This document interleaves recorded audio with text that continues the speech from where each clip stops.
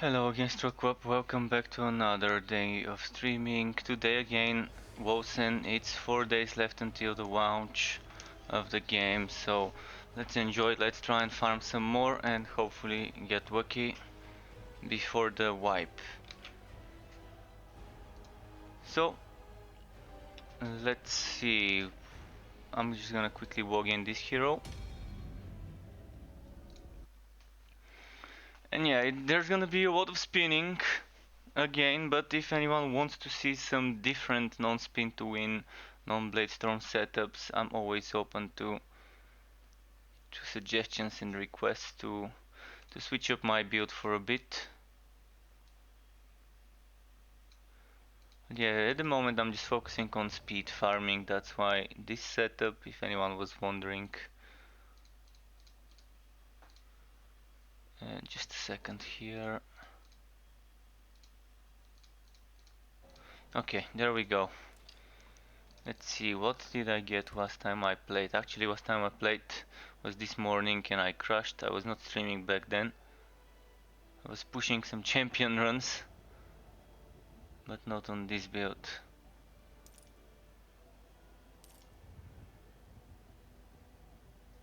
Deal damage rate and willpower cost. Just want to quickly check it.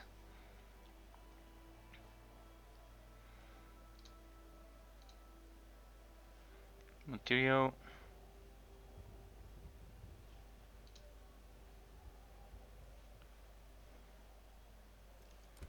Alright, we're gonna sell this. Occult damage, just wanna check and compare 3410, 2019, 3019. Okay, we don't need this.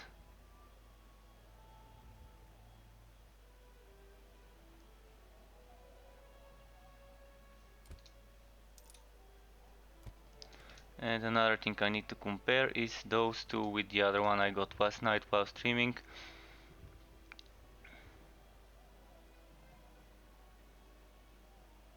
So this one seems like the odd one out.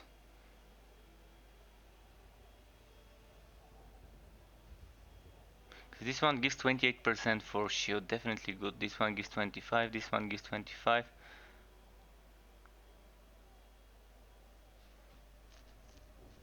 Alright, I think I made the decision. I'm gonna get rid of this and keep those two. Hopefully I can finally get the one missing piece to stitch up a good 4 shield setup. So let's do some missions at the start, like basic missions. And by the way, on champion 2, 3, 4, etc., the monsters were barely dropping, so I really think it's better to farm easier difficulties and speedrun them opposed to taking ages in champion and risking of dying. It's just much better there. Oh wait, I don't need the damage setup now, so I'm gonna go for the other setup, the speed setup. There we go. For champion the damage is needed, but yeah, here I don't really need that much damage. I'm fine with whatever I'm doing. So let's see how this would go.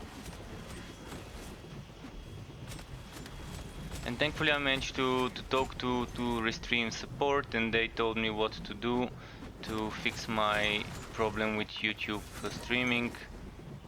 Turns out, as I suspected, there were some issues with Restream not picking up, not feeding information from the YouTube API. So thankfully we fixed that. And now I can stream on... Oh wait, I do not want to be using this, but might as well use it. I guess why not? Why not? But that's not what I normally use.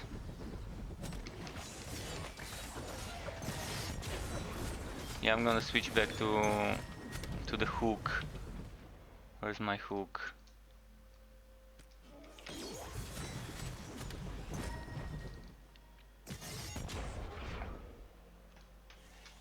Just a moment.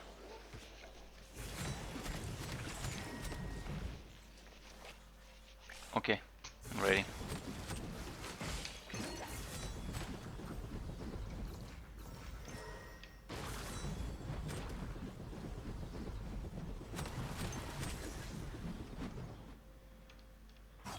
Let's do this.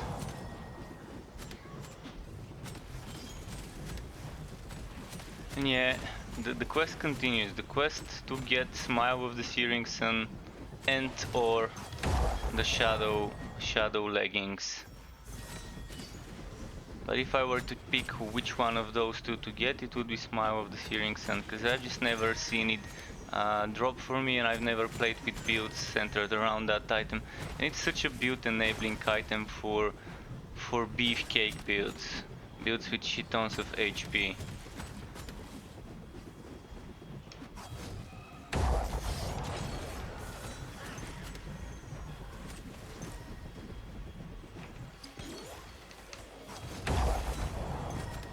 So I'm gonna be doing a few maps here, then a bit of Wrath of Saricel. So let's push this run all the way to 6 maps in a row, then do 2, 3, 4, 5 Wrath of Saricel runs, and then move back to regular expeditions. Yes, that's what I'm gonna do. Switching things up between this and Saricel. Maybe I can get something good in the Saricel mode. Who knows? One shots galore.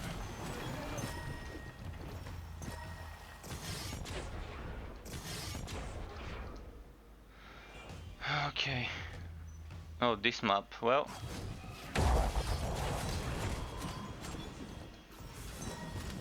my favorite map, not.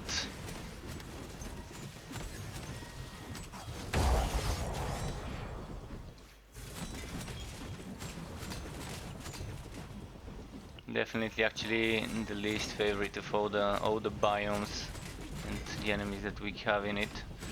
I'm a big fan of the forest, though. Forests are my favorite biomes and maps.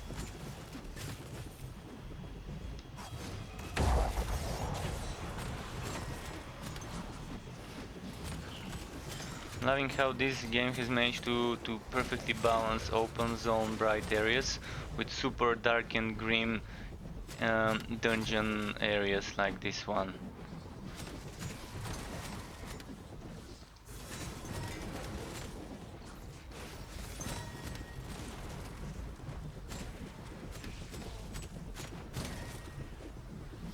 So starting the stream early today, by the way, as you can see. I'm not busy with editing or anything else. Did play some Torchlight 3 earlier. Torchlight 3, yeah. Currently feels fun to play with those cheat NPCs in Torchlight 3 that allow you to skip some of the story and get some power level going on.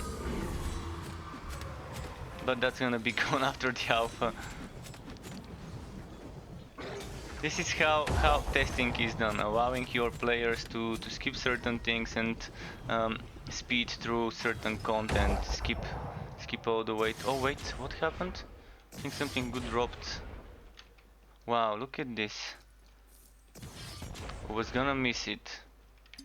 I really hope that Wolcen on launch had some indicators for when items drop. If you don't see it or if you miss it, if for example your teammate is killing an enemy a bit further away from you and something drops, it would be nice to know where it is, to just go and find it. Same way Diablo, Hero Siege, what else has those icons? Even Chaosbane added some icons like those. It definitely feels nice seeing the items on the minimap when they drop.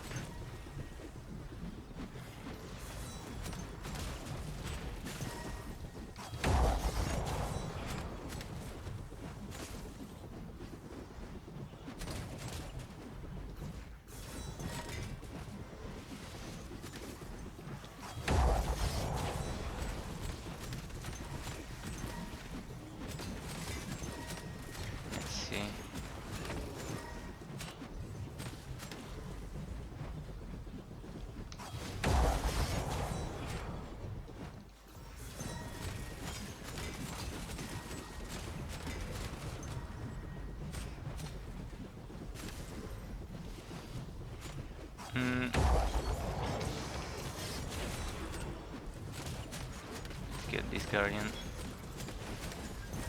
So far, only got what? One legendary. But we're waiting for that wood streak. Waiting for the roller coaster to go up.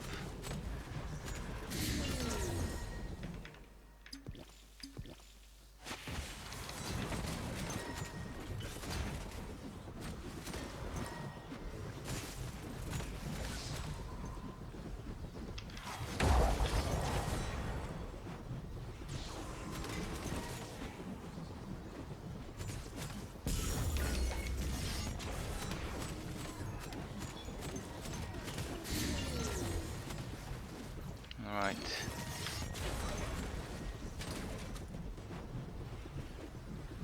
And it's time for the boss fight. No, no, no, no. Phew. Phew.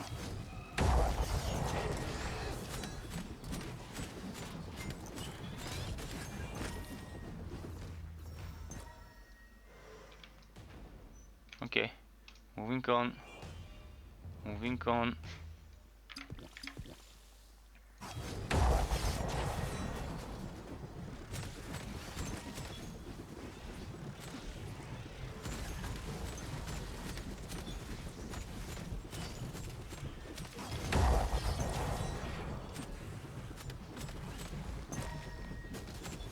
Alright, keep moving, keep moving.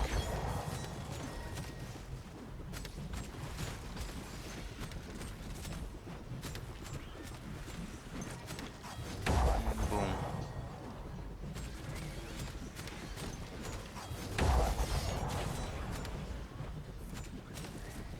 Oh, red chest, nice. Cursed chest.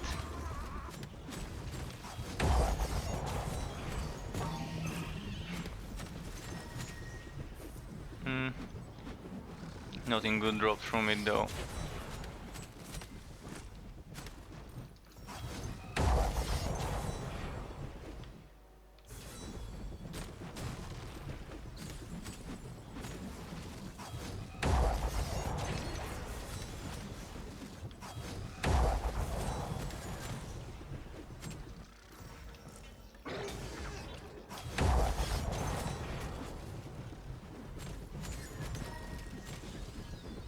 Did I wood this? Yeah, I did.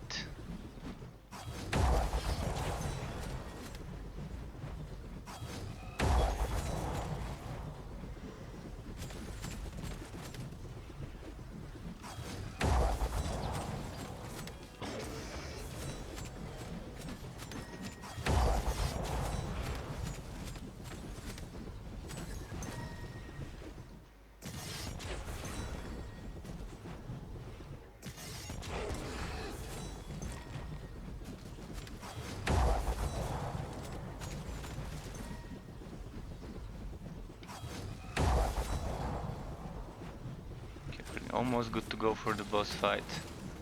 Just a few more elites.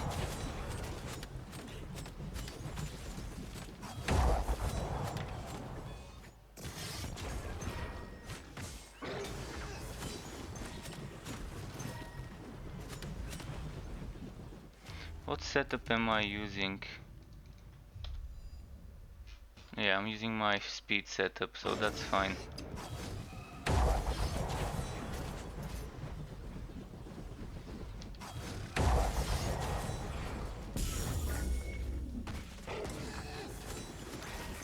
Ah.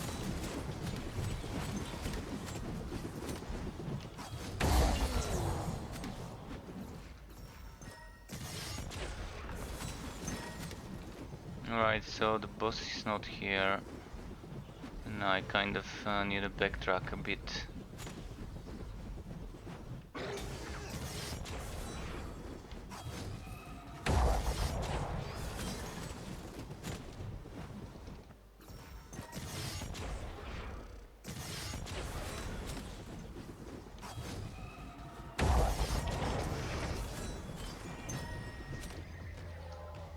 Moving on.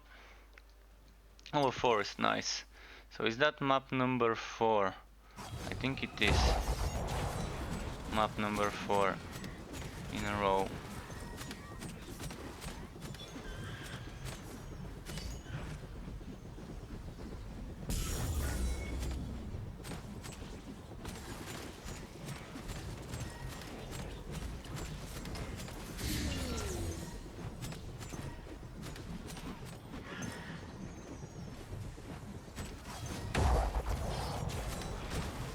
messed up there.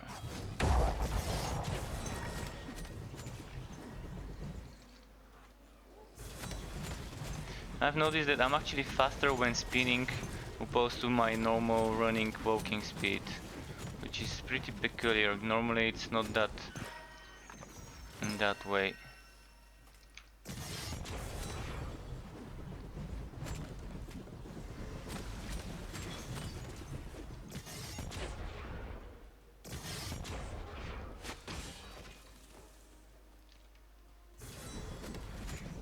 Am I doing all material?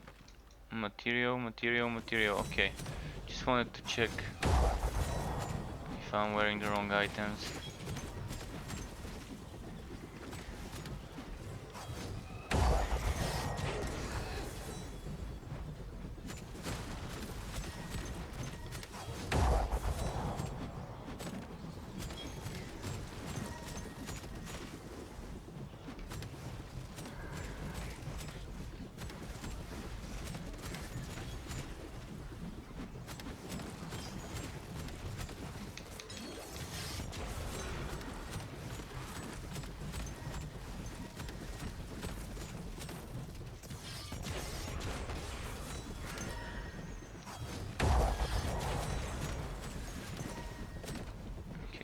Go and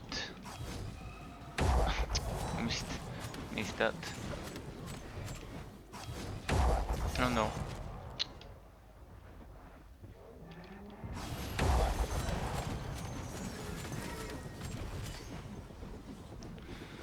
And let's just go for the boss now.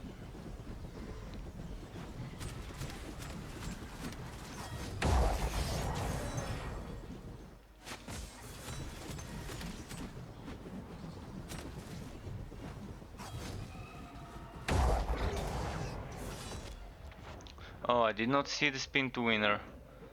The tug. Alright, if there's a tug, I'm gonna have to switch up my strategy a little. Let's make sure we survive.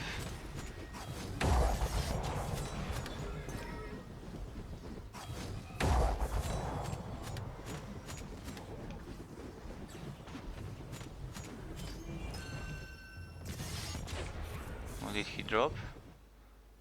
Praetorian Vam Race. But is it good? That's the question. Nope. Nope. Nope. Actually, let's check those again.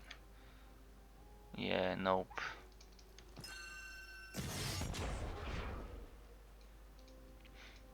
But legendary operative breaches got me excited there for a second. Then I saw the mods and I was like, okay, not today.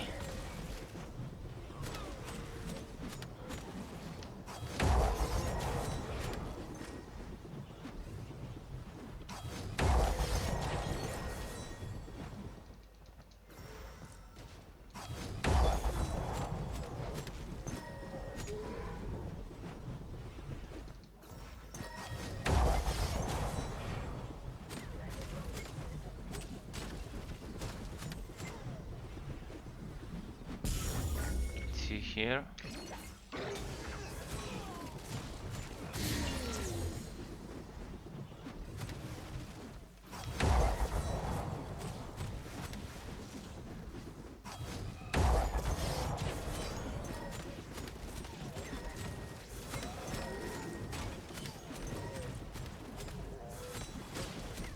I'm gonna go up. Hopefully the boss is that way.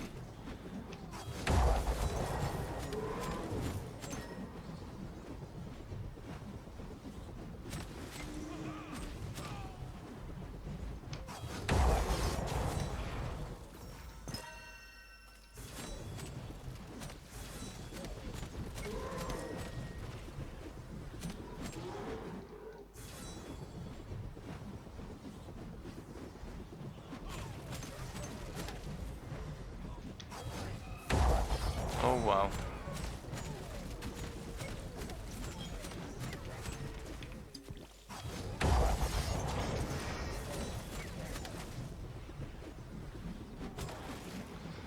Alright, need a few more kills, come on. Oh.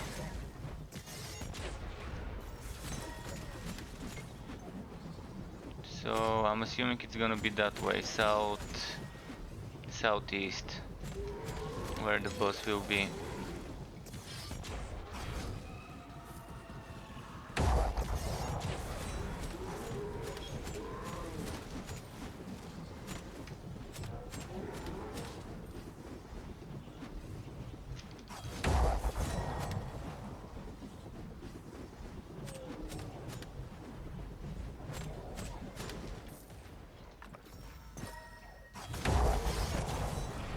Alright, let's keep moving. Yeah.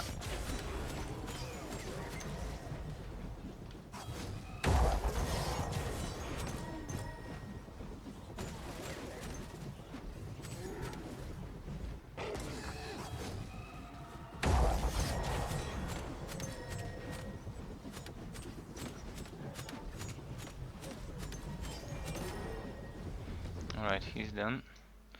Is there one more map after this one? Or would that be the number 6 map?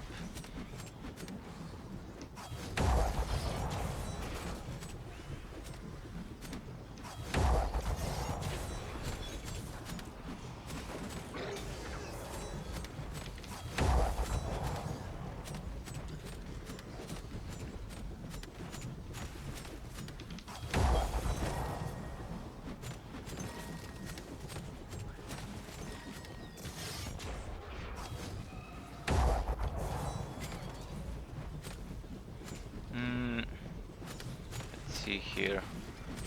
How many? Not many. Not many. Normally there's quite a lot of those little spiders and little demons and everything to fill up the quota.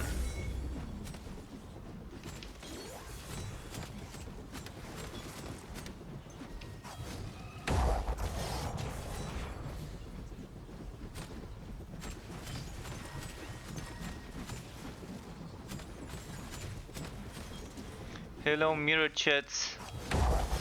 Yeah, my starter build, I'm undecided on some things, but I have picked up the melee zombies, the range zombies, liver mortis,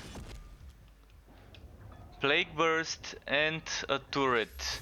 But the thing is, probably I'm gonna have to switch plague burst for Aether jump, because I will need some sort of mobility.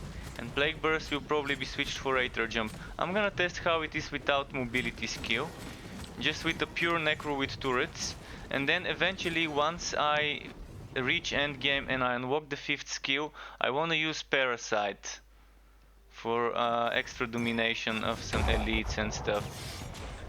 But maybe instead of Parasite I'm just gonna get Aether Jump together with Plague Burst and the 3 summoning skills and the turrets. We'll see. But I wanna try for a full starter Necro, but the thing is I probably won't be getting good gear for Necro right away, so I'm gonna probably start with a melee build or something else. We'll see. I'm gonna use whatever gear I drop. Whatever gear drops for me or the shop sells me while I level up, I'm gonna try and make my build around it. So I will be respecing throughout my whole leveling process. But in the end, the goal would be make a Necro, add some turrets, and let them do the killing and let us do the watching and the healing. There's a lot of possibilities already from all the skills that have been announced. I already have a lot of ideas about certain builds to do. What have you decided? Have you decided for yourself what build you want to play on launch? Yeah, the golem is one of the 3 summoning skills I mentioned. So it's the 2 zombies. So melee zombies, range zombies, golem, that's the 3 summoning skills. And then you have one more skill and one more mouse button skill, and later on another 5th skill. Because look at that. This is what I mean, why we're gonna have one extra Uh, this one adds fifth skill slot. A fifth skill slot will be unlocked. There's not gonna be a sixth one, but there will be a fifth one. So look, you can see that there's 5 skill slots, and that's why at the start I won't have the fifth one until the end game. That's why we'll have the 3 summons together with this skill. This skill, I really want to be using this skill because it goes very well with the summoner necro build. But alternatively, instead of Plague Burst, I will be using either Evasion or Aether Jump, because Evasion is nice. Evasion is nice, and it might work better than Aether Jump, but Aether Jump is such a good skill.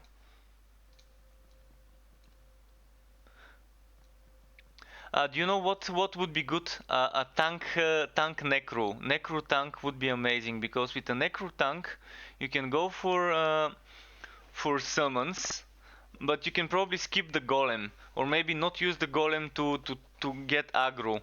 And what you can do is something like this. You can use Juggernaut, or you can do a necro that uses Juggernaut for their pet. But you need to have a melee weapon for this, so a dagger and a catalyst might be very good. So you can use this on your pet, and you can do this. Force shield is emptied and added to maximum absorption. So if you have a nice hybrid force shield HP setup, you can keep buffing that, and then you can do this. Can be cast to allies or yourself if no ally is targeted. So Juggernaut would be good. Another thing that would be good combo for a necro, as I said, Plague Burst and Parasite. Parasite is amazing because with Parasite you can do this one. Leeches health from yourself and heals a targeted ally. So you can heal the summon. Alternatively, what else did I wanna show as a good combo? Just a second to see.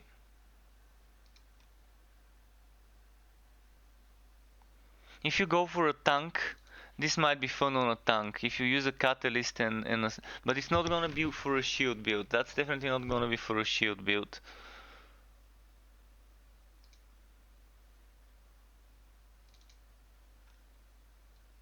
But yeah, it's gonna be fun. There's a lot of things for a tank, and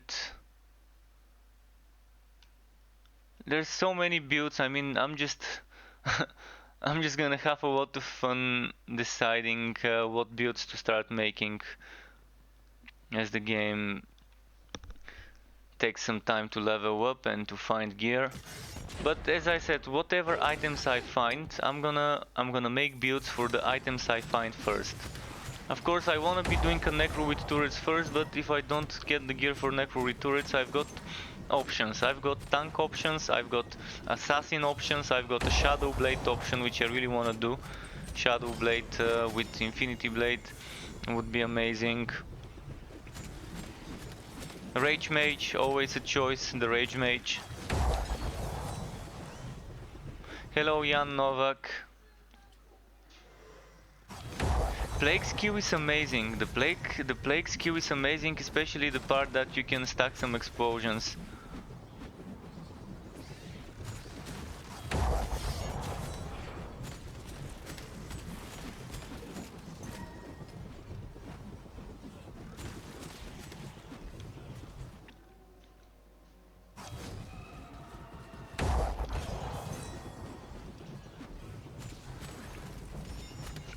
What dropped? Quintet of Sundials. Well, some items just do not wanna drop. Yeah, Plague Burst though. With Plague Burst, I'm having so many things I wanna do with that skill. I'm wondering what type of conversion the skill would have. One thing I can tell you, for my Shadow Blade, this definitely has a conversion from Aether to Shadow damage. I'm pretty sure this has a version to convert the skill to Shadow damage, and this would be great on a dagger catalyst build. Dagger catalyst build, and this one increases then the damage taken by the enemies, but it's the damage taken by spells. This one, extra shadow damage, and this allows you to cast warrior skill. So with this one you can cast something like Sovereign Shout to increase your attack and casting speed right after using Infinity Blade, or you can use something like Juggernaut right after using that. So definitely an interesting combo.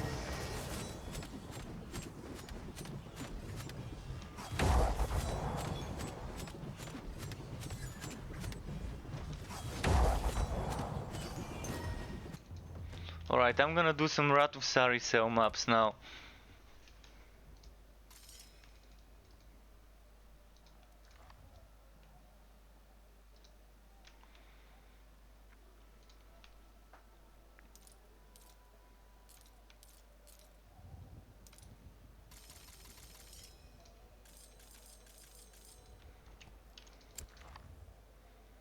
Again, I'm gonna go for Veteran 3, nothing too fancy, as long as we do it.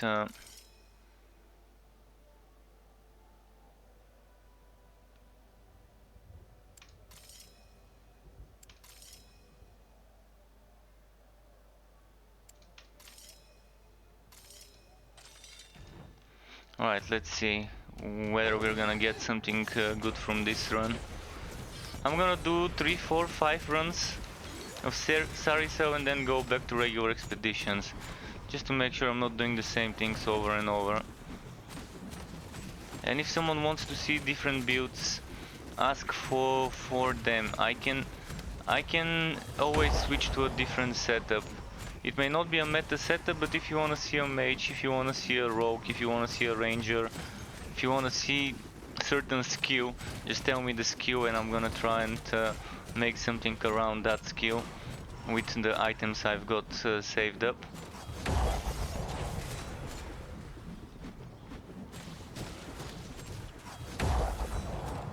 Let's see here. Oh wow, an ambush? By those little guys, an ambush by them. Let's see. Let's see here and here. And boom. Well, I can go for the boss. I forgot I'm doing Saricel, so I don't need to kill everything on the way. I can just skip through to the boss. That's the good thing about this mod. You can really speedrun it if you decide to.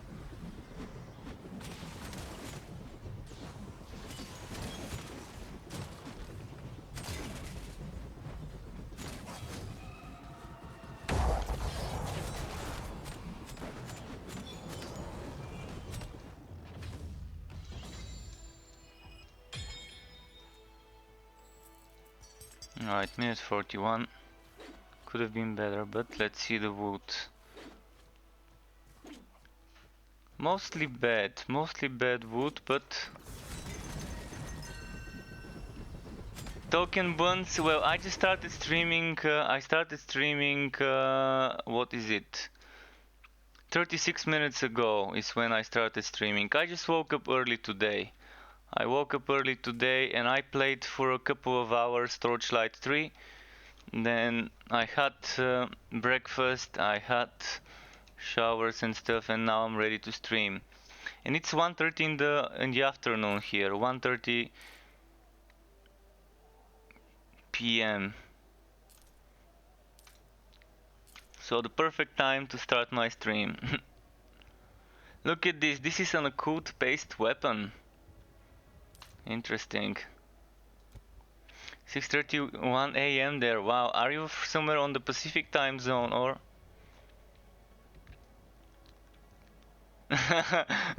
so for you it seemed like I've been there all day. Okay. Okay. Interesting. Let's go veteran 4. Uh,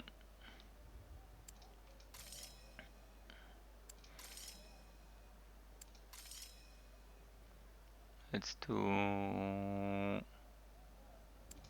this and untainted.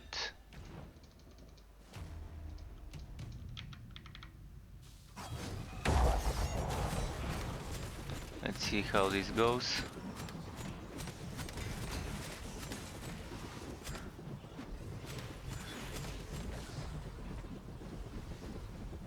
Near your east coast, near Philadelphia, okay.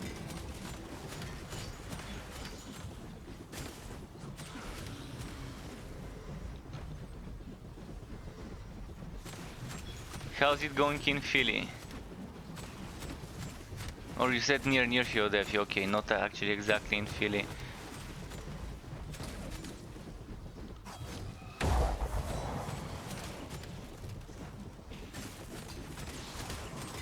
Cold, yeah, it's cold here as well. It's snowy here.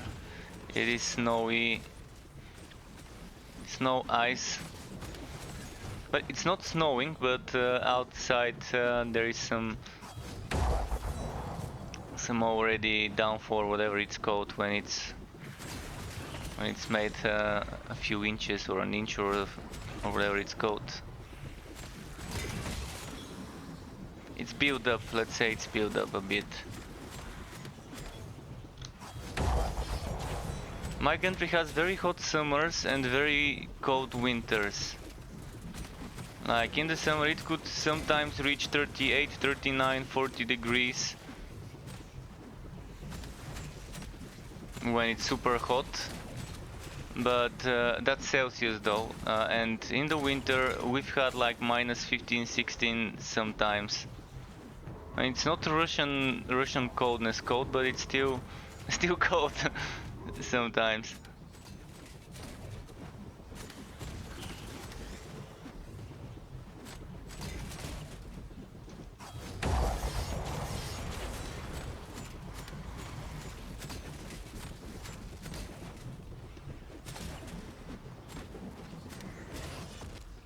Oh, that cold annoying rain, that's not quite snow.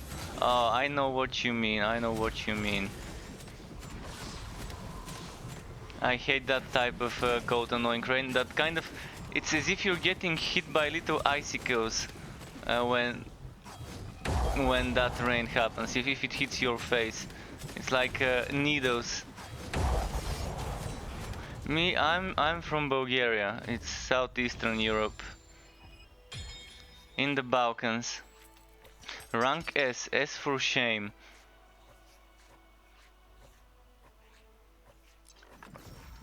Let that one enemy get me. Great hood, well.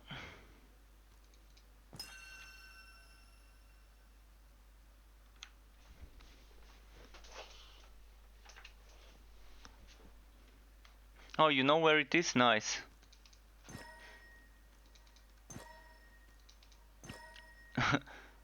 Not many people outside of Europe know it, but there are the exceptions that actually know it.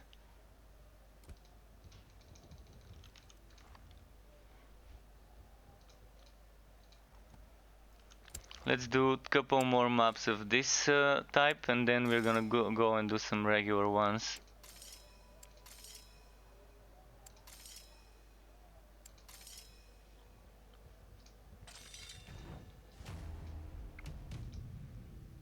Oh, you're just from Germany. Okay, that's why you know it.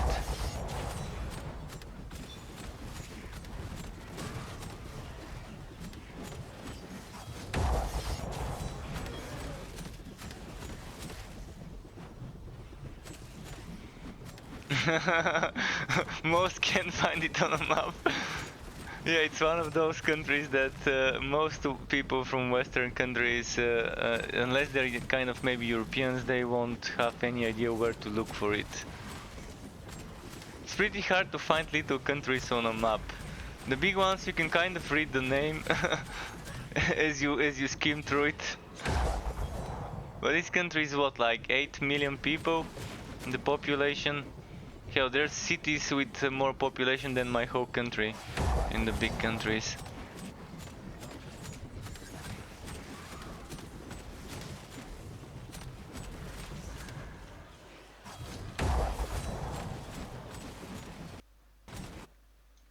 And my game crashed.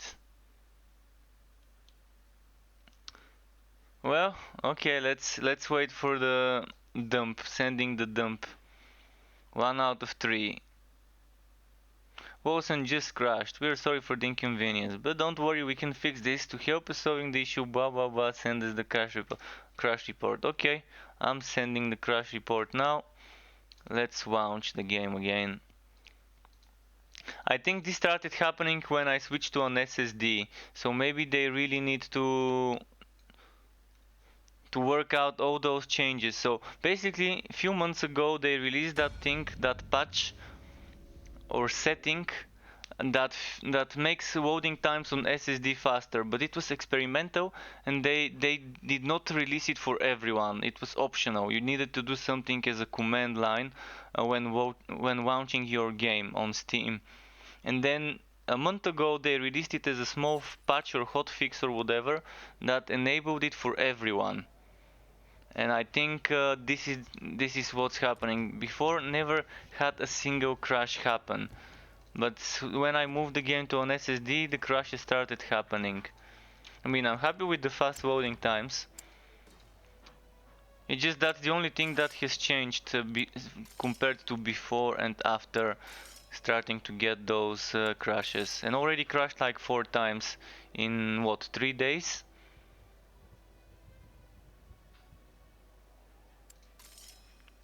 So that's the suspect. Not sure whether it really is the culprit, but it is a suspect of what's causing the crashes for me.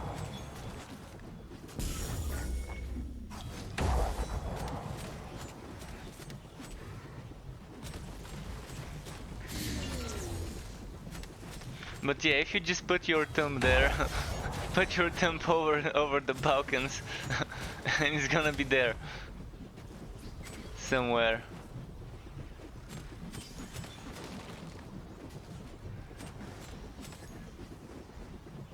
Streaming with the game on an SSD, okay. Well, I'm not having problems with the stream. The game itself is having problems, and I don't think streaming has anything to do with it. But maybe it does. Maybe it does, but I think it's just the game itself.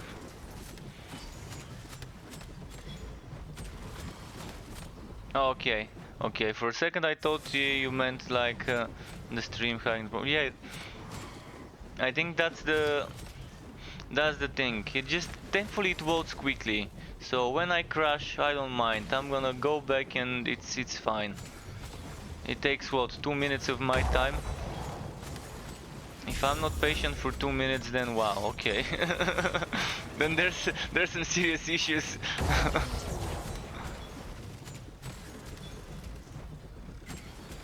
And it's not like I'm losing items with those crashes, but sometimes I might end up losing an item. I might end up getting a row back. It's gonna be funny if I get Smile of the Searing Sun and my game crashes then. Now that's gonna be something kind of not too good, but not much I can do about it. But we're getting a wipe soon, so not much to care about. I've been reading some of the old patch notes of the game, and I saw one of those screenshots from a few months ago. They had someone here times down 2000 and something times. Then one of the guys here had the highest hit 234 million damage and things like that. So it was like someone generated some random data, put it together and uploaded it as a screenshot online, like someone from the dev team.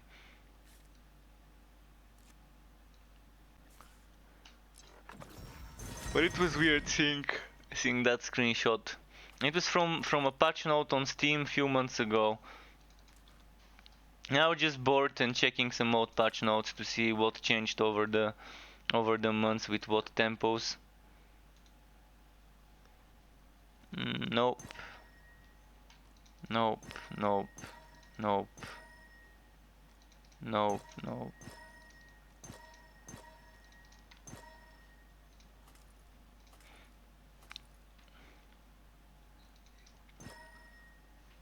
So basically nothing too good dropped. Right, one more of those. Let's do Veteran 5 this time.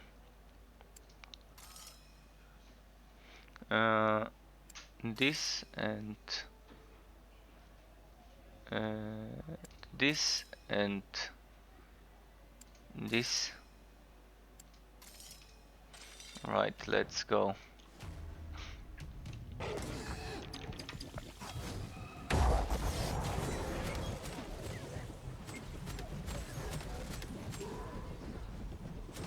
Let's see. I think Ailment Necrus would also be fun. I think an Ailment Necro would stack the Ailment damage with the pet damage, and that might also be a fun way to play it. So Ailment based Necro with turrets would be maybe something I wanna try with Immortal Offering and things like that. But we're still to see the passive skills. We're still to see the passive skills that are in the third ring. We've seen some of them. We've seen 12 of them, but there's gonna be at least 4 times as many major nodes there when it comes to passive skills in the third ring. But yeah, Ailment Necro seems like the way to go normally with Necrus, and probably in this game might also be a viable choice.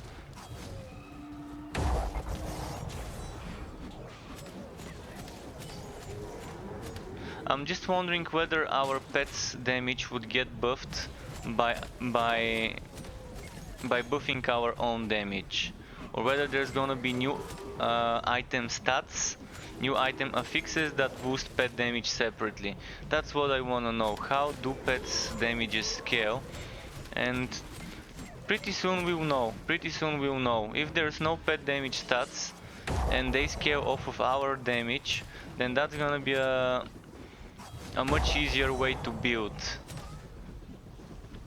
But if they do have their own stats on items, then that's gonna introduce some new fun builds as well, where you're sacrificing your own damage to get pet damage, which is kind of how it is in ARPGs, the standard. Where is that boss fight? Come on. Should be...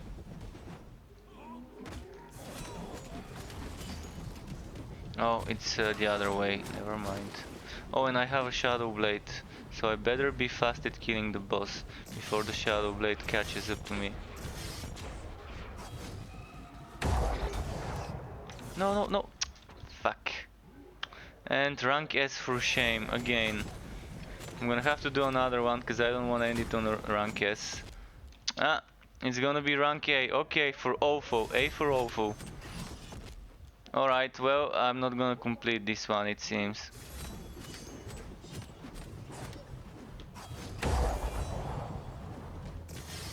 B for... Baddington. No, actually it's A. A for awful.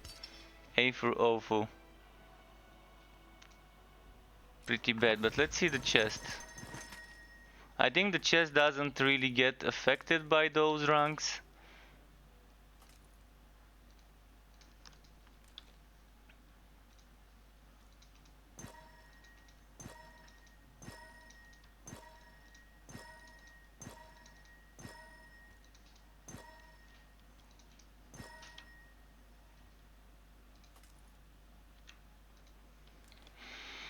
Yeah, let's go back. I'm gonna do one more.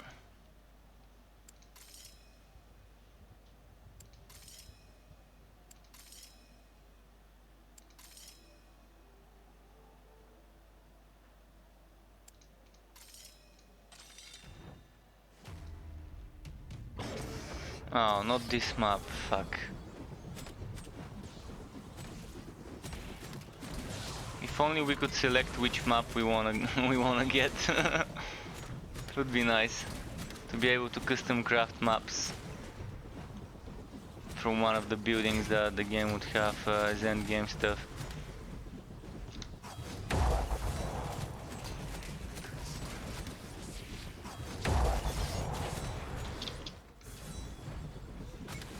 So one of the things I like about Path of Exile mapping is that you can select which map you wanna run. You know where you're going, in which one you're going, if you choose to. It's one of the few games that actually allows you to do that.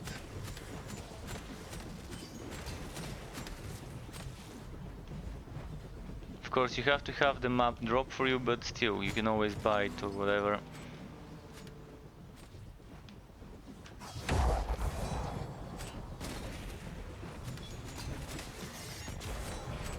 Alright, let's go for the boss. I've got enough kills. On the way to there, I'm gonna finish it up.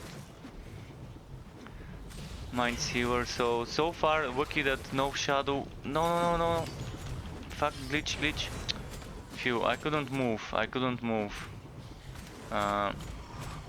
was spinning in one place. Let's hope no Shadow Blade spawns before I reach the boss fight.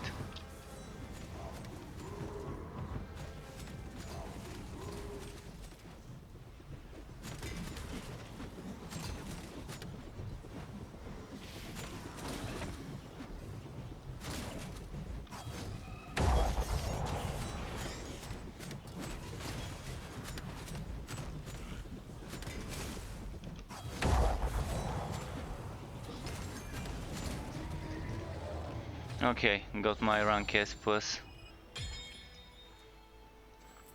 Now I can go and do some regular expeditions.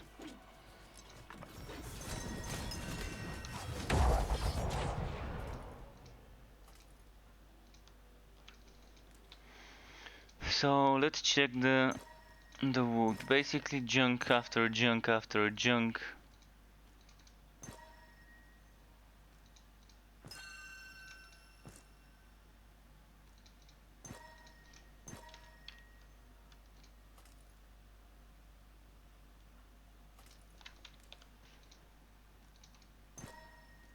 Alright, let's move on to regular.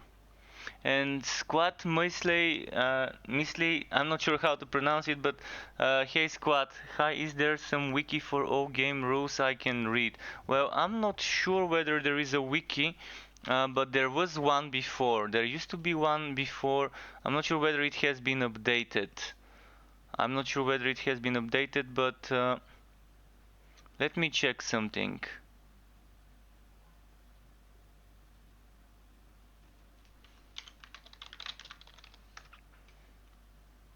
There was a Gamepedia. I'm not sure whether that's the official one. And there's a fandom one. So there's currently two different ones. Actually, I found three ones. Well, that's a lot of different wikis. But I think the Gamepedia is the official one. But it's not really recent. I'm gonna give you some links. This is the Gamepedia wiki. Then there's someone created one in fandom.com, which I don't think would have as much options. I don't think this would have as much options on it. So I'm not gonna share that link. Let's check the third link. The third link, oh, definitely doesn't have as much. So this is the one that has the most things into it, but it's very incomplete. I expect people would be very active in updating the wiki soon. Very soon. Just give it some time after launch and people would start fooding the stuff. But this is very old info on that wiki you can find. So yeah, at the moment you're probably better off getting your information from other people rather than looking on the internet on a wiki.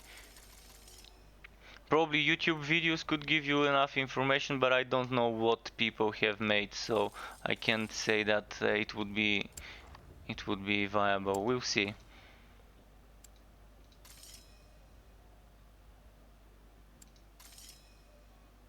But if you have questions, feel free to ask. Feel free to ask if you have questions. If I know it, I'm gonna give you the info. If I don't, I'm gonna tell you that I don't. Alright, let's give them some damage. And some... Frost resistance works fine.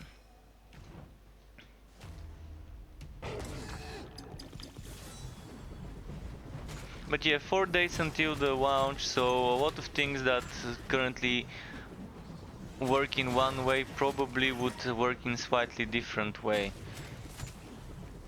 Such as gaining passive and attribute points for level up would be twice as much. Currently we do get 2 passive points each level starting from level 2. And we end up with 38, but that's not gonna be the case. When the game launches, we're gonna be getting, for example, 1 passive point from level 2 all the way to 90. That means we would have 89 points, with another one or maybe more being able to be earned by upgrading some buildings. Oh, okay.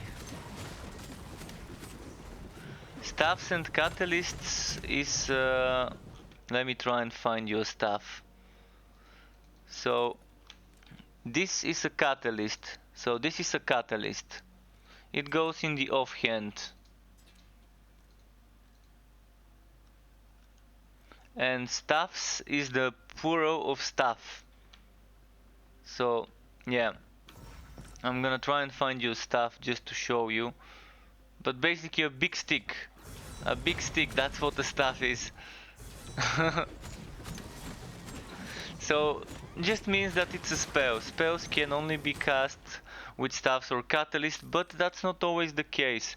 Some items would give you access to certain skills. So, even though one skill can only be used with a melee weapon or with a bow or with a pistol, that doesn't mean that that's gonna be always the case, because you can find an item that's not that type of item that allows you access to this skill. But that's some endgame min-maxing territory. So it's not for starter builds, it's for after you reach endgame and start farming and get some wood. So for example, you can get a two-hander with Avenger auto turret, or you can get a two-hander with a spell on it, any spell on it.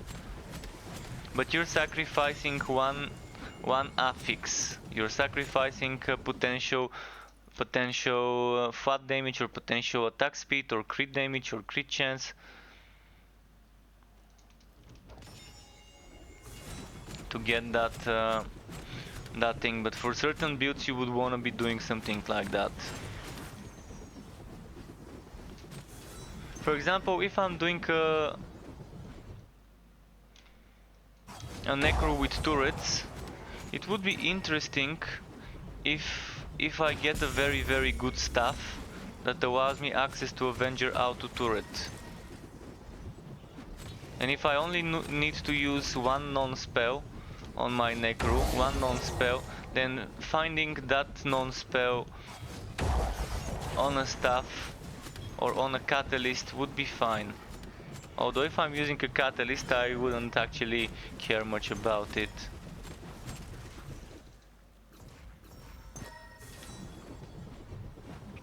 Would they even matter if you didn't have the talent passives for projectile? Like, would it just put down a useless derp gun? Well, it's not gonna be that useless. It's still gonna add up a bit, and you can still get passives for projectiles, because first of all, your pets, the ranged pets, would probably benefit from projectiles. We're gonna have to see. Actually, just a moment, I'm gonna see it now. Just gonna wait. I'm gonna make sure that there's no enemies attacking me, and I'm gonna check it. Okay, I don't think there's enemies attacking me. So let's check. This one, spell summon. So okay, they added new tag. They added a new tag summon. So this pet does not benefit from projectile damage. Even though it attacks with range attacks and it does projectiles, it does not say It does not say projectile. Just want to check some things. This one says projectile, so this one definitely benefits from projectile damage. This one also benefits from projectile damage. Okay.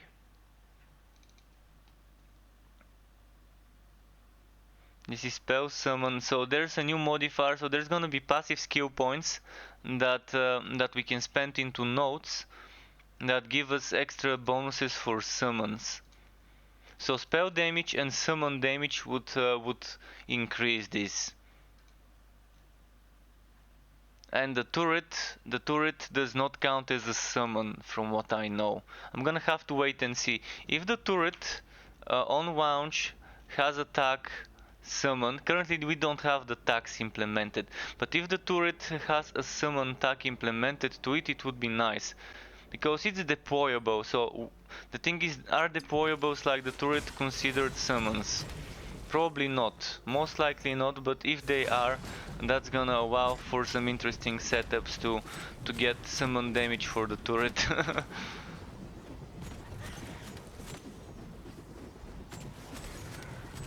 And what about Parasite?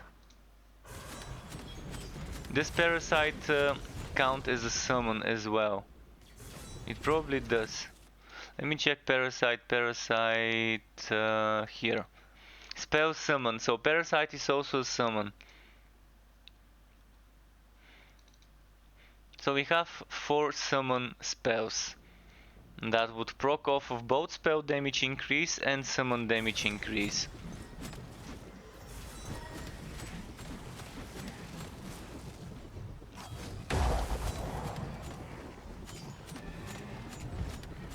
But you can still get projectile damage on a necro with turrets. You're probably gonna be sacrificing some other stuff to get it, but I think it's possible to spend just a few points. You don't need the piercing. What you need the most is the pierce. This one. One pierce to all projectiles, but you can get that pierce from gear, so it's not necessary. Even now, if I switch to a turret build without a single point into projectile damage, I don't have a single point into projectile. Where is it? Projectile. Here. So I don't have a single point into projectile, but if I switch this into, without changing my passives, into a turret build, you're gonna see that, just to show you, just some example now, just to show you that I can do some damage with turrets without a problem. It's not gonna be that much damage, but there will be damage. Even without stacking that. Just let's show you.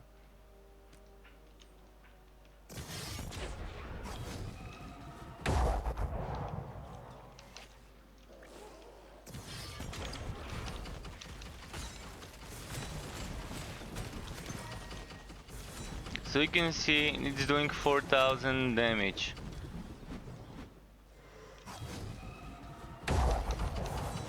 For 4,500, which is not as much. I mean, yesterday I was doing 11,000 on another build with turrets.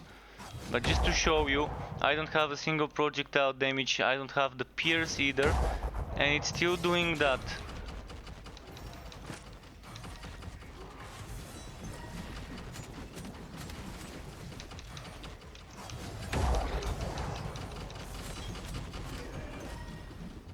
Alright, let's switch back to my other setup.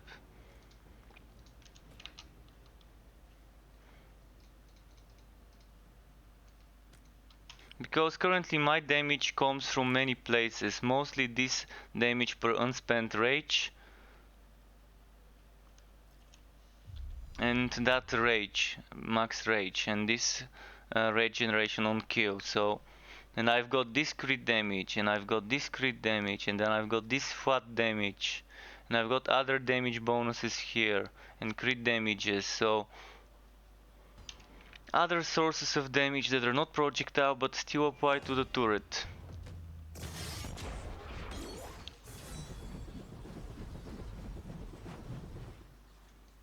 I mean, I'm not sure what the soft cap is on Pierce. When it comes to Pierce, I'm not the expert on it.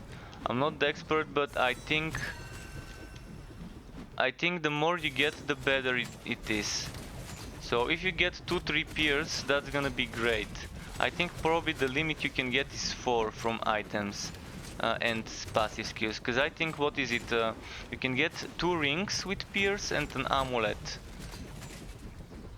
Or was it just amulets? I'm not sure whether rings can give you peers, but I think rings can.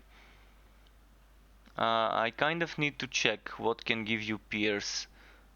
If you do know what else gives peers, was it belts?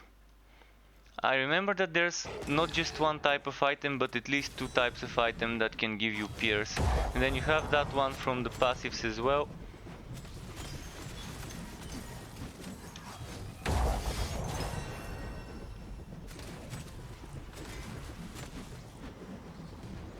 Oh, Razer 1990. This game releases in 4 days on the 13th this month, on Thursday. This upcoming Thursday is when the game launches.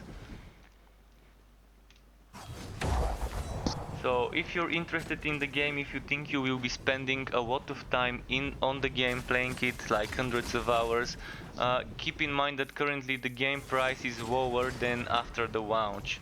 So after Thursday, the game basic price, full price would be €10 more, $15 more.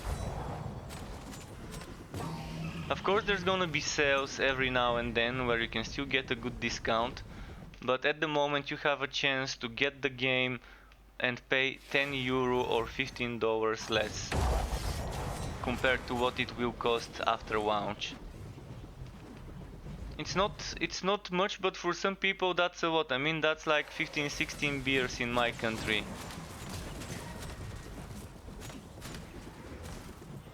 If you return the bottles. If you return the bottles. Here beer is cheaper if you return the bottle to some shops. Some small neighborhood shops.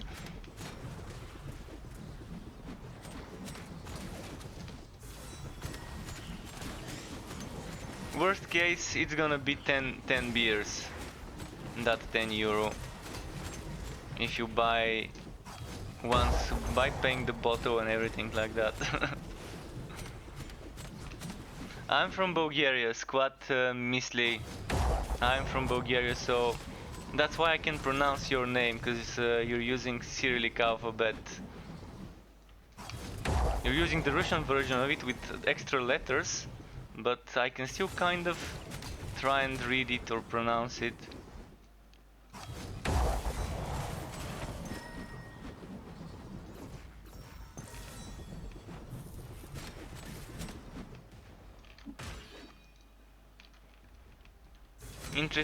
Interesting history between our countries.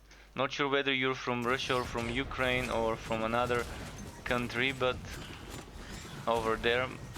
But yeah, interesting history between my country and Russia, for example. They helped us get liberated from the Ottoman enslavement which we were under for a few centuries.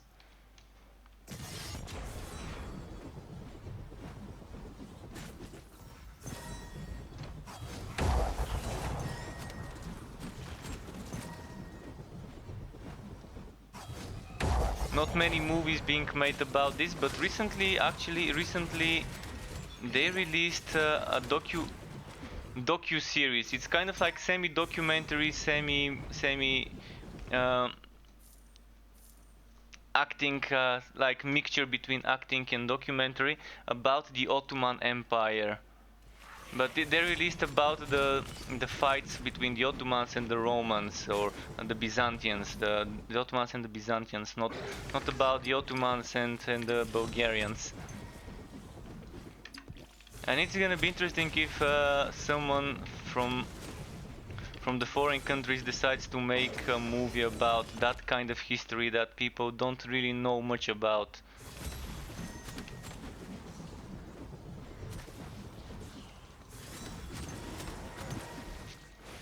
Like, my country has constantly, throughout the past ages, constantly been in war with, in the past early medieval ages, or whatever it's called.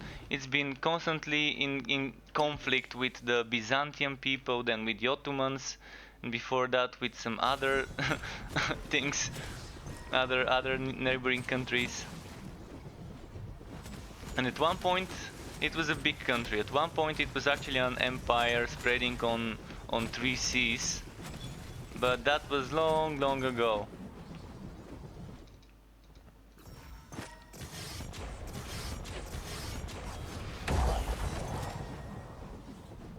And it's gonna be very nice to see a movie about this properly well made to foreign audiences.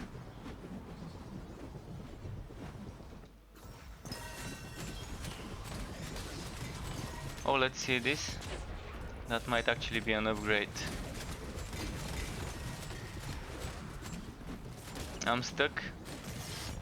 Okay, got unstuck. Let's see now. Yeah, this one might be an upgrade. I'm gonna keep it and compare it later. This one no, this one no. And this is a staff. So earlier you were asking what staff, sir. This is an example of one.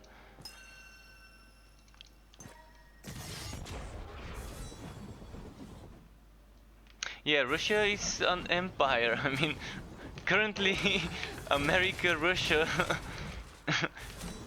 they are big. They're the biggest ones almost. Like if you exclude China from the list, you do have Canada in regards to territory being super big, but you do have the biggest powers. Russia, America, huge powers.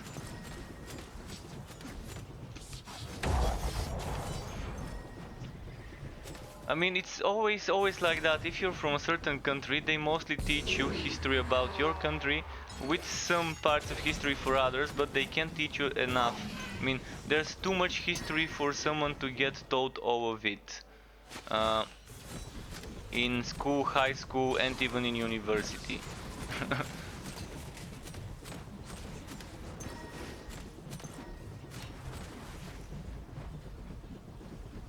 Yeah, Canada is just basically pretty close to the US in regards to politics. Actually, my country sold its gold mines to some Canadian companies. So the gold of my country is actually being mined by some Canadian companies. It's weird. It's weird how a country would sell its national treasures to other countries. And all the profits, probably just some politicians getting all the profits from it. Because I think they sold it super cheap, super cheap, if I remember. A lot of corruption there.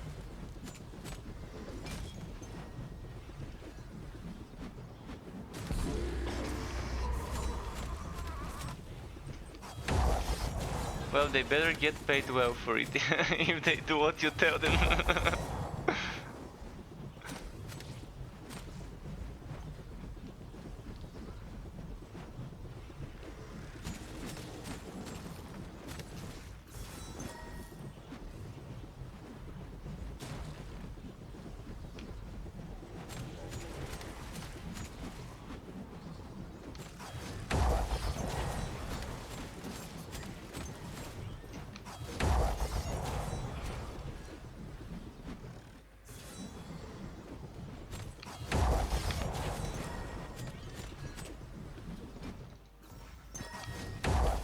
But yeah, it's not dropping many uniques lately, is it?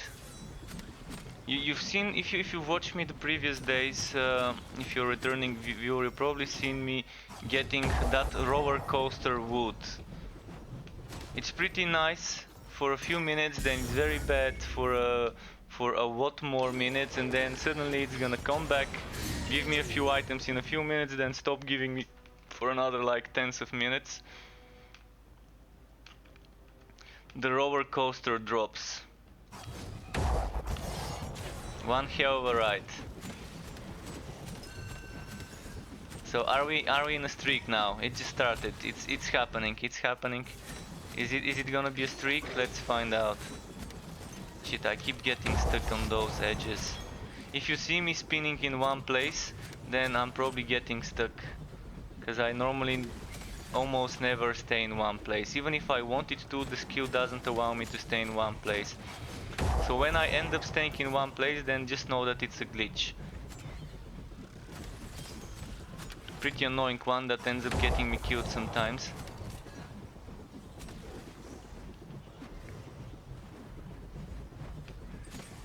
And yeah, if you wanna see different builds, do requests, like ask me, hey, I wanna see you using this skill, hey, I wanna see you using that skill, or can you use those two skills together. I'm open to suggestions. If you're bored of seeing the spin to win, I don't mind changing. It's just super fast for me to use this and to do runs with it. It's one of the most chill setups you can make.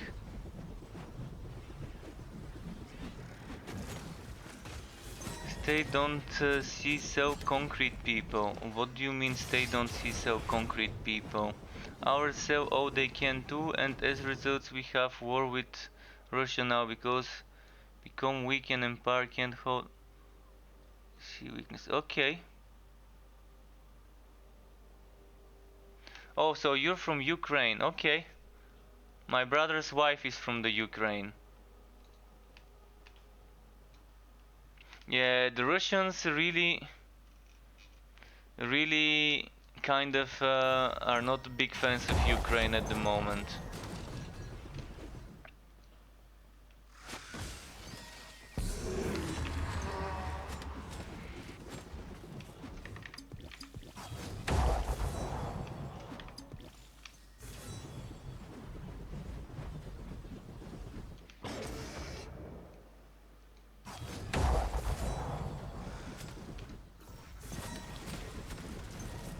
Alright, let's go for the boss. Skip those, and buff myself and boom.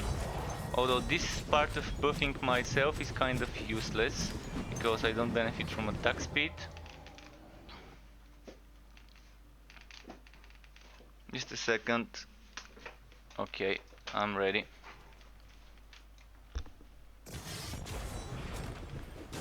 What's this buff? Movement speed, my favorite shrine in the game. Now, just pay attention to my movement speed after I got this buff. I needed to recast the skill though. So see that, now that I recast the skill, it's super fast. And if I were to do something like this, super fast. Are we on a streak? If you're on a streak, let's keep it going, Get that momentum going. Drop after drop.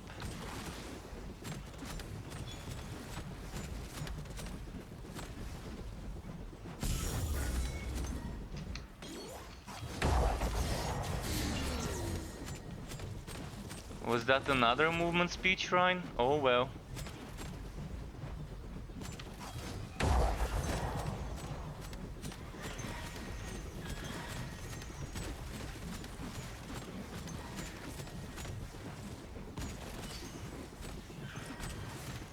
Okay, and the movement speed seems to be gone now. But yeah, my favorite shrine for this build. And I'm happy that they buffed it. It didn't used to give that much speed. I think it was 50%, maybe 40, and then they buffed it to 70. They did rebalance some of the shrines like a few months ago. But this update, I actually checked the update history, and Wrath of Cell Content Update 2 was released around September, the end of September. And since then there's been like 4 or 5 hotfix patches with rebalancing, reintroducing some things. So since September, besides some hotfixes, this game has been the developers have been focusing on the release build, not that much on the beta, rather on release stuff. Act 1, Act 2, Act 3, Endgame stuff.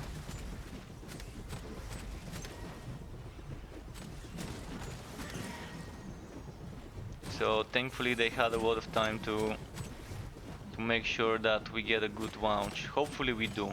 I'm really excited about the launch, and I really do hope in 4 days there's gonna be a ton of people playing it. I did see some very weird reviews. Yesterday I decided let's go and check the reviews on Steam.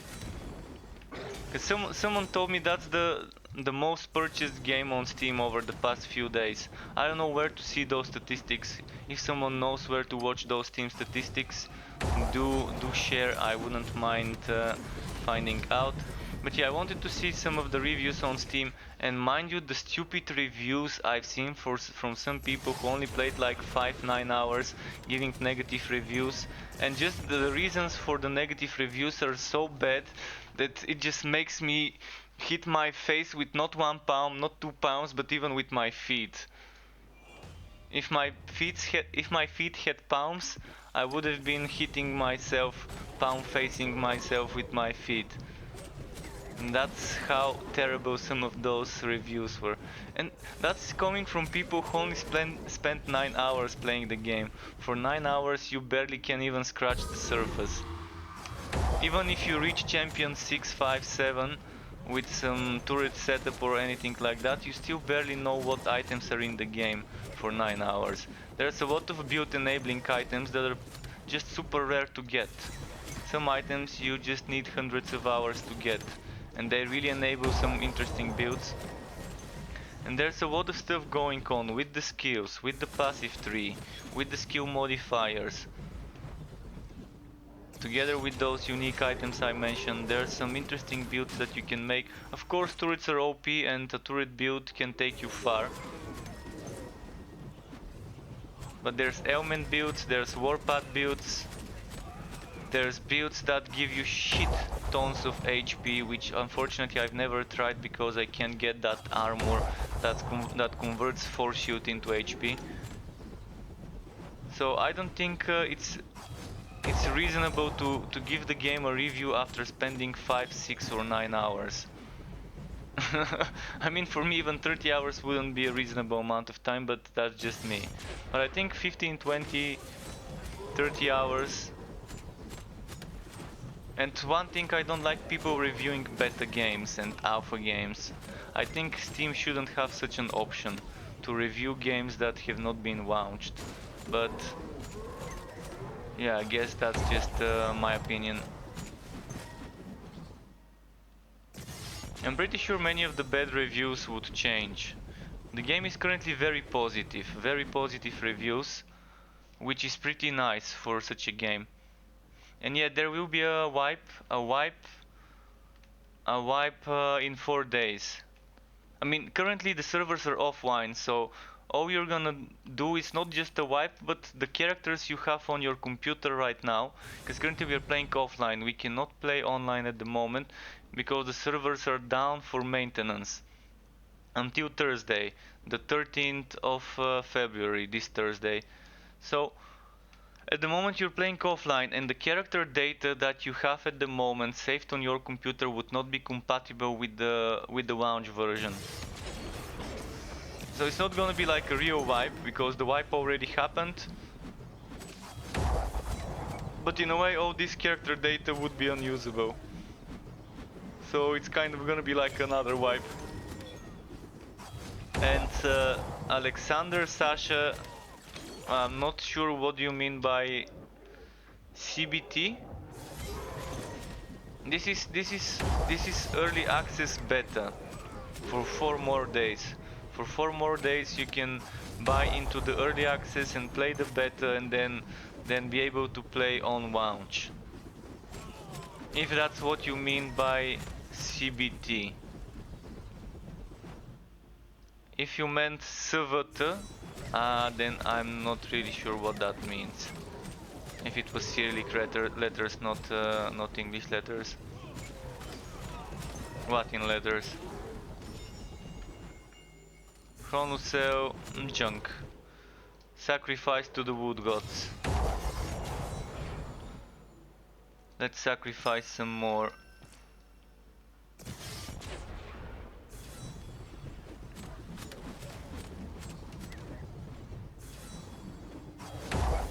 But yeah, my advice is don't read the reviews on Steam.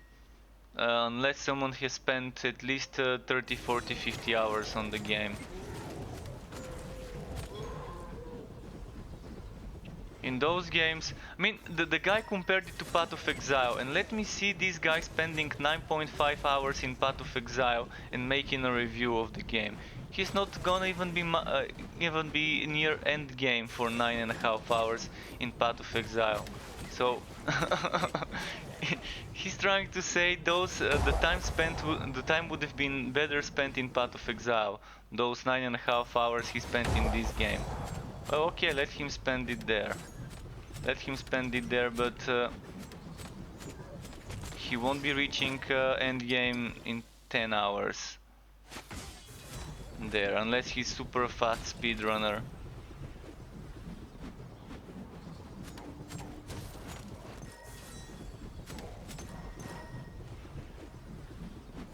Here it takes in the beta it takes 5-6 hours to finish the story. From there you're reaching the end game and the max level is 20, but when the game launches, first of all the max level will be 90.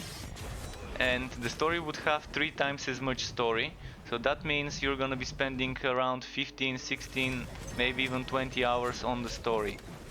After those 20 hours you're probably gonna spend another 5 hours or so leveling up between 55, 60 to 90 with some endgame content. So the way I see it, after the game launches, until you spend 25-30 hours on the game, you won't even be able to reach the end game and the max level, and where the real fun begins.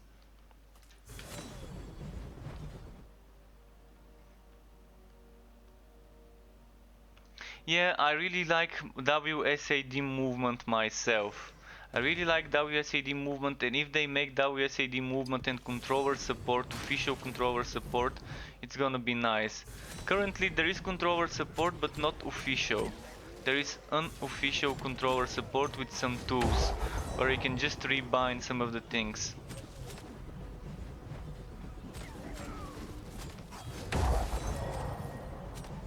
And once this game adds controller support, and maybe WSAD movement, it would be amazing. Because yeah, some people do like WSAD instead of having to move with mouse. Some people love playing with controllers. Someone on my channel, on my stream, mentioned that this game would be getting controller support 6 months after launch. But I think this was a joke. I don't think this was actually real news. But who knows, maybe it was real news, but I've never read this. I couldn't find this this source. So it's either someone making a joke that that the game would be slow with adding the controller support, or I just couldn't find the news and it really does seem like they would be adding it that slow. We'll see. I mean, if the game ends up being a huge success, they would have enough funds to hire new people, and hiring new people, maybe they could get them to work on console porting, and maybe get them to work on things like controller support. I'd really love for them to focus more on the end game, new items, new skills, things like that. This is what keeps people playing those games. Opening up new builds with new items and new skills. If every 3, 4, 5 months they release a big patch with new variety added to builds and endgame, and new enemies and new zones to explore, that's gonna be nice. And maybe every year a big patch, like a huge patch, like an expansion, or maybe a year and a half between big expansions. I wouldn't mind paying extra money for big expansions, the way buy-to-play games normally work. The way Diablo 2 used to be, the way Torchlight 3 will be, probably.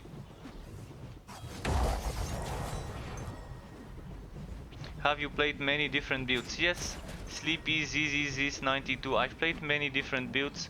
If you wanna see different builds, ask me. Currently, since the game wiped all our online characters, I don't have many items for many different builds. But if you want a specific build, ask for it. If you want to see different spells, tell me and I'm gonna show you different spells, different skills. I'm just playing this build because it's super chill, super easy to run with it. It's perfect for speed farming. I'm actually stacking movement speed. As you can see, I'm moving very fast. So I'm stacking movement speed instead of damage. And I'm speed farming the medium difficulty maps. I'm not going for the hardest content because it's not as viable. At the moment in the game, the item level is only a number. The item level is currently capped effectively at level 20. So even if I have level 60 items, they're gonna be as strong as level 20 items in the beta. The strongest build would be anything with a turret. Anything with a turret can give you super easy damage out of nowhere. All you can do is just keep stacking some buffs on yourself for the turret, and the turret will do all the damage, and you can just try and survive and not die. So turrets are definitely kind of OP at the moment, and that's the thing. Most people on Twitch at the moment are probably either playing a turret or a build like me, the spin to win,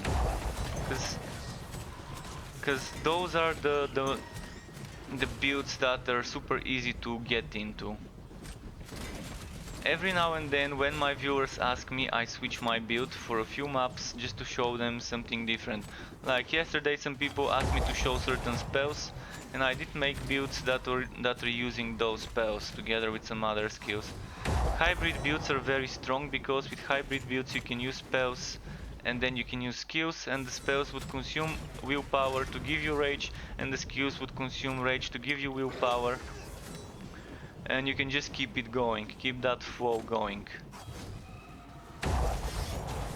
And there's very strong hybrid builds with turrets. There's different ways how you can make it. You can make it attack boosting stuff, or you can make it ailment based damage, or you can make both. There's also ailment based builds where you're doing damage over time, the focus being the damage over time. But for that you need specific gear. And yes, in 4 days all the saves are getting deleted for a fresh start. Like, you're probably still gonna keep your characters offline, but they're not gonna be usable. The offline characters are not gonna be usable because a lot of things are changing, such as items behaving differently. Just an example would be, let me find your gem. Let me find your gem just to show you an example of...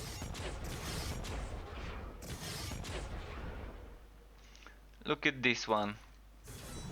Just a second. So look at this gem, and then look at something I'm gonna show you now. So perfect example. I actually could find an amethyst. So this is an example of how gems are changing. Currently you have offensive, defensive and support stats. And currently it's not fixed. It's not fixed, and you can read more about this here, by the way.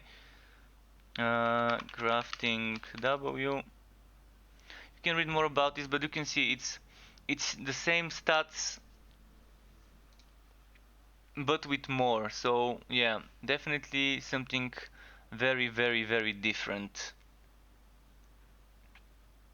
So gems would have 3 types of offensive, 3 types of defensive and 3 types of support, and you would be able to socket gems into such sockets like this one. You see, there's different types of sockets, so different types of sockets would give you different bonuses. At the moment armors can only get defensive, and that's gonna remain, but there's gonna be 3 different types of defensive sockets that you can get, and that by itself is huge changes.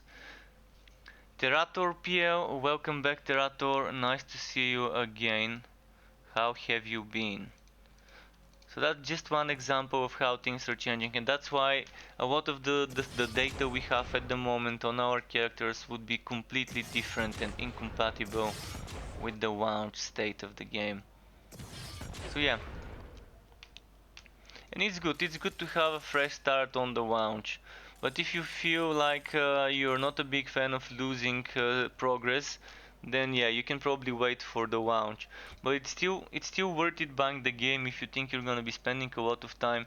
It's still worth buying it now while it's discounted, while it's gonna be cheaper. But if you're not gonna be spending a lot of time, just take your time, wait for the launch, see some gameplay, see some videos, see some screenshots, guides, and decide for yourself whether that's the game for you. I can tell you I really enjoyed myself, but different people like different things. It's kinda hard to please everybody and almost impossible if impossible.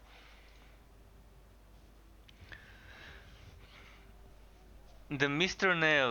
Nails, welcome to my YouTube, dude. I just beat Act 1 and you love it. I'm glad you love it. And you're using a turret build.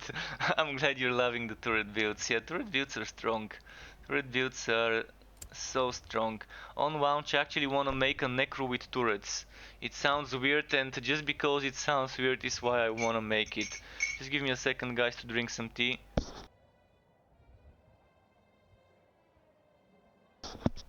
Okay, here I am. So yeah, let's do a bit more mapping. And if you want me to show you a more damage setup, do you want me to show you a setup centered more around the damage rather than the movement speed? I'm gonna show you. I'm gonna do this build but slightly differently. To explain Veteran 1, yes, I can explain it, just a moment. Let me respec my build to show you something that's not that fast. So I'm not gonna go for a movement speed setup like now, I'm gonna go for a more damage centered one.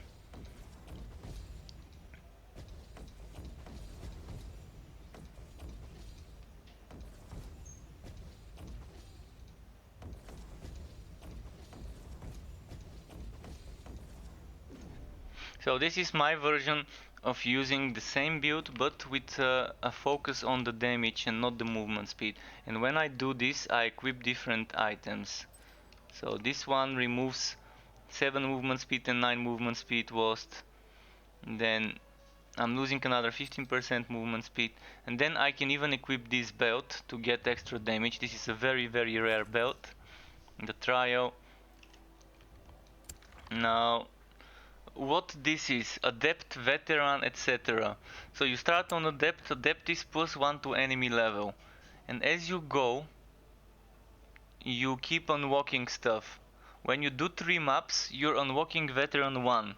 If you finish all the way to the 6 maps, then you unlock to veteran 2. So at any time you start on any difficulty, you can do 3 maps, leave and unlock 1 checkpoint, or you can do 6 maps, leave and have 2 more checkpoints unlocked. Each checkpoint is equal to 3 more levels to the enemy level. It goes all the way to level +55 to your level. So at level 20 you're gonna be fighting level 75 enemies on champion 9. And at level 90, which is what the maximum will be on launch, you would be fighting level 145 enemies.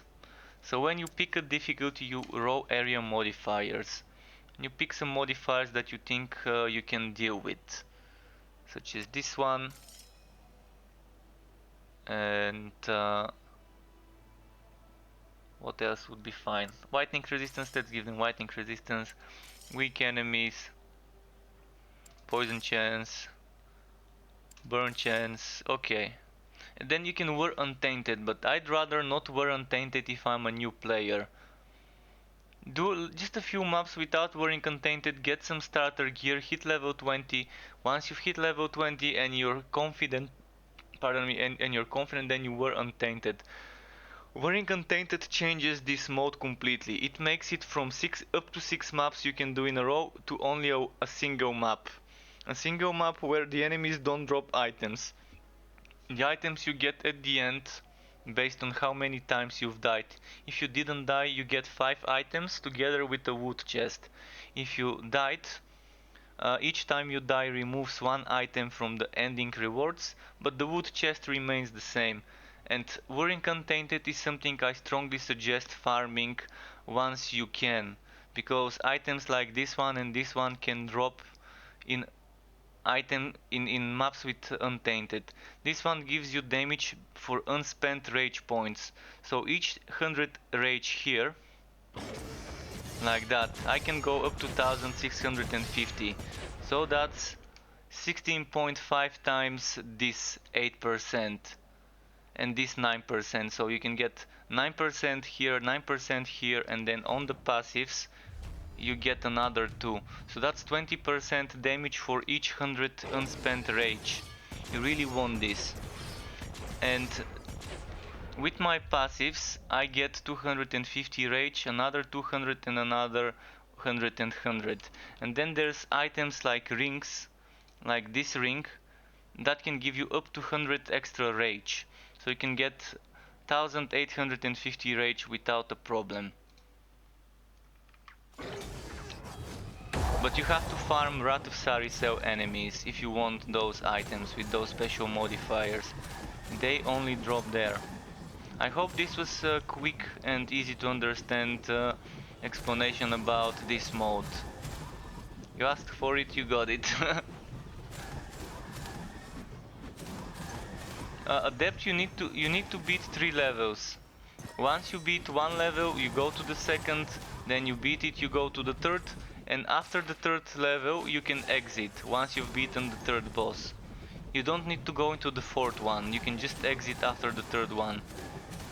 But you do have to beat the third level and you do have to beat the boss of the third level. So you can see my hits now, my whirlwind hits, Bladestorm hits can do up to 19,000 damage with this current setup. From like 12,000-13,000 previously in the previous setup.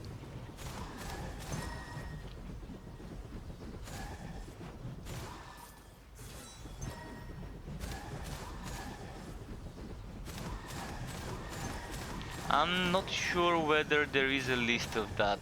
I definitely don't know such a list. I don't know such a list, but basically Wrath of Saricel modifiers drop only on Wrath of Saricel. So anything that you have never seen on your gear probably would be there. Just eventually, if you keep doing it, you're gonna see all the modifiers. There aren't that many modifiers. I think you don't need more than 5, 6, 7 Wrath of Saricel maps by picking up items from there to kind of see all the different modifiers. Of course, you're not gonna see every single one, but you're gonna see all the different ones. I'm not sure whether that makes sense to you, but what I mean is there are modifiers that allow you to use certain skills on items that normally don't give you access to those skills. So let's say I want to be using a turret on a two-hander, then I can get a two-hander that gives me the following modifier: allows to use Avenger auto turret with this weapon, something like that. I can't tell you the exact wording at the moment, but that's something that you can get. So you can get spells on items that don't give you spells, you can get attacks on items that don't give you access to those attacks. You can get access to range attacks on melee weapons, you can get access to melee skills on range weapons. So that's one type. Then there's another type, the ones that give you rage based stuff, as I showed you. Then there's another type of modifiers that give you ailment stacks. Then there's pierce, +1 to pierce to projectiles.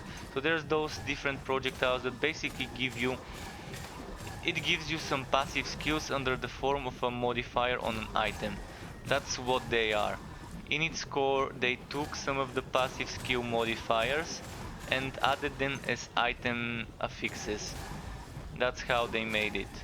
So what you can get as a modifier is this one. This one is plus 30% damage from the last spell cast to attacks. So you cast a spell and then your next attack would get 30% damage. And there's rings like this one that can give you, where did it go? This one that can give you up to plus 14% damage. So you can get 2 rings with with 15% and that's 30, and you can stack it with this passive skill and that's 60, and there's another special unique item that gives you up to another 19 or 20, and you can stack some very good stuff with that. So yeah, basically a lot of interesting modifiers, and it's definitely worth doing that just to see what you can get there. I normally don't play with this belt, but because you're hearing this weird screaming sound. I'm not a big fan of this screaming sound, but I wanted to show you a more damage centered version of this build. You can see I'm much slower, much slower with this one, so it's not ideal for speed running, but the damage is much higher.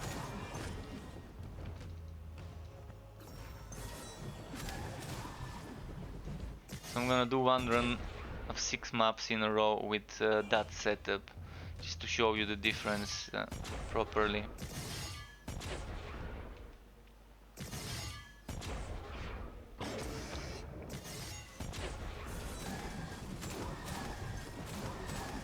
And it may look like I'm spinning slower, and yes, I am spinning slower, but I'm still doing my damage ticks as fast as I normally do. That's kind of how it is.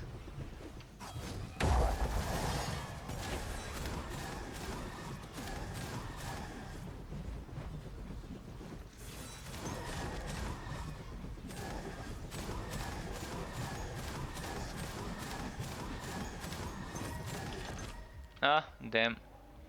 Couldn't get away from that spell on time. It would have been amazing if this spell disappeared when the enemy who cast the spell died, but it doesn't get unspawned, despawned. I think it's better to not do Untainted at the start. At the start just do the regular mode, get some starter gear, and when you can handle Untainted, just farm Adept Untainted. You don't need to farm anything stronger than Adept at the start. Farm Adept, get your starter gear, and once you do get some starter gear, once you can handle it, start speedrunning Untainted. Or you can even speedrun Untainted, but if you keep dying on Untainted maps, then just stop doing them for a while. If you can do them without dying in like 2, 3, 4, 5 minutes, then that's fine. I'm telling you, the build I'm using at the moment is a great starter build, and I can tell you budget version of this build when it comes to items.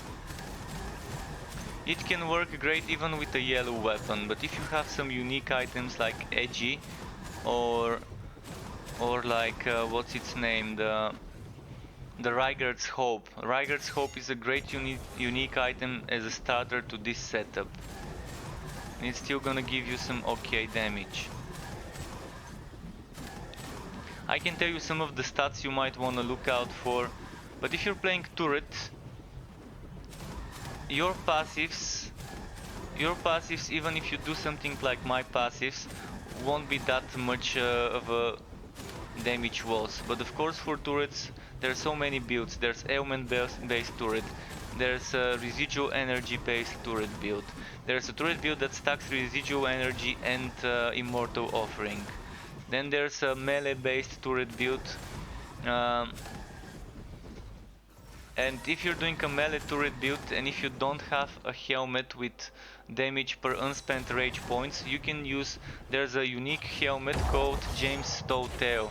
James Towtail basically gives you extra melee damage based on projectile bonuses. So you can stack projectile damage and then that would give you extra damage to your melee attacks.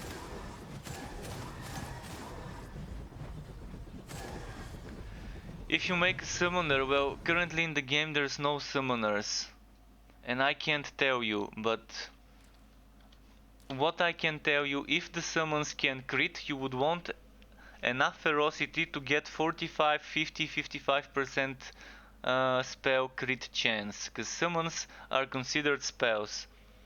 So you would want some ferocity, but I would also suggest maybe some toughness if you wanna survive. If you don't care about survivability, then go for wisdom and do an ailment necro. But at the moment I can't tell. At the moment most of the builds are ferocity builds. But once the game launches, we're gonna have much more stats. We're probably gonna have twice or 3 times as many.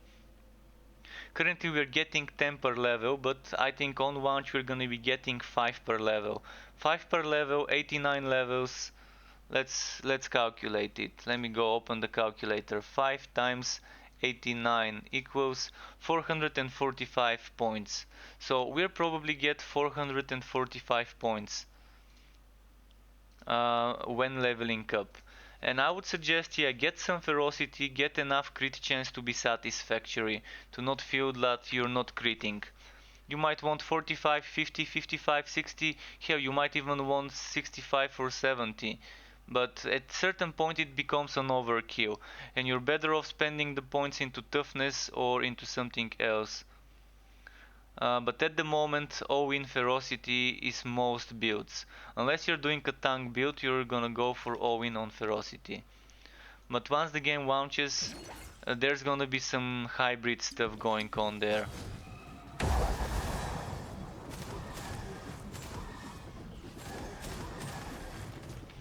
And we're also gonna get more attributes from the passives, so there's that too.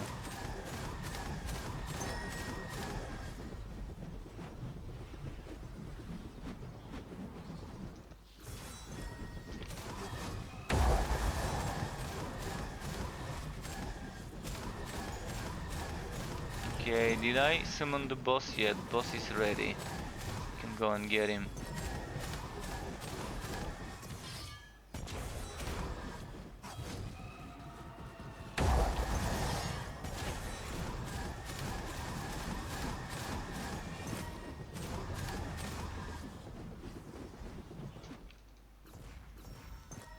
The curse on the enemy is from the trial, but you can apply it yourself. If you want to apply this yourself, it's called Mark of Impurity. Basically what the trial does is, the trial applies the exact version of Mark of Impurity I have here.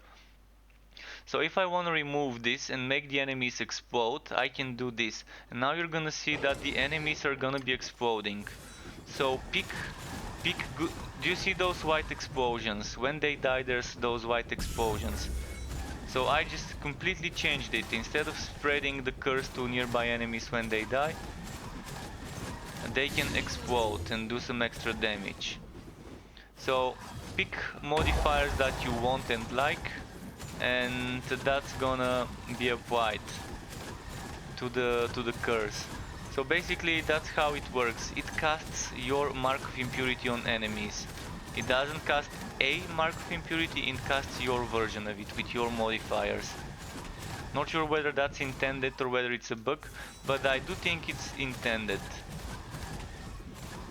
So make sure to pick modifiers, don't just leave it as a default skill without modifiers.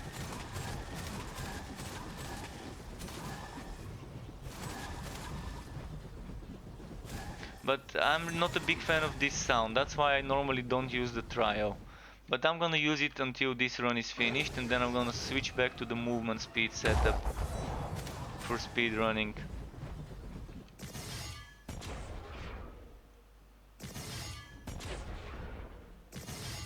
And you can see it says 100% chance to apply Mark of Impurity on hit.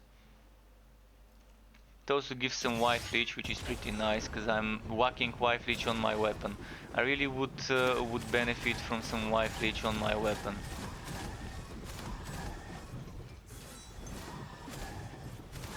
But yeah, currently my weapon gives me attack speed, which I really don't need, not on spin to win setups.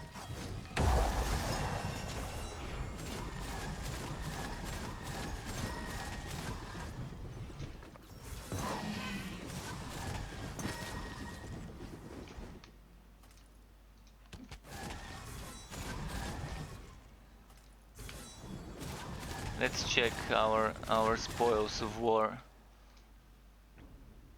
Oh, that's a nice one.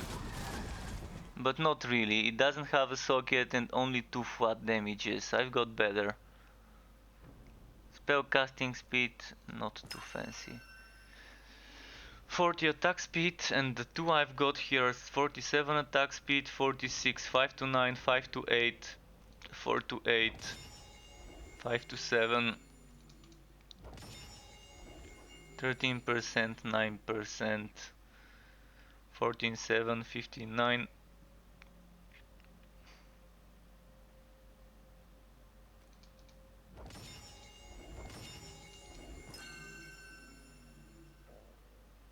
Okay. Enough of that wood.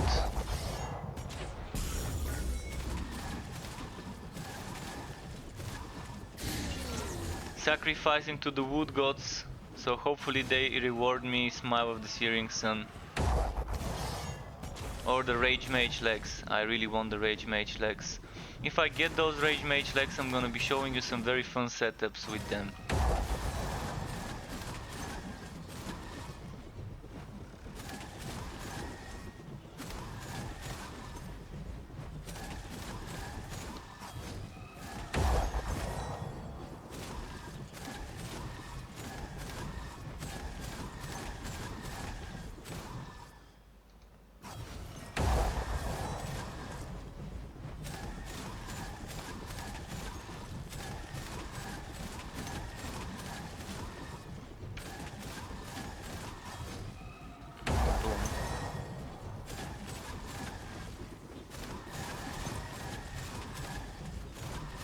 Okay, almost ready to go and kill the boss.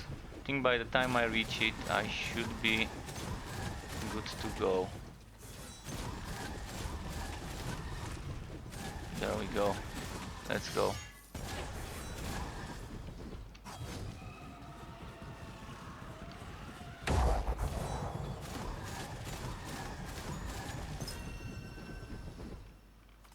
Good thing I came back to kill it, because a steel ring is your best ring base. If you want a good ring base, go for a steel ring with a socket. So ideally you would have good crit damage on the steel ring, and it would give extra crit damage itself and up to 3 times flat damage to attacks or spells depending what you're using. This is not a good one, but this is kind of an okay one. Again, still nothing too fancy. But this is a fine ring. I'm gonna keep it just for some elemental damage builds. Maybe it might fit well. We'll see.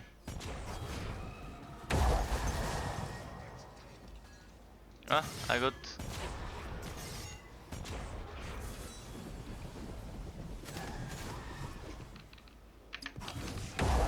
Didn't have rage. Shit. Should have drank potions. Alright, now I have rage.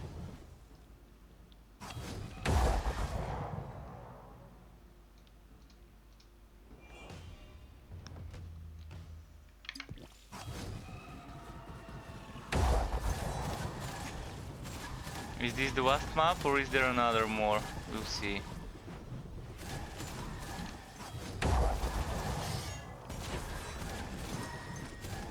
Weakness is also good, by the way. Weakness is a very good stat to get.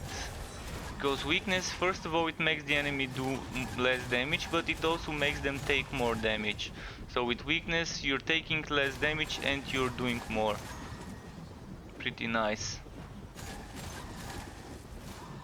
And that's why Mark of Impurity from the trial is something great that people are looking after. Smile of the Searing Sun is also great because it applies weakness, but I'm not sure whether Smile of the Searing Sun is great for every build. Sometimes people might prefer this extra 9% damage per unspent rage instead of Smile of the Searing Sun, which applies weakness, 100% chance. But Smile of the Searing Sun gives you conversion. All your force shield gets converted into HP, so you can make some more tanky setups with that armor. You can make some more of a beefcake kind of setup.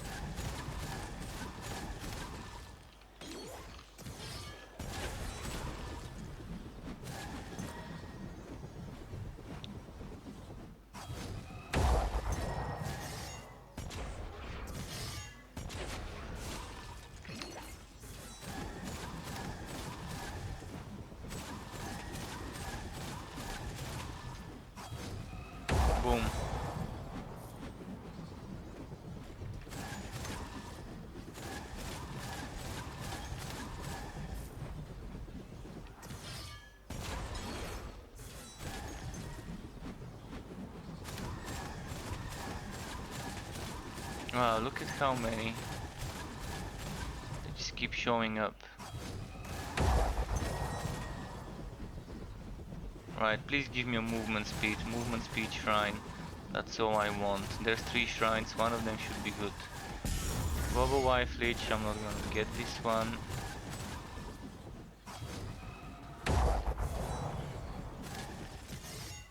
Maximum health,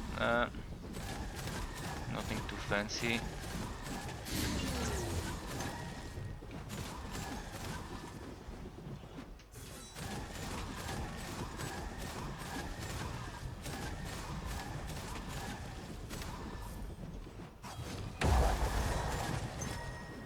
Wait, did we miss an enemy? Thought we got them all. Oh, this one here. There we go.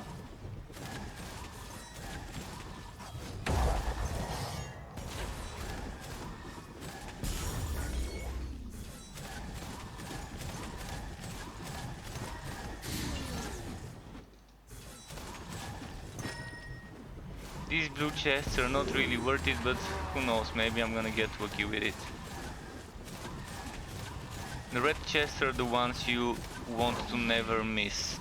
If you miss a blue or purple chest, that's fine. So this didn't drop from the chest. This dropped from some enemy, which was weird.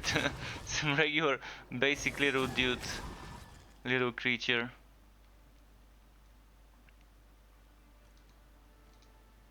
Probably already have those, I'm just not sure. I think I have them somewhere there.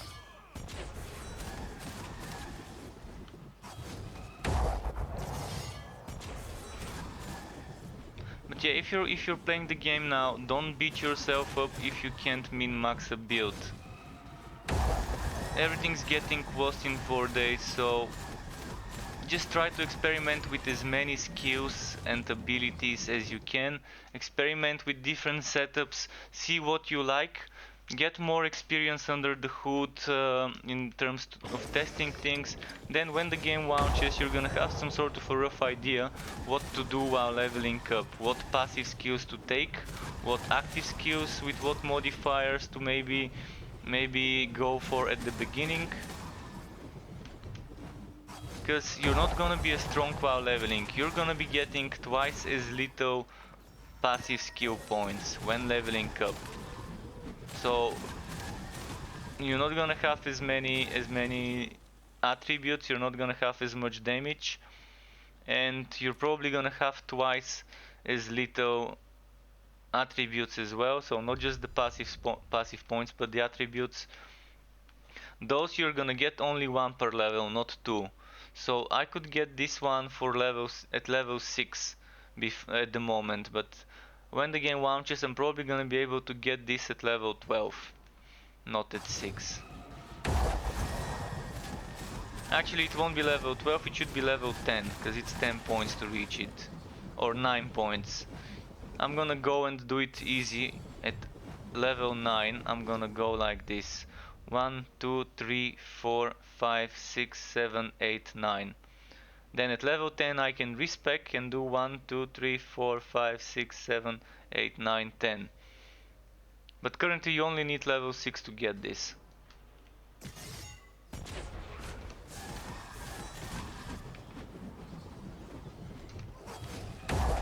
And that's kind of how it is right now.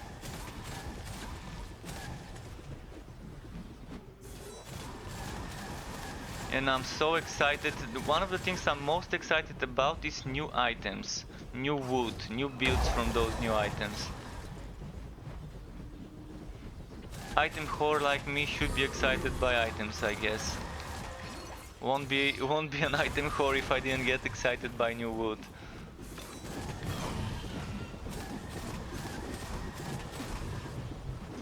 Alright, let's do this.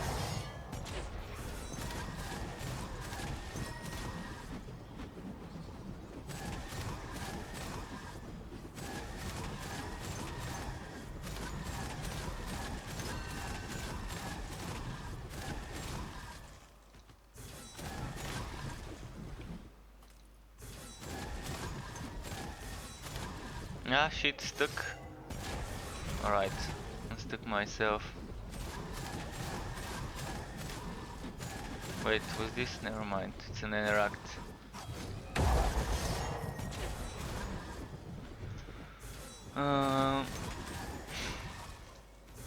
Also, always open those corpses, those shiny corpses. You never know when they're gonna give you a good item. And they can. It's not like they can't. In their wood table is every single item.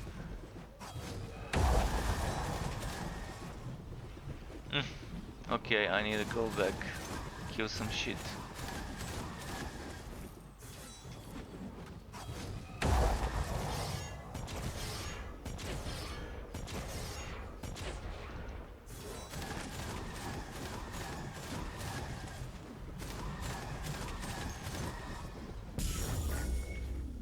Would this be enough? I don't think it would be. I'm gonna need to kill some more.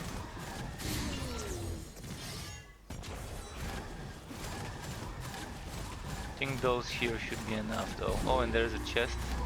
Let's do it.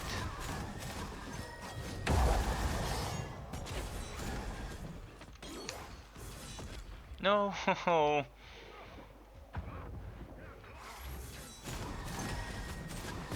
That was a pretty nice one shot they did to me.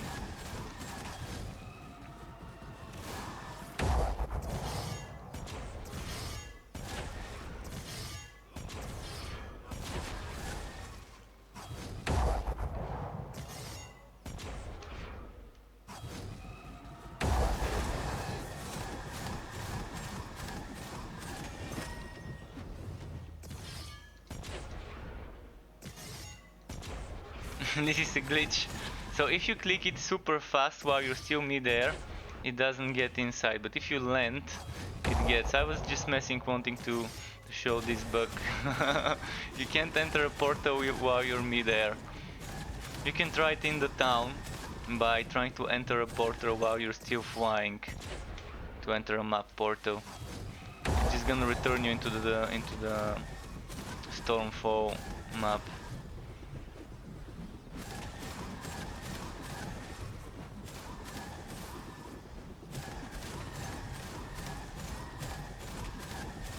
So this is probably the last, or maybe not, of that 6 map sequence. Then I'm gonna switch back to the movement speed setup. And by the way, this thing that dropped is something that's very good for some turret builds. For residual energy turret build with residual energy rings, you can get a lot of good stuff with this McFestern Interact if you're building for occult. So the way I suggest playing with this item is using the shadow damage whitening, the shadow damage thunder strike I mean, then using the shadow damage winter's grasp, and combining that with maybe sacred damage arctic spear. So this one with sacred, this one with shadow, and this one with shadow, and stacking occult damage, and then your turret would get boosted by a lot. Alternatively, instead of this one with occult, this one with sacred, which is mostly used because of the weakness, not because of the occult damage buff, you can use this one for a buff. This has a good buff that you can give yourself, because this one gives you a buff, this one gives you a buff, and this one. And that buff stacks up with the buff from this one, and if you have rings like that one with the same modifier, that's what, 15% on a ring, up to 15% on a ring, up to 15% on another one, 30, and then this one can go up to 19% I think, and then as I said earlier, this one is 30%, the exact same thing. So you're stacking a what? You're stacking up to 79% I think extra damage, excluding the buffs from the skills themselves. This together with the rage damage, which is up to like 200, up to 400%, that gives you close to 500% extra damage. And that would give you turrets with over 10,000 damage per hit with good items. You can even get them to 20, 25, 30,000 damage per hit if you have properly min-maxed setup items. I've never had properly min-maxed to try it, but I can get my turret to do 15,000 with my currently farmed items.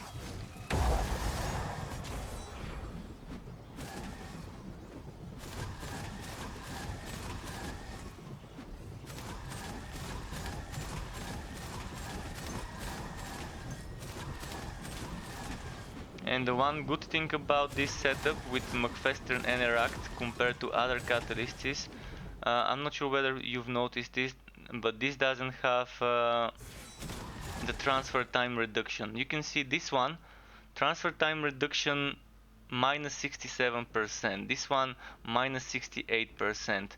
This one does not have this. That means what's gonna happen here, you can see when I'm using my spinny skill, this white bar is going up, and the white bar,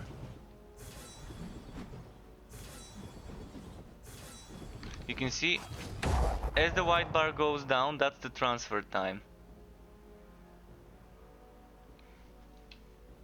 So you need some time before this transfer can start, and if you don't have this transfer time reduction, that's gonna dissipate and change into willpower faster. And if you're using willpower skills, that's gonna transfer into rage eventually. And another thing that you need to keep in mind, when the game launches, you're gonna be able to duplicate one skill. So let's say I wanna use this one with shadow damage, but I wanna make a copy of this skill and set it differently. And use the shadow one to consume rage with the rage lex, but then use the lightning one to consume willpower. And you would be able to do that with this building. What's its name? Projects. Was it this one? Unlocks the skill duplication feature at the metro stove. So you're going to be able to duplicate a skill. This has been talked about before, that we would be able to use two of the same skill with different modifiers on our skill bar. So basically it's gonna duplicate one of the skills you select, maybe more. Not sure what it's gonna cost, and allow you to have two of the same skill differently configured. So imagine duplicating your summon skills. Just think about the possibilities for a summoner with duplicated summon skills. Duplicating the golem, having two different golems, or duplicating the ranged summon, so you can have 4 ranged summons. Just think about this for a moment. What things you can do with duplication? There's 40 skills.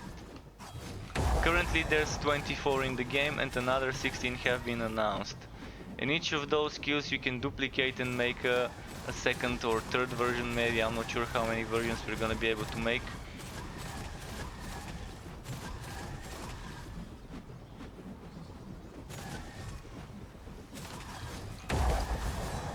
Of course, not every build would need duplication. In fact, probably 90% of the builds wouldn't really require duplication. But what if I can duplicate my turrets and actually use 4 turrets?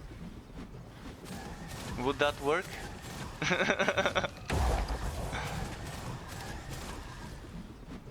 This is a lot of what ifs though. I still don't know what the limit would be on duplication, whether it's gonna be used on every single skill.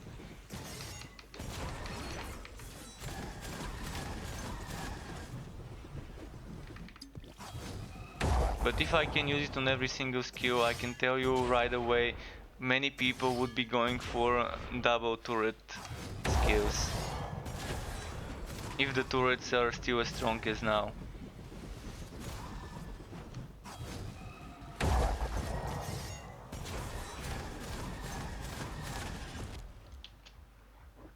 Okay.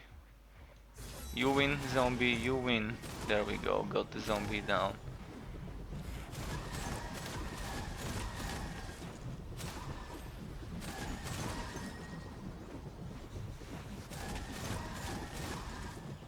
Oh, a purple chest. Purple chest, purple chest.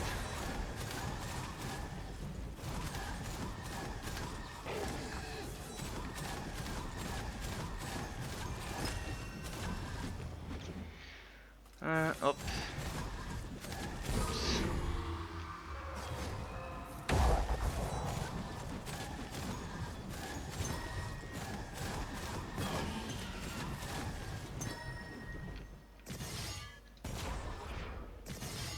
As I was showing you, if you're mid-air when you enter, it doesn't work.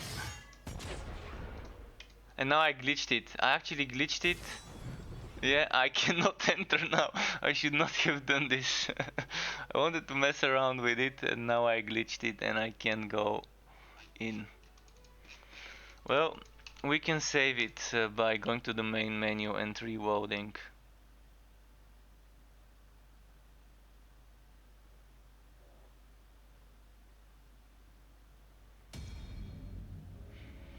But I'm a bug magnet. If you want me to find bugs, they find me themselves. They just love me. Bugs and glitches.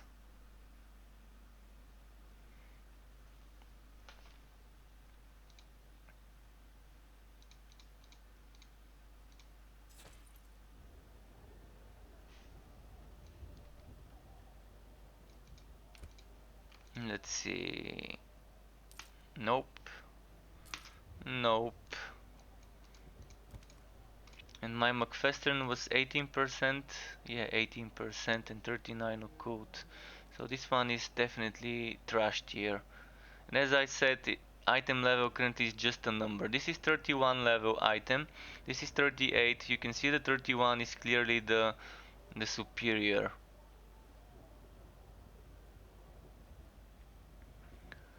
So the maximum effective item level is at the moment 20. Even if it's a level 60 item, it's still gonna be as effective as a level 21. I mean, level 20.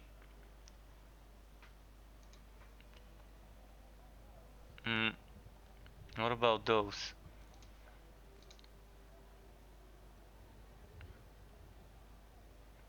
Well, I'm wondering if I try my boots, try replacing those boots with mine, how much my damage would suffer. I'm actually gonna test it, but let's first sell what I don't need. I'm gonna test it to see how much my damage would suffer. I also need to change to my movement speed setup, which would be this, this, this, this, this, this, this, this, this, this, this, this, this, this, this. Then we're getting some more stuff here.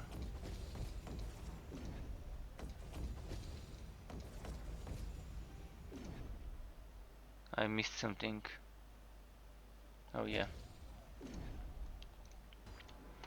So now my movement speed would probably be close to 10. Movement speed 8.5. Wait, I'm missing my rings and my badge. And I don't want the trial belt. Movement speed 10.2. Here we go, 10.2. Speedy Spinzales. Or Spinny Gonzales.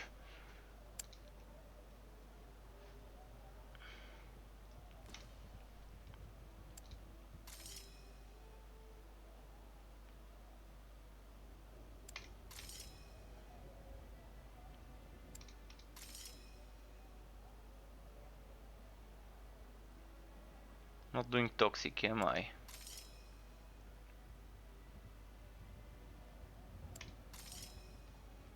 Alright, Spinny Gonzales, let's do the spin. Whoa, too fast for me. Like that's the only downside of stacking movement speed. It makes your it makes it much harder to control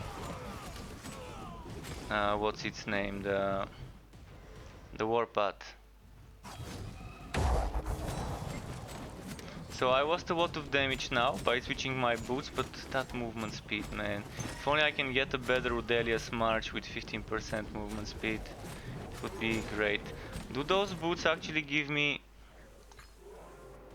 They give me one extra stamina point, and the rest is pretty much not needed besides the movement speed. But agility, I mean, okay. I don't really need agility, but... And look at the weird stuff.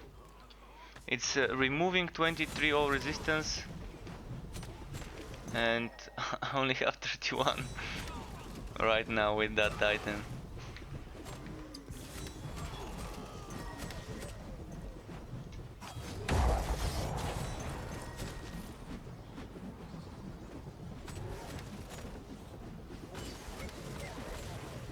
I'm still doing decent damage though, I'm still doing 9000, so that movement speed till I find a good Udelia's March might be worth it.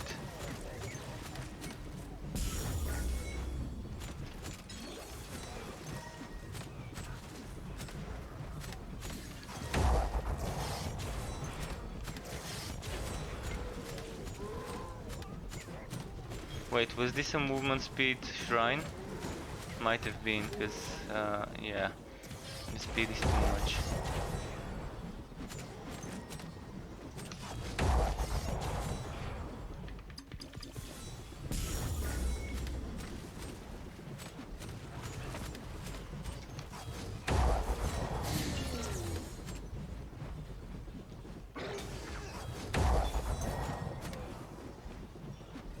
Let's see here.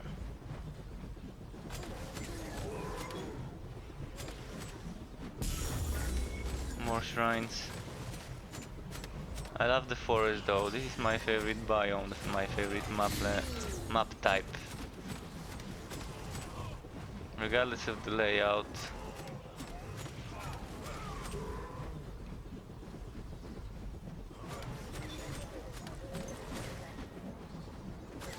Compared to the other grim dungeons, it's refreshing to fight in those places. Oh, chest.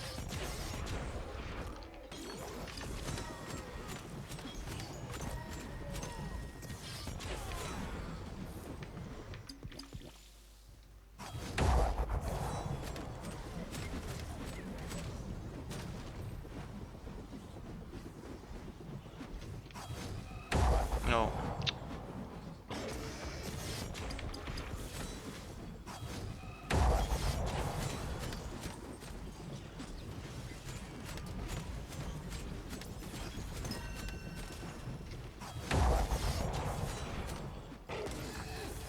No. Oh, fuck. I wasn't quick enough. Should have been slightly quicker with the curse, with the weakness. I tried to fight this for weakness so I can do more damage. But I should have done that right after Warpath. Normally the combo is Warpath, do this. If they're still stunned, actually you can even do this before spinning and then starting to spin. Because this can apply weakness, this can apply weakness. So it's nice to use that.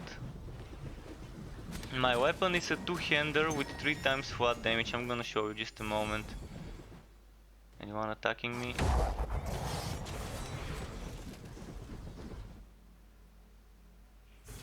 Okay, they don't stop showing up. So this is my weapon, 3 times flat damage, and it's physical and rend. And because there is physical and rend, I decided to focus on the material damage. This is material damage, this is material damage, and this is material damage, stacking up. Even those boots give some. And those gauntlets are crucial as well for any attack build. You might want 2 of those if you're lucky enough to get 2 of those, because they're the only armor that gives you flat damage. There's shield that gives you flat shadow damage, But this is an armor piece with what, and that's a what. So ideally here, instead of attack speed, for spin to win you would want wife leech. So attack crit chance, attack crit damage. Actually the crit damage doesn't even have to be attack, it's general global. And then some global wife leech would be amazing. Something like this one. Wife leech from attack damage, attack crit chance, crit damage. This is a great roll. What's this? That sounds interesting.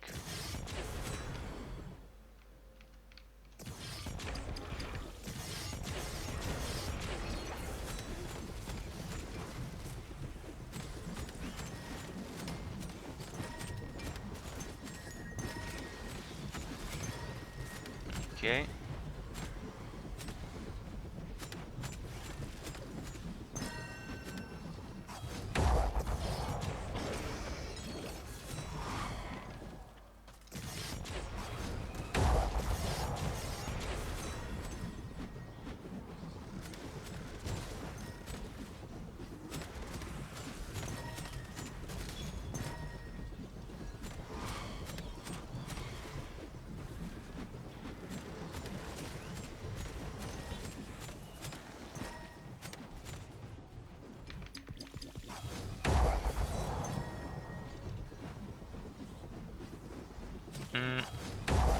But yeah, at the moment, as you can see, I'm not stacking all the damage I can. Earlier you saw what it was with the trial belt and with the slightly different passives and with the slightly different items.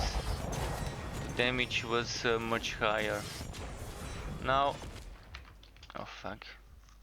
This damn spear, I did not see it. Because the spear blended with the explosions. I can tank those explosions, but the spears pierce. The spears really do pierce. They're heavy.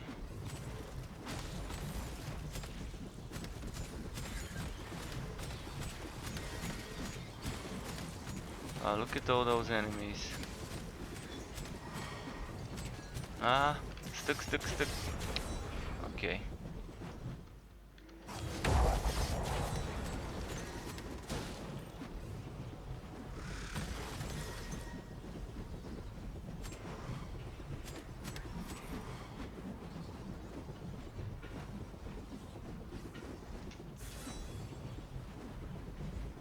And now we can do this.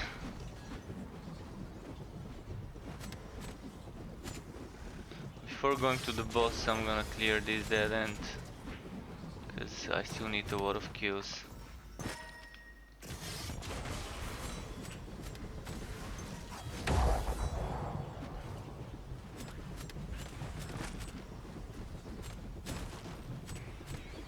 Right, a few more groups of enemies.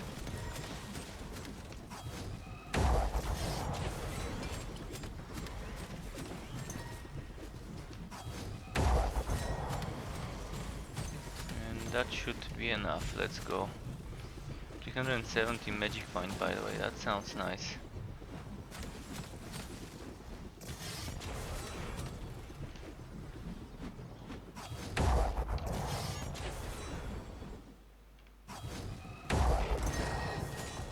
Oh, damn spears,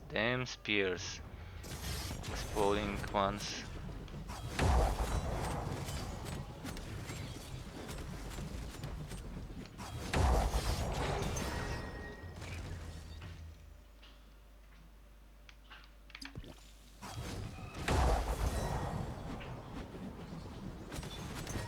Is this the final of the 6 maps in a row?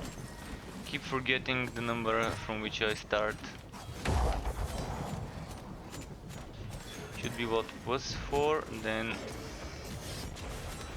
+7, +10. So I think I started from +10 and this is map number 5.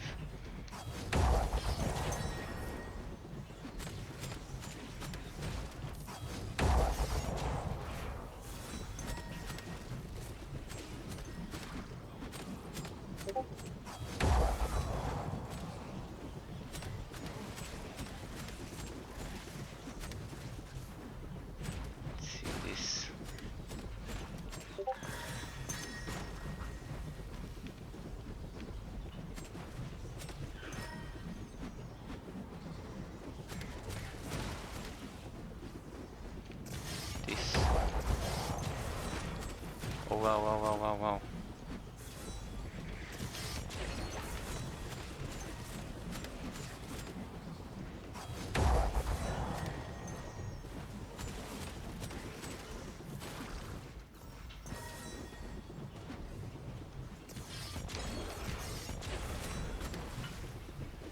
Okay, just a second. I need to get to a safe place where they won't kill me, because my Discord is beeping. I wanna enable streamer mode so people would see I'm streaming, not just playing. Just a second. Because at the moment it's just showing playing Wolcen, but it's not showing streaming Wolcen.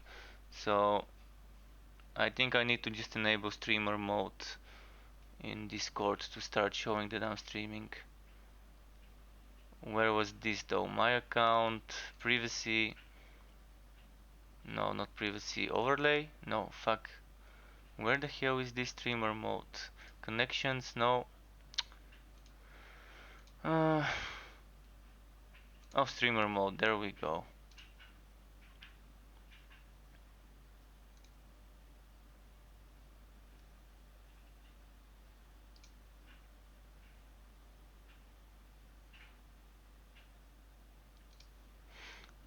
Okay, good to go. Now people who are messaging me would know that I'm live, and to not be wondering why I'm not responding messages when I'm streaming.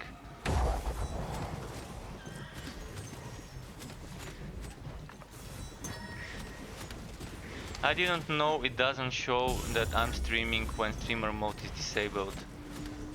I thought streamer mode was just something to protect some of the menus from being seen. Because I want to be able to show people that I'm streaming on Discord without the protection of the menus. So I can still access some things while streaming.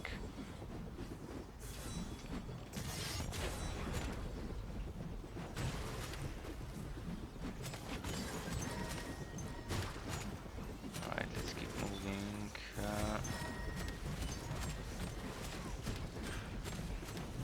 Look at all those explosions. I'm wondering how many of those explosions I can tank.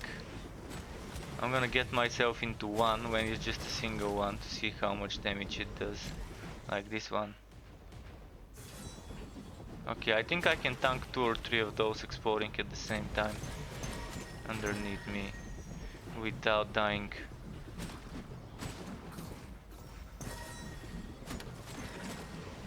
And just a moment, I'm gonna mute my mic to drink some tea, so just give me a few seconds.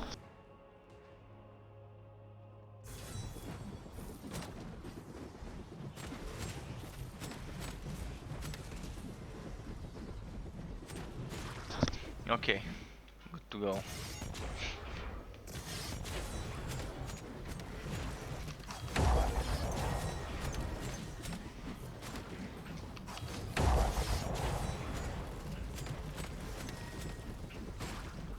Getting very close to the boss and I still have a ton of enemies to kill.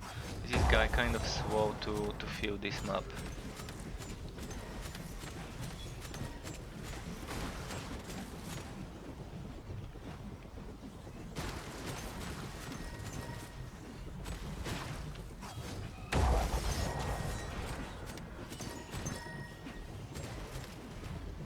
Let's see. Oh yeah, we're good to go. Let's rush. This damn poison, I need to stay away from it. Alright, let's do this. Wow, he hit me midair, really? Charged into me midair.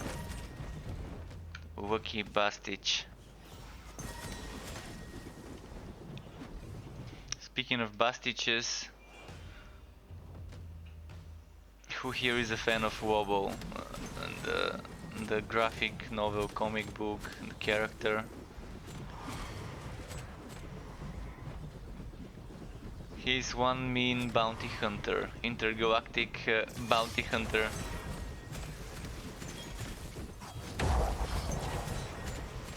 I really wish they would finally make that Wobble movie. They've been trying to develop for quite some time over at DC.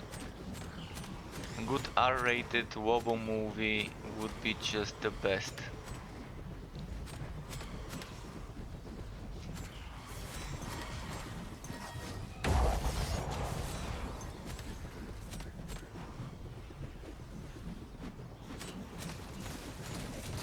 How am I? A Botugar? I'm great. I'm great, having a fun day. Yet again. Still trying to get the gear I want, but it doesn't wanna drop. I'm betting my ass this item would not drop for me before the launch. This Smile of the Searing Sun armor.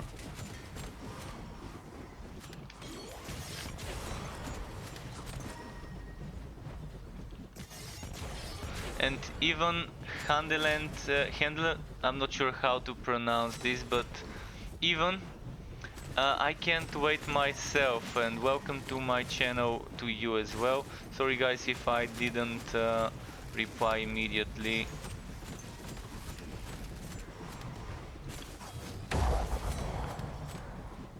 But yeah, as you can see, at the moment I did another sacrifice in the damage. I removed my Odelia's March and I replaced it for something with more movement speed. Just an experiment on my end. Since I'm doing speed runs, I'm not going for damage that much. I can deal with that 7, 8, 9, 10,000 that I'm doing. That's more than enough.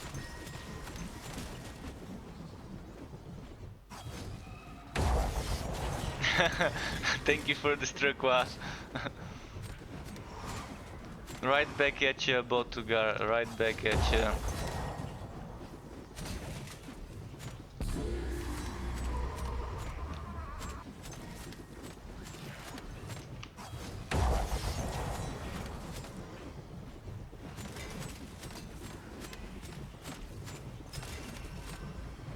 Did I just hear a drop? Yes, I did. And it's actually 2 drops. Alright, let's clear out the trash. Clear out the trash and pick up the wood. I mean, I know that this helmet is shit because it's not in Wrath of Saricel mode, but the other one might be good. Might, but it isn't, and this one isn't. But while there's a wood streak, might as well try and kill some more on this side.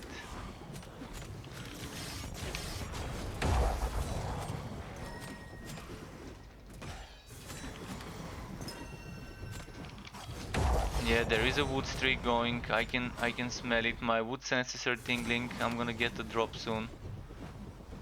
A unique one. Come on, don't fail me. There is a nice streak. Because I got a unique, then I got 2 legendaries, then I got another legendary, then this legendary. Now let's see, is there gonna be a unique soon? If there is it gonna be a good one?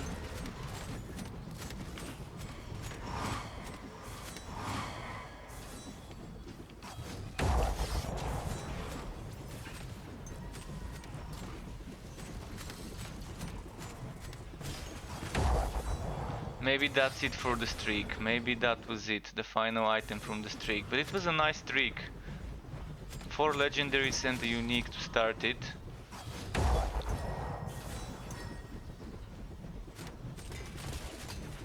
Not sure what build you will go for first. Enjoying caster at the moment, but it feels a little clunky, hard to tell. So for a caster, what you want is a hybrid. There's one item that would allow you to go pure caster, but with the caster it's pretty clunky when it comes to managing willpower and rage. So you want on a caster to use a catalyst together with something like a dagger or a pistol. My suggestion would be go for a dagger and a catalyst, but if you have a good road pistol, use it. And you want one attack. One attack would be enough to get rid of some rage. And getting rid of the rage would keep filling your willpower. So you kind of need to balance using willpower and rage. My suggestion would be test using, if you don't want to go for a turret, if you don't want to be like everyone else, use Havoc Orb. Havoc Corp is a great way to use some rage, to waste some rage. If you want to go for a melee caster, then you can use something like Bleeding Catch. That's gonna waste some rage and put it into willpower. Ideally, you might want to get the McFestern Eneract. The McFestern Eneract would probably be the best option for you. But with the McFestern Eneract, you're focusing on attack damage, not on the spell damage. So probably not the best if you want to squeeze the most out of the spells, rather squeezing the most out of the attack. Once you get the unique leg armor, there is a unique leg armor that allows you to cast shadow spells and use rage to cast them rather than willpower. Once this becomes a thing for you, then you can just use spells and only spells.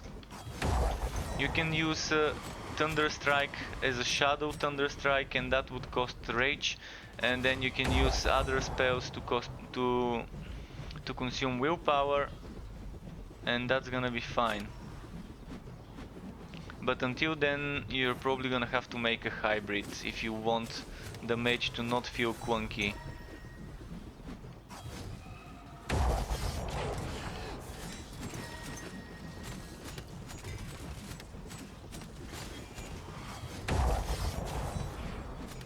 I don't have the legs. I would have shown you. If I had that leg armor, I would have shown you this setup, as I like to call it, the Rage Mage, because it casts spells with Rage.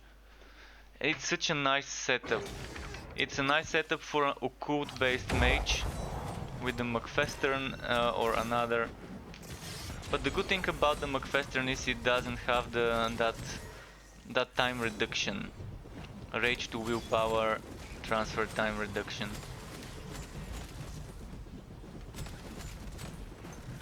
So even if you're not going for an attack based setup with spells, it's still a good item to use. And for the Rage Mage it goes great, because first the Shadow Legs, what those Shadow Pens do, I don't remember the exact name of the legs. I think it was Eclipse maybe? No, Veiled Eclipse might have been different. Veiled Eclipse might have been the shield.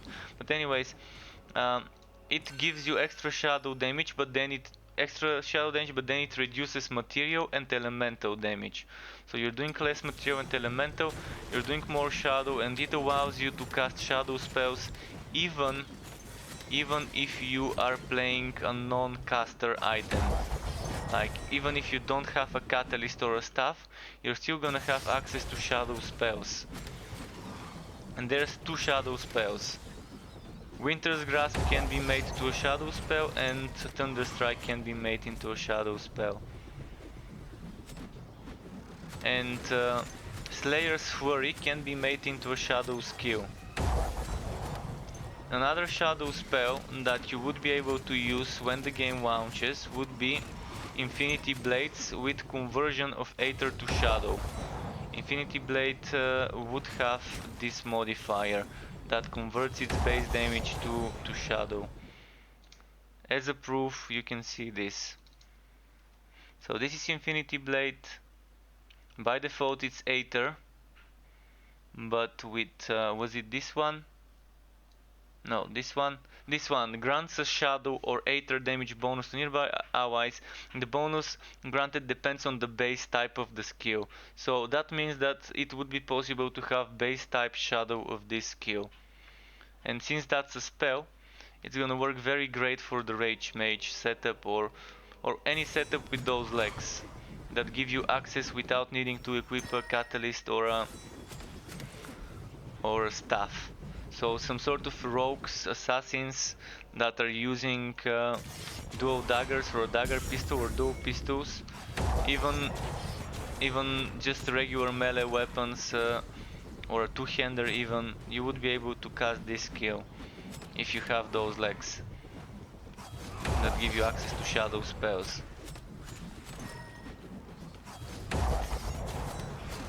So yeah, I'm already thinking of possibilities about things on launch after the game launches for many different builds based on the information that they've provided us with.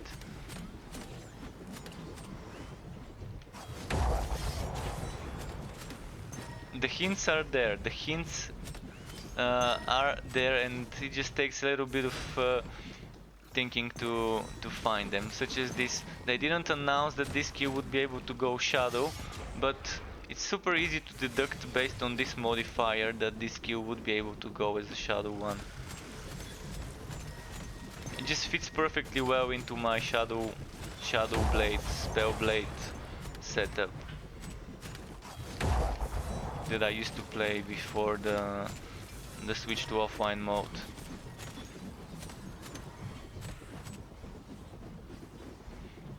Slayer's Fury Shadow Blade, this is what I really wanna make eventually.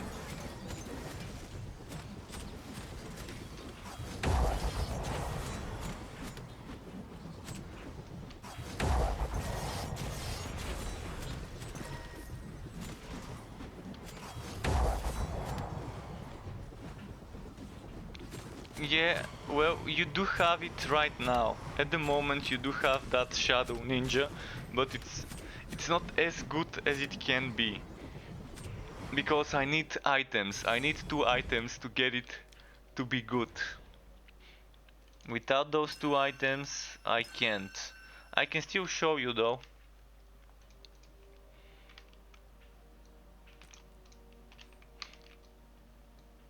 Oh, that only works with daggers. Okay, let's equip a dagger. Let's equip something else, like...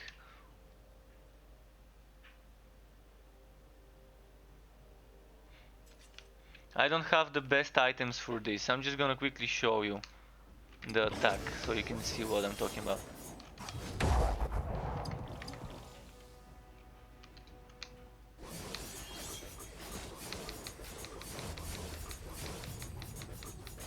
This is the skill. So this skill has such great potential to be made good.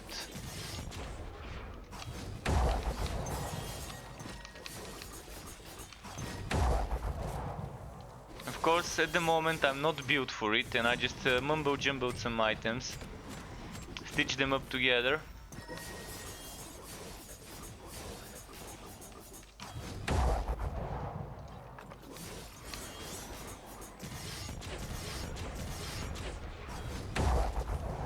But for this setup I need that like armor with the shadow damage. I need that offhand, and that gives me a cool damage, and that attack based stuff from spells.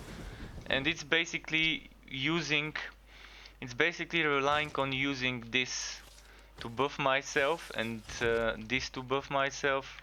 Oh shit, didn't notice there were enemies attacking me. I thought they were dead.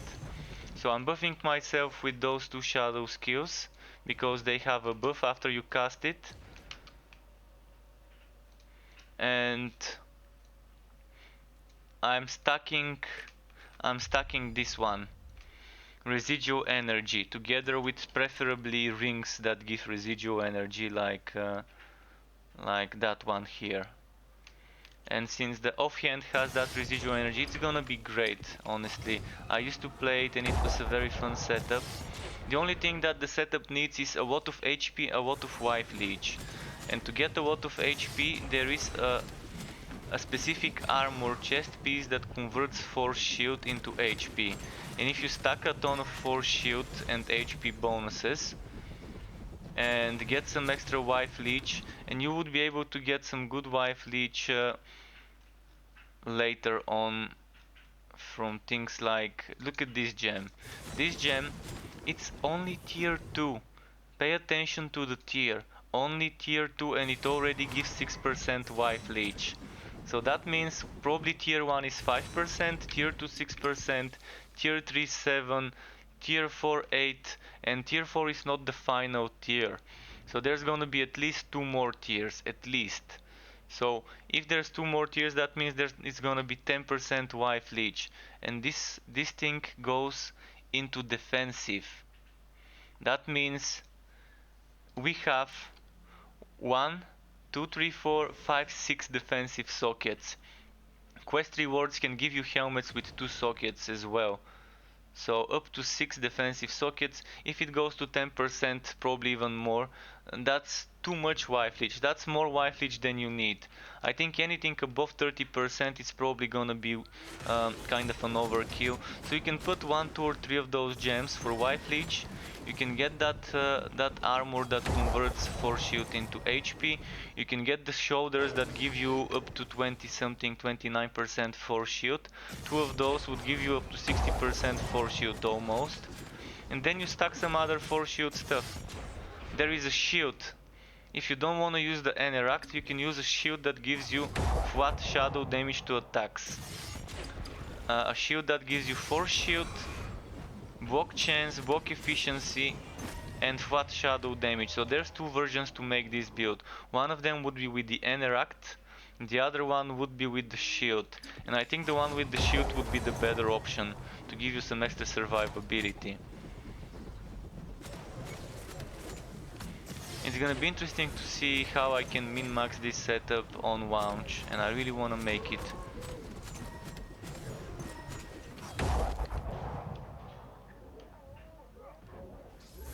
But yeah, for that I really need specific items, some build enabling items. And if the drop rates on launch are the same as now, I'm gonna have a bad time trying to get those items. Thankfully there's trading, so I can just trade with people who end up getting a repeat of a mythical item, as I like to call them. They're still unique items, but they're not really unique. They're more like a mythical creature that only shows up once in a year. Once every 4 years an item like this would drop for you, then you would be happy. Not a big fan of such drop rates. It feels like playing an MMO when the drop rates of certain items are like that. But we'll see. Maybe they would have boosted the drop rates and made them more equal across all unique items.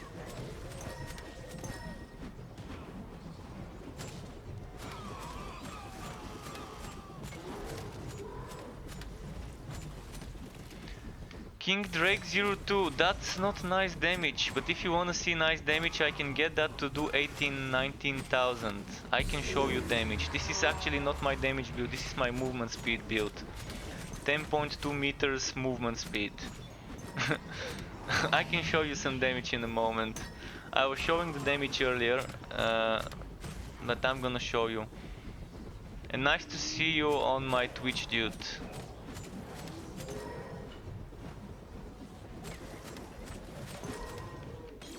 And yeah. But there's still a lot of unique items we haven't seen though.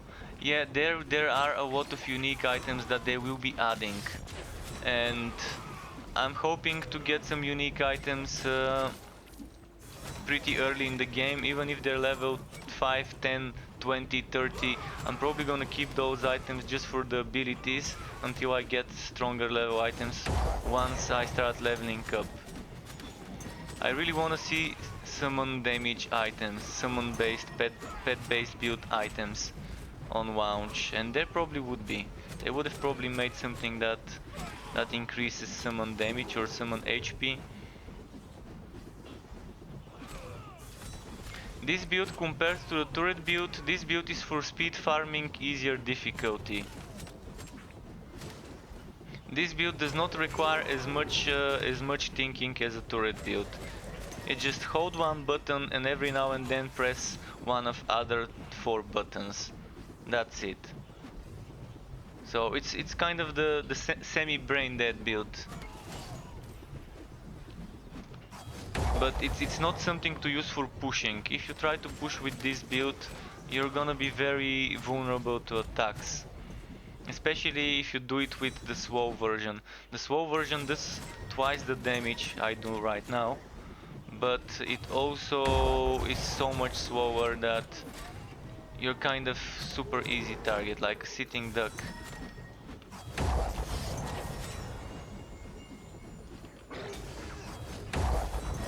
I'm gonna show you the damage setup again. I was showing it earlier, but since there's new people who who might wanna see the damage setup.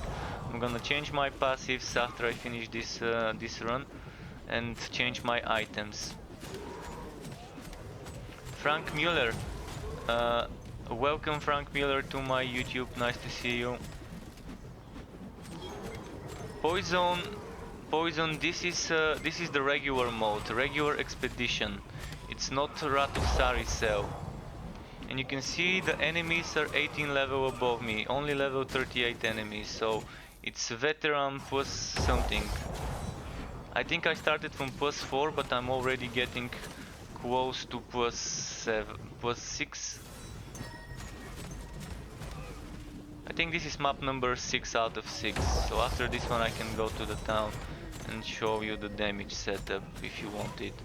But as I said, I'm stacking movement speed from 2 rings with movement speed, boots with movement speed, amulet with movement speed, helmet, chest piece and leg armor with movement speed.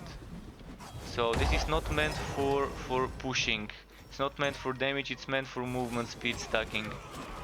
And you can see it's super fast, that's 10.2 meters per second, and I think the default movement speed is either 6 or 7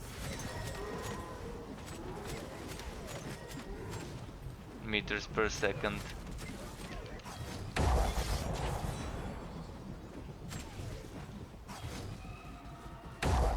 Shit, I missed.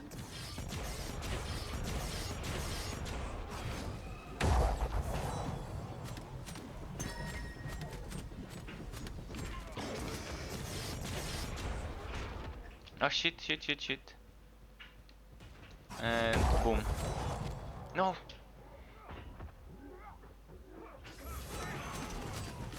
Right, let's go away. Okay, there we go. Got them. You just started yesterday after hearing the game will release soon. Yeah, the game definitely releases soon, 4 days. After you finish the level 20 story mode, I'm gonna explain. Quickly, I'm also gonna show you guys if you wanted to see the damage version of my build. This is the movement speed version, so we're gonna remove some things and change things a little. So this is what I'm running right now, and this is what I do if I want to max out the damage and not the movement speed. So it's almost the same, slightly different. I'm not going here, I'm actually going here. I'm still going for this one, I'm still going for this one. I'm still getting this crit damage, and I'm still getting this crit damage and this crit damage. So this is the version with more damage. We get 40% more melee weapon damage, 30% more attack damage and 30% more attack crit chance score. We also get some willpower on hit, and willpower on hit reduces some of our rage. Not really good, but there's no other way to get this and get those. There's another way to do it like this: 1, 2, 3, 4, but then I cannot get all those 4 here. I can probably do 1, 2, 3, and that's gonna be it. So alternatively, if you don't want to get 1, 2, 3, 4, you do that 1, 2, 3, 4 here, and you do still get 1, 2, 3 here. Or maybe even spend the points elsewhere, like you can get attack damage, attack damage, attack damage, or you can get ferocity. That's also a great thing. Ferocity. And then where was the other ferocity? There was some other place where we can get ferocity.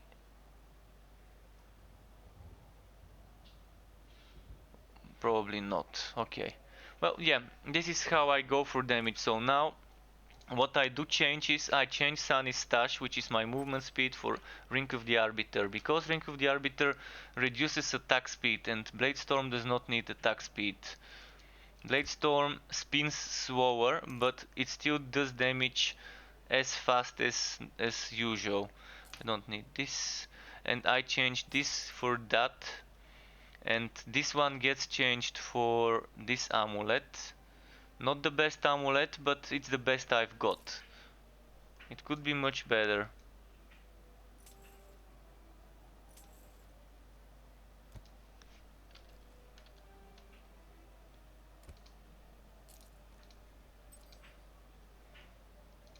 So I change my brooch with this, I change my rings, I change my boots, and I change my belt from the farming one.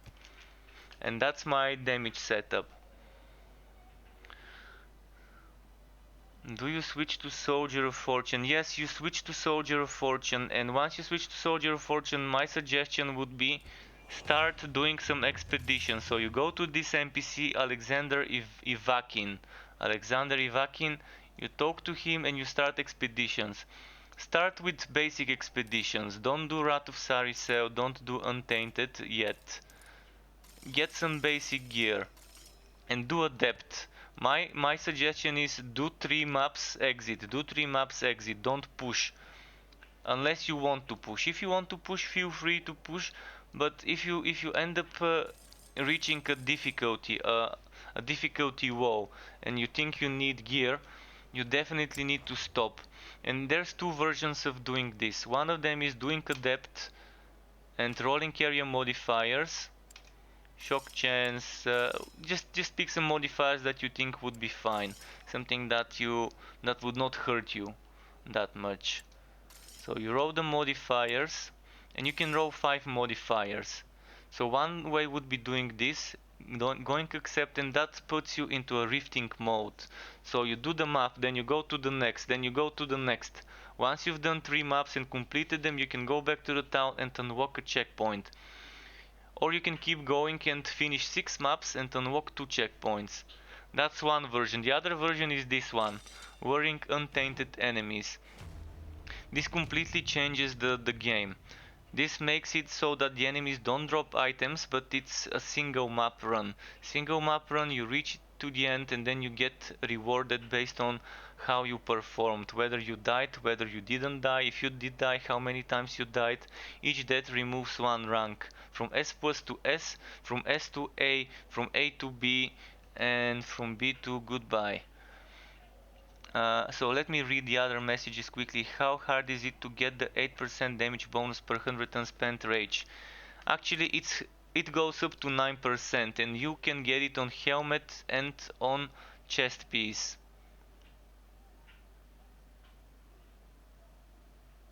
The enemies get stronger as you keep pushing.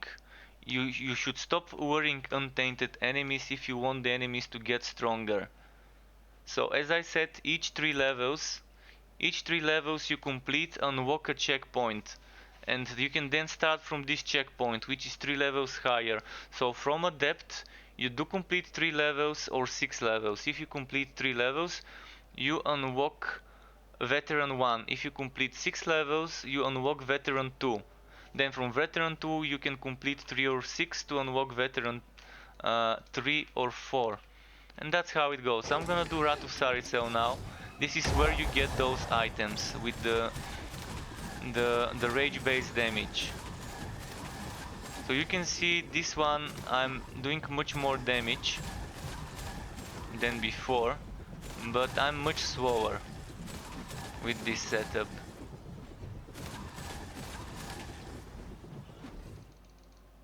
Yes, you need to get Untainted. You can only get that with untainted enemies right now. On launch there's gonna be different ways to get those. We're gonna be able to apply those by crafting with different orbs to our gear.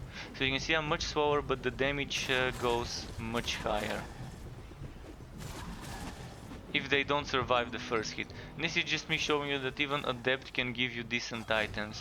So don't feel forced to farm the higher difficulties. If you're just starting, just do Adept.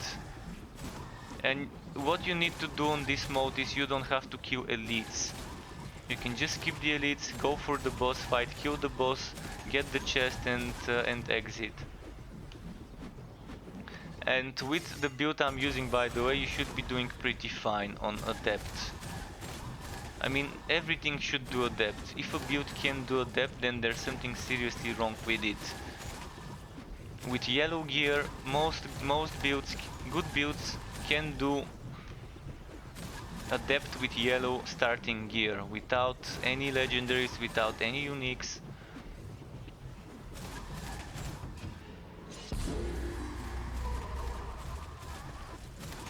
there's still the possibility of dying on adept, if you're not careful, of course, on any difficult. And key thing to remember, the enemies don't drop items, but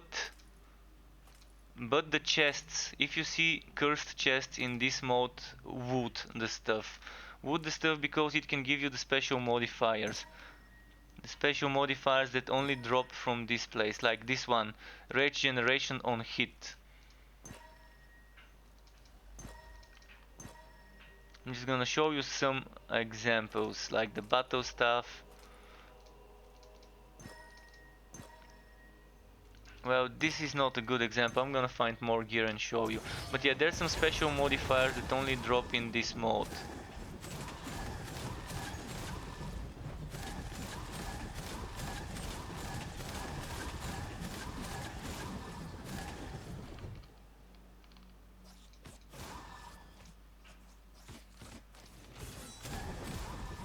Okay.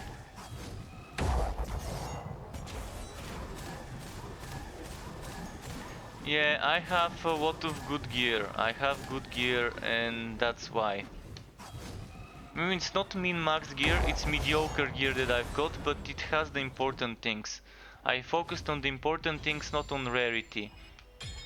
I'm using yellow items, but the yellow items are giving me good stats. So you don't have to go for legendary item, pick yellow items as well. Of course you want legendary items, but if you can get the item stats you want on legendary, get them on yellow. Look at that. This is a yellow item with only one socket. It can go for a legendary with 3 sockets. But I'm using it because it gives me movement speed and it gives me 9% damage per 100 unspent rage points, and it also gives me transfer time reduction between willpower and rage. So I sacrificed 2 sockets and rarity to get this one, to stack with this one and with this one for movement speed. Those items also give movement speed.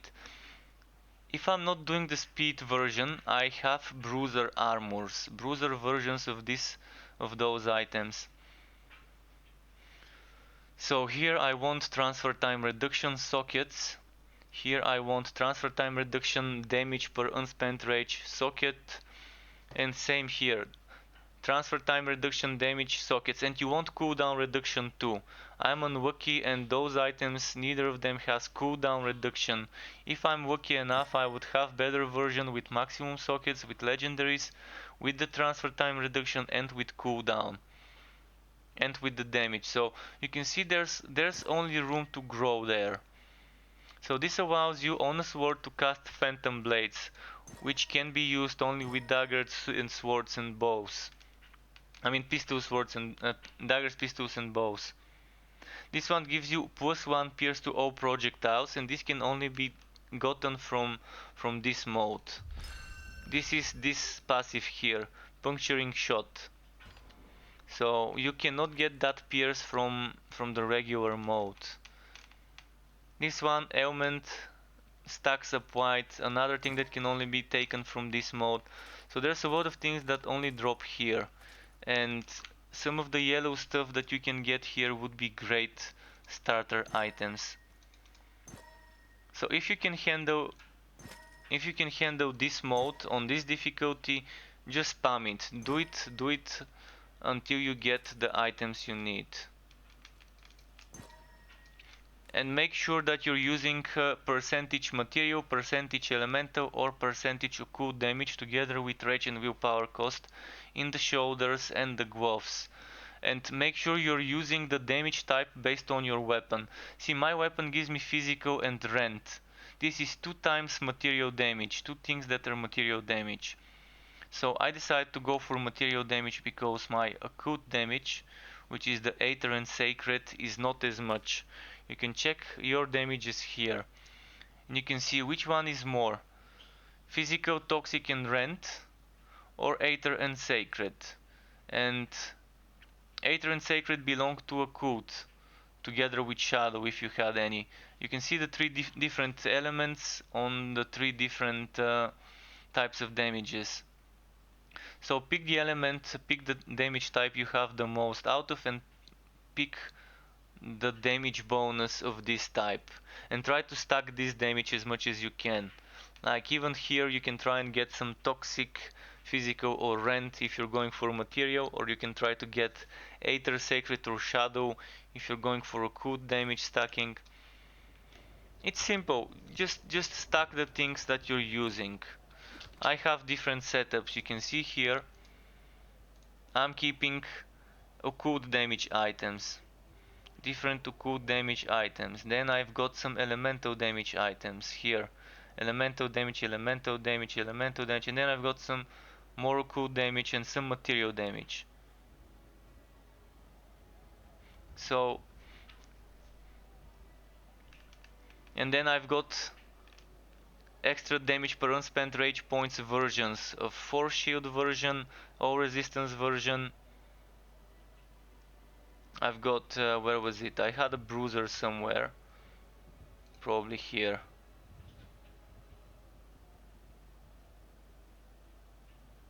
Well, it's somewhere there. Oh, there we go. Oh, that's actually a agent, never mind. But yeah, stack the damage types you want. I'm gonna do some Wrath of Saricel runs. For you, I'm gonna do, let's do +6. Let's do bleed chance.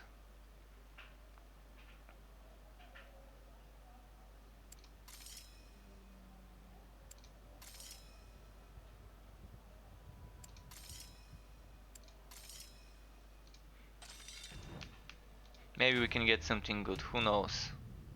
Oh, nice. Now I better not die. Better not die, cause that's some good modifier. Those modifiers, if you see them, always pick them up. That's extra 50 wood magic find and 20 quantity.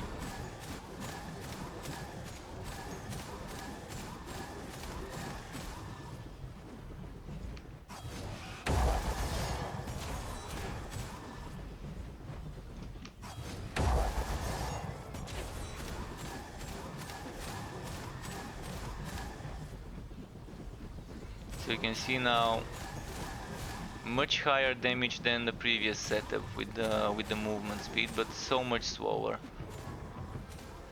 It's almost painful to watch this speed. But you gotta sacrifice something to get something.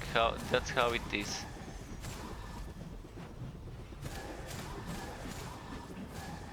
Good damage over time shadow build. There's currently good damage over time builds. There's currently good ailment builds, and it's gonna get even better on launch regarding options. What kind of character would I recommend to a newbie? What I'm playing right now is pretty nice for a newbie.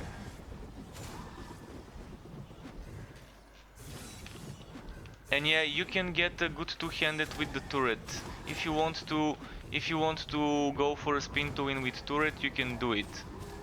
I have one, I can show you later in the town. I have a two-handed item with the turret skill on it.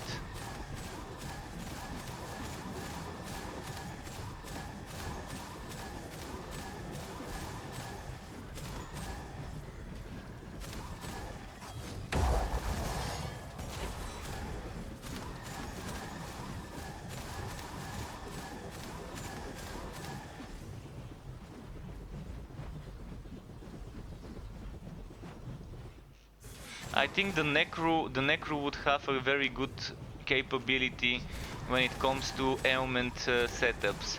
You can be spreading curses, dealing damage over time, and having your pets trickle the damage bit by... oh shit. Well, that's a bit overpowered. Two of the same enemy on me. So this is not gonna be rank S+, it's gonna be rank S for shame. Because they killed me.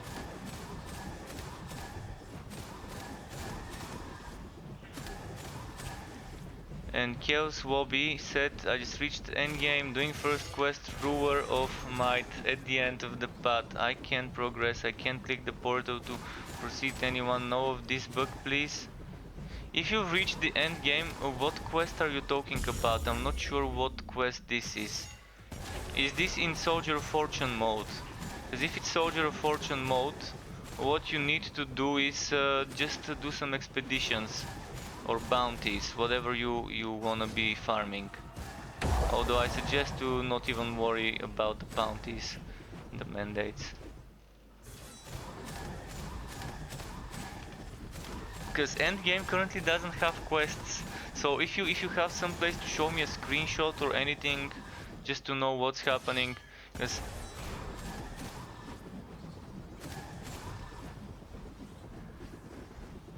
I don't even know what this quest is. Ruler of Might.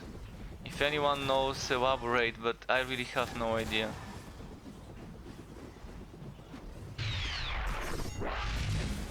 Ronaldi01, welcome to my Twitch, Ronaldi. Nice to have you here.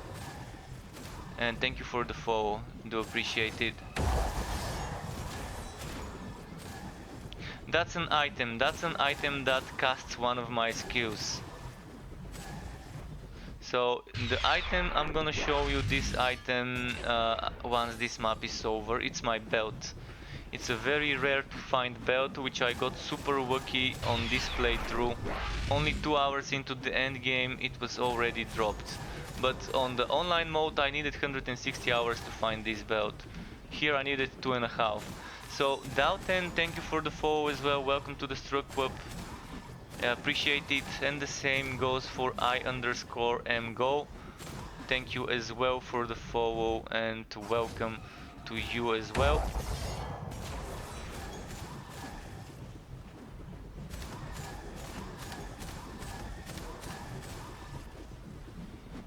But yeah, this can get even stronger. I mean, if I min-max this setup, that 18-19,000 damage that I'm doing could go higher. Could go higher, like 20-25,000 maybe, with better amulet and maybe legendary rings instead of the arbiter rings. But the arbiter rings are very good budget damage setup stuff. I didn't see how much damage I did on this enemy. And I think it glitched. Oh, never mind, it's here. I didn't see the chest first.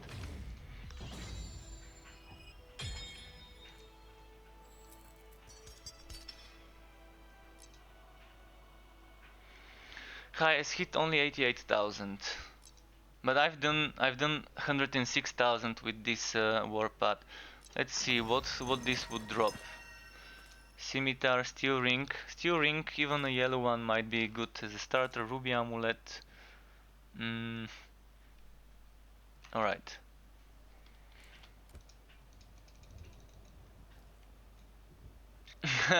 Razor, Razor, you probably just, while you're sleeping, probably I'm sleeping at the same time as well. That's probably why it seems like it. But yeah, I am streaming. While I'm playing, I'm normally streaming. If I'm playing and not streaming, then I'm probably recording stuff for videos or testing some experimentations. Alright, let's... By the way, always get those Eneracts if you can and then sell them. That's some extra affinity.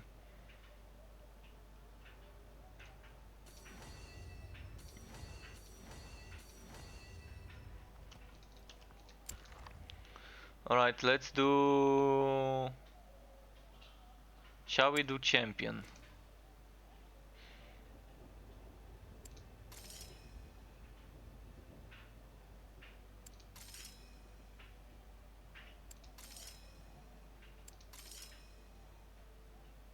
And I'm gonna show you my belt. Before we go into the map, I'm gonna show you my belt. You said whether this is a curse or an item. It's this item. This item applies Mark of Impurity. And very important to remember is it applies Mark of Impurity the way you have set it up. So if you have this item, make sure to open this curse and change it the way you want. I do suggest picking this one to make the enemies more vulnerable. This one to slow them, it's not a bad option, but you can remove it. If you're doing ailment build, you can do those. And this one to make them take increased crit damage. This one is also nice because when an enemy dies, it spreads the mark of impurity on surrounding targets. If you don't want this, you can make the enemies explode for extra damage.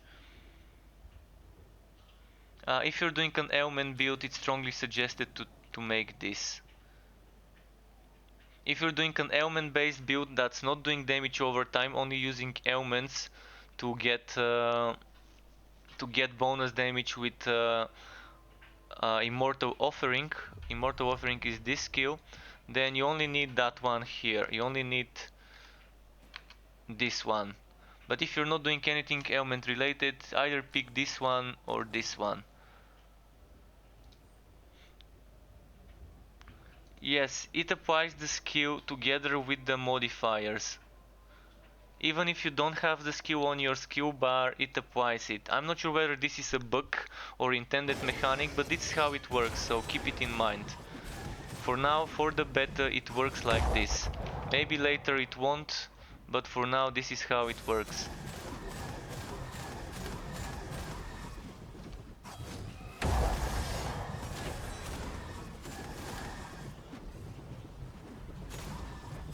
Yeah, on the 13th the game would reset all your progress.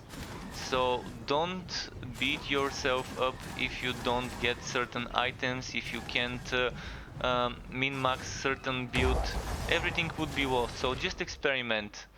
Take your time to experiment and test stuff. If you have different items, experiment by using all of those items and see if you can get some good combos out of them. Test different skills, find something you like, and then when the game launches you're gonna have some idea of what to do. The max level will be 90 and we would have 89 plus another one at least points, passive points. At the moment we have 38 points, passive points. And at the moment the maximum level is 20. Yeah, currently we get 2 passive points per level. When the game launches we're gonna get 1 passive point per level. So at the moment it's a bit easier to level up. When the game launches it's gonna be a bit more difficult. I think the stats we get as attributes also are gonna be twice as little. Currently we get 10 per level, it's probably gonna be 5 per level. So keep that in mind too.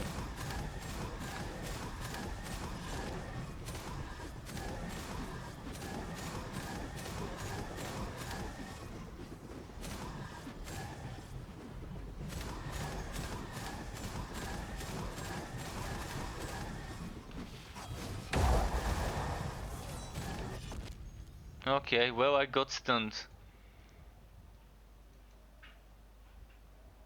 Well, the tree is different. The tree is gonna have another 12 classes. See this ring here. This ring here will be added. Oh, sorry, I started my browser. I hope my game doesn't crash. Just a second. Okay, there we go. So, just to show you the passive tree. The passive tree would look like this. This is what the passive tree would look like. You can't see all of it, but you can see there's another ring here and here on the side.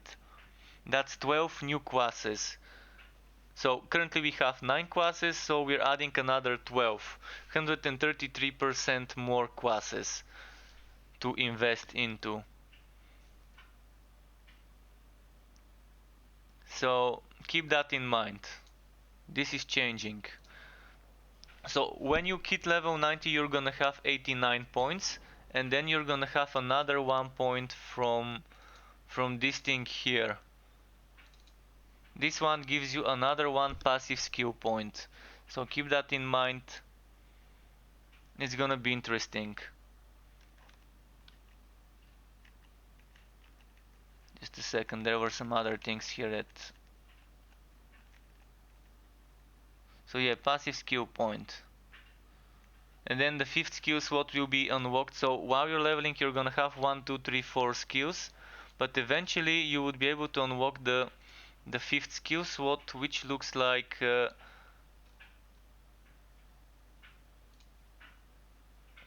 So like this is what you have. Skill number 1, skill number 2, skill number 3, skill number 4, and skill number 5 will be unlocked once you reach the end game. You also have your left mouse and right mouse for basic attack and another skill. Spawnless, welcome back Spawnless, nice to see you. Stacking crit the best way to scale damage. You're coming from part of the zone, you're looking for a way to optimize stuff. At the moment, stacking crit chance and damage is nice. It's nice, but you also probably better off stacking flat damage. The best source of damage is flat damage. Of course crit damage is good, but you need flat damage for this crit damage to do more damage. A lot of damage in this sentence, I guess we like it. Thank you Vars18 for the follow as well, really appreciate it, and welcome to the Struck Whip. And Army Guy quote is here as well. Passive trees are gonna be really crazy, yeah. Trovak, you're welcome as well. Just checking all the messages that I might have missed. Bestie Raw, welcome to you as well. So just let's start something Veteran 7, something not too crazy. Not too crazy. So element damage resistance, let's give them that. Let's give them this, although I should not have this, this and untainted. So welcome to everyone, thank you for the follows, I do appreciate all the follows and just for you watching and being here. And yeah, if you want to see different setups, ask me. I mean, I don't have all the items that we can use for all the builds, but I do have some stuff, some mediocre stuff that I can come up with some builds to show you if you're bored of all the spinning.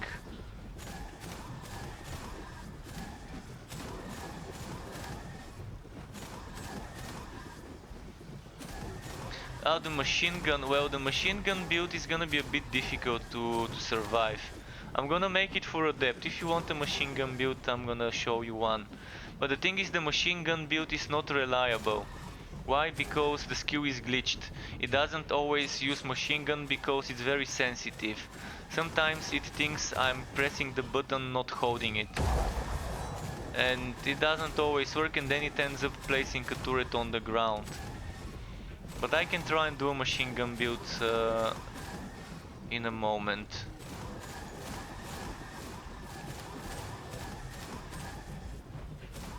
After this map, I'm gonna try and make a machine gun build. No, I haven't gotten any of the 2 uniques.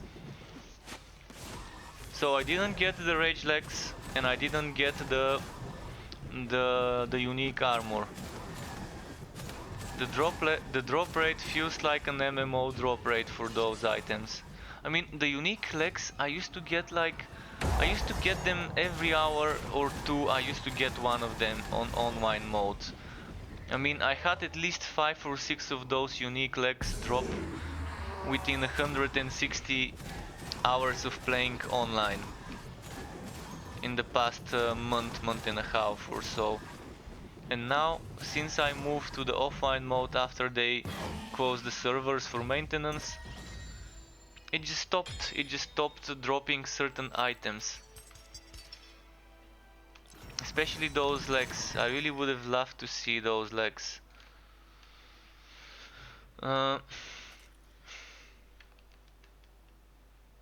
Just found another bug. I stopped the dropping of those items before it was finished dropping all the items.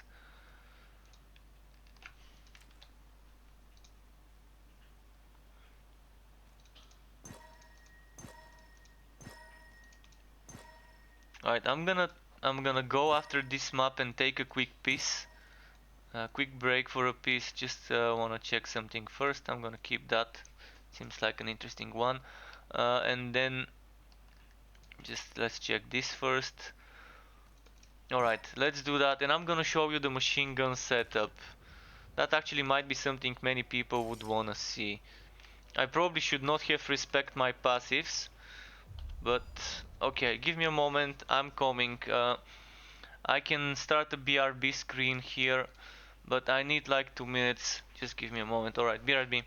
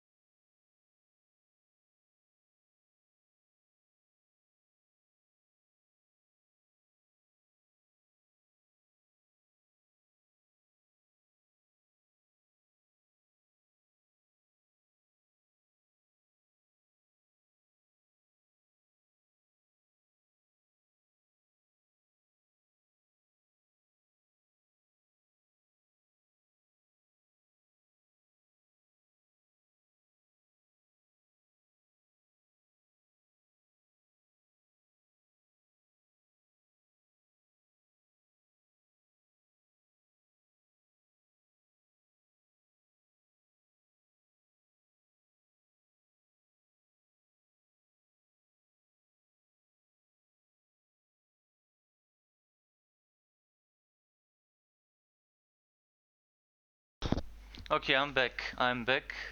Let's get rid of the BRB screen. And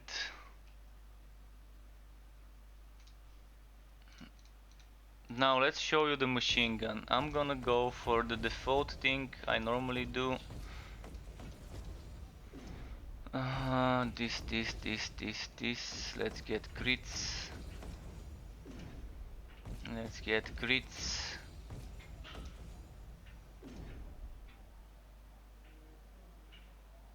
Actually, I probably should not have taken this. Just a second. I'm gonna respec again. I'm gonna sacrifice some of the crit damage. Some of the crit damage will go away.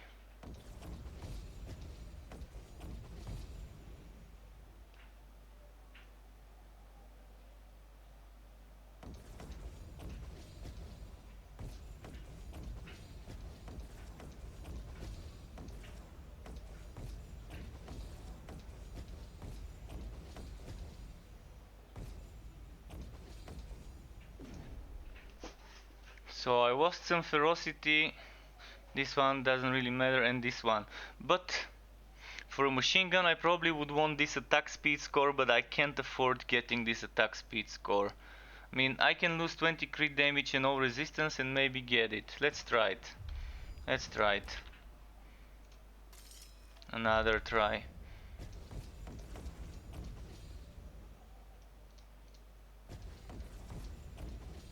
Because if it's a machine gun, attack speed should give me extra bonuses. And yeah, I just realized it's gonna be good.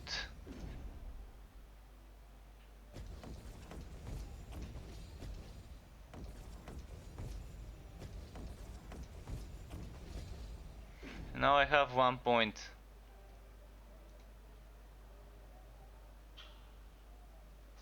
Pierces all enemies within 6 meters. Oh, this one.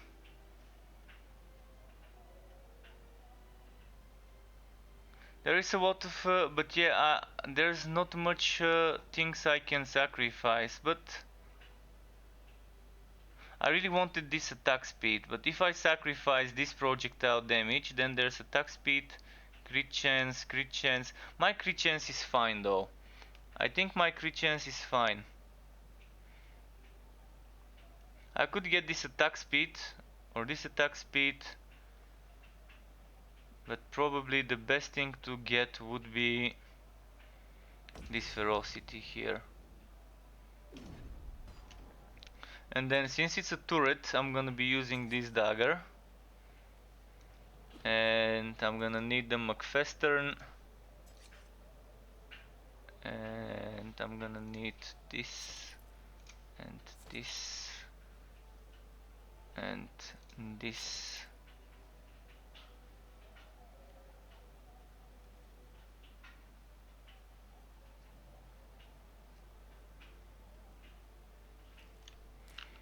And then, so you want machine gun here, and I want spells. I want this one, I want this one, this one, and this one.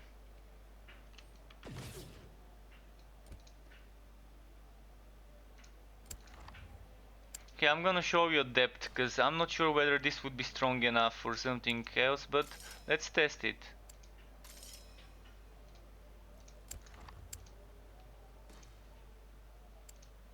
Just testing it on a depth, then we can go up.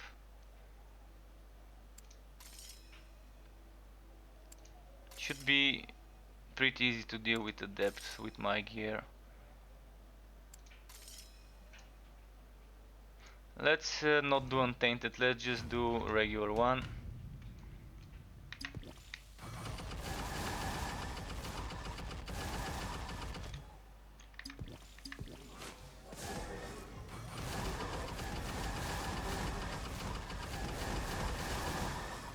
It's definitely not a build you would want to be using. And I'm using the wrong potion. Okay, let's rest. I wanna use willpower. Willpower is what I need.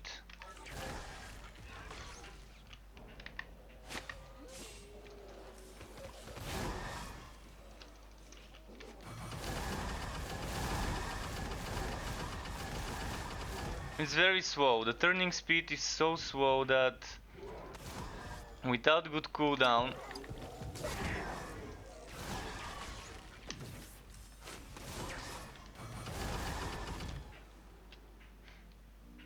but it's a machine gun. You wanted a machine gun, there we go. We have a machine gun.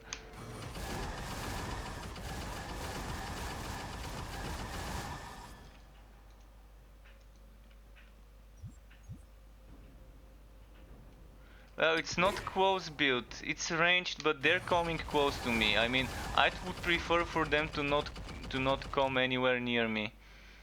But that's gonna be a bit different. And I'm definitely doing a ranged build. I only have one spell, and this spell I'm not using for close range. I'm using this spell to buff my damage. That's the only reason why I took this one.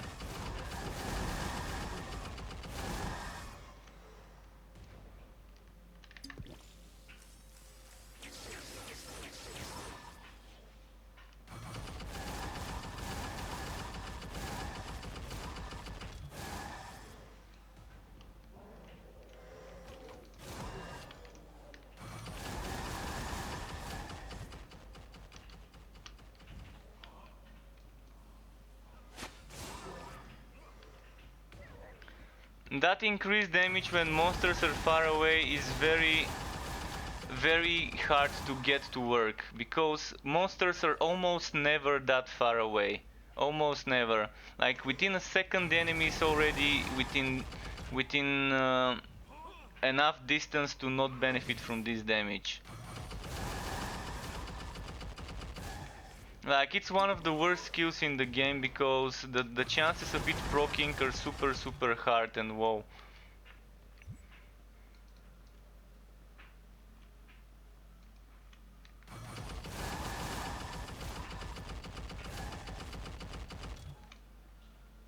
See, if there were dots on the map knowing where the enemies are, it would work.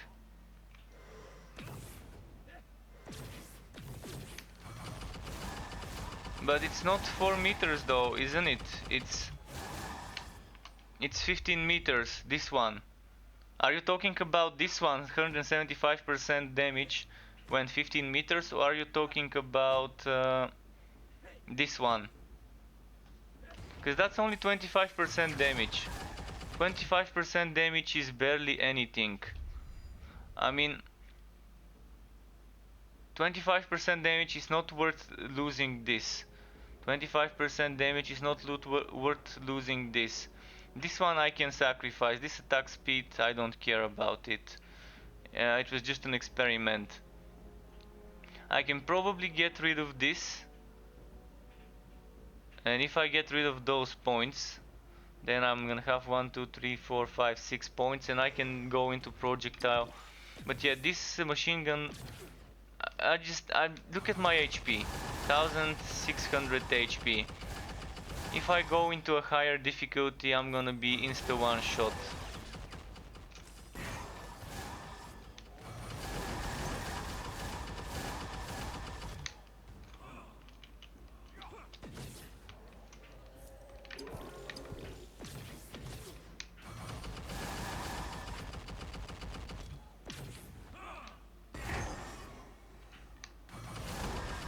This 25% damage, instead of going for a 25% damage, I'd rather get more projectile damage maybe. And more ferocity. What else could be good? Attack damage and ferocity and projectile damage would be better. This can give me 35% damage from 2 nodes. 35% damage from 2 nodes, or I can get 30% damage without relying on enemies being far away. So just think about it that way. If I get attack damage,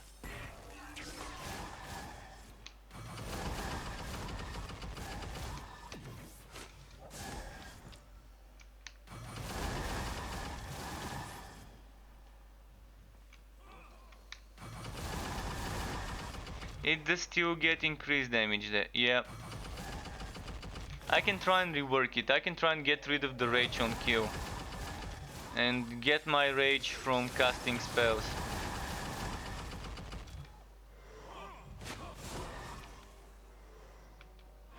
Yeah, there is a reason why none of Twitch plays mage on a higher level. Pure mage is pretty squishy. Pure mage is pretty squishy, and the damage is not as good as a turret build, for example, or as even spin to win. Spin to win can do good damage, but it's super easy to get melted by enemies as well. That's why I don't play it myself on higher difficulty. There is the Rage Mage. The Rage Mage is nice, then there's Ailment Mage, but Ailment Mage requires specific gear. And if all of Twitch is currently playing offline characters, they probably had good items on online, and then they lost the good items, and now they don't have the items needed for those builds. There's ailment builds that can do 10 damage over time ticks. 10,000 damage over time ticks. I know that there are such builds, but you really need specific items. So maybe just Twitch at the moment doesn't have those items. Kind of how I don't have certain items. I do want to have them, but I don't, and the game just doesn't want to give me one armor and one leg armor. So chest and leg that I want to try for certain builds. But yeah, let's finish this run and go ahead and respec.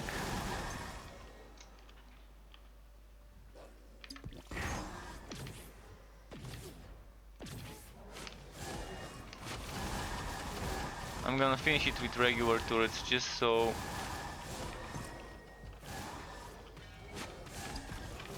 keep forgetting. See, I don't like using builds where I have to use my potions much, but I'm gonna have to.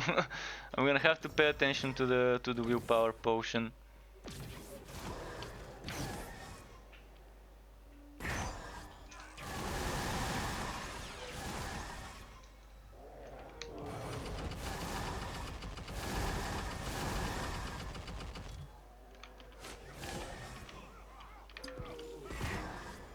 Right, let's finish. Almost there. Once I do this, I'm gonna respec and try and get some more damage for it. I think the attack speed is not doing that much for it. Maybe this has a fixed attack speed. Actually, let's do something. Let's try it. Oh, actually, yeah, it seems to be shooting faster, doesn't it? Much less damage, but it does shoot faster.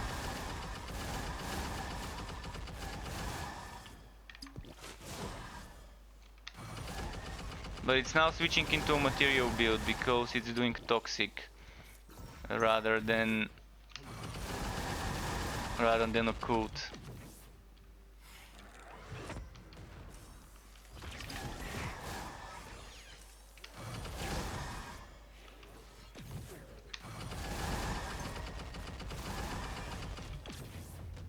But okay, let's try what you wanted. You wanted me to take certain skills, I'm gonna do it.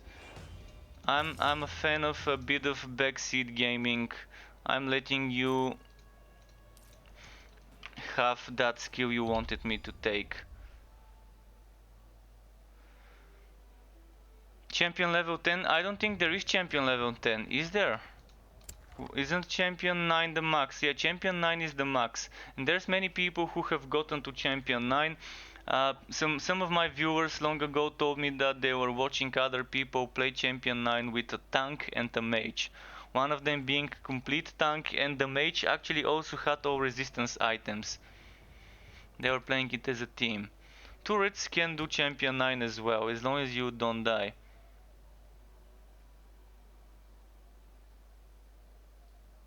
The 80% increased material damage is bad. Why? Because you are converting all the other damages, and you're converting only 30% of the other damages.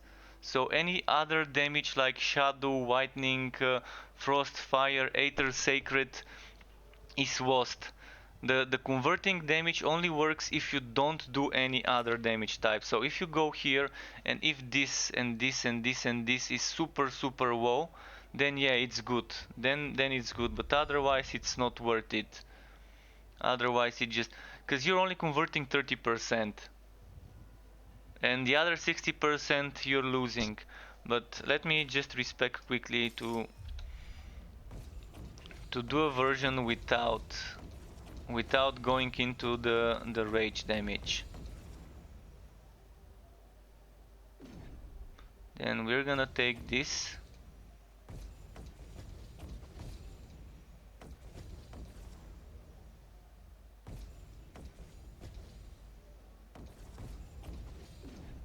And I can take this one. This one is also not bad.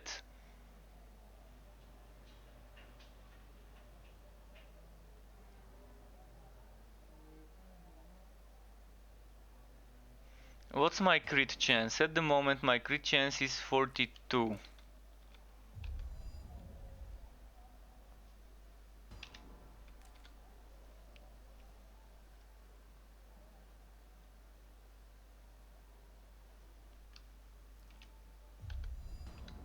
But by the way, look at something. Look at my damage in a moment, like, check this damage here. The shadow is more than the physical.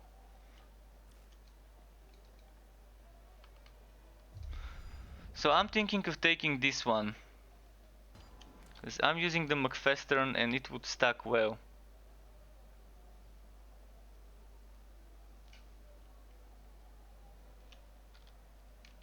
Which node? I'm taking this. I'm taking this one, and I'm taking this and this and this. It really is a necessary node.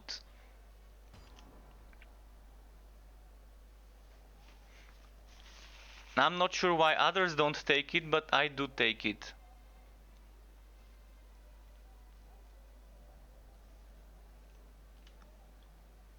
But yeah, if you take the 80% material damage, you're losing any other damage, and that's losing DPS. That's why it only works with weapons like this one. Look at this weapon. This weapon does physical and rend. It does not do elemental or cult, it only does material. So on this weapon, if I stack those gems that give me 10% material damage, I can actually do that. I can actually go for a material damage build and take that node.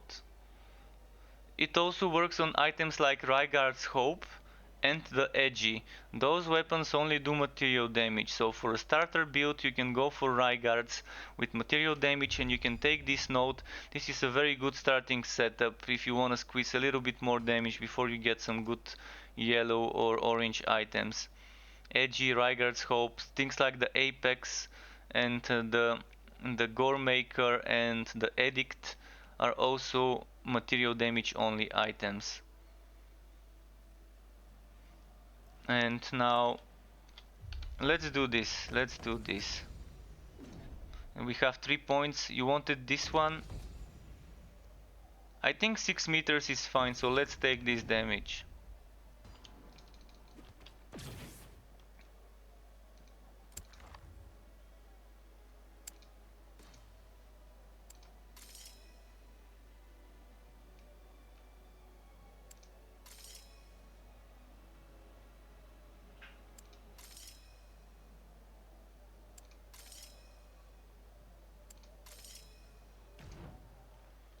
Let's see how we fare now.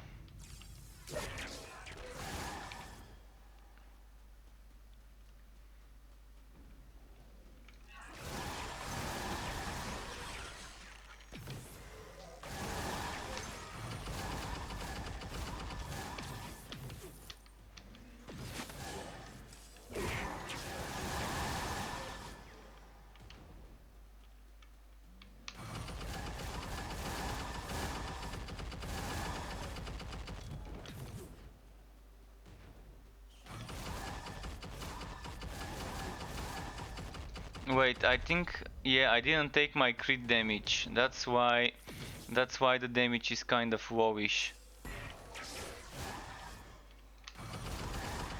The damage is much lower with this setup, by the way. You see, just by reworking those. Or maybe not. But I was doing up to 11,000 with the previous one, when my rage was maxed out.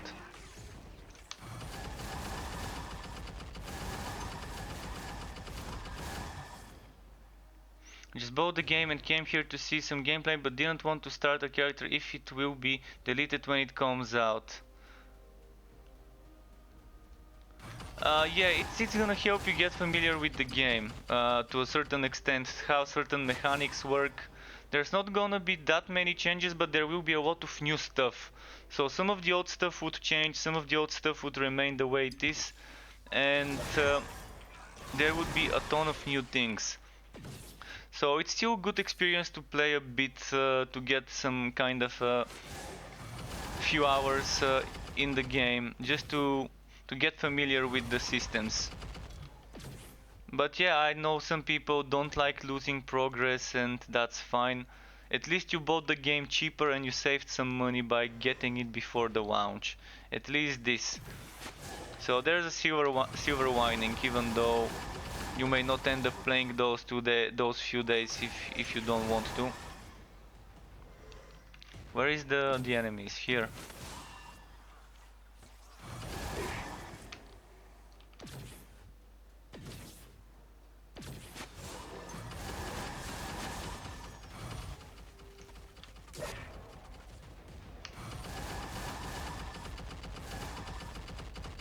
So yeah, that's the machine gun. I'm gonna finish this map, and if you want me to, I can play some more of the machine gun. If you want me to, I can play some other builds. I'm open to suggestions. I can even let you make your own build. Use my items, use my character, and you can tell me what build to make if you wanna experience the game as a backseat gamer. Open to suggestions. Otherwise, I'm probably gonna go to my other setup for farming, for speed farming.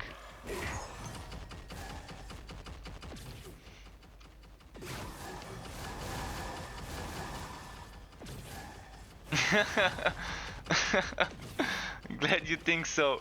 Fire mage, alright, I'm gonna try and make a fire mage. One thing I can tell you, it's a bit difficult with elemental builds to get a lot of damage. Shit, this turret, I can't get it to be a machine gun. It doesn't want to be a machine gun anymore. Shit, again. I'm trying to use it as a machine gun, it ends up placing a turret.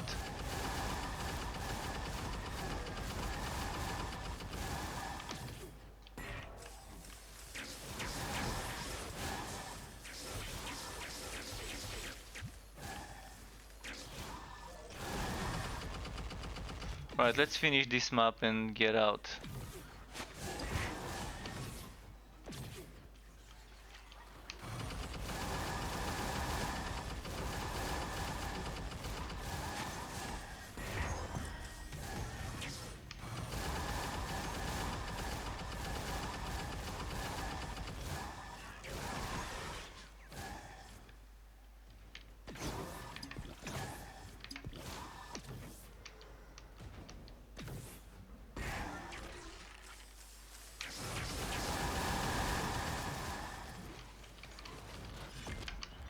Ah, shit.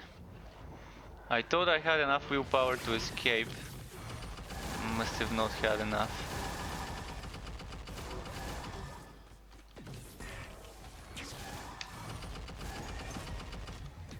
Alright, let's go back to the town now. So fire mage, fire mage. I know one thing I wanna try with the fire mage would be the fire mage with projectiles. I can try that for you. Fire projectile mage.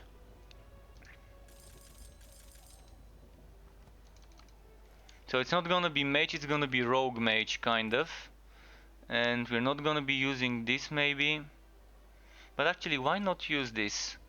It might be nice to use this, although that's a cool damage.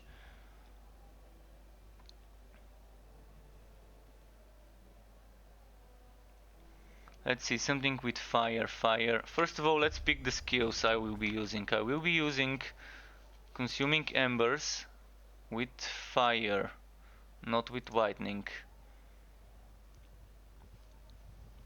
Mm.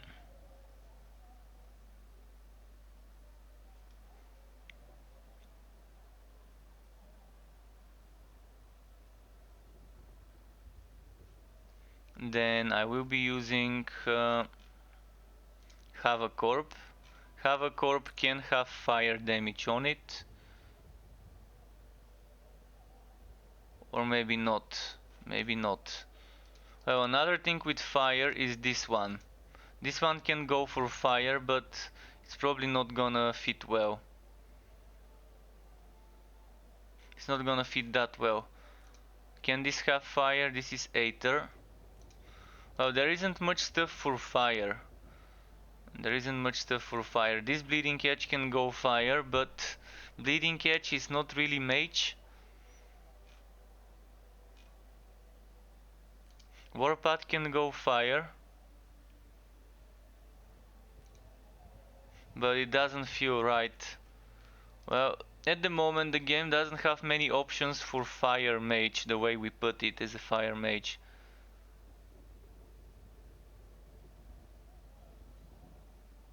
But yeah, it's nice to see numbers like that that are not like Diablo. Hi, I want to play a toxic build. What you think about? Komar about toxic builds? And Jinron wants a ranger build. Even Handeland wants a damage over time build. And okay, I'm gonna combine all of that into one. A damage over time, fire, mage, ranger build. Let's combine them. Let's combine them. Damage over time, fire, mage, mage, ranger build. So first we go like this.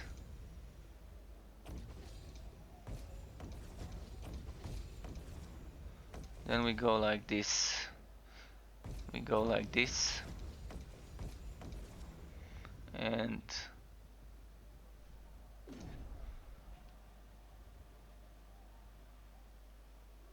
let's see now. I probably want that one there.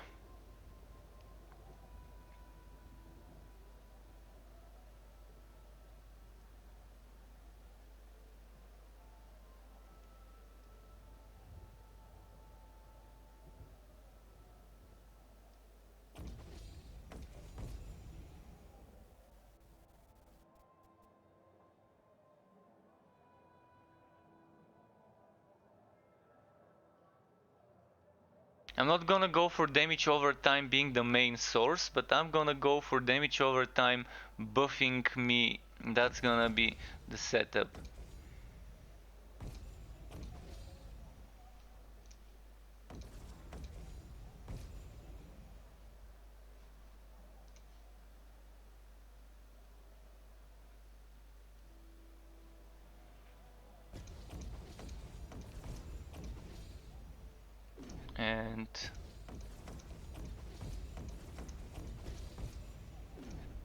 And we have one more left to spend. One more left to spend. I wish I had some 3 points to spare to get this one here, but I can't, so might as well.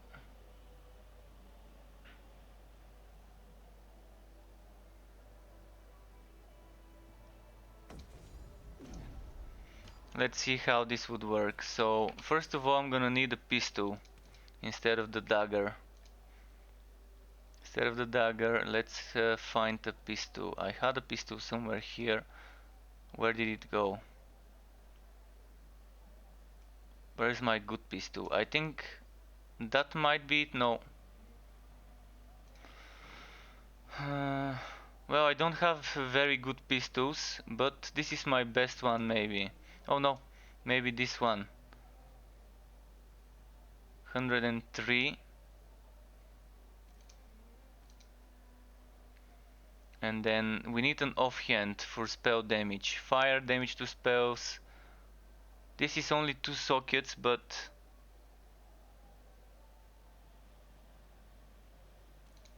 this one is fine. This one seems like a nice one.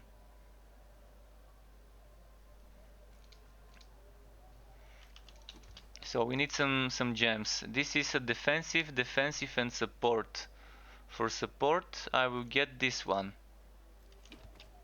For support.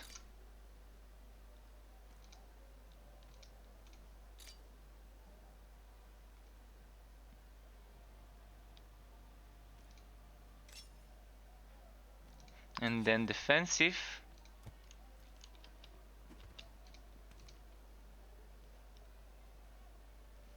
For defensive, what do we want to get? First of all, we want elemental damage, right? You said you want fire. So that means elemental damage.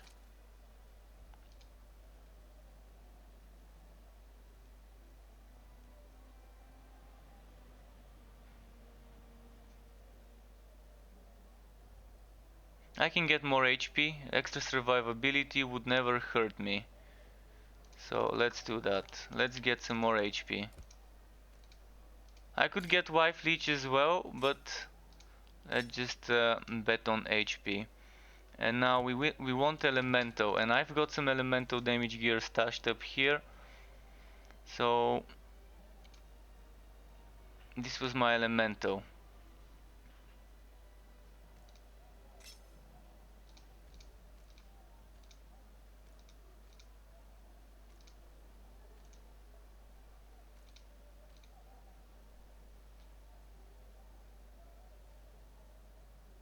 24, 21, 16, 24, 25, 21, and then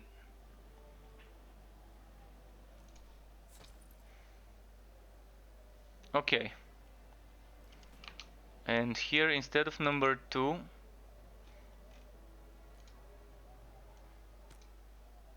this is fire.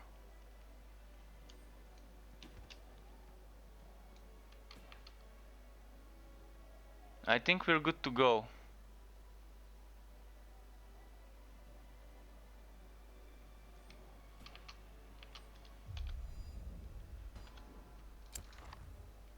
Let's do this.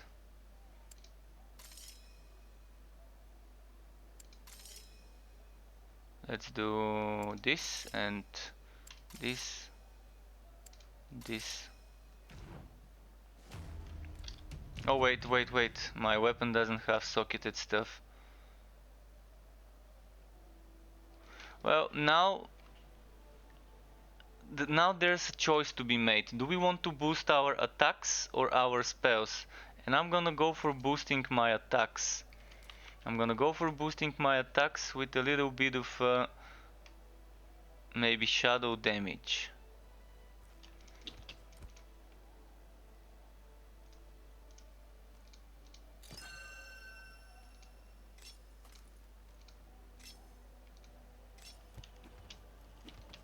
Because it's either shadow, sacred, or aether.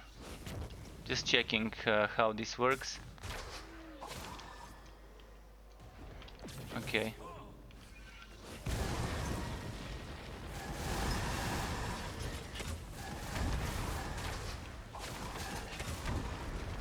Oh wait, I need to change my rings. Just a moment. So that's not the right rings to use. The rings to use probably would be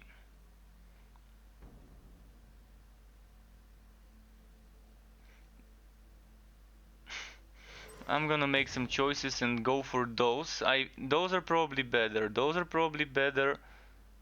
But first I wanna use this one, see how it works.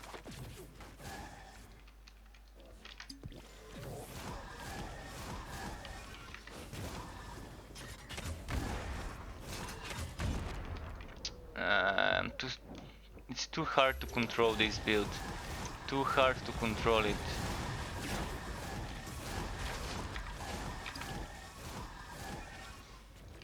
Look at this delay. I'm not a big fan of spells with delay like this one.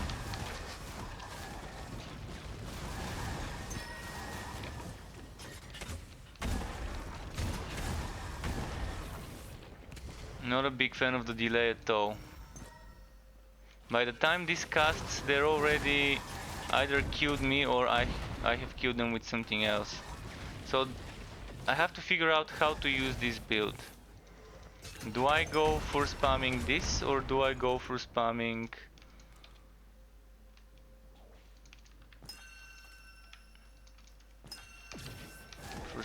this? I mean, I've made much better setups for this before, for something similar.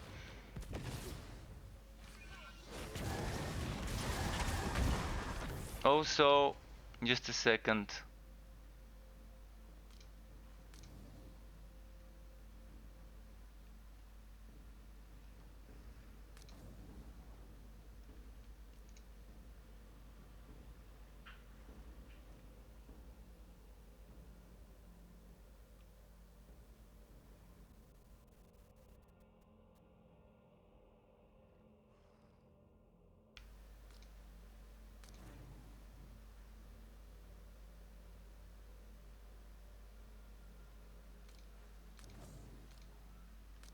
Okay, this might work, and here we want fire damage. As you said you wanted fire.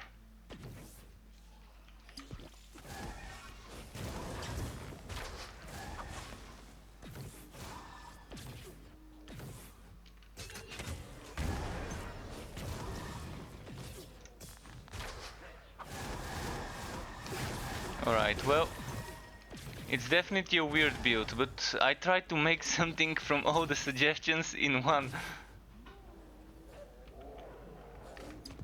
Yeah, the extra damage from having my rage up is definitely OP. It's one of the best things in the game at the moment for builds. Any builds, regardless whether you're a warrior, a mage, rogue, anything, just. And you can get up to 1850 rage, which is a what? This gets you close to 400 extra damage from just that modifier.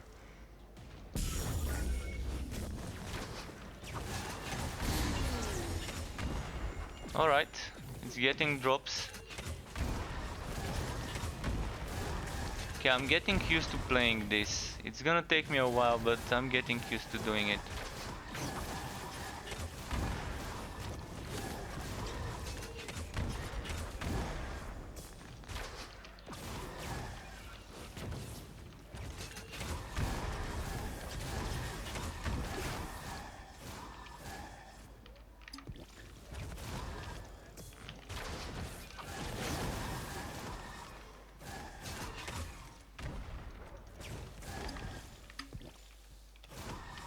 I'm still trying to use the wrong skills. Just now I was trying to use my attack when I needed to use the spell.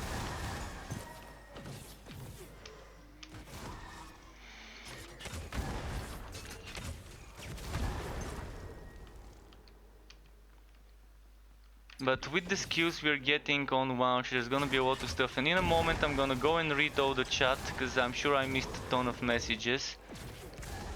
So I'm just gonna quickly make sure there's no one who can kill me, and I'm gonna check all the messages I've missed. So let me just scroll up. Scrolling up. Komar, I'm gonna go back for the toxic in a moment. If you're still there, Komar, I'm gonna go back to the toxic afterwards because I can't do all of it at once, but I haven't forgotten about this. And my favorite ARPG of all time. That's a tough choice, but my top ones would be Diablo 2 and Sacred 2 and Dungeon Siege 2 and I'm not sure if it qualifies as ARPG, but Darkstone. Darkstone as well.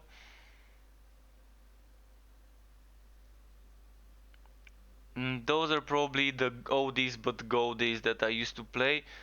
I mean, at the moment, Path of Exile has the most things I like, but at the same time, the most things I dislike in a game, in an ARPG. So Path of Exile is at the top and at the bottom at the same time on my list.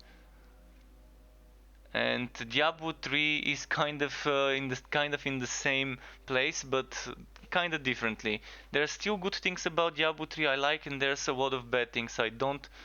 So similar to Path of Exile. But my top ones: Diablo 2, Sacred 2, and Dungeon Siege 2, and Darkstone. Full dot damage build I've tried before. I couldn't get it to be much stronger because I didn't have good gear. I could get my dots to do around 3-4,000, but people can get full damage dot to do 10,000 per tick. So it is achievable. It is achievable, but it requires you to have very good APM. I'm not the best at APM. When it comes to gaming, my APM is bad. When it comes to real life, maybe I do have slightly better APM for certain tasks, but definitely not the best to be playing some of those damage over time builds that require you to keep juggling the stacks of different Immortal Offering. By the way, when you're playing Immortal Offering, you're better off not sticking to one damage, but actually doing different damage types. If you're doing different damage types, this one would give you 25% damage for each specific element or occult status or anything like that. So if you keep getting, for example, Sacred, Shadow, and Aether, that's gonna give you 25% of each, but you have to keep killing enemies that are affected by this. Like now, I just did some stasis, and see, I got 2 stacks, but since I'm not going for full ailment, it's a bit harder to get those stacks there.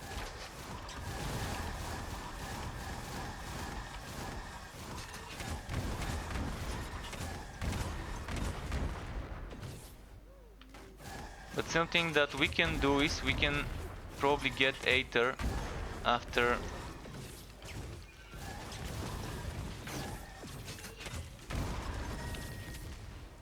But yeah, this didn't turn out so good, as you can see, because I spread it too much. I didn't focus on this one, and I didn't focus on... Actually, I didn't take residual energy, and I unequipped my residual energy thingy here. Let's equip this just to check what we can do with this equipped. I think it's gonna be stronger with this one. Even though it's a cool damage, it's gonna allow me to do...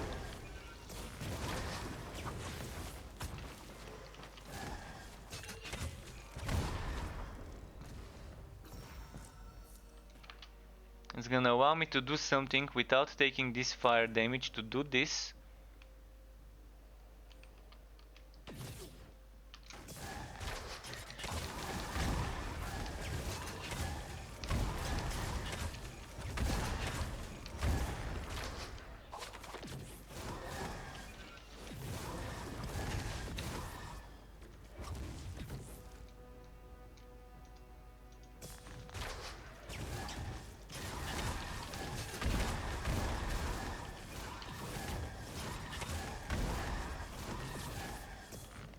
No, no, no.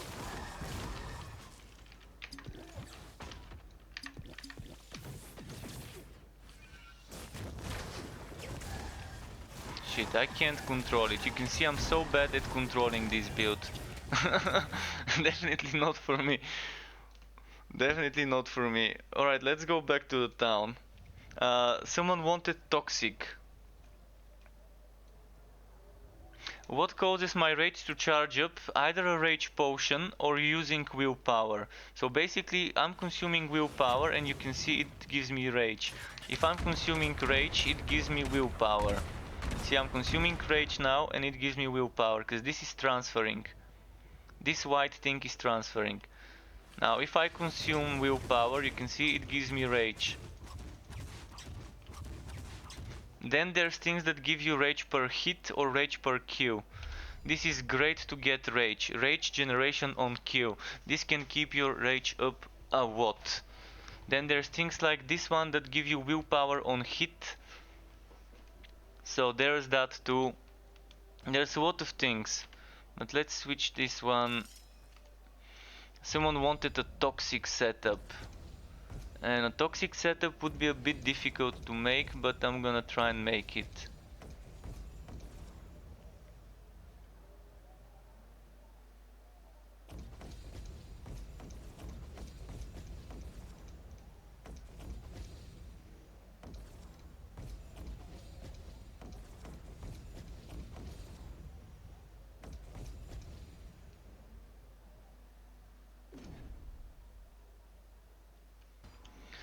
Toxic setup. Let me quickly remove all the elemental gear because it's just not for now.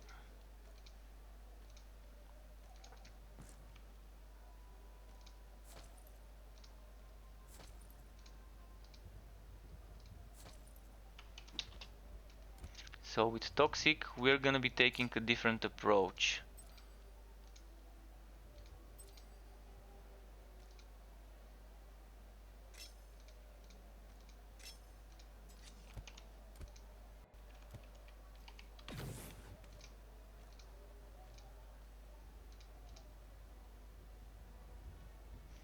I probably don't have the most min-max setup, but it would be fun to see how it's gonna turn out.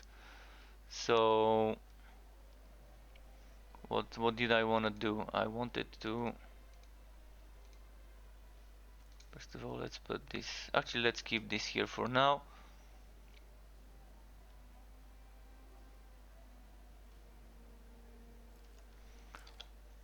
I'm stacking occult, so I'm gonna switch to material damage. Just give me a moment. Material here and material here and material here. So this is material damage. And then what we do, normally you can go for this one, physical converted to toxic. But I really wanted to get this. I really wanted to get this because I'm gonna do a hybrid again. I'm gonna do a hybrid with toxic annihilation. Toxic annihilation here. Come on, here. And then what we want is a projectile called phantom blades here. And phantom blades can go toxic.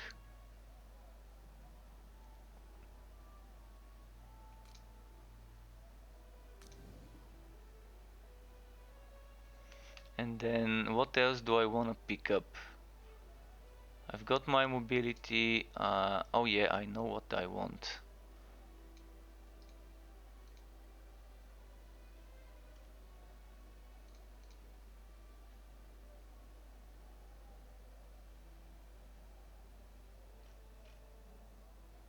Maybe this one would work well, and this can also go toxic, and I can show you the skill, but it's really not best, not so good. It's not such a good skill, but I can show it to you.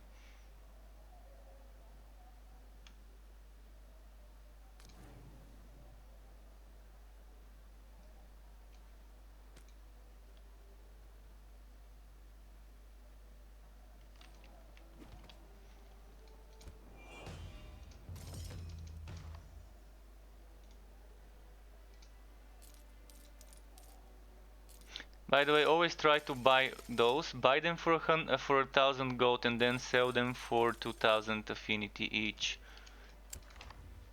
You can do that every few minutes. Okay, let's do this. this here and then okay.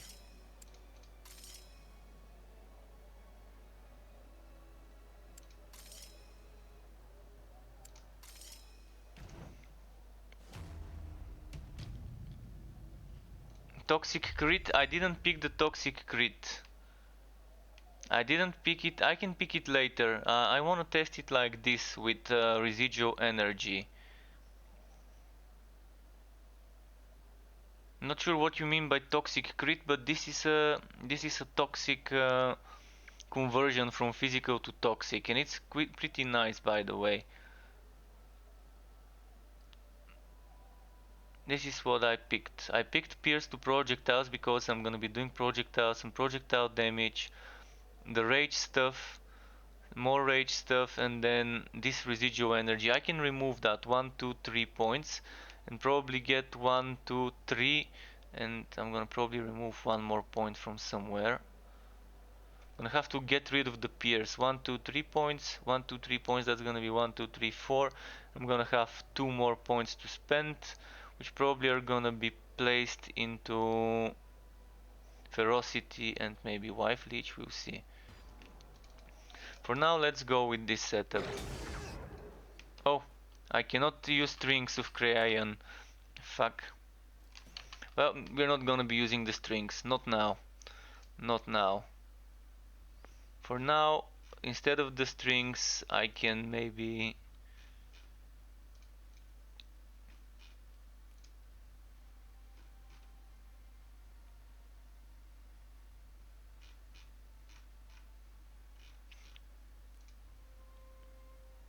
This would give me damage buff, but it's gonna be shadow.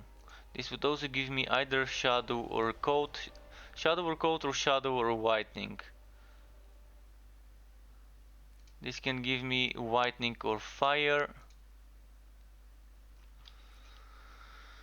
What about an attack? We can use an attack maybe.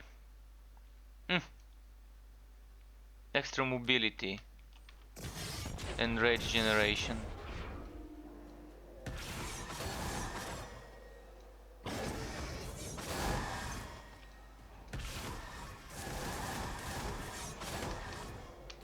Ah.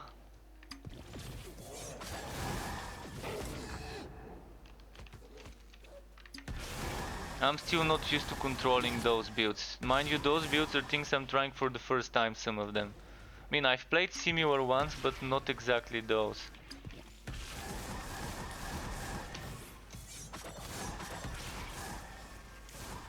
And since it's hybrid, it's neither going full mage, it's neither going full ranged.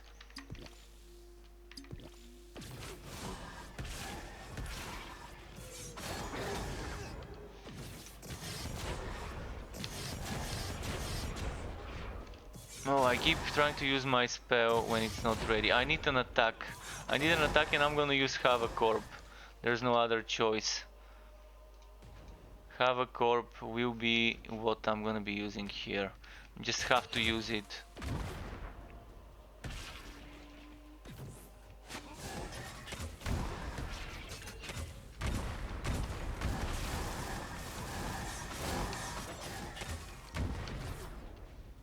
But at the moment, with Toxic and spells, it's a bit difficult, because with Toxic and spells, you cannot get toxic damage to spells, but you can get toxic damage to attacks. And there's a lot of things that would give you a lot of toxic damage to attacks. But not a single thing to give you toxic damage to spells. Even material damage to spells is not achieved easy unless you get things that give you in general material damage. This is probably not the best one to use. I just wanted to check how it works. I don't have a great one for toxic. I really whack certain things. Maybe going pistol and dagger would have been better, but then I wouldn't have been able to cast annihilation. I needed some sort of offhand. And this offhand, why I like using it, as I said, it doesn't have transfer time reduction.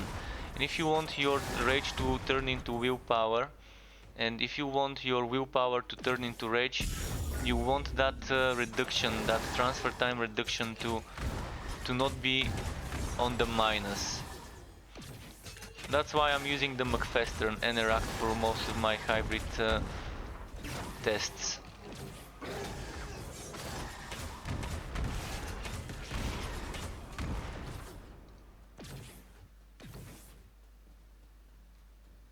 Look at that, and that's what I'm talking about. Oh, wait.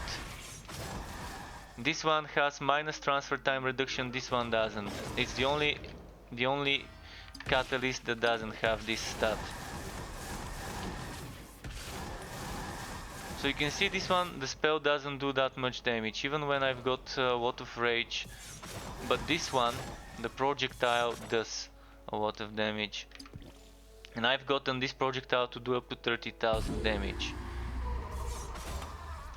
Next off, I'm gonna try what you wanted me to try, this extra converted toxic, physical converted to toxic.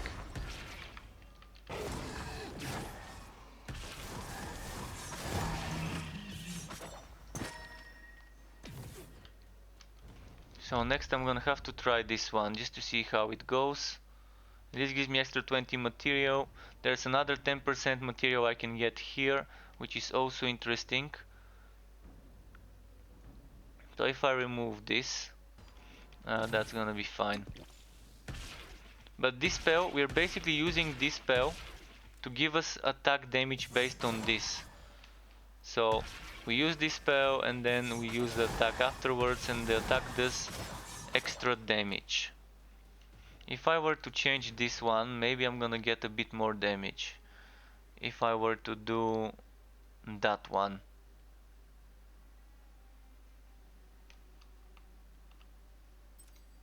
Because this one is 14%, this one is 18%, and this one is 30%. So we get over 60% extra damage, together with some extra bonuses on this ring, such as material damage, fire damage to attacks, all attributes, even extra damage to spells.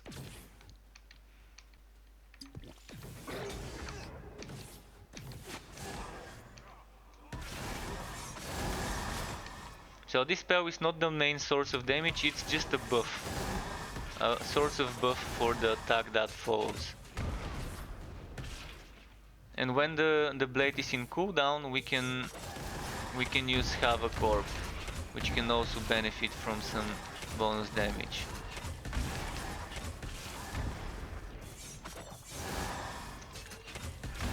So yeah, I've experimented with a lot of stuff today. I'm loving this part of you guys requesting stuff.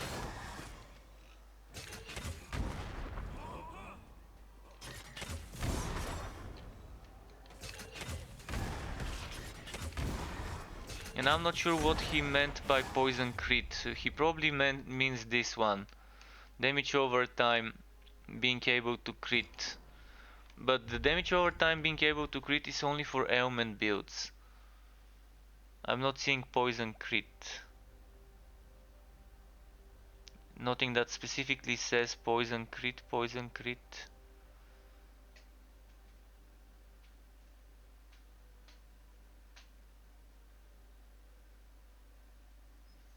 He probably meant this one. Ailments being able to crit, but I'm not doing an ailment build.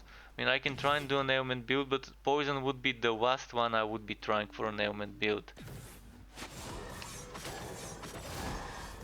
People saying bleeding is better than poison for ailment builds if you want to do a material ailment build.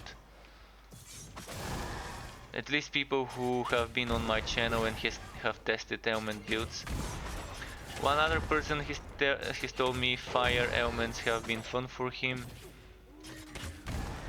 But the real ailment build is not focusing on one element, but rather stacking a lot of different types of ailments to get a lot of different types of buffs. And then that's where the real damage comes from, Immortal Offering. But that's super hard to play. You kind of need to stack at least 4 or 5 buffs there.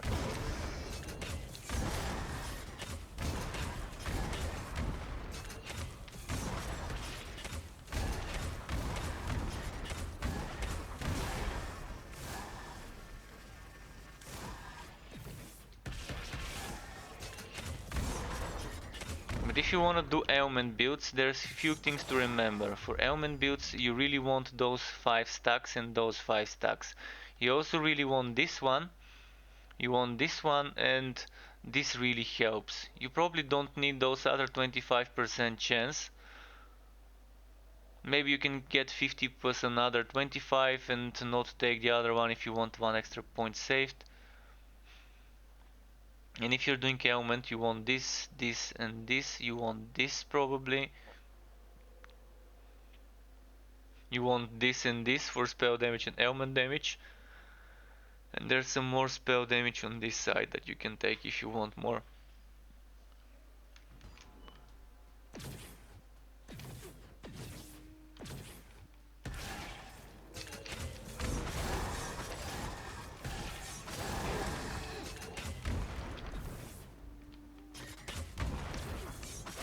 Attack hits can apply ailments, and they do. You can actually see it now. I'm gonna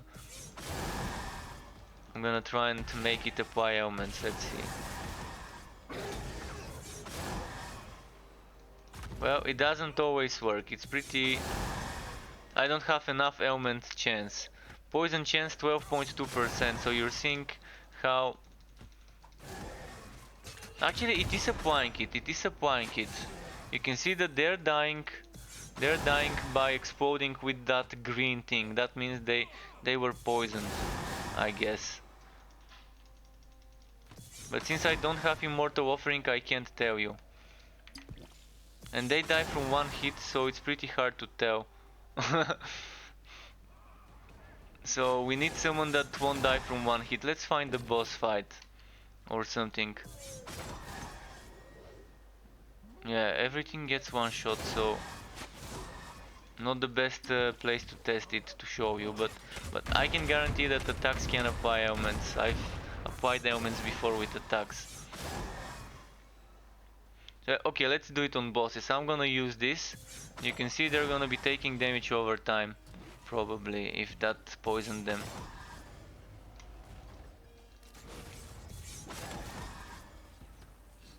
I can make it easier. Just let me change something here.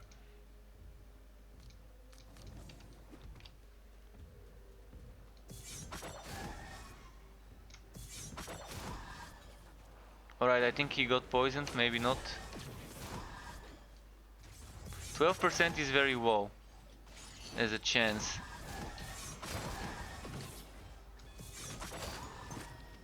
Well, he died before I can apply the poison. But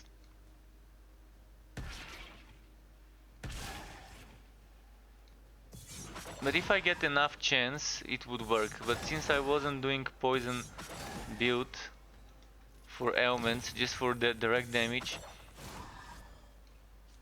I can do the ailment build next. I can try and do an ailment setup. So let's respec.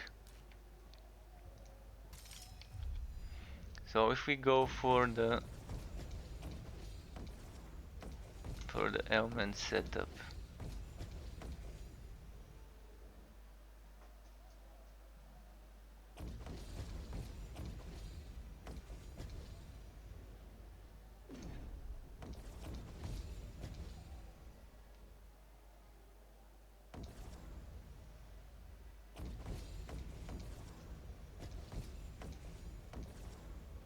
Damn, I'm not having my rage like this.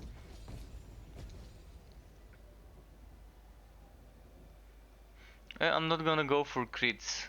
I think I'm not gonna go for crits, maybe.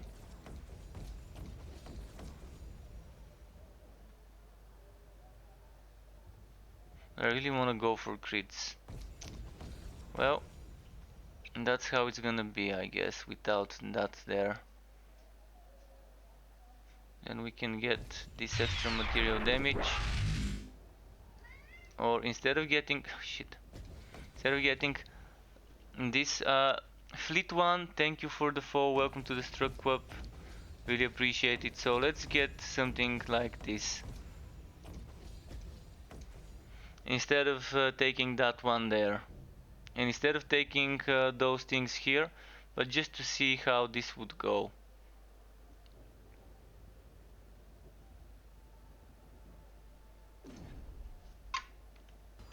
And for that you need ailment gear. You need ailment gear, and uh, this is an option. It's not gonna be as strong as this one, mind you, my damage would suffer. But poison stuff,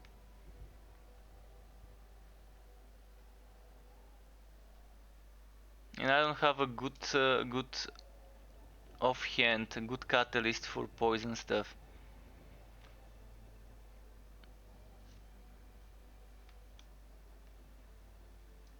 I could go for 2 daggers, but then I'm not gonna be able to use annihilation. And instead of Aether Jump, I could use Warpath.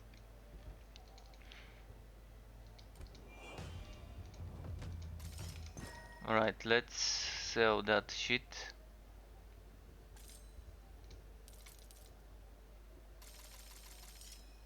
Buy this, sell this. But yeah, if you're doing an ailment build, there's items that give you extra bonuses to ailments. I'm not sure I have one to show you. There's items that give you extra ailment stacks up white and things like that, and you really want those if you're doing an ailment build. This one, +2 extra ailment stacks up white. This is nice. Then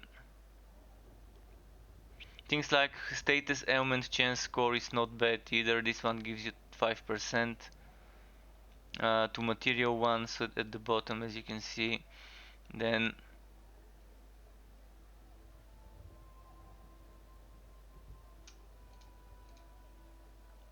you have this helmet, but it's not worth losing the rage based damage for this helmet.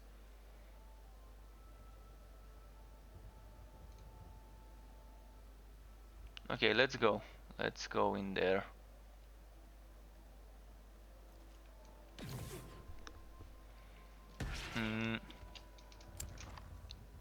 Let's do this just to show you how maybe this could work.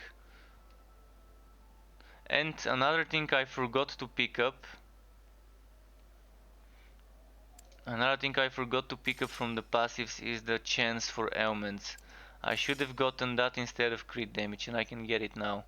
Just a moment.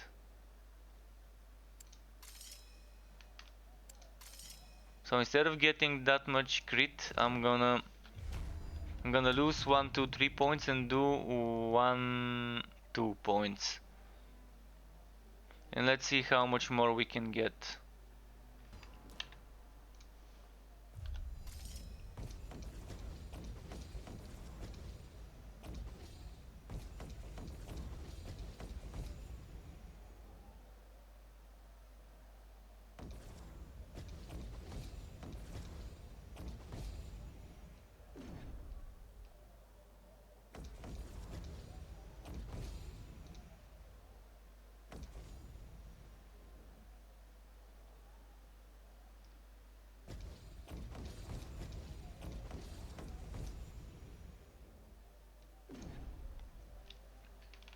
I guess that's it.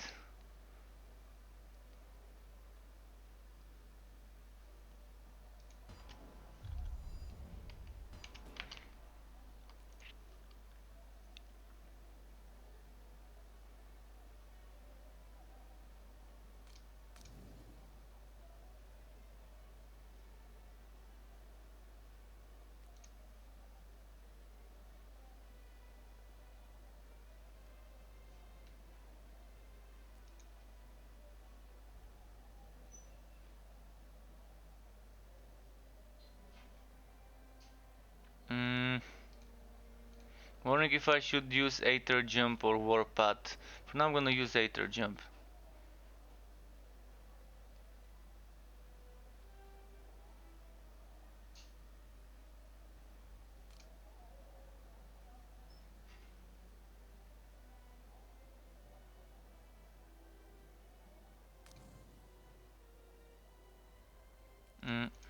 Okay.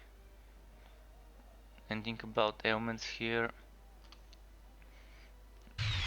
And that's gonna be Franken Frankenstein, welcome to the Struck Club. Thank you for the follow. I really appreciate it.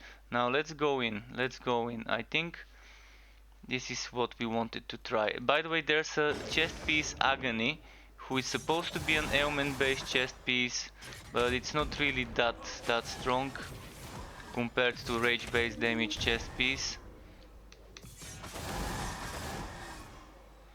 So let's see the ticks. Let's see the ticks. So we're seeing WoW ticks, 2000 ticks or something like that, but my damage over time cannot crit. So what I did, I probably shouldn't have gone for this crit damage. Shouldn't have even taken this crit damage, since I didn't take that one. And not taking this one kind of makes all of this not really that good. But let me quickly check something here, my ailment stacks. Where did it go? Status ailment 20 stacks, so this is not so bad. It's not so bad, but it can be better.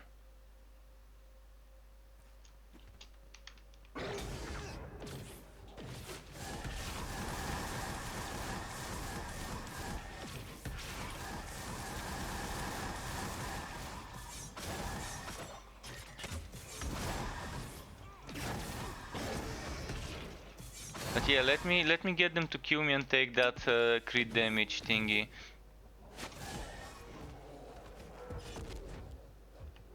I'm gonna respec quickly. Quickly gonna respec.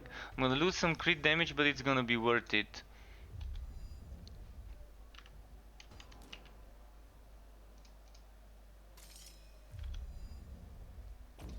So I can probably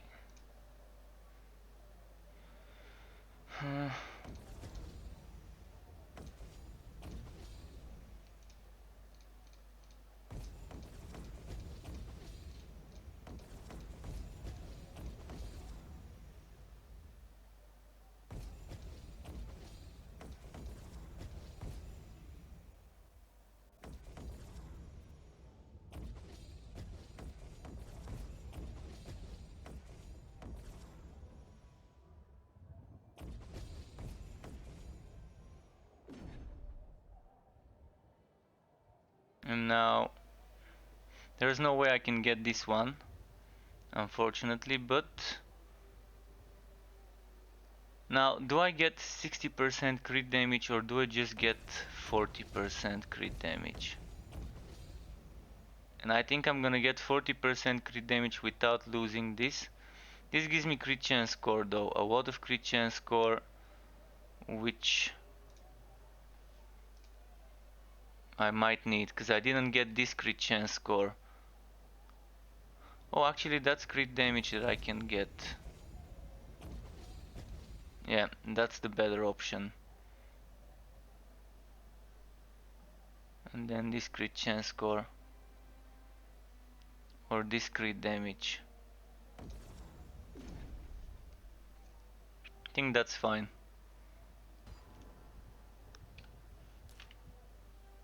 Low crit chance score, very low crit chance score. We're not gonna be critting with this. But I'm gonna test it. I wanna see how much we can crit with this.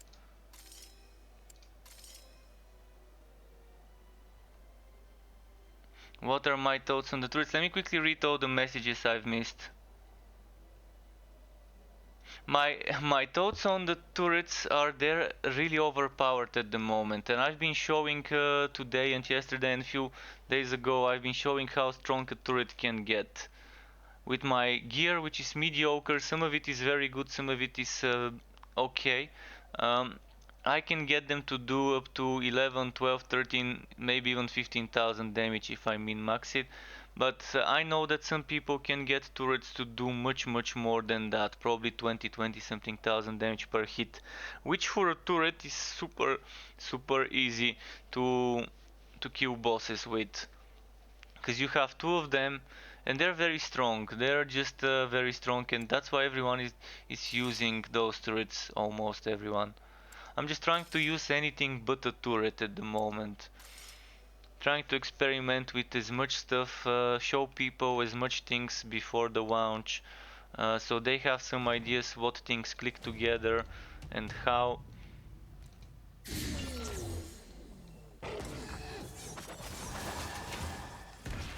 So this is supposed to do ailment damage, and let's see how much we can get it to do.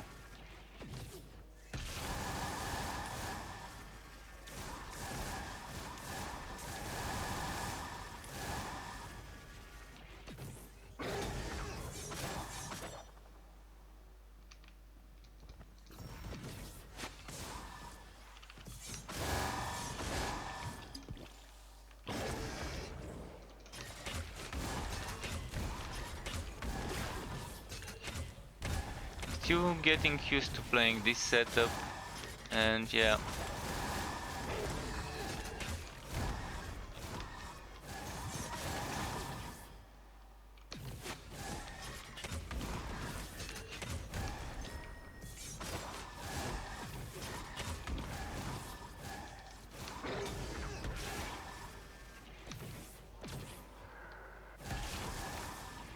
2000 something ailment hits, not too shabby but not the best. I mean, some people have gotten, as I said, ailment builds with occult and occult and elemental. They have managed to get an ailment build to do 10,000, and that's by increasing the ailment stacks with items. I don't even have ailment gear.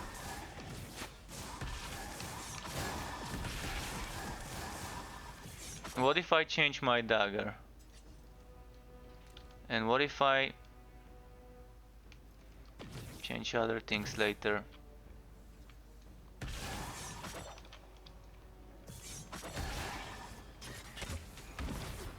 Yeah, turrets definitely make things easy mode. If you're a new player, that's an easy way to get some gear quickly. Spin to win, if you wanna see spin to win, Bladestorm setup I can show you later. It's another way of speed farming certain things. I think key things to do as a new player, if you want, before the launch, to spend some time farming some good gear that can reward you with a lot of damage, would be to go and get rage-based damage items. That's 2 things you can get: helmet and a chest piece with up to 9% damage per 100 unspent rage points. This would give you huge damage boost, and if you take this note and then those 2 and this one, that gives you 1650 rage. Then you can get rings like this one, up to 100% maximum willpower and rage, and that would give you even more rage.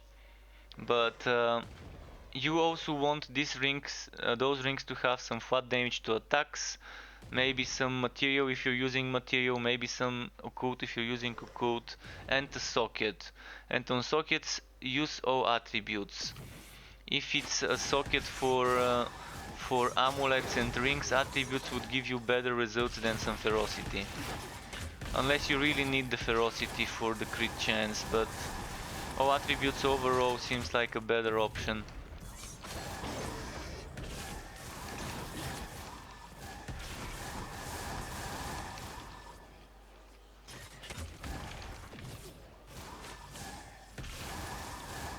But once you get that rage base damage going on, builds start popping off and doing a lot of damage.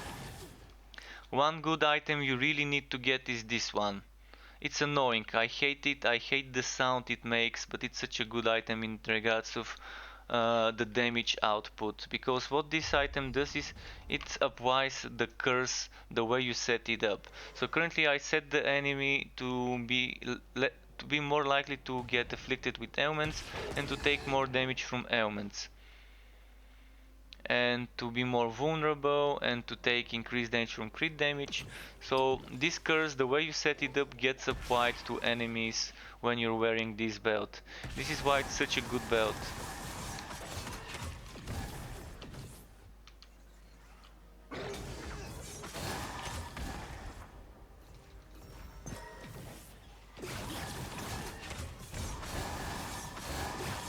But turrets make things easy. It's pretty nice without even min-maxing the setup on a turret build you can reach champion 9 with enough care bearing. If you played like a care bear on bosses, like popping the turret and trying to dodge, teleport away, not get hit. I'm not a big fan of games that make me not get hit. I like being a little bit tanky, even if I sacrifice some damage. So hopefully on launch they would have balanced things. Knowing that we won't need that much ferocity on launch, we can spend some points into toughness. We're gonna have more attributes. And after 50, 55, maybe 60% crit chance, you're better off spending the rest of the points into either toughness or willpower or agility, depending what your setup would need.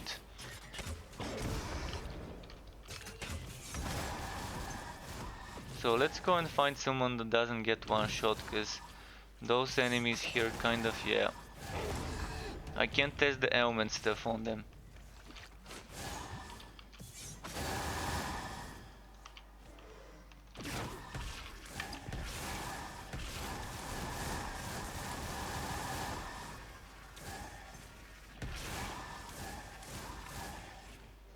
Yeah, it's hard to test the ailment stuff, but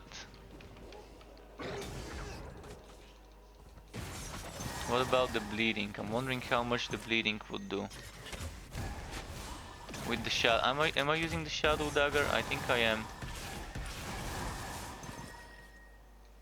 Right, let's go for the boss.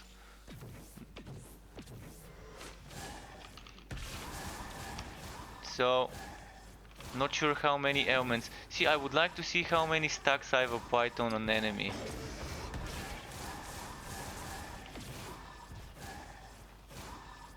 $820, that's barely anything. That's barely anything.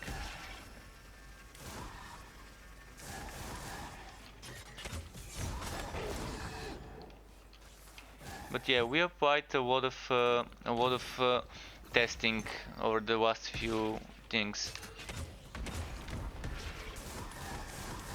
So any other setups, open to suggestions, open to some backseat gaming. Pick some skills, make me use certain build. We did try the fire stuff, we did try some toxic stuff. This one goes back there. This one I don't need.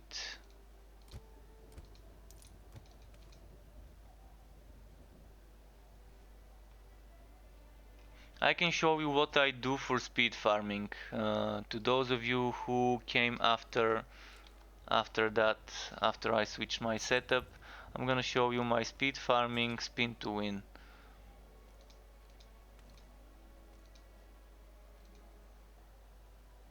So I'm using movement speed instead of damage. So I'm sacrificing damage for the price of movement speed. That means, where did my ring go? First of all, I want to do, no, I want to do this.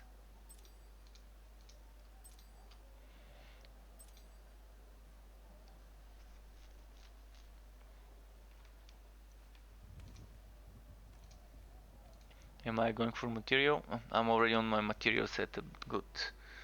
So you can see this is 5% movement speed, 5% movement speed, 5% movement speed. Another 15, 9 here, 7 here. And now from the skills we do take a lot of movement speed as well. 5% movement speed here, 5% here, 5% here,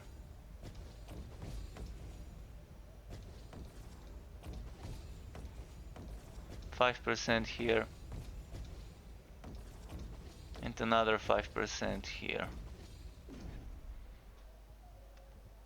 And my movement speed 10.2 meters if I'm not mistaken right now. 10.2 meters per second. This is for optimizing speed, not damage. So this is for when you have enough items to deal some damage and you don't need that much of it. There's one downside, it's super hard to control Warpath with that much speed. Just look at the skill. Wait, wrong potion, wrong potion. Just a second. So, it's pretty hard to control it when it's this fast, but you get used to it.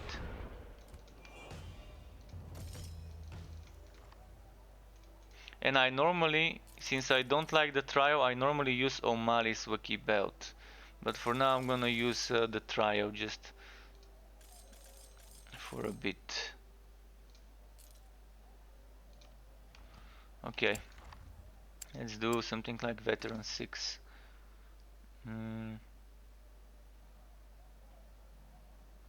Fire? I don't think I do fire. Let's give them fire resistance. This one and this one, this one.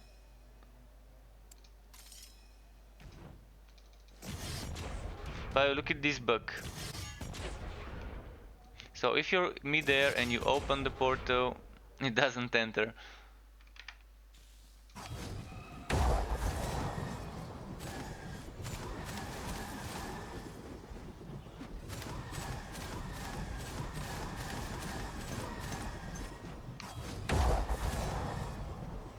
So this is my speed farming.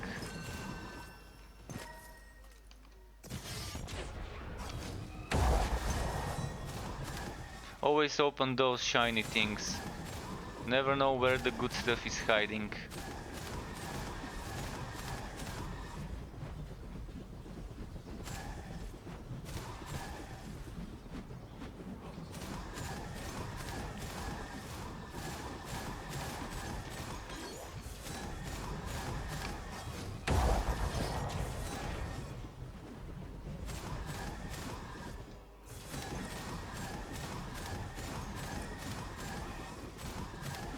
But this sound that the belt makes, probably very annoying to you as well as it is for me. I'm really hoping the developers make a way to either disable this sound or maybe change it.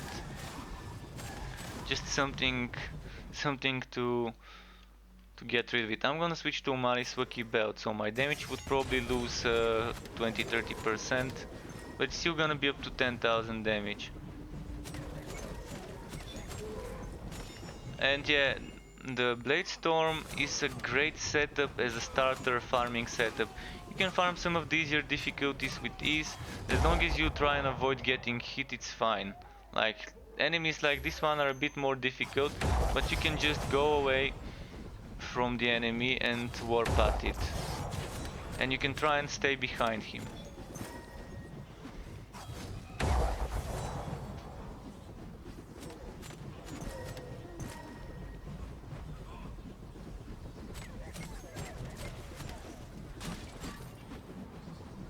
I mean, on my damage build with Blade Storm I do up to 18-19,000 damage per hit. On this one I do up to 10. And you can just keep the flow going.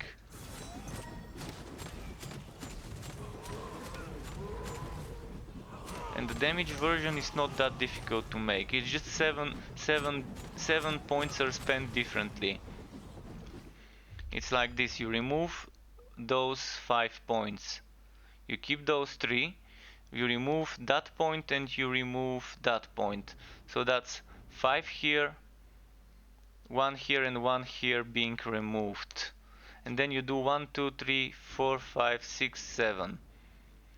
So you're getting damage, you're getting crit chance, and you're getting more damage.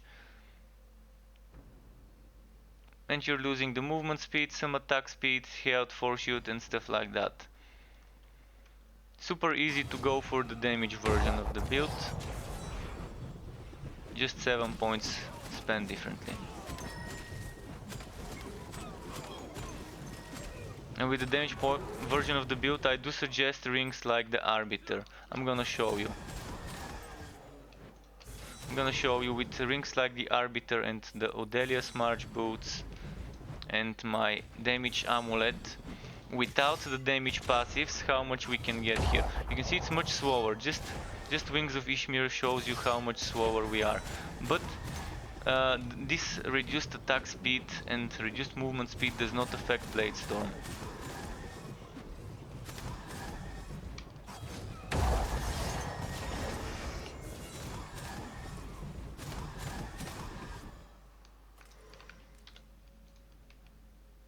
$47, mine was 49, okay.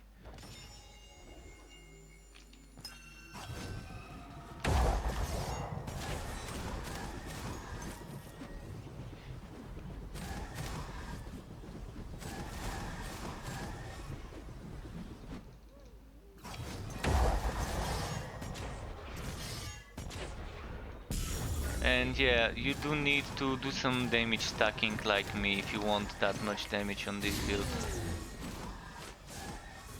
And Arbiter rings are... this is the budget ring. This ring drops a watt. This ring drops a watt. This is a budget ring, but it's such a good version of a ring for this build.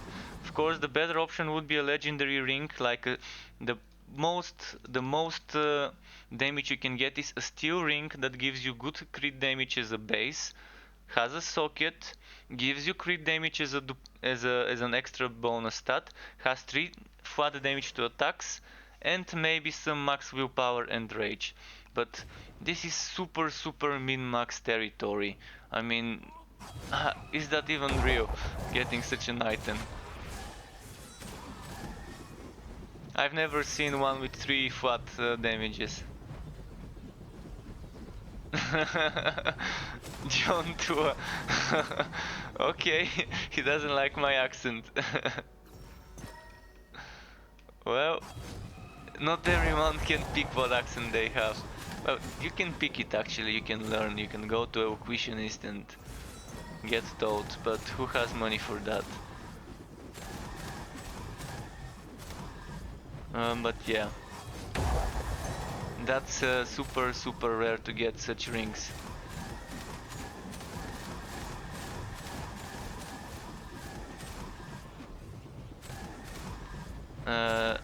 What else I can tell you again? I forgot what I was speaking about. I was speaking about stacking damage. So I'm stacking material because my hammer gives me a lot of physical and rent, and physical and rent are material. So if you have something that gives you Sacred, Shadow and Aether, or Fire, Frost and Lightning, you would either go for Occult or Elemental damage on those items here. Ideally you would have 2 of those. Min-max territory you want 2 of those.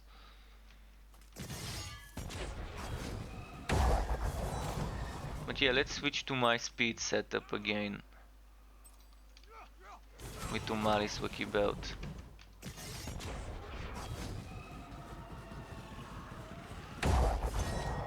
Wow, okay. Okay. One shot.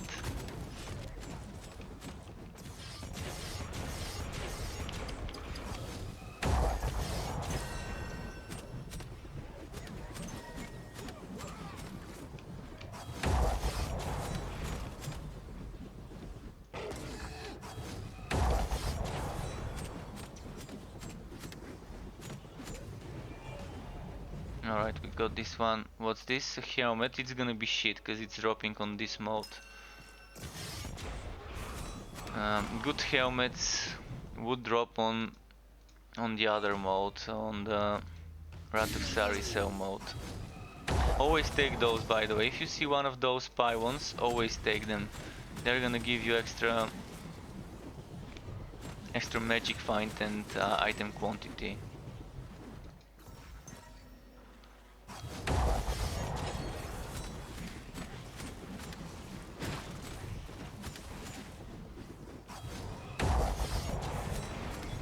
No. Gotta stay away from that poison.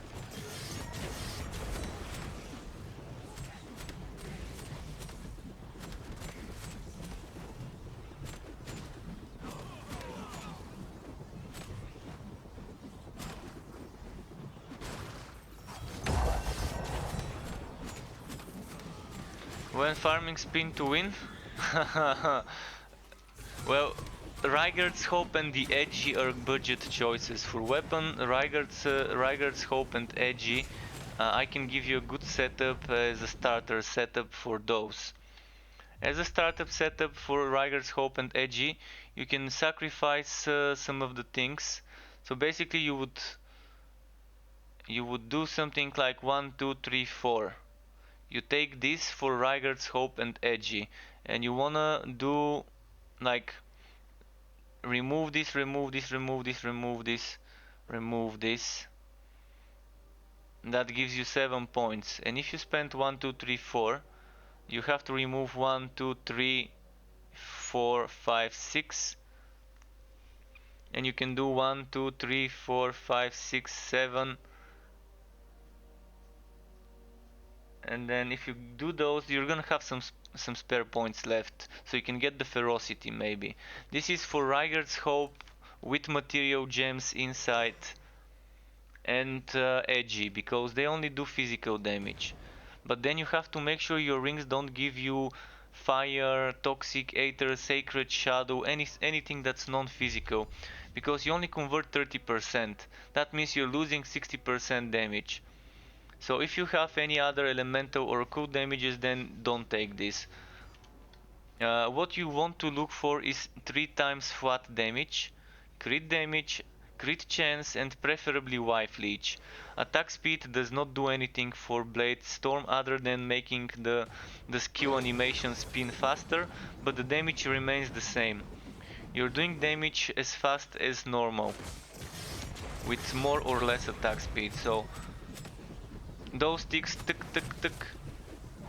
Those things, you can hear that this remains the same regardless whether you have a lot or a little attack speed. So my guess would be something like this one. 3 times SWAT, crit damage, wife leech, and crit chance. This is great. And ideally you want to be stacking, look at this one. This one is stacking rent and toxic. This is good. This one is stacking rent and physical. This is good because with this you can stack some material damage with Udelia.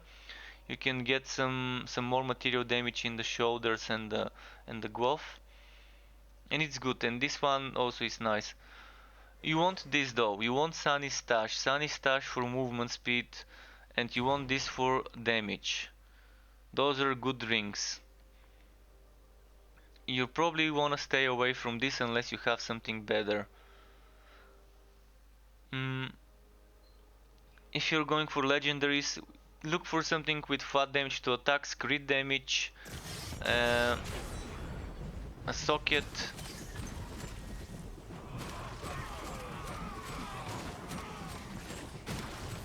and for amulets, I used to use this yellow one because it was my physical and toxic damage and all attributes, but then I found this one and I socketed it and it's better. Even though it only gives me 1 time flat damage, it seems to give me better results because of the 20 all attributes. As I said, Steel Ring is the best base. What else could be good? I mean, this ring is fine if you don't have anything better, but I'd stay away from it. I'd stay away from this ring. And the trio, you always want a trio if you want damage, regardless of the build. It's just that good of a belt.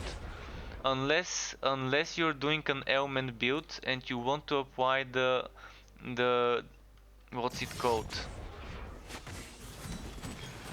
If you want to apply Mark of Impurity yourself, you can get rid of the trio belt and get min-maxed super damage belt with a lot of flat damage, with a lot of ailment stacks applied and things like that.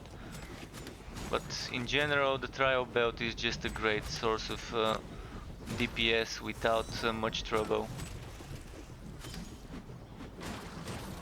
And the main thing that you need to find first probably would be a helmet and chest piece with rage based damage. Once you find those 2 pieces, that's between 5 and 9% per piece.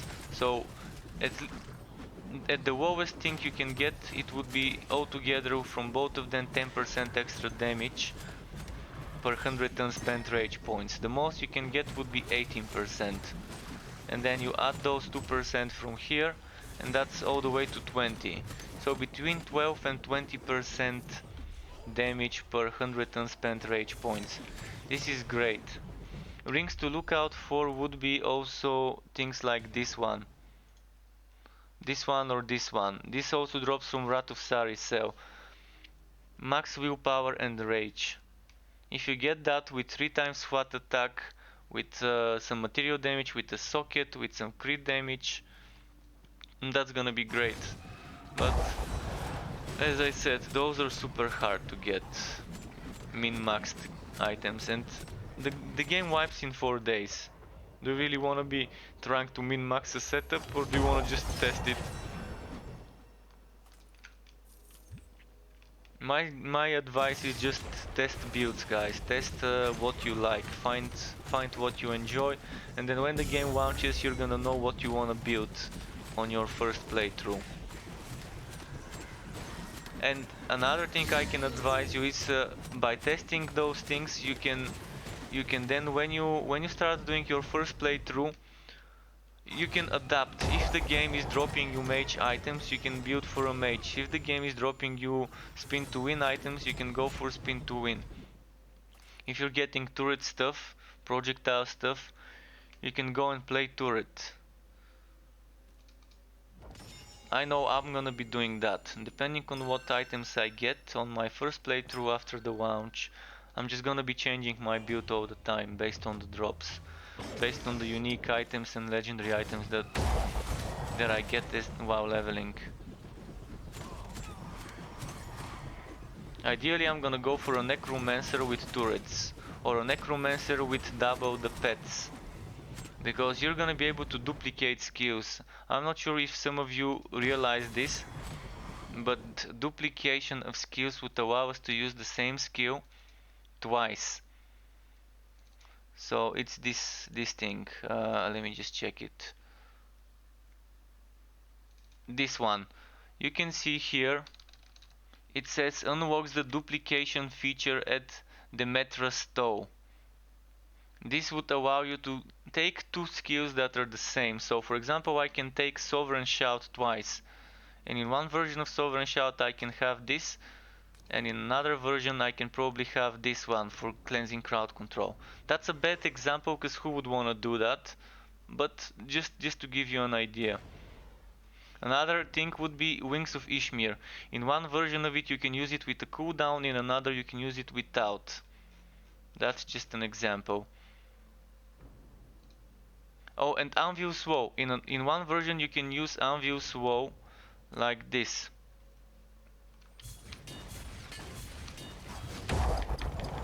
Let's show you this one, by the way.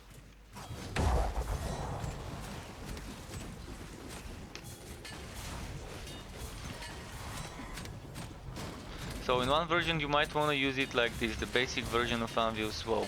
Hammer, hammer, hammer. But in another version you might want to use the charged.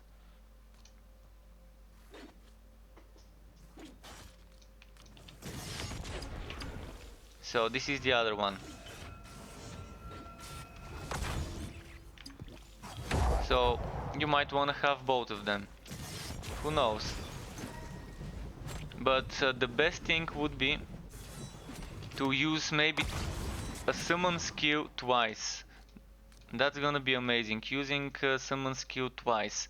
That would allow you to have 2 extra summons from that skill you decide to duplicate. If it's feeding swarm or hunting swarm, or if it's the golem, you can use the golem twice if you duplicate it, if it works. But that remains to be seen, which skills they would allow us to duplicate and which ones not. And gangster, welcome gangster. What is the end game? The end game is currently rifting, similar to rifting in Diablo, similar to the Shattered Realm in Grim Dawn. You keep pushing further and further, but there's a limit. There's a limit, and the limit is 55 levels above your level of the enemies. So at level 20 that's 75 enemy level. The game would launch with 90 levels as the limit, so that's gonna be level 145 maximum enemy level that you can fight on launch. Unless they made some changes. Currently we don't know, the game launches in 4 days. In 4 days they would apply a ton of work that has been put since September all the way through now. This build we are playing is from the end of September. I checked the patch notes and everything last night. So Wrath of Sarisel was released on September. Some of the middle of September, end of September. Since then, Wrath of Sarisel received 4 or 5 hot fixes, but they have been working heavily towards the launch. So instead of making big patches for 5 months, they have been working towards the launch, and that's why we're gonna get so much stuff at once. The endgame has also bounties, but the bounties at the moment feels like not worth playing them. There's also gonna be things like housing. It's not really housing, but in a way it is. In a way you're making buildings. You're making buildings and you're upgrading them. And those buildings allow you access to different things. And there's gonna be some story connected to the end game. They haven't revealed what it would be, so we're gonna have to wait and see. Another thing they also said is that there's gonna be open zones, secondary areas. In the alpha, I really enjoyed in the alpha a few years ago when this game first was released on Steam as early access. I enjoyed that we can do like Diablo 2, go into the world without loading different zones. We could only load some dungeons. So I'm exploring the zone and then I see something like the Den of Evil in Diablo. I go inside the dungeon, there's some shit, I kill it, then I exit. And this was removed in the beta because they deleted the whole progress of the alpha and replaced it with the beta. And the beta at first was something I really hated. It was only endgame, but it was very lacking. So I stopped playing the game for a while, then came update 1, content update 1, this thing, content update 1, which added the first act of the campaign. It added more Gates of Fate things, it added more modifiers. It actually worked the skills used to work differently. And then came content patch 2 for some balancing, some more skills, and some additional endgame activities. So you have different types of rifting. One of them is for farming unique items and just general gear farming. The other one allows you to farm certain items that only drop there. For example, you can get a two-handed hammer that allows you to cast turrets. I have one like that in my warehouse. A two-handed weapon that allows me to cast turrets. Something that you can't normally do on a melee weapon. Normally you want a dagger, a bow or a pistol to do turrets. So you can do it with a two-handed melee, you can do it with a sword or a mace as well. You cannot do that. You can't also do it with staffs either. So that's just examples. You can get any skill that this weapon cannot allow you access to as a roll in this mode. So if you want a staff with a turret, you can get it. If you want a staff with spin to win, you can get it. A mage that spins to win. How cool would that be? Probably not really much. But yeah, you can get some weird stuff and you can get some weird builds like that. That's some extra layer, extra depth to the build making.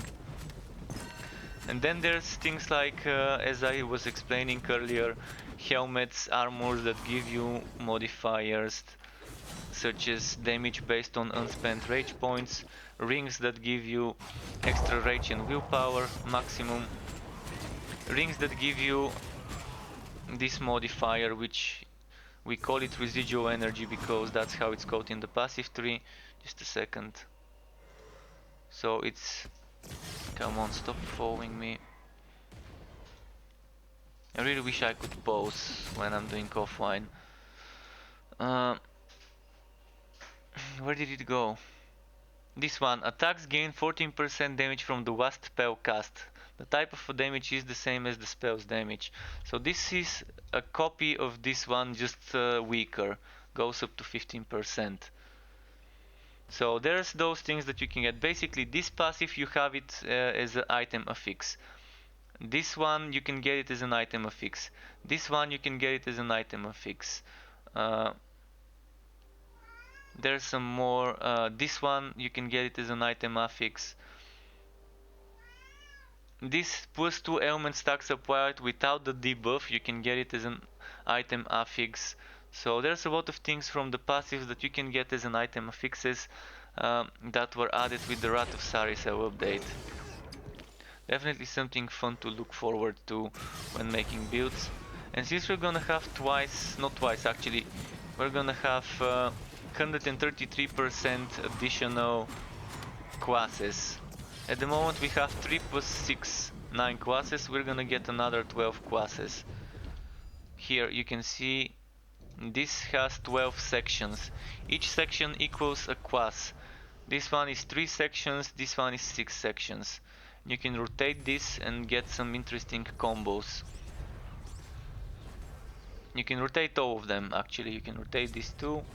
So this is kind of how you combine things, and not sure if you've seen this on Steam, but maybe you might wanna see it. This is what it looks like. You can't see all of it, but kind of a preview of what's to come and how we're gonna be linking.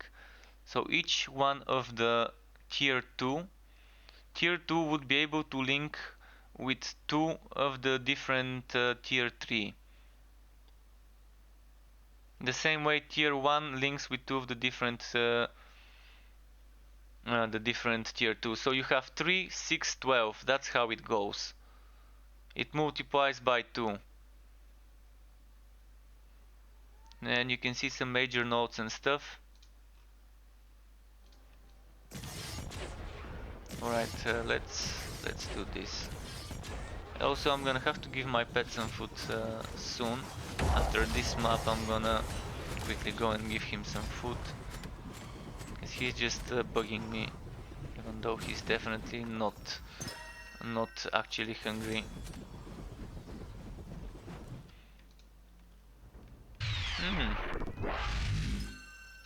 Thank you, Jinron, for the follow. Welcome to the Struck Club. I do appreciate it.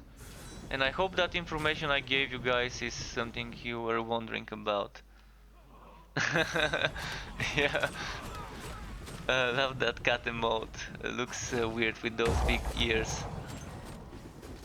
Makes you wanna pet it.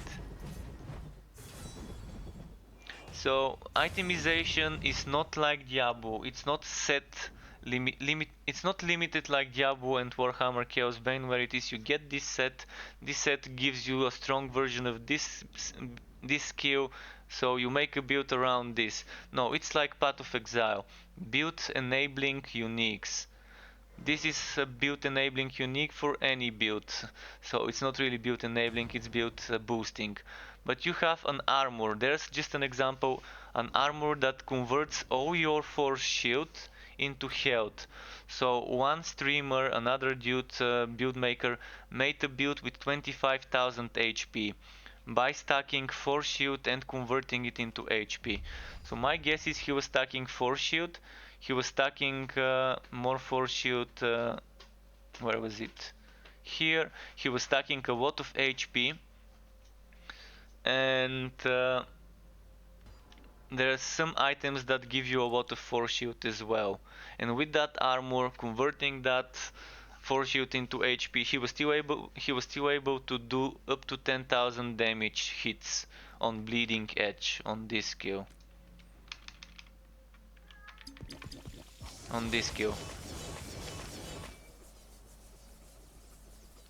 So keep in mind there is a possibility to do that. And basically, if you're doing that, you would want to be putting not health stones, but you want to be putting force shield stones. Why? Because there is a shoulder I can show you later in my... Actually, I'm gonna show you now. I'm gonna show you this shoulder piece. This shoulder piece gives you 28% force shield. This 25, so this probably goes up to 29. So with those, you are getting 60% of your force shield as a bonus. So if I have 5,000, I'm gonna get what? With 60%, 3,000? Pretty solid. Extra, and then we convert that into HP, but I don't have this armor. It's the armor that I'm missing at the moment, and I'm trying to farm, trying to test. I never got it. Over 160 hours in the online mode before the wipe on this account, and on my previous account I was playing mostly alpha. This is my streamer account, which is kind of new, and I'm sharing my library from one account to the other without having to buy the game twice. So after the wipe, I probably have like not sure how many hours. I need to check, but let's say 70, 80 hours or so after the wipe, maybe less. And it still doesn't want to drop this chest piece. It's called Smile of the Searing Sun. So that's an example of build enabling item. Another build enabling item would be this modifier, the damage per unspent rage points. Then you have this one.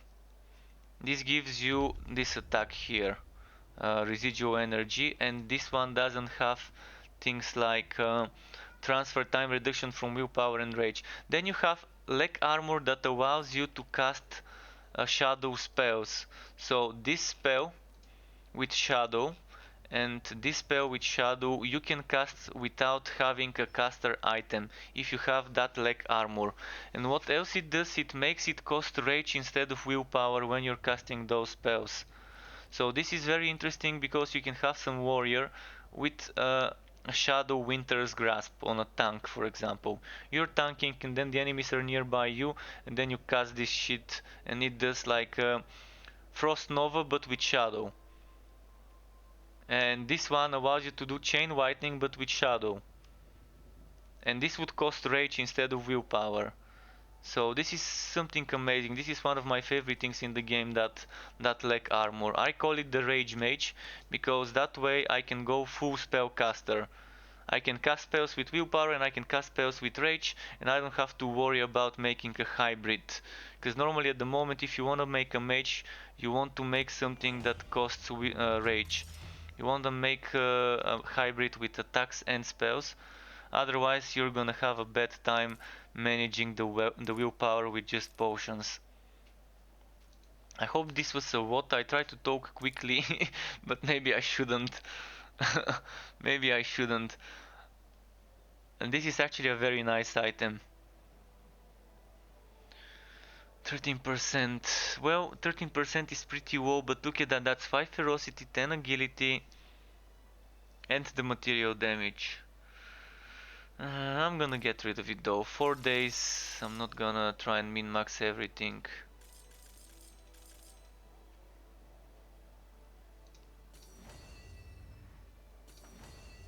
Okay.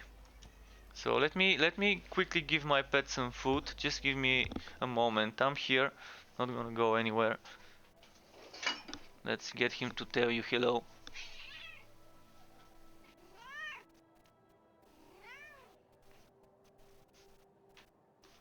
Alright, let's give him some food.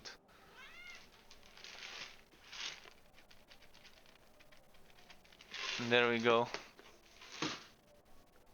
Okay, he has some food now. I mean, I gave him food right before I started streaming, so it hasn't been that long ago, but sterilized cats, they do love their food. Alright, let's do 5, 6. I'm gonna go for 5.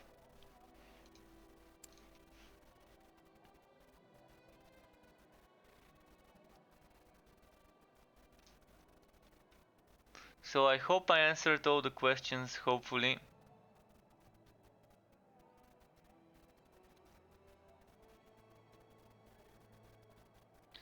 And crafting, for crafting you wanna read this. For crafting you're basically combining a boosted version of Diablo 2 style socketing. So the socketing version, the socketing system we have at the moment, you're combining this with the Path of Exile orb system. And and with some NPC stations that would allow you to do certain things to items. We don't have all the details, but you should be seeing that link, and on that link that's a lot of information about the crafting.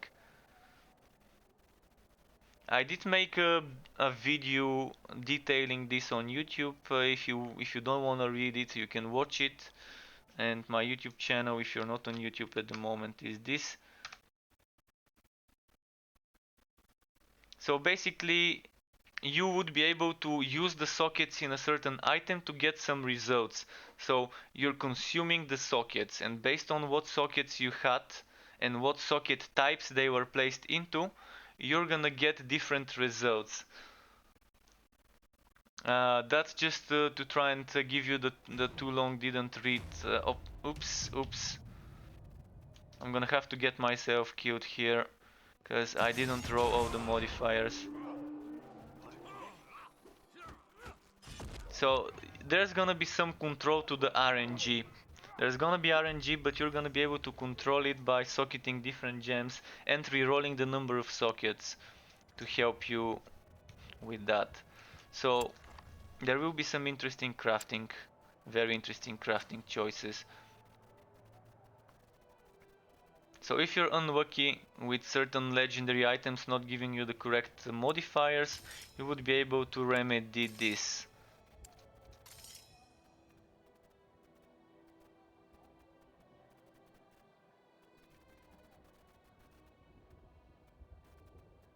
And I will be making content and builds and all sorts of guides on YouTube as soon as the game launches.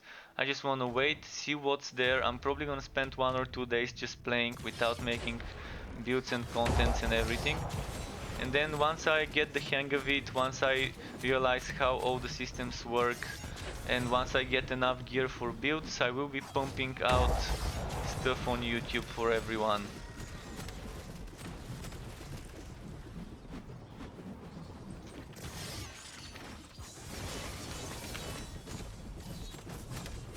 Oh, the spinception setup. I always love when I switch to this skill to show people the spinception.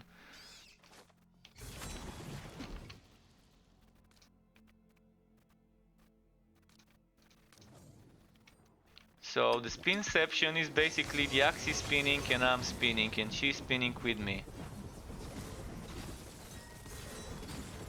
But this setup is viable only if you have a lot of rage cost reduction and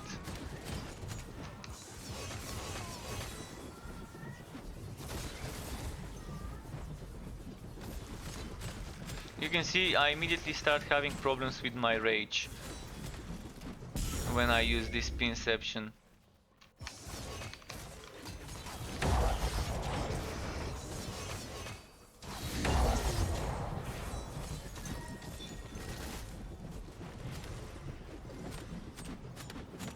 And there's a way to get 30% rage cost reduction from the passives. So you get 7, 7, 3, 3, and then you get 5 and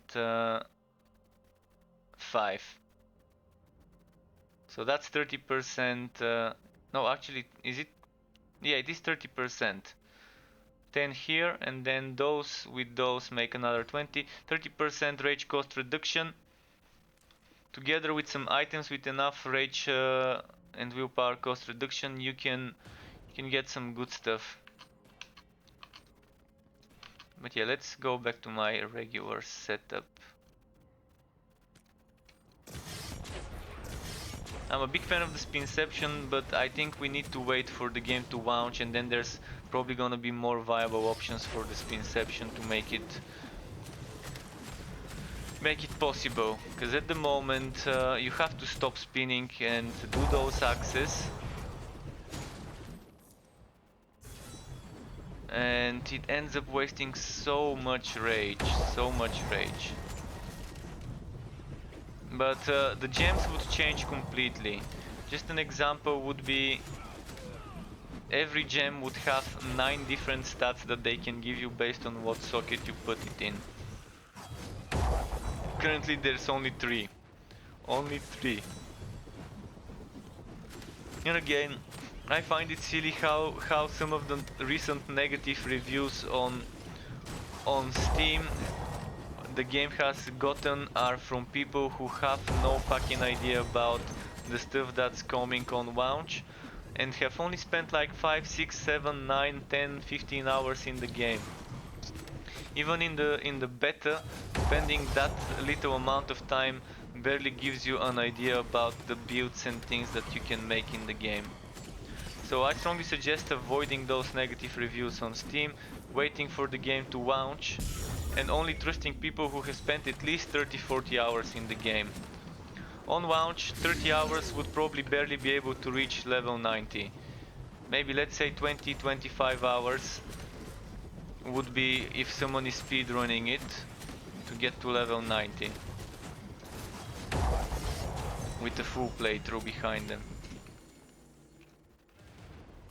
If someone still is wondering whether to buy the game or not, just wait for the launch and see some gameplay, see some guides, see some explanations of what certain systems are about, and decide then.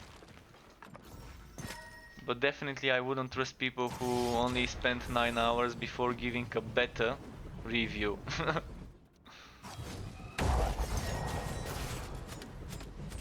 It's like a few months ago, since I was playing Torchlight Frontiers, which is now Torchlight 3, I was seeing people reviewing the super early alpha of Torchlight Frontiers at the time. And the players were trying to compare an alpha with released games.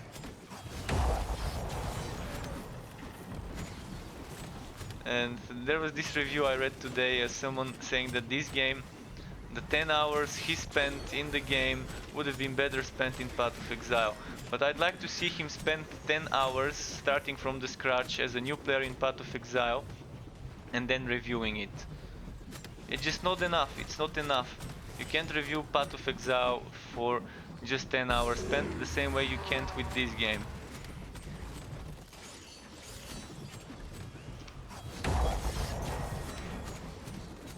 Within 10 hours in Path of Exile I would barely know what's beneath the surface.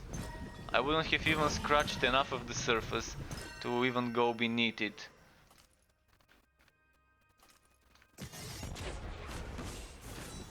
And I think this game is kind of getting there. When it launches there's gonna be so much stuff to cover. From the crafting, from the project / housing upgrades, from the passives, from the active skill modifiers, the gems system, skill duplication. This is something I was talking about. This is amazing. Duplicating 2 of the same skill and using them. I really want to make sure that I can use my summoning skills, like the zombies, to be able to summon instead of 2, 4 archers. Or more like instead of 3, 6 archers. That's gonna be amazing. 6 archers. Summons. Oh, we're on a roll. We're on a roll.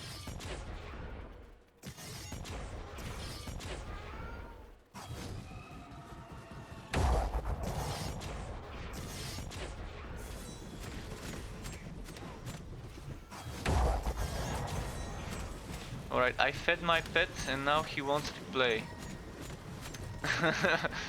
This is how he is every day.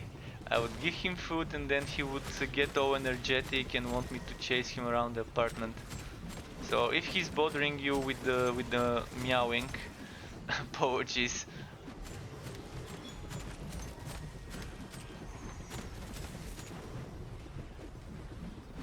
Alright, let's go finish the boss fight. Wait, the game started turning in... Oh! Chest. But it's a blue chest, is it worth it? I was on a roll, I was on a streak, so maybe there's a chance to get something good on that streak.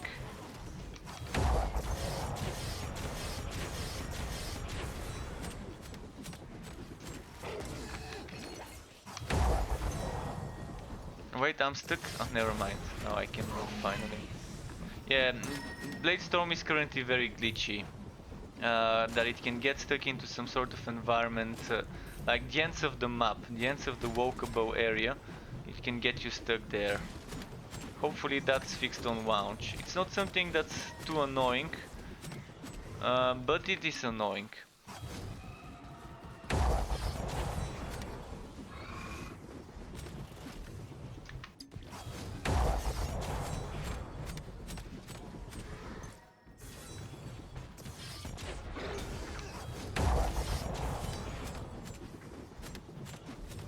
No, no, no, no. He's gonna do the beam. Yeah, he's gonna do the beam. You kind of learn the mechanics of the bosses and you kind of know what to do. This guy, I kind of kept him at a very bad place where I can't spin around him easily.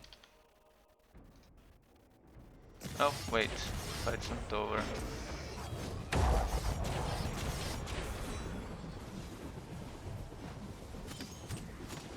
And he's in a very bad space again. I want to get him out in the open, where I can go in circles around him.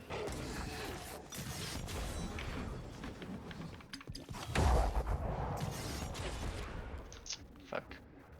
Yeah. If I mess it up at the start and I miss the damage, it gets harder. Let's see. No! Shit, this should not have happened. This was an insta-kill, yeah. This prison. Okay, there we go, got him. Finally.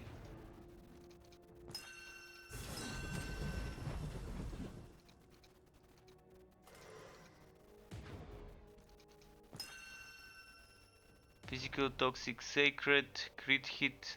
So this would be a perfect example of an item I would wanna craft, because it has 5 stats and all 5 stats are good. So on this item I can add a 6 stat of my choice with the right items. Maybe I can use Wife Leech gems to add Wife Leech to it. Although Wife Leech you probably can't add on an offensive socket. I think Wife Leech you can only add on defensive sockets when the game launches. But actually let's keep this one.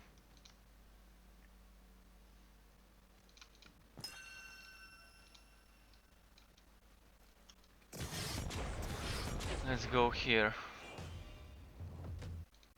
And if you haven't seen this crafting preview, I'm gonna quickly show you what I mean. This gem. This is an example of how gems are changing compared to now. And how sockets are changing. You're gonna have defensive 1, defensive 2, defensive 3 as different types of sockets, instead of just one defensive, just one offensive, and just one support. And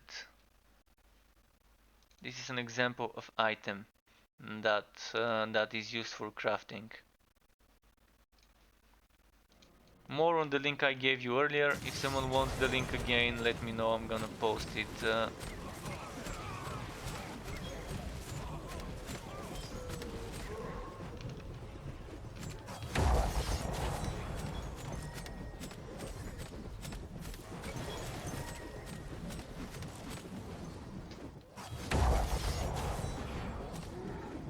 And for the person that was asking about Endgame, you're gonna have a mode, not mode, but something that lets you upgrade buildings, produce and upgrade buildings, and those buildings would upgrade certain NPCs, certain crafting stations.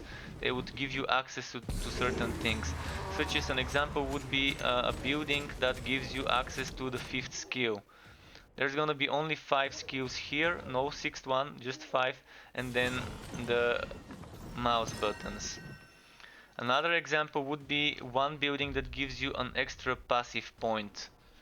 Then there's things that give you access to different crafting stations and upgrade those crafting stations by allowing you more more functionality, and the way you're gonna get production is by completing maps.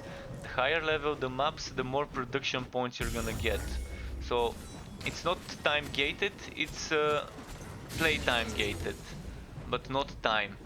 So you can do them faster if you do harder content, you can do them slower if you do slow content, but this resource, the production or productivity, whatever it's called, you're gonna have to earn by doing dungeons. And that's nice. That's another goal, another resource to get. They also cost gold and affinity points, which are the current two resources.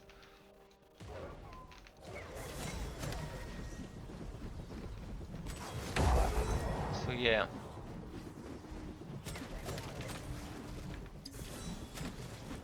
It's part of the endgame. It's not actual endgame activities, but it's endgame goals maybe. And that you need to do the activities to do those goals.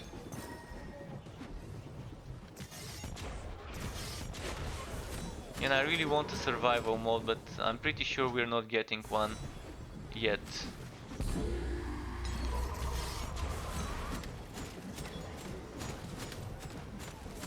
I'd love for the Grim Dawn Crucible to make it into this game in one way or another. Can you talk a bit about item generation if you haven't already? A D3 approach where it's the same items randomly generated on rows, or PoE style where items unique and less reliant on rows? So it's both. You have unique items that are fixed. Unique items, look at this. This is a perfect example of a unique item. So it has fixed rows with fixed brackets, and based on the level, currently the max level is 20. Even though this item is 31, it still has level 20 stats on it. But when the game launches, there's gonna be more levels, so more maximum item levels, maximum effective item level. And the higher the level, the bigger the bracket and the tier of the item. So you want certain items like this one. This is the only gloves that can give you flat physical damage. Actually, it's the only that can give you flat damage, any type of flat damage to attacks at the moment. You can get you can get percentage here, but you cannot get flat, and flat is very important. Very good boost for the damage. And then there's this one, the only item that gives you magic find. It's your farming item. So there's that, but you also have legendaries that you can reroll. Legendaries and yellow items that are rare that you can reroll the same way you reroll stuff in Diablo. You're gonna be able to do it from. You can read this. You can read this crafting link. You're gonna be using certain things like regents. Removes a random magic effect when used on an item. And depending on what socket the gems, there's gonna be different results. Rerolls all magic effects when used on an item. So this is like a Chaos Orb in Path of Exile, but not really, because it consumes the gems that are socketed, and based on those gems, and like it's taking, first of all, sometimes it's taking the gem type into consideration, then it's taking the gem tier. So gem type would be this one. Offensive 1, offensive 2, offensive 3, defensive 1, defensive 2, defensive 3, etc. So based on what socket there is and what attributes you have there, there's going to be different results. But it's also taking the tier. The higher the tier, the bigger this effect, so the stronger the power you would get.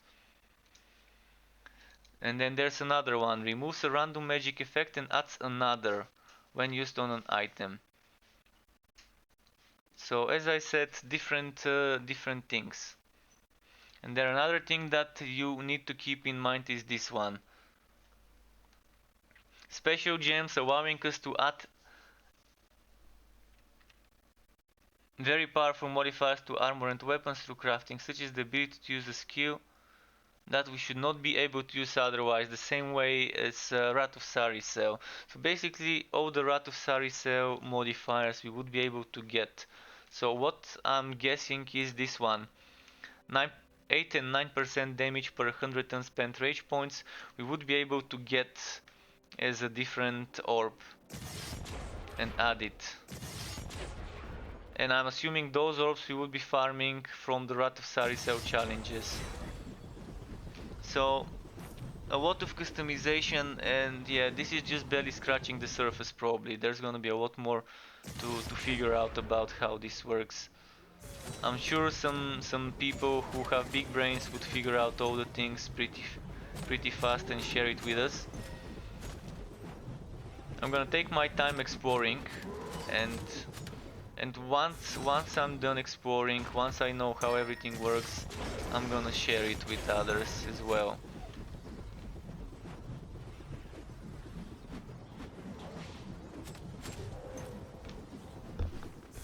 Alright, let's Poison, thank you for the follow, dude. Thank you for the follow. Really appreciate it. Welcome to the Struck Club. Utility belt, nice.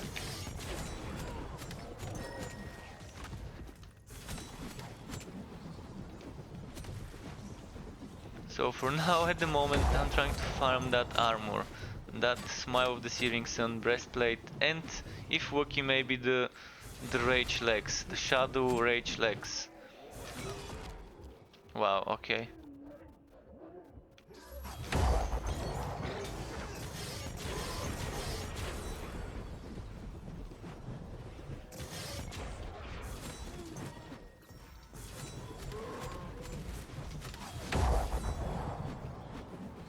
What's here? Oh, there.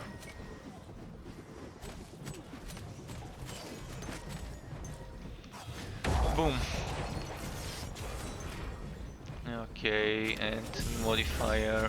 Well, I can already go for the boss. I'm trying to kill all those enemies because this map has been kind of wacky. This map has dropped already a few legendaries. There we go, another one. And a pistol. Actually, a good pistol. Yeah, but this one isn't.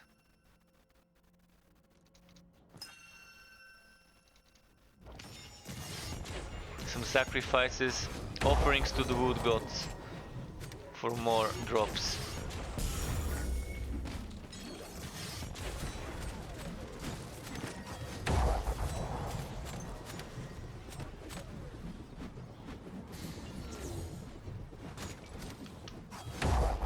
Oh, wrong direction.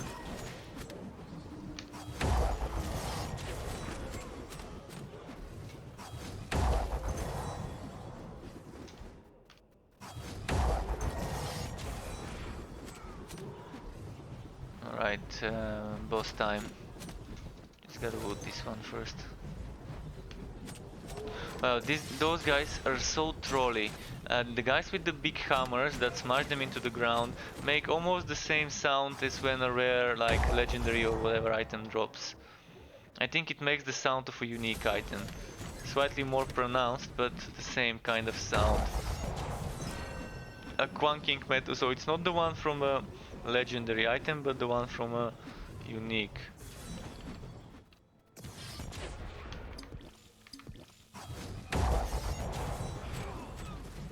I don't think I can afford dying anymore, so I'm gonna have to try and cheese it. I'm gonna have to try and cheese it with dashes. Ah, missed.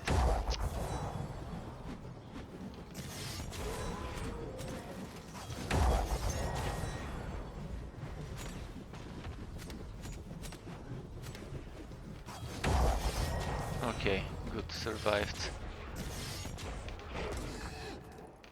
But starting. Nothing too fancy. Alright, what level enemies are we getting now? 39? Yeah. Oh, wow, wow, wow, wow, wow, wow, wow. That freezing, that freezing.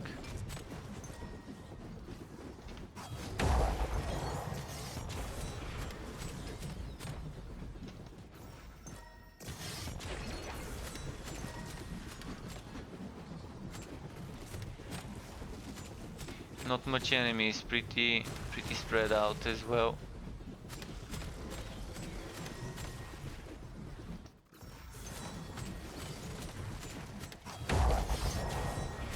Alright, let's keep moving. No. Keep hitting the walls.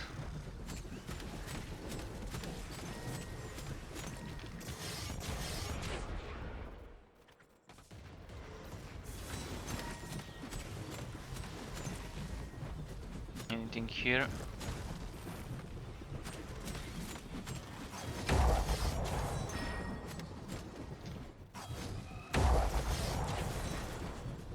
Well, I'm surprised how I survived those exploding spears. Shit. Scratching my hand with the other one. So I only had my keyboard hand on, not the mouse hand on.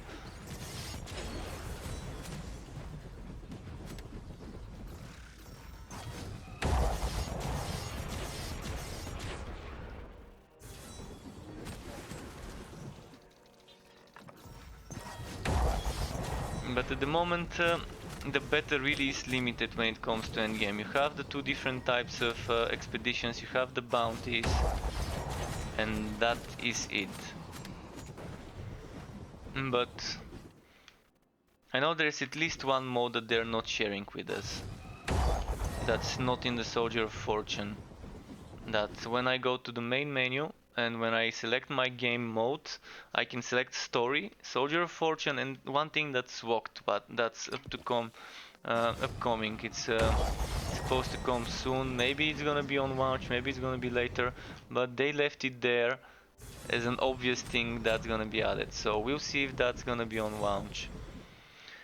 They have been coy and not revealing much about endgame activities, like probably they're keeping that as dessert for the final week, for tomorrow, the day after tomorrow, or Wednesday.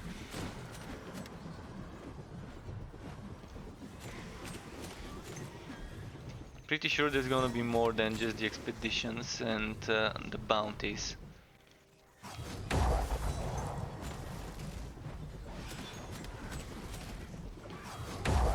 There's also gonna be new ways to modify those expeditions and bounties, I think.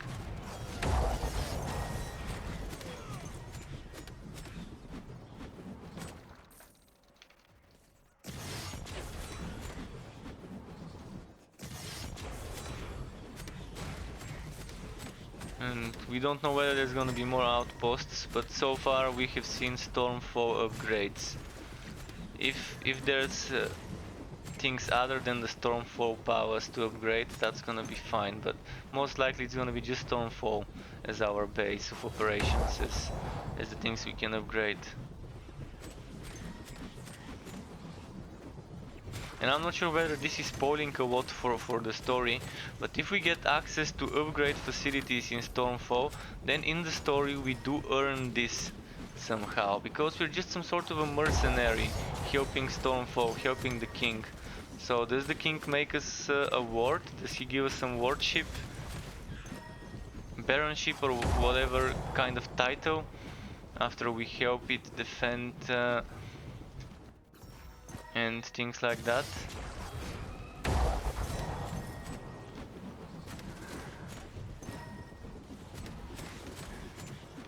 There has to be some sort of explanation why we're getting access to those building options and upgrades and constructions.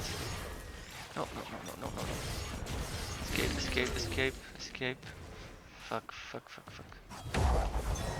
Had no stamina because I wasted it on one spot. Okay, that worked. And that didn't.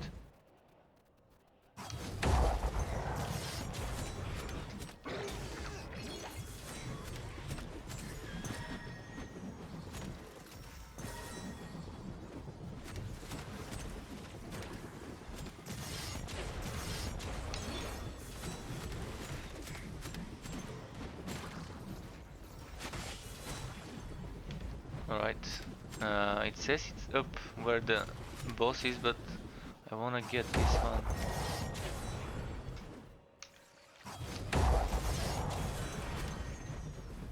Oh yeah, it's up, but I still have to go through here to go up where the boss is.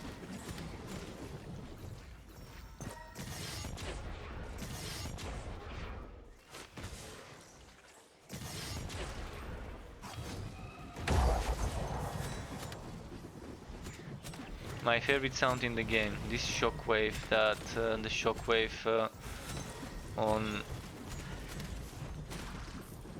what was the name? Warpath makes.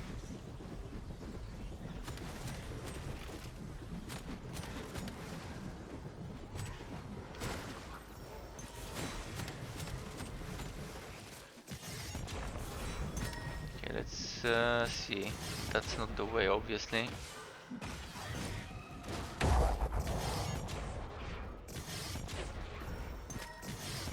Is my wood sense tingling? I guess not, not yet.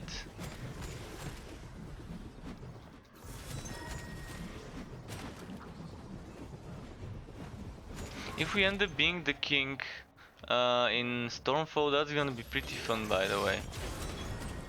But my guess is we don't end up being the king and we just end up being some sort of a high-ranking figure there due to our efforts or whatever, helping the kingdom.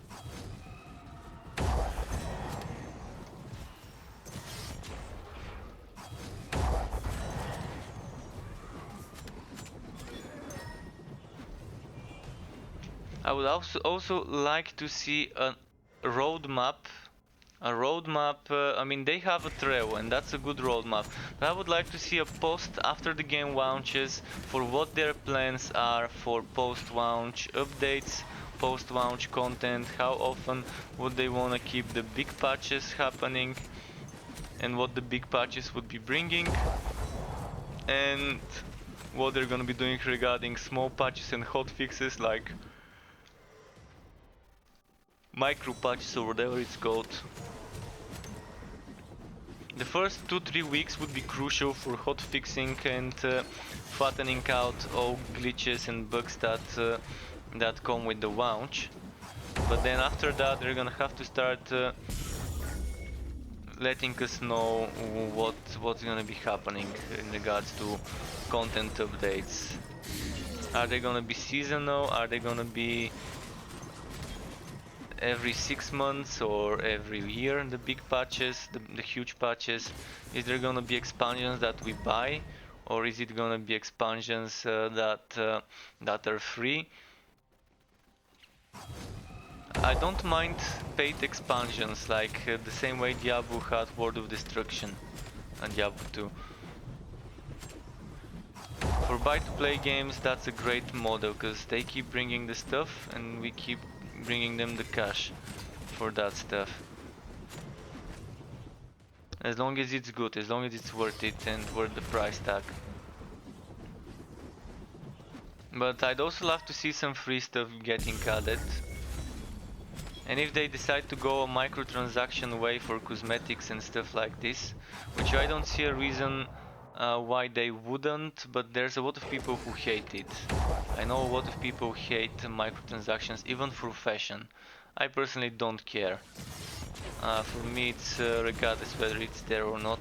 As long as the developers can support the game with content updates, and they don't do pay-to-win stuff and stuff that forces you to feel bad if you don't get it, then that's fine. And I definitely don't feel bad if someone has better quoting and I don't. I could care less about some pixels. But yeah, as long as they keep the content coming, that's gonna be great for the game. And a roadmap, short roadmap would be nice, because the trail is more technical. On the trail board, if you go, I'm not sure if you know what trail is, but it's like a public roadmap. There's a let me type the command, trail Wolcen. Let's see if I typed it properly. Trail Wolcen, that's the roadmap. This is where you can keep track of some of the things that they have been working on and that they're working on. but this is more technical and they're not revealing all of the stuff to the public that is being worked on.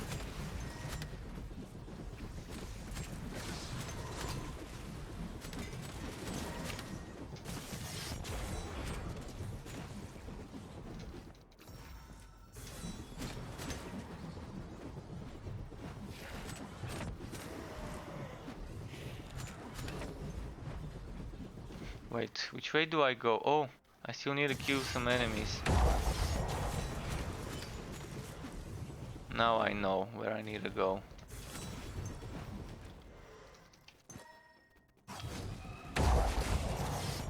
Wait, was this a corpse? No.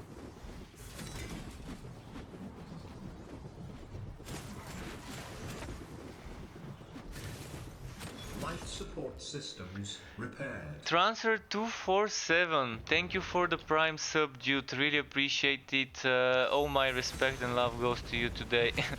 Thank you very much.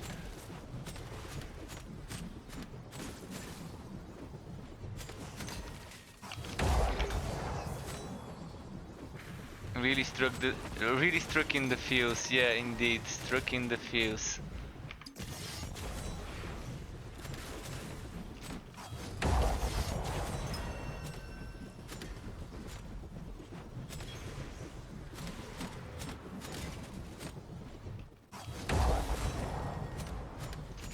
What's this leather band? A good min-maxed belt is so rare to find.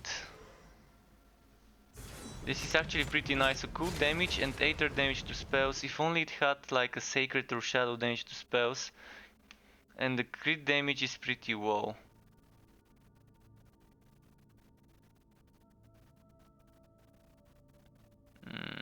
I'm gonna drop it.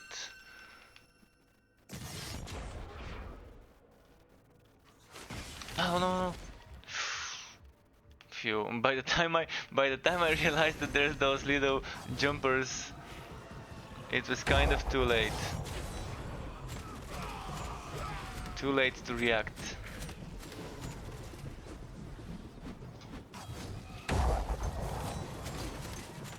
Right, let's clear out this, because I'm gonna maybe kite the boss here. You never know. Oh, don't pull the aggro right now. Now I split them up. This is why I like to not miss the first hit when it comes to the charges.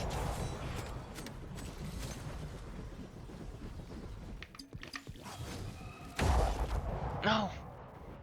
He was shooting, I didn't realize. Now I need to make sure I'm dodging. Dodge, dodge, dodge, dodge, dodge.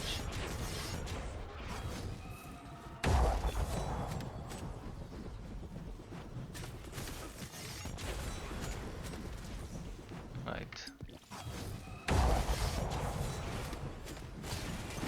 Alright, we got him, we got him. That was the final 6th map of this sequence. Now let's compare this hammer with the ones I've got. This is a one-handed, 190, oh no, that's two-handed. One-handed. By the way, this is, where did it go? This is my turret. My turret, I was talking earlier about turret two-hander. So this is a two-hander that allows me to use the turret. Just an example of such an item. So this is one-handed. 86 even with the gems. This is 93 without the gems added. 116 with 3 gems in. 84. Now I know what's gonna change.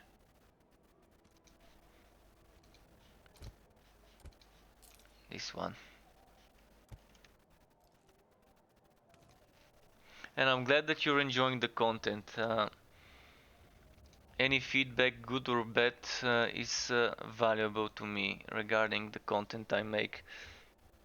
In fact, there were people, when I was making Warhammer Chaosbane build videos after the Tom King's expansion came out, some people on my comment, there was that dude that said a certain video could have been shortened up to 10 minutes.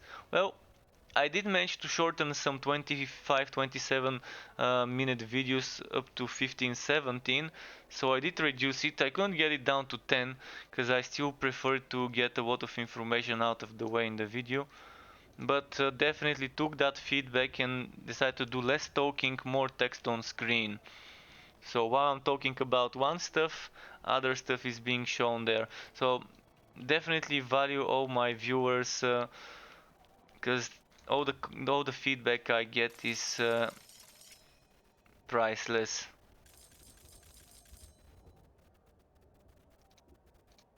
And the same goes here. You've helped me guys over those last few days with all the questions you're asking, because those are good questions, and I'm gonna make sure that that any other people in the future after the game launches would have the answers of those questions under the forms of videos once I find all the answers past launch.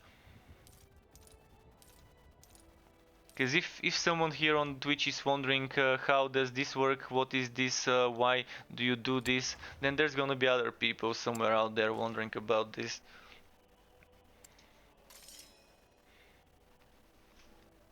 Another priceless thing, all those questions. Alright, projectile damage reduction, bleed chance. So now element or shadow, or I'm not doing shadow damage, am I? I'm not.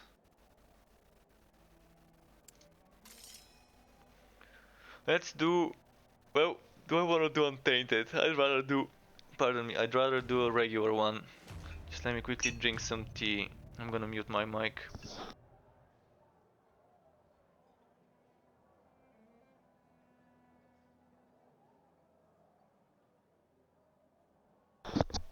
Okay, ready.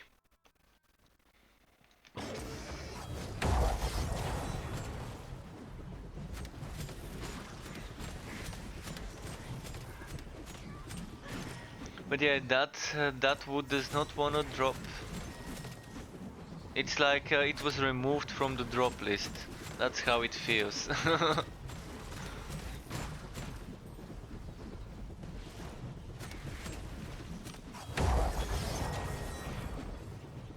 I have a lot of time to spend on Wolcen now, thanks to Torchlight 3 being into NDA, and I'm not allowed to stream Torchlight 3 until the NDA is lifted.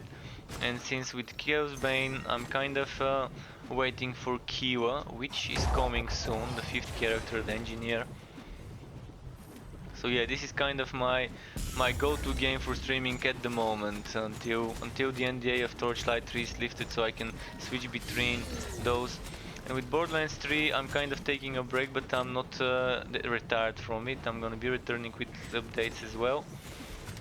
I'm gonna make some builds, but first at the moment Wolcen is taking the priority. So I've been doing a lot of hours on this game, and the drop rates definitely feel worse on this compared to the online mode.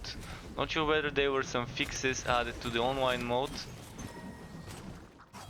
And there's those cases. The other day, like yesterday, I got 6 or 7 items in 2 minutes, which was weird. And then for like half an hour, barely any item.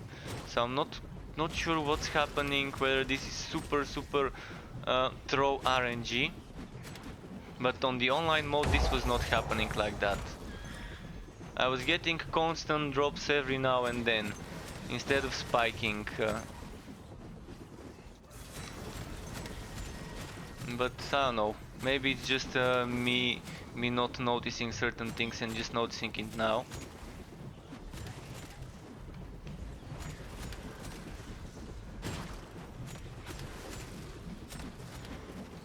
But as I said a few days ago, I'd rather sacrifice my drop rates here and get good drops on launch.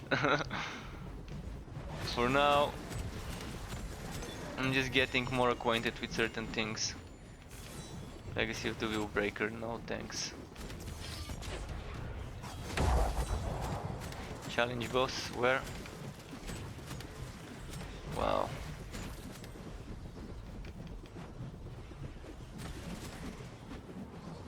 Wait, how do I get there?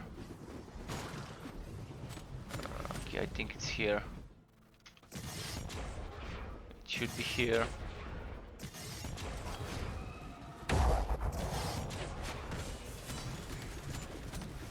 What do you think about Torchlight 3? I'm hearing that people say it's not that good. Well, Torchlight 3 is currently undergoing a transition. Transition between a game that was designed to be free to play and a game that's designed to be buy to play. First of all, it's in an alpha. Anyone who tries to review this game just should not and should just wait. Reviewing betas and alphas should not even be allowed. But some people still do it, because fuck logic. The game is far from launched. It's gonna launch this year, but there's a lot of things to be added. The classes, all of them feel gimmicky, so if you don't like gimmicky classes, you probably won't like it. It has interesting resource management that not everyone likes managing their resources. For example, the Dusk Mage, the mage class, is managing between light magic and dark magic. So using certain light things gives you certain bonuses to white and the other way around. The forged is balancing heat. So he has heat spenders and heat builders as skills. The Rail Master kind of has a train that goes after him, but he doesn't necessarily have to play with the train. I actually hate the train and I don't play Rail Master with the train. I play it with as a melee warrior. AoE Master, as I like to call it, because there's a lot of AoEs. And this guy has endurance charges. Some skills of his cost cooldown, so they don't cost endurance, others cost endurance. But all of those characters have some sort of resources.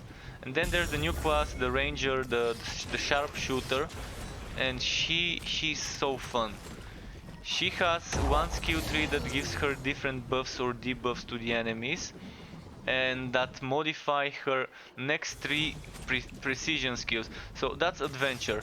Adventurer 3 is the one that gives you buffs to your precision, and precision is your DPS tree, where you have multi-shot and other things like that, piercing shots and all that.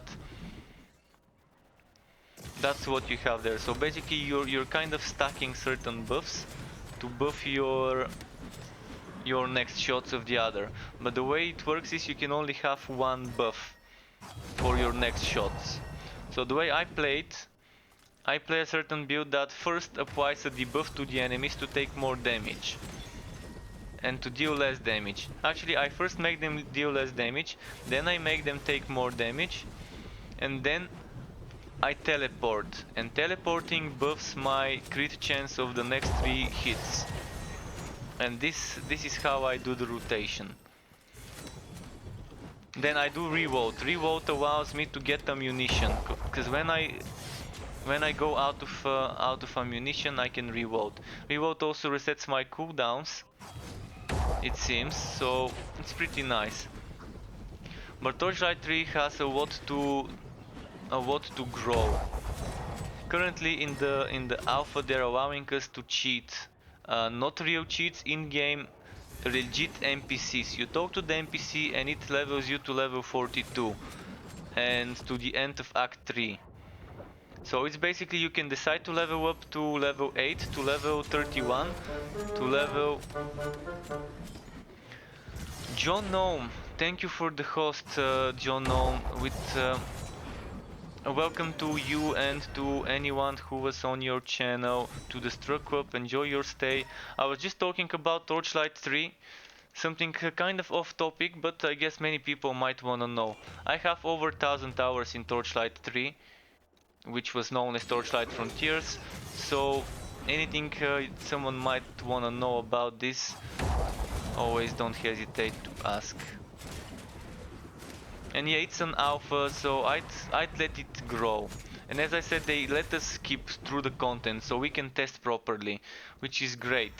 The developers of Torchlight have been so good in regards to listening to the community. They have changed so many things based on feedback that we have given, I'm just baffled how much they listen. And the guy behind it, Max Schaefer, he is one of the fathers of Diablo. The three fathers of Diablo for me are David Brevik, Max Schaefer, and Eric Schaefer. And Max and Eric created the Torchlight franchise, and now Max Schaefer is the CEO of Extra Games, who is the studio behind Torchlight Frontiers. And some of the people who work in Extra are people who worked for the Marvel Heroes game, which was Marvel Heroes was such a nice game, but Disney killed it because Disney wanted to make other Marvel games, mostly for mobiles and stuff like that. So Max is such a down-to-earth guy. He comes into the Torchlight Discord, he talks to us, answers questions, jokes with us. I've never seen a guy of his rank being this down-to-earth. He's one of the legends in the genre, and he's just a great guy, just to put it with two words. So enough of Torchlight 3, let's talk more about Wolcen.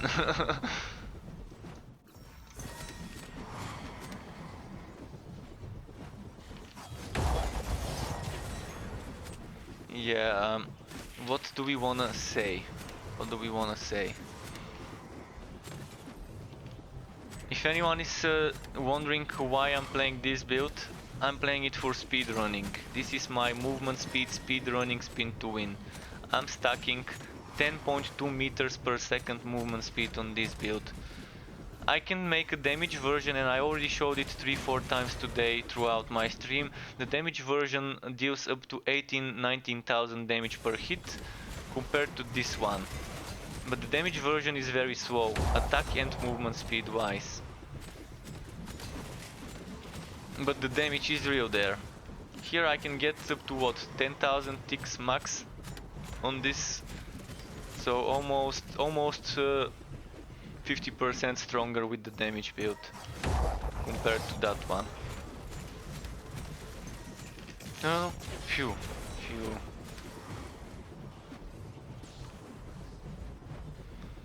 So I can show you after this map what items I'm using if anyone's wondering how I stack this much movement speed and my passives.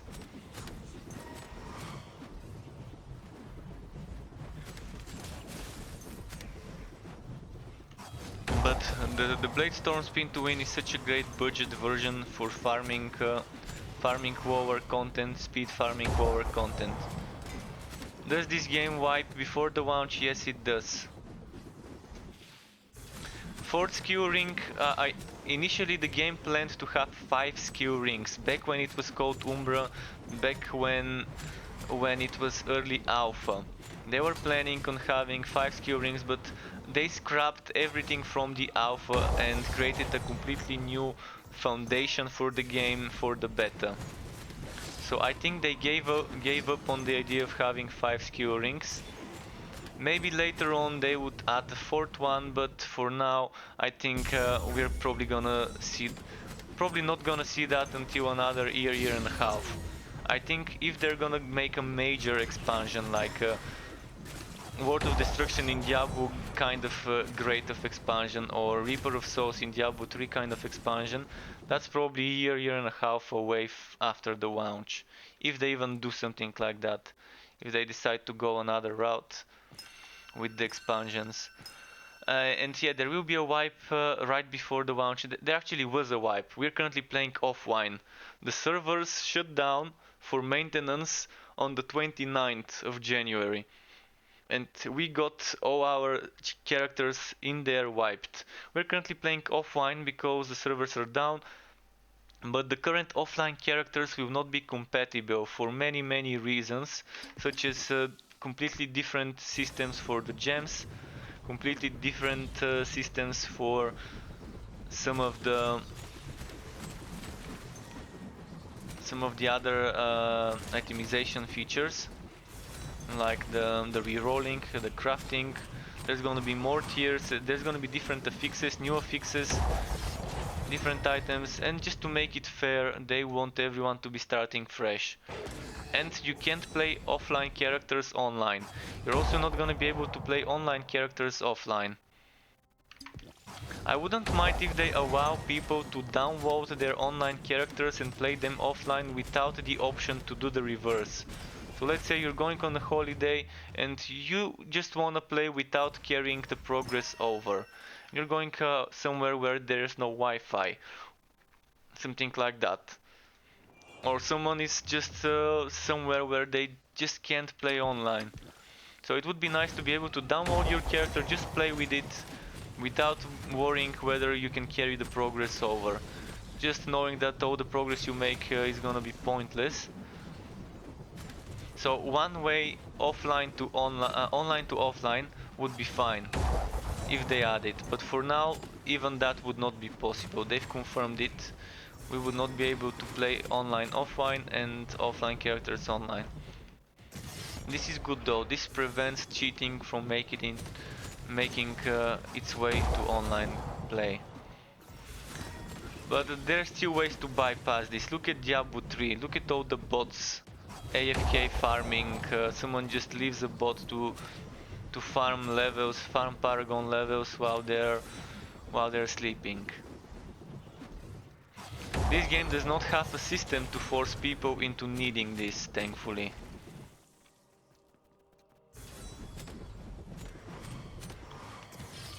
The story campaign currently in the beta is 1 act. On the launch it's gonna be 3 acts. The beta 1 act takes 5 to 6 hours to complete. Without trying to speedrun it or anything. With watching all the cutscenes, my guess is 3 acts would be 3 times this. So let's say between 15 and 20 hours depending on how quick someone is. Would take you to complete the story.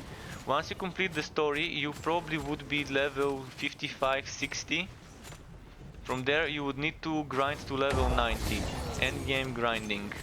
Which probably, knowing that you can increase the levels with each map, you're probably gonna take another 5 hours or 10 hours of grinding, depending how the XP rates go. Once you complete the story, you can create new characters without doing it. You can create endgame only characters, like in Diablo. You create a character, you go into the endgame mode, currently called Soldier of Fortune, and someone can power level you into high level maps, high level enemies.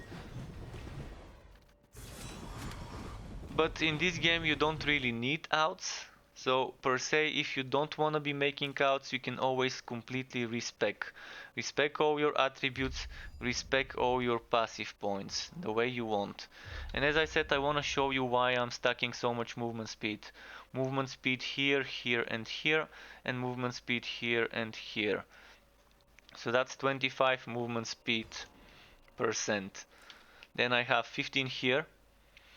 Another 7 here, another 9 here, and another 15% here, and 5%, 5%, 5% movement speed. Knausgard, thank you for the follow, dude. Welcome to the Struck Club.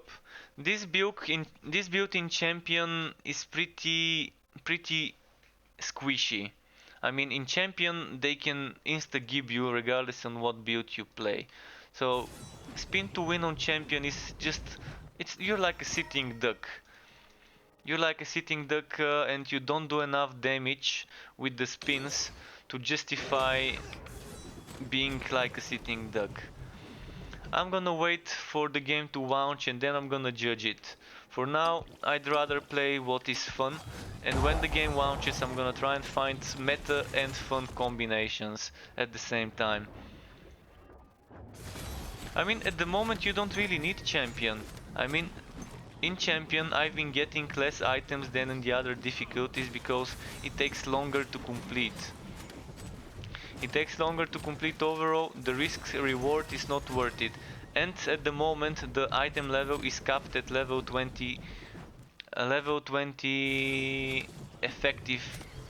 Maximum effective level is 20. I mean, I can have a level 60 item and it's not gonna be any stronger than a level 20 item in the game. That's how it is at the moment.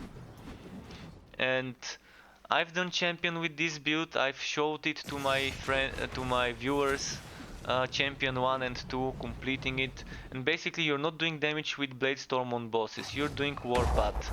You're charging, then you're moving away, hit and run, charging, moving away. Basically, Warpath can do up to 150,000 damage when min-maxed. Keep that in mind. Some people have already done 150,000 damage with Warpath on the beta. So you do something like this, boom, and then you go away to avoid bosses. With spin to win, I've done up to 19,000 damage with my non-movement speed setup.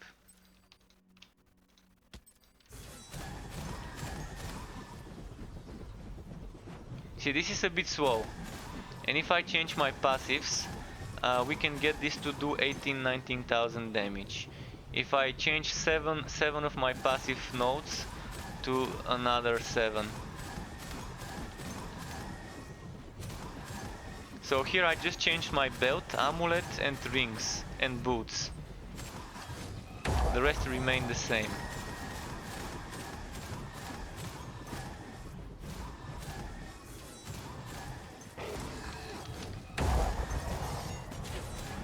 But you can see how slow I became. I'm still attacking like the Blade Storm ticks are the same.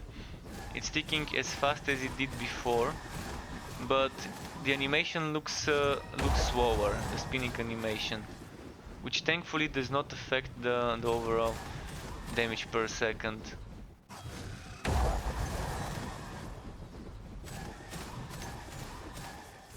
Let's see this buff. Is it movement speed?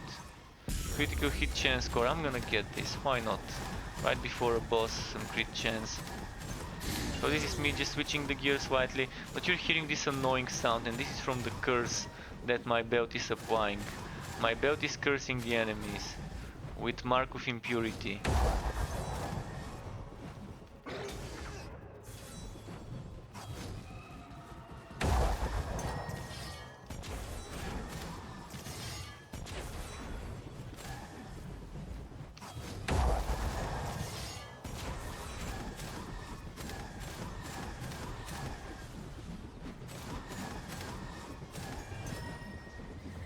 So that's just demonstrating how I can squeeze a little bit more damage out of this without even changing the passive, just with changing some items for better ones. And mind you, this is not min-maxed setup. I don't have the best gear I can have, but I have a decent combo of items. Ideally you would have 2 of those gauntlets. 2 of those gauntlets are such a great build for any attack setup. Regardless whether it's melee or ranged, if you're using attacks, you want those gauntlets.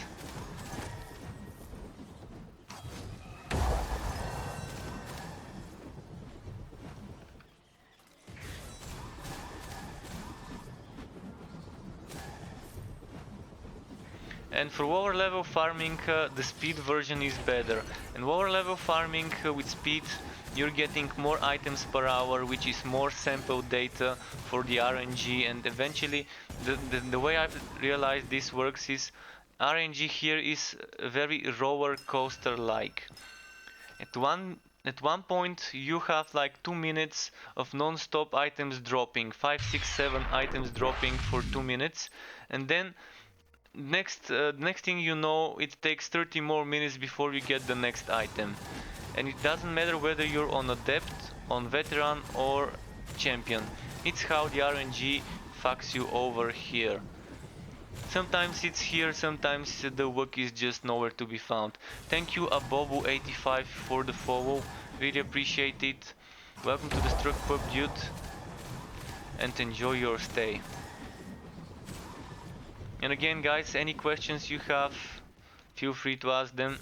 Other games I play and make content for are Torchlight 3 X Frontiers and Warhammer Chaos Bane and Borderlands 3. So always welcome to talk about those two. Or any other games. If you want to talk about anything, if I played, we can talk. Is this game worth buying? Well, this question is the $1 million question, isn't it?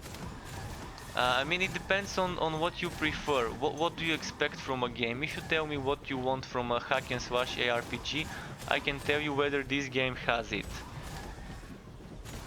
This game is a mixture between Diablo 1, 2, 3 and Path of Exile and Grim Dawn, all in one place.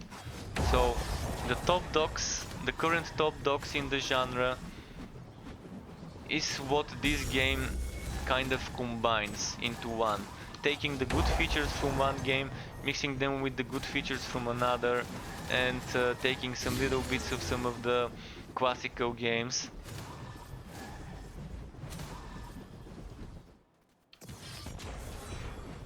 I've not taken a look at Last Epoch because I just can't afford getting the game right now. I really wanna spend some time and play it, and I heard that it's launching soon. But from what I've read and heard and seen, the game is still not there yet. But it's definitely gonna be the game that's like Last Epoch seems to be gunning towards Path of Exile players. This game, Wolcen, seems to be gunning towards a middle ground between Diablo 3 and Path of Exile kind of players. I mean, I really want to do Last Epoch sometime, I really want to play it, but at the moment I just can't. But at least I'm not gonna be splitting myself between too many games for now. Eventually, when Last Epoch comes, it would be fun to me to get it and do some builds, test it, see how it goes. When the Wolcen hype and when I'm done with playing the builds, so when the hype dies down a bit, and when I'm done playing with all the builds I want, when I'm done making all the guides I want, I can probably consider getting the early access of Last Epoch. But for now, there's other things to consider, like PC upgrades and stuff like that to make better content.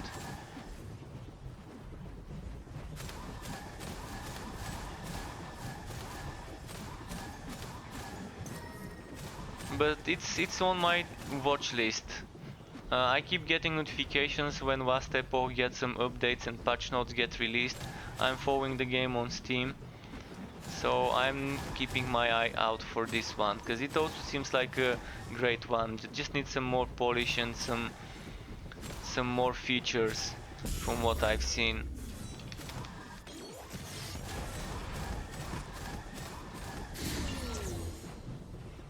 The skill with the biggest AoE, that for me would be maybe Havoc Orb. I mean, I can show you some crazy stuff with Havoc Orb. Havoc Orb and extra projectiles. That's gonna be great. I mean, I can get up to 6 projectiles on Havoc Orb. So I'm gonna show you just a moment.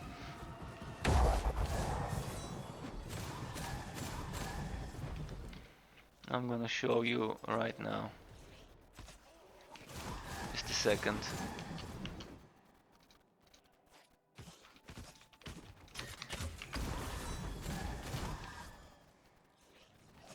Wait.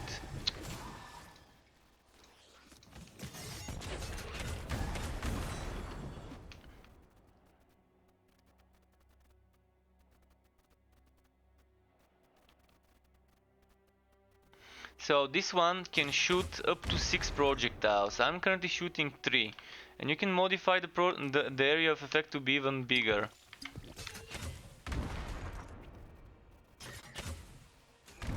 So this can shoot up to 6. Keep that in mind. You have one extra projectile can be taken from here. Then there's a bow that gives you 2 extra projectiles on skills, regardless whether it's attacks and spells or spells. So 1 extra projectile from here, 2 from the bow, and the skill itself can give you 3 projectiles instead of just 1. If you go for just 1, you can see the area of effect is something like this. Uh,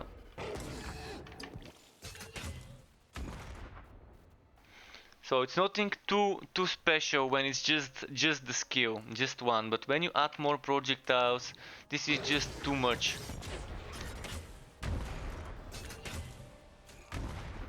See the coverage it can do.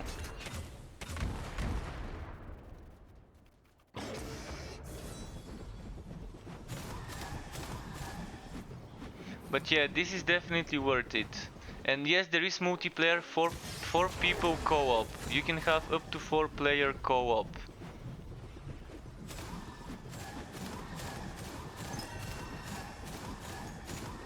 Multiplayer is fun. At the moment the game is offline because the servers are under maintenance. On the 29th of January they shut down the servers for 2 weeks to prepare the servers for the launch, for the flood of people that there will be. And it's Steam servers that they're using, I think. So okay, let's go back to spinning and maybe some winning, if we're lucky. And let's remove Havoc Orb. But yeah, Havoc Orb is huge AoE. Oh, another good thing with AoE. Let me show you.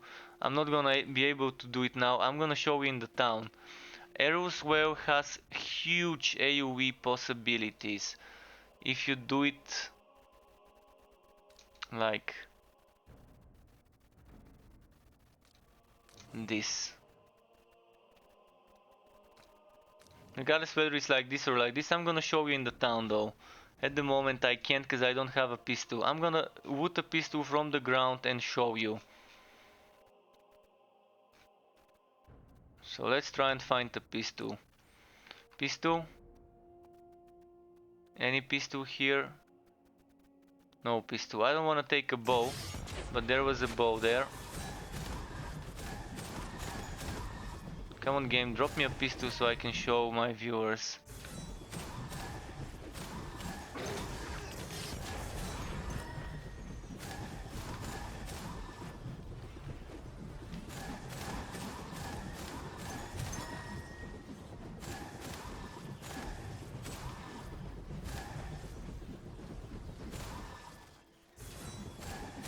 Yes, Bobo, I'm Bulgarian. If I do sound like it, then you have guessed it. You have guessed it. I am from here. The note with +1 projectile doesn't seem to be worth at all. Yeah, this note with +1 projectiles, I do not take it.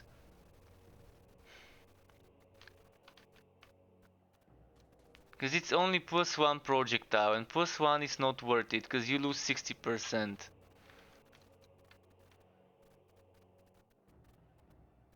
Where are the pistols?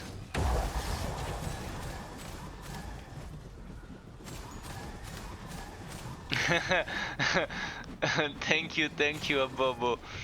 I'm not gonna switch to Bulgarian, because just to respect my viewers.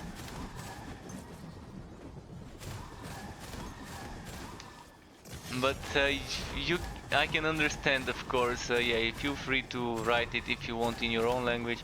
I'm just gonna keep speaking in mine, in ours. So it's not dropping pistols, and I really wanna show you this shit. The arrows well. It's a great skill, and this skill at the moment is very flexible. There's some weird stuff that you can do with it, and I'm sure many people would love it. You can do your typical arrows rain kind of build.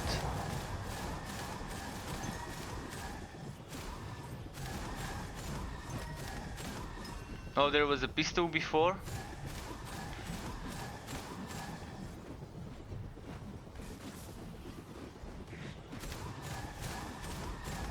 Yeah, there's a lot of stuff that allows people to do different things that normally cannot be done.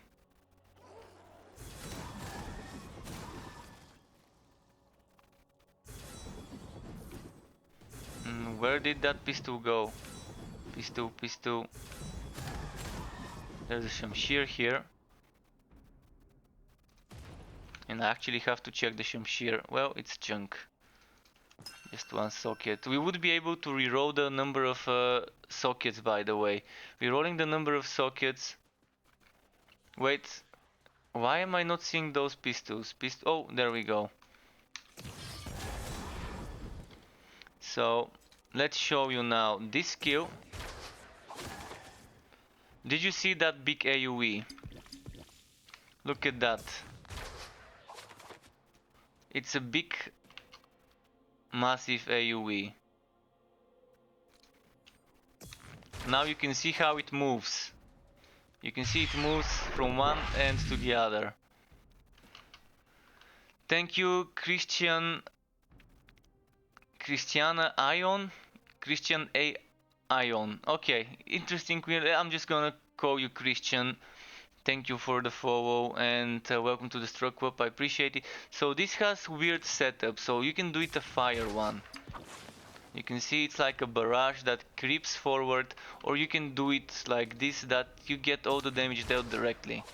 And you can see how big of a field it is. And there's gonna be a lot of modifications to be done.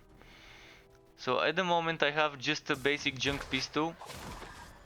So it's obviously not doing any damage. But I just wanted to show you the AoE, because you asked for the biggest AoE skill. And that's probably the biggest AoE for a single thing. Normally the skill is circular. So there's gonna be modifiers like this one. If you go, just a second, skills, no, actually I want previews, and then this one. This is how you would be able to modify this skill. So you see it's the medium circle in the middle, and then you see the smaller circles.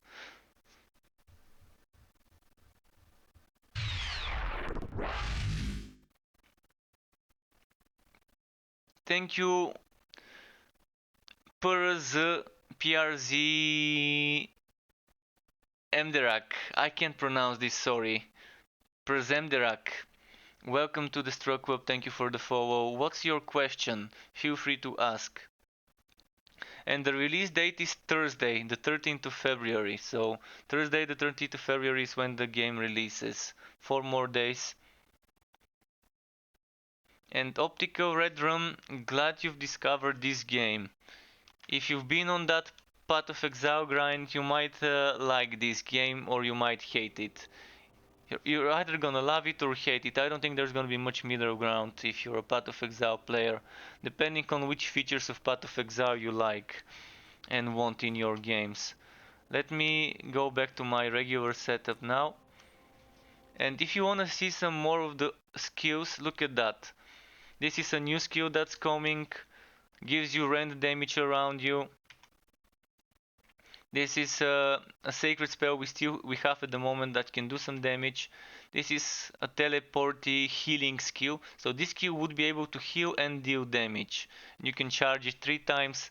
I've got videos on YouTube about all those different skills and all the things that we have seen and previewed.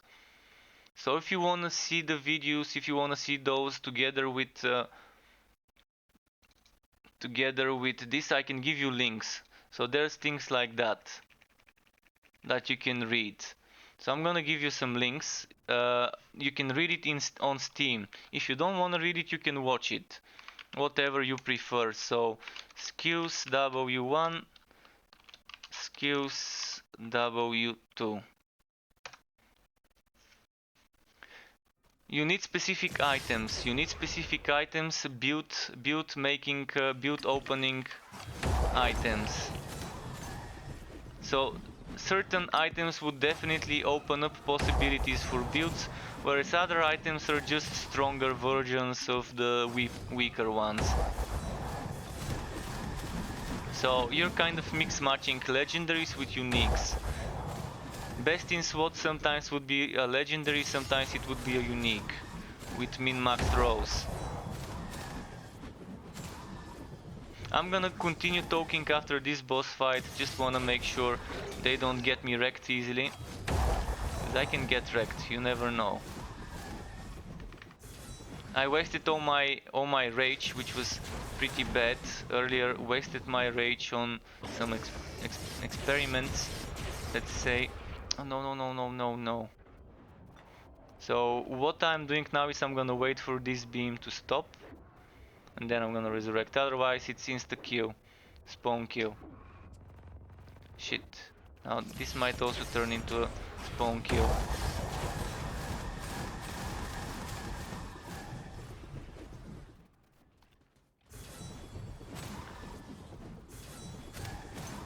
Well, this is kind of like a mixture between Path of Exile and Diablo. I think it's gunning for people who are playing both games. For example, for Path of Exile players who don't want that much hardcoreness in their game, who want something like a middle ground between Diablo and Path of Exile. It's still gonna have a lot of depth. When it comes to build making, this game would be able to deliver. Would be able to deliver with build making. And there are some things I've been saying about duplicating skills, using two exact same skills but with different modifiers, different versions. So this is something I've never seen in a game, like being able to use a fireball with fire and a fireball with lightning. So in one version I can use this one, and then in another version I can maybe do this and get a lightning damage version and use both. That's just an option. So let me read through and answer what people asked.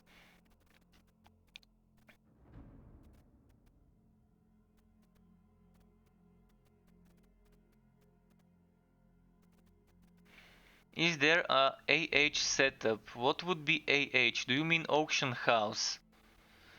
Currently this game would have regular trading. You click on someone's name and then you click trade and it gives you a trading window. Maybe someone would make a website like poe.trade where people would post things that they like. Maybe the developers would make an auction house in game so we can list items for money and stuff. And let's see what else I missed. Do I need specific items or just specific bonuses? As I said, there are specific items that open up builds. Certain items that are just better than legendary. Certain uniques that are, well, unique. That can give you something that no other item can give you. Another example I gave about this today was there's an armor that converts your force shield into health. And someone managed to get 25,000 HP by using such a build. 25,000 HP by stacking force shield and health and converting the force shield into health. So this is something, just an example. Then there's Lex, as I said earlier, leg armor that allows you to cast shadow spells even if you don't have a spell casting item like a staff or a catalyst. So, for example, you can be a warrior casting Shadow Thunderstrike, so Chain Lightning but with shadows, or Frost Nova but with shadow, this Winter's Grasp shadow version. So that's a great item that opens up some interesting builds. But there's also some cases where you would want a very good legendary, like good two-handed hammer.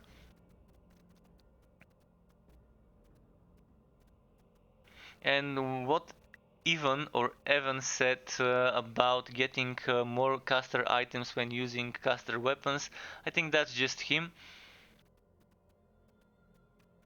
And let me just check the other questions. So is gear tradable? Yeah, gear is tradable. You can do personal trading. I can tell you something that not many people know, but the developers until 4 or 5 months ago had on their travel board an auction house for trading with not real money but with in-game money. Auction house as a project, something that they were planning on adding, but then they closed it, they archived it. So they either gave up or they decided to make this later because there's more important things to develop than that right now. So there's two possibilities. One, we are never gonna see an auction house where we can trade items between each other. via that auction house, or two, they were just waiting to start developing that after the launch because they wanted to focus on the core features. That's the two possibilities. But yeah, one of the moderators 4 months ago archived it, this card on the travel board. So let's see, Diablo is more cookie cutter. Yeah, Diablo definitely is more cookie cutter.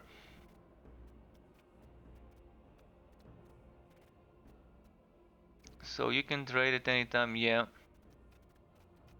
You can trade at any time. It's not like Diablo 3 trading.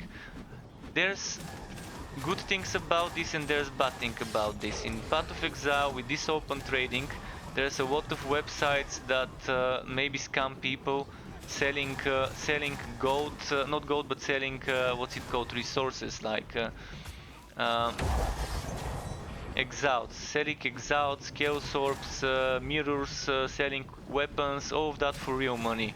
And this is a black market. This is something that's not legit. And people probably sell legit items for money, but that's not supposed to be happening in a game. That shouldn't be allowed. So that's the bad parts of a popular game having free trading. The same goes for Borderlands 3. There were a few months ago people even selling on eBay items in Borderlands 3, which were probably even cheated items. but but people who buy things like that are probably too stupid to know about this. But yeah, I'm happy that there's open trading, because as a streamer and content creator I wanna test as many builds as I can, and without trading it's gonna take shit tons of grinding. And if I wanna make build videos for YouTube, I would be trading with either my viewers or some other people on the Discord channel, the official Discord channel, so that I can gear up quickly for the builds and make the videos quickly.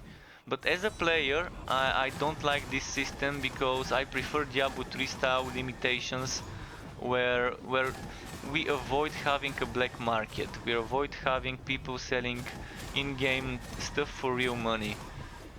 Where you can share, maybe share items with your guild members or clan members, and only being able to trade with them, or maybe like Diablo being able to trade it for a few hours just with the party members. Maybe this would be a good system, but I think there should be some sort of a middle ground where they prevent a black market from appearing, but also have some trading in the game that is not too limiting. I don't know what the system is, but there should be some sort of a system that has this kind of effect that's not too limiting, but doesn't have the negative aspects.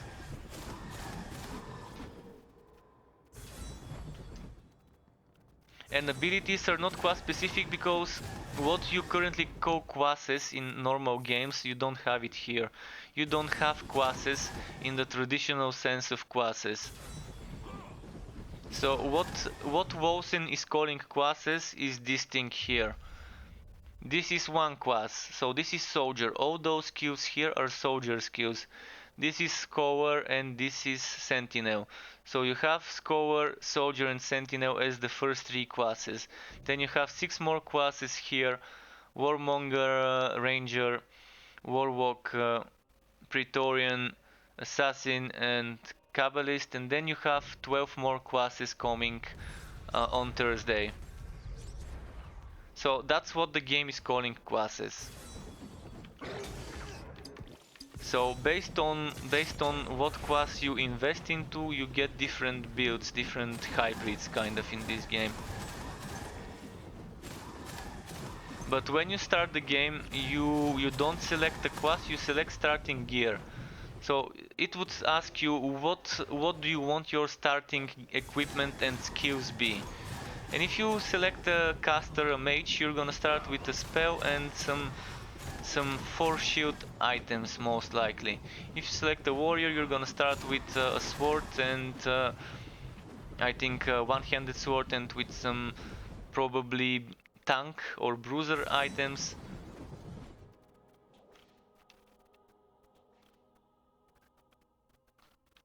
So that's the only difference. The items your character gets at level 1. Nothing else is different. You just get a free skill uh, and free items when you start, and they're different based on what choices you make at the character creation. But you would be out leveling this level 1 equipment in a few minutes, and you would be finding new skills shortly afterwards. So even if you make a mistake and you start with something you didn't want to start, it doesn't really matter. Eventually you would end up unlocking probably all the skills, and you would be changing that starting equipment pretty quickly. So that's just there. That's just there to not confuse people, because people were used to selecting something when creating a character as an archetype or whatever. I can start as a mage and then continue playing as a warrior, and that doesn't matter. You can always respec. Full respecs are super cheap. Full respecs are super affordable. So you can respec your attributes, you can respec your passives, and you're not gonna have to grind for a week or two. You just need a few minutes of grinding to be able to respec. One of those Eneracts, one of those skill books, this is kind of like the skill books in Diablo 1, one of those is more than enough to get your respec.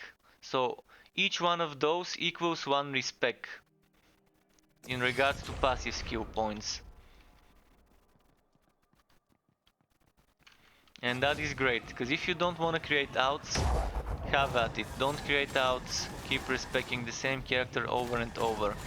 But if you're an outist with an L, an outist with an L, then you definitely would want to create an out and then level it up by power leveling it into an endgame mode without needing to do the story, which I will be doing a lot of. And then you can just spec it differently. And you can even use those outs as mules. If you don't think you have enough storage space, create a mule and just store your gear there. So you only have to complete the story once. To those of you who didn't hear me saying this earlier, if you joined later, you create a character on the first playthrough, you complete the story, and this unlocks the end game mode, Soldier of Fortune. Once you have unlocked Soldier of Fortune, your next characters can start from Soldier of Fortune without doing a single quest in the story. Kind of like Diablo 3 endgame only characters.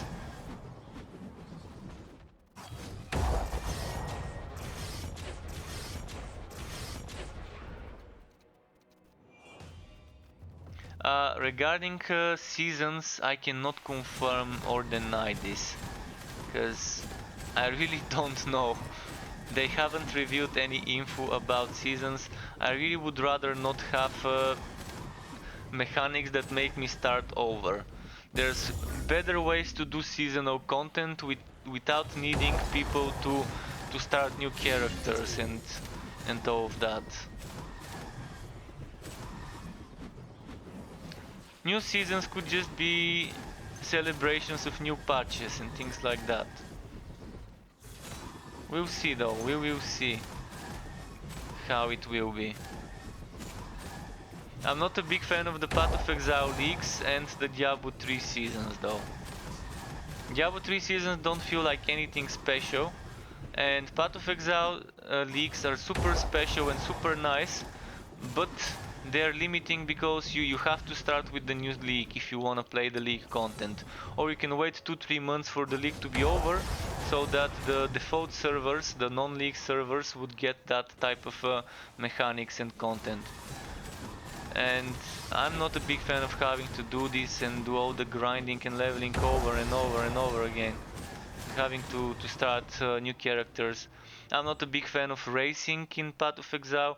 If I could play Path of Exile without participating in the race, opting out of the race but not having the death penalty, maybe I would have been playing the game. But all that death penalty and the time it takes to max out a character is not fun for me. I'm a person that loves experimenting with builds, theory crafting in the game rather than on some websites, in some calculators. So games like this one that allow me to respec constantly without needing to level up a new character are just my kind of games. And yeah, in Path of Exile I can't get my character to max level easily. I can't get it to level 100 unless I do some Care Bear content, and that's gonna take so slow to do tier 10, 11, 12, 13 maps to level up to 100. It's just slow.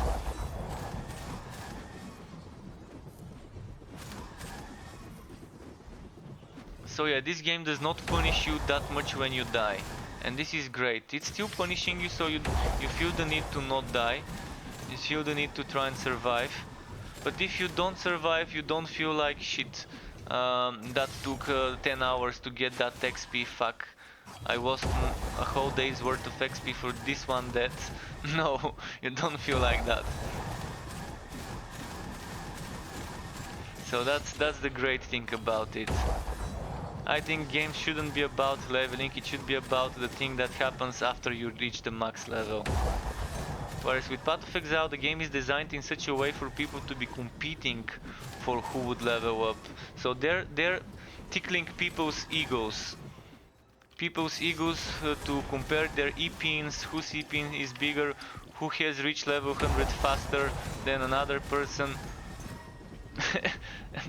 Just kind of that's the worst thing to compete for. Even Diablo 3's competition for rifts, who would reach further are better for rankings for competitive PvE. But Diablo 3 has other problems. Unlimited paragons, where only the people who know life or share their accounts with other people to grind paragons for them, or the people who bot, have enough stats to be in the top. Like if Diablo had a limit of like 1000, 1500, 1200 paragons and a limit of the maximum rifts like this game, then people would be competing for skill, not for stats, not for no-lifing.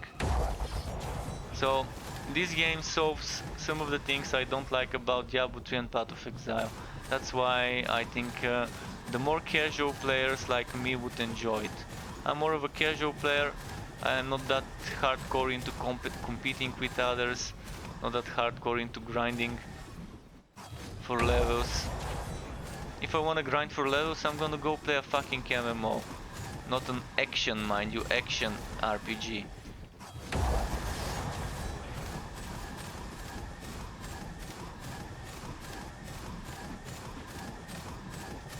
But yeah, Path of Exile is great because many people like what it offers.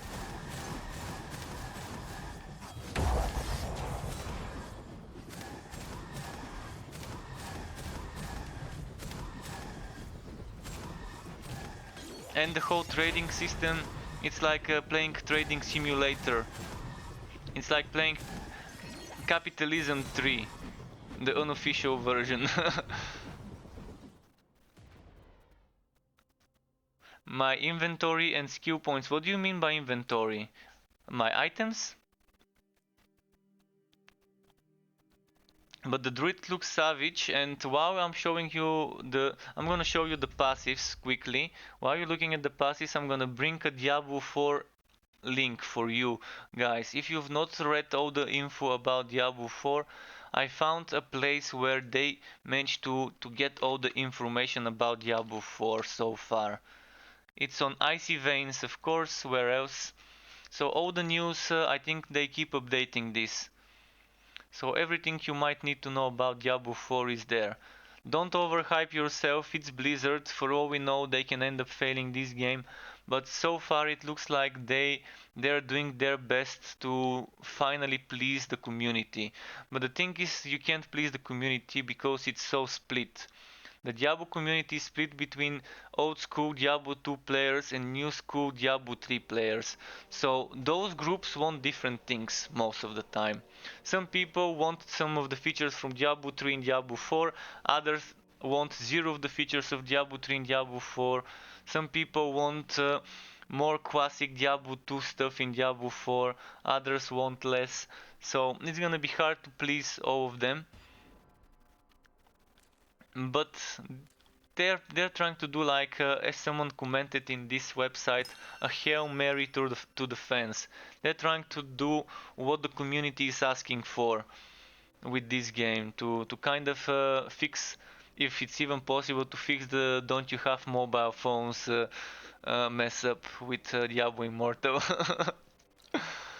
So yeah, we'll see how it goes. Don't overhype yourself though. Diablo 3 looked great before it released. It was promising PvP and everything, but then we got what we got. We got cash shop auction houses with real money, and then that got removed, of course. But yeah. So that's the skills. Here we have Warmonger. Here we have Praetorian. Here we have Assassin. Here we have Ranger. And my items: 8% damage per 100 unspent rage points, and I'm using rogue armor for the movement speed. Then you want cooldown reduction and you want transfer time reduction. I don't have those here, but I would prefer them. Then you have here the same stats for this one, and again movement speed.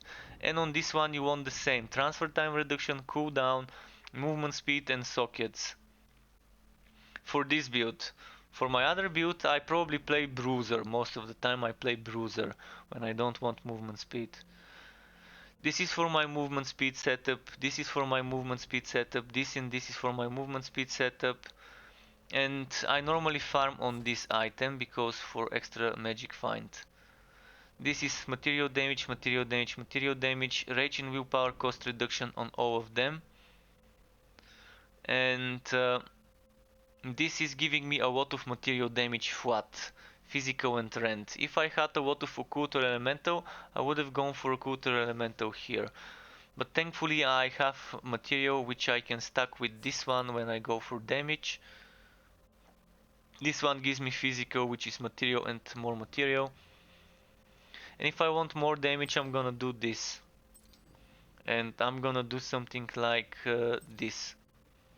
And there we have it, a bit more damage. So where is the boss fight? I think he's there.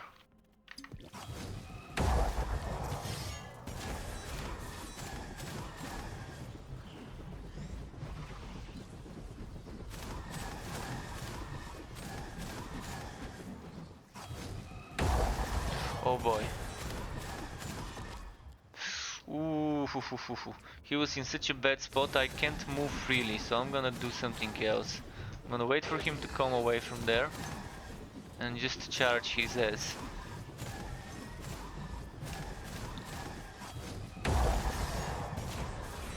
You can see how slower I am with this setup. And now he's gonna spawn kill me. Oh, he didn't. Nice. So I'm much slower with this one, but the damage is much better.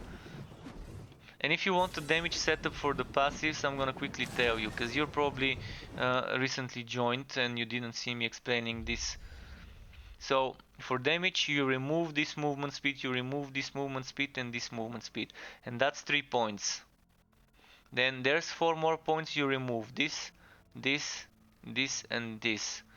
Those 3 we are still going to get, but those 7 points we spent 1, 2, 3, 4, 5, 6, 7. So you're getting 40% melee weapon damage, 30% attack damage and 30% crit hit chance. And then those here are not really needed, but that willpower on hit is not too bad, because it's helping you with transferring willpower and rage by combining those two to keeping the transfer going.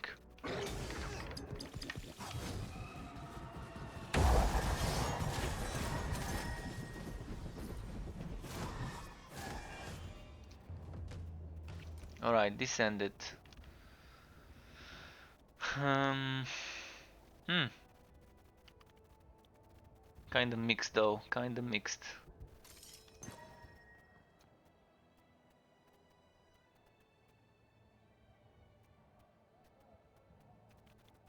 Shortcut? Shortcut? Do you mean the link or the crafting W? Crafting W. Do you mean this one? Or do you mean my video? The videos are on my YouTube. Oh, that's okay.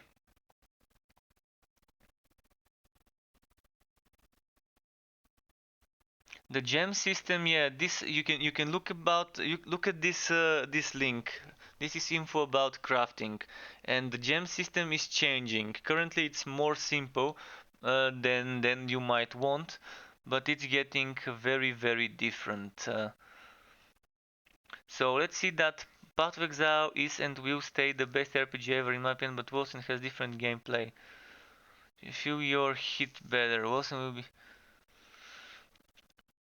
Yeah, Path of Exile is not for everyone, and so is Wolcen. And some people would want to play Wolcen in between leagues. In other games, some people, like me, would not touch Path of Exile now that Wolcen is here. Uh, some people would migrate from Diablo. Some people would play Wolcen in between Diablo seasons. So yeah, there's a bit for everyone in Wolcen. I think it's perfect middle ground for Diablo and Path of Exile players to kind of meet in between.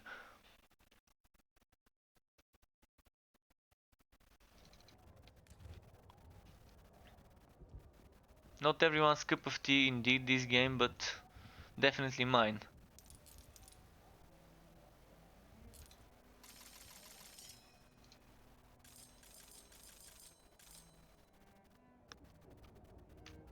And you don't have to grind your ass off to get certain things. And with the addition of the crafting rework, there's gonna be even more chances of negating bad RNG. Negating bad RNG.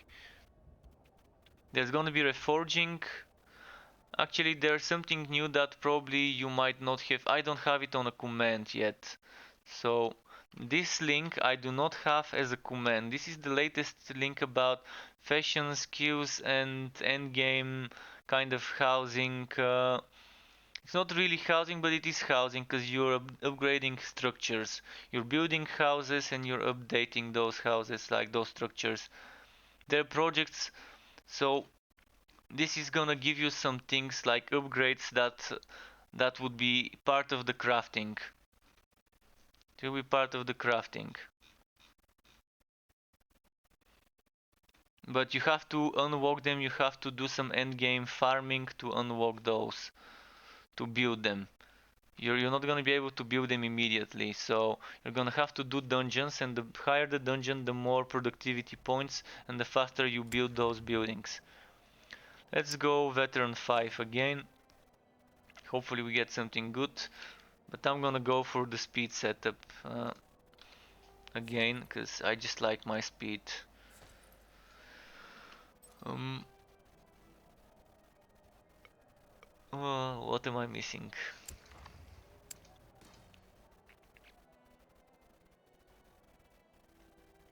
Okay, this, I like this. I like this. This. And this. And yeah, let's give them this. The best way to farm a decent weapon is what I'm doing. You can probably do it in an easier mode. I mean, this mode, but in an easier rank. So you can go to Adept, Veteran 1, Veteran 2, Veteran 3, whatever you can speed farm. Whatever you can speed farm, just don't war untainted. If you were untainted enemies, there's gonna be less drops per minute, because warring untainted enemies is just for farming specific modifiers, not for farming in bulk. But when the game launches, it's gonna be different, because you're gonna be min-maxing and re-rolling. So what I'm doing now is the best way to farm legendaries in bulk and uniques in bulk. Wrath of Saricel gives you less items, but it gives you items with special affixes that you can only drop there. So that's why wearing contained enemies is done for specific purposes, not for general farming.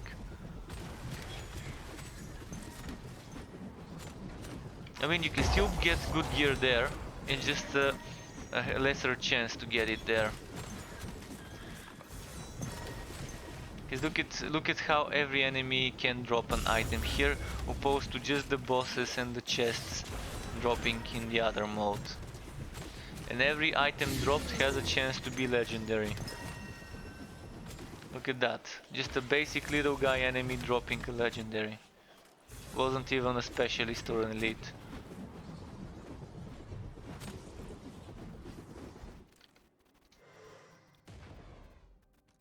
Okay, kind of too spread out. Too spread out, not focusing on one stat or another.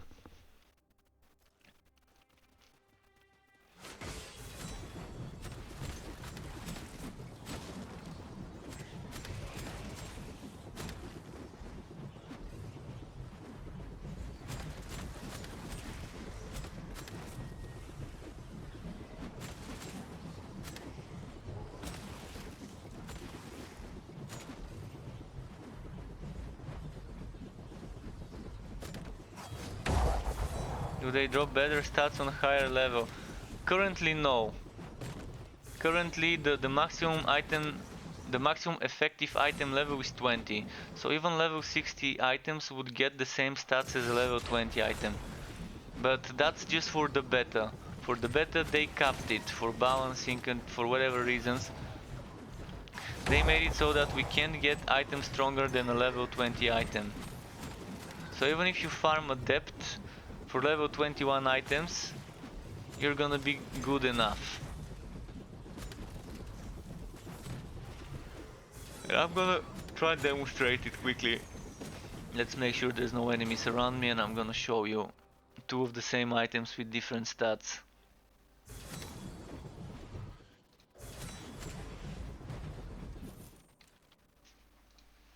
So look at this level 28 and this level 31. Although those are pretty close together to levels, so let's look at those. The level 22 is seemingly better than the 30 in the HP department, but basically every item has a bracket. A bracket of minimum and maximum each stat can roll, and those obviously are rolling in the exact same bracket. Same goes for those, kind of the exact same bracket. And those are actually pretty close to each other, but yeah, at the moment that's kind of the same brackets that you can get. Regardless whether it's level 30, level 20, level 50, level 60. You can get up to level 75 enemies and items on the beta, but it's not gonna be any better than the level 21s. It remains to be seen on launch whether level 90, which will be the cap, would be the maximum effective item level, or whether going for level 145 enemies and 145 level items would actually give us better stats. If that's the case, then that's gonna be pretty interesting, having to farm item level 145 gear in Champion 9 to do Champion 9. Yeah.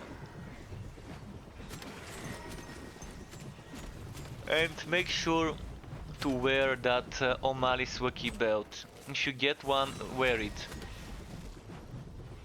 But as I said, RNG in this offline mode has been very weird for me.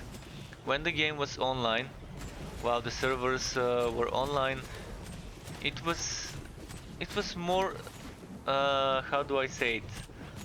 Uh, Not static, but more reliable. The drops were more reliable, and they were kind of then there's another word. I can't remember the word in my language. If I remember it in my language, oh, they were more constant. So I won't be getting that many drops, but I would be constantly getting drops when I was playing in the online mode. As soon as I switch to the offline, it's being very bad. Like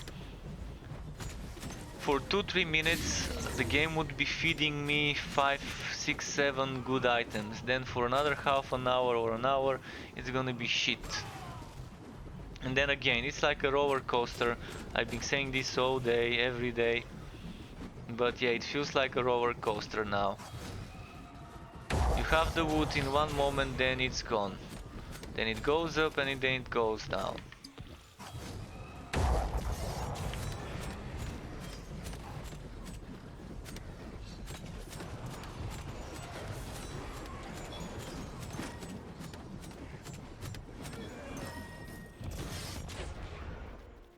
Whereas in the online mode it was not like, and then the game crashed.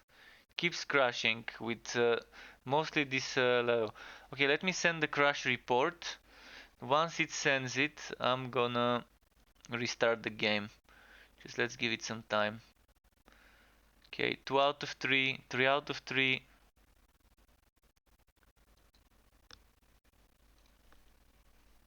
Still sending the crash. Okay, the crash report has been sent. Right, restarting the game.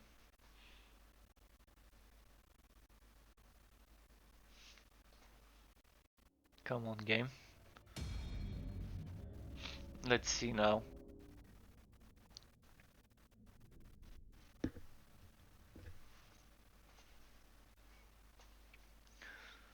So without spoiling much, I'm gonna say that what we're seeing now is the character and some of his family, so to say, in this screenshot, this artwork. I don't want to spoil much of the story. And it's been weird. I watched one video today. Somehow ended up finding a Wolcen video. I'm not sure what it was supposed to be, some sort of a guide. And and that video spoiled so much of the Act 1 story that without spoiler warnings, not sure if it was meant to throw people or not, but yeah, the guy was kind of telling people some sort of information guide or whatever, and then he's showing the final boss fight of Act 1 with all the cutscenes and everything in between. And that was a pretty bad decision to do. Like, if you're gonna do build or guide, probably avoid spoilers. Yeah, what am I gonna do now? I'm gonna restart, but before I do that, before I start the next map, I'm gonna go and take a leak. But let's roll the modifiers first.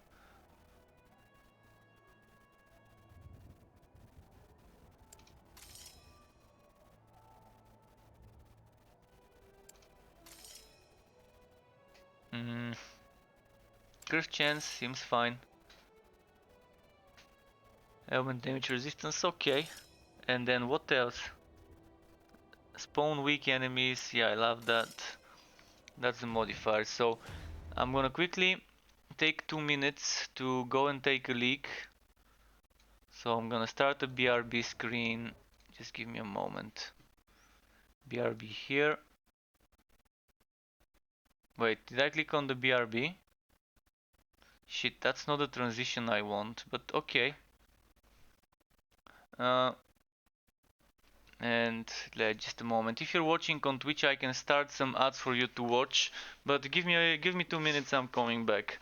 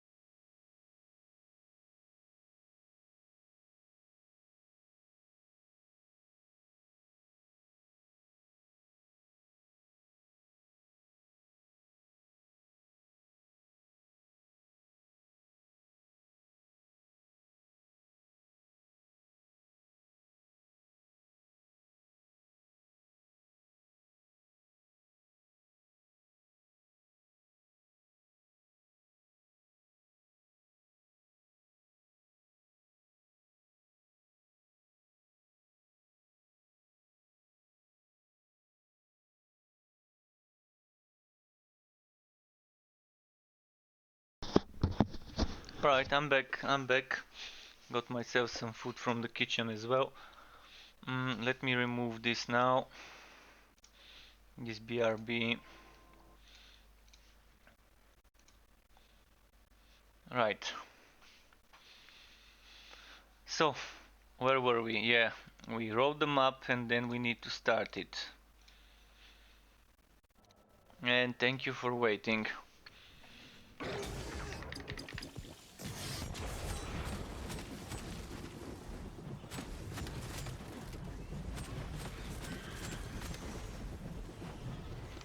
Let's see how the drops go this one.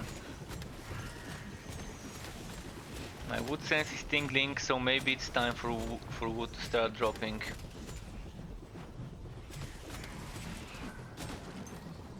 Come on, wood sense, don't fail me, wood sense. Oh, and I've missed some messages while I was taking a leak. So, hello, what would you say about the diversity of efficient builds you can make in this game? The diversity would be so much more on launch. Currently, efficient builds, there aren't many, not because of the items and the builds, but because of the enemy balancing. Everything can one-shot you on champion, and the game turns into a bullet hell rather than an ARPG. And hopefully on launch they would have made this different, because they seem to have been going for a lot of healing abilities, tanking abilities, and you're gonna be able to make efficient tank with enough crits on the game launch. So at the moment everyone's spending everything into ferocity for damage builds, everything into toughness for full tank. But you're gonna be able to make some more hybrid builds when the game launches, because you're gonna have more attributes. I think we're gonna have 445 attributes, because that's gonna be starting from level 2, 5 points each level until level 90. So 89 times 5. I think that's how it's gonna be, but maybe I'm gonna be wrong. At the moment in the beta we get 10 points 10 points each level, starting from level 2 all the way to 20. And at the moment we have 38 passive points, which is 2 points every level from level 20. When the game launches we're gonna have level 90 maximum, and that's gonna be 1 point per level from level 20, which is 89 points, and then we're gonna have at least one more point, which was revealed. It was revealed that this thing would give us at least one more point from this. Maybe there's gonna be more sources, but for now we can say safely that there's gonna be most likely 90 points in the passive skill tree. And the build diversity would be great because there's gonna be 40 skills. Currently we have 24. 24 active skills opposed to 40. Then currently each skill has 8 modifiers, but they already confirmed that it's gonna be 16 modifiers for each skill. At first they said between 12 and 16, but then they probably decided to make all of the skills have 16 modifiers, and it changed. So that's nice. That is quite nice. So what else is there regarding build variety? There's items, and there's gonna be even more items, unique items that are good for specific builds. There's gonna be more passive skills, more passive classes to invest into. So at the moment we have 3 plus 6, and then there's gonna be another 12. So it doubles, first 3, then 6, then 12 classes in these 3. So 3 classes, 6 classes, and here are the 12 that you can't see yet. If you wanna see them, I can show you a preview. If you wanna see them,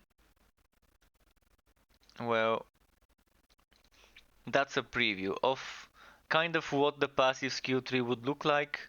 It's nothing too complicated, but there's gonna be some choices to be made. How you wanna link things, what not to get, what to get. So yeah, a lot of stuff has been revealed already, and I'm just so hyped, stoked about the launch. 4 days from now,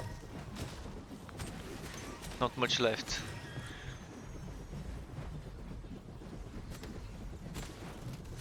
And no auction house, if that's what you mean by AH. Do you mean auction house by AH? It's gonna have trading. It's gonna have trading, personal trading, Path of Exile type of trading. For good or for bad, that's gonna be there. We already have it in the beta. Eventually maybe they might end up adding an auction house where we can list items and pay a certain fee and then get others to buy those items like an MMO, but for now that's not something that will be in the game. But we do have regular trading. You click on someone, invite them into your party, then you click on their portrait and then you click trade and you get a trading window where they can give you gold, they can give you affinity, and you can give them items, or they can give you items and you can give them items. Like, you can trade anything. Gold, affinity, and items of all sorts.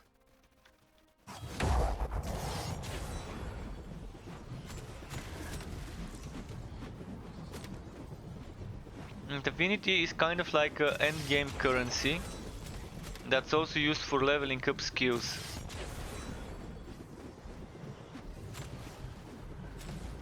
But it's better off to just not use it for leveling up skills unless you really want to jumpstart a new build. Because there's gonna be a lot of other things for which we can use affinity. But at the moment in the beta, affinity feels easy to get. On launch, we don't know whether there's gonna be changes, hopefully there aren't. And it is still easy to get.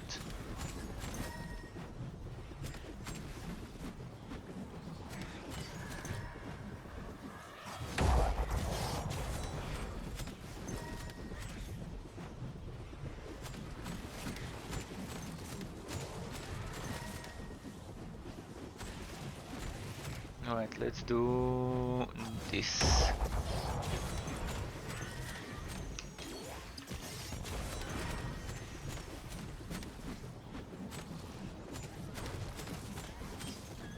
Come on.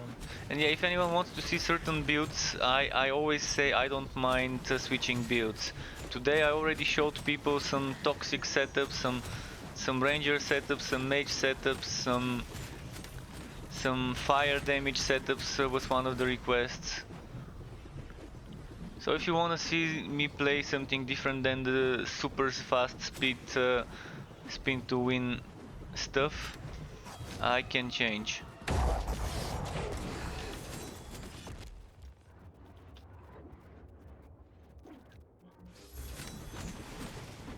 Okay, let's group up here.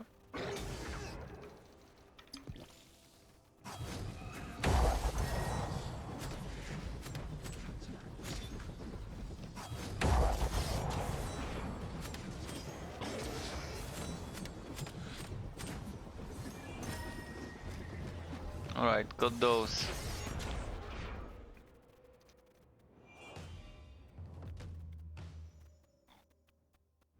Thanks for the details you give. Did you have tried to group play? Yeah, I have tried to play. I've tried to play in a group, and it is nice. It is nice to play in a group. You have unlimited resurrections as long as one person of the team is alive. So, what happens when you get downed? I'm gonna let the enemies kill me just to show you.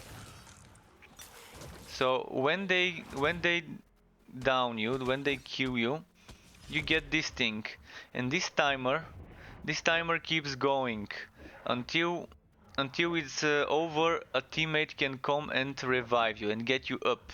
So you're not actually dead, you're just downed. So a teammate can get you up, and if they don't get you up, then you die. but you still have a chance to respawn once your teammate is out of combat. So once your party is out of combat, you can respawn unlimited amount of times. As long as there's still one person alive, not downed, then the others can respawn once he's out of combat. But you can rest people during combat with the other option, with the option where you can go and hold the mouse button on them to rest them, to get them up from a down state. Thank you, Dr. Quinn.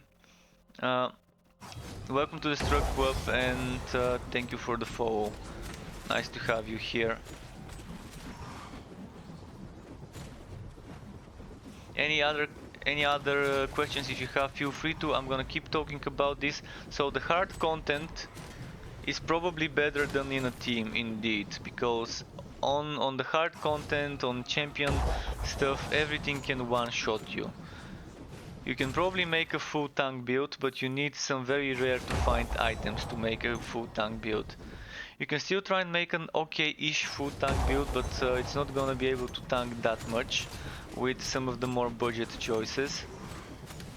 But that's on the beta. On the beta things are limited. Stats are limited, passive points are limited. I'm assuming on launch tank options would be much more and much better. And the skills, there's gonna be more tank skills, there's gonna be more healing skills.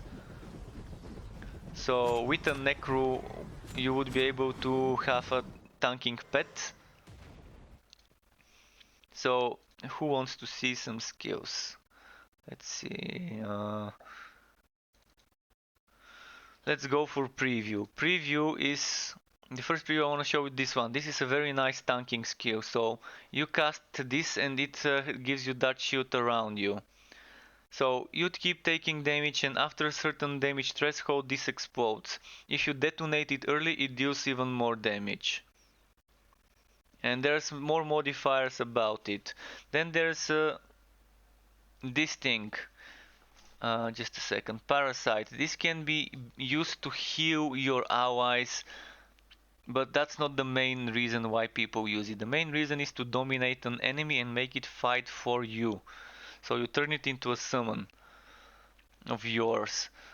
So this can be used to heal allies if you wish to, but you're draining your own HP to heal them. Then there's the poison golem, Livor Mortis. This golem can shout and taunt enemies. See how this enemy changed its target to the golem. He was going after the mage, the caster. So that's just some examples of things. And then you have a turret with a shield. Shield that deflects projectiles back at the enemies to damage them, and you can shoot through that shield yourself. Same goes for your turret. So that's just some examples of things that would make it much easier for a tank, for example, or for more defensive setup to exist. There's gonna be more healing skills as well. Currently in the game there's just one skill for healing in the game, but on launch there's gonna be a few more, at least 2 more added that can heal. We don't know all the modifiers, so I can't tell you whether there's gonna be even more than that.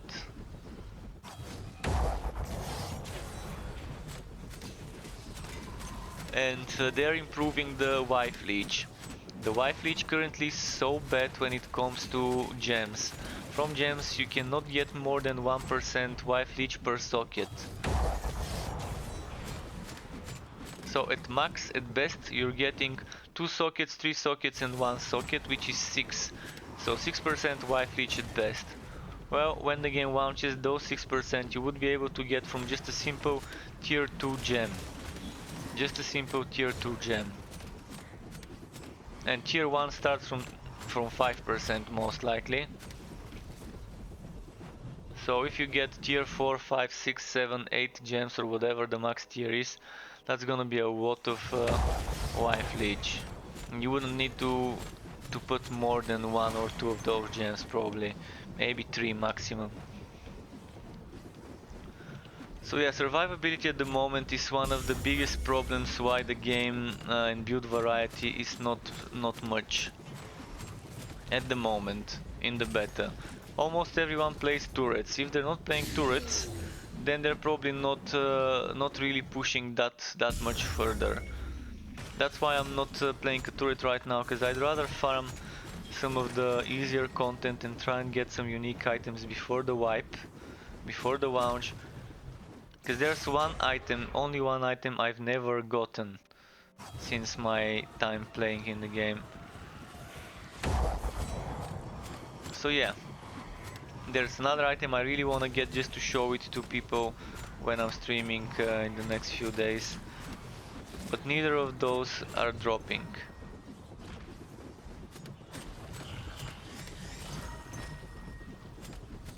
But thankfully, at least I got a trial belt very early in the endgame process. Just a second. I need to change something.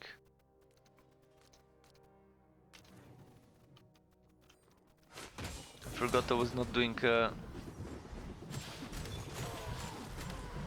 That's not something I'm benefiting from right now that I just did. But in case I decide to switch to my curse belt, this was the one I wanted to use.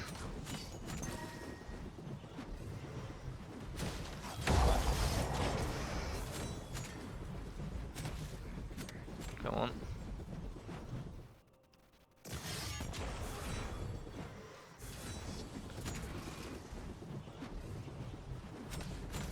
Aura group buff? No, I didn't see aura group buff. I've seen a self buff, which is not normally a self buff, but it's something you can place.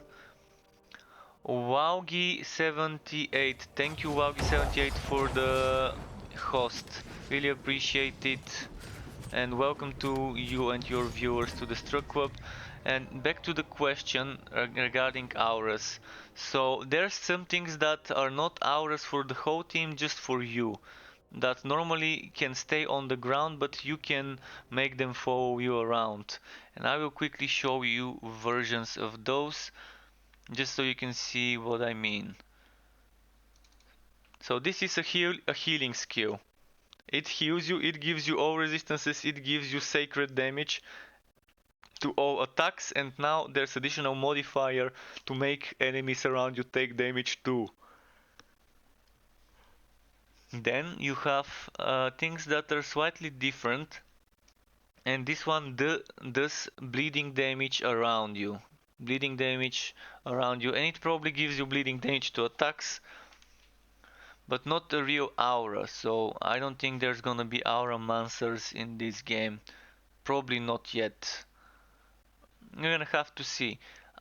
We know that there's gonna be 40 skills, and if you wanna know about the new 16 skills that are not in the game, you can read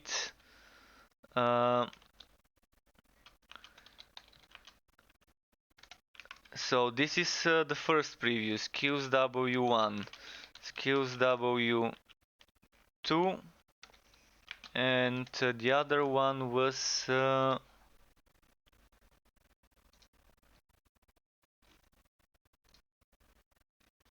and the other one is this one. The other one is this one, the third link. So that's 3 links.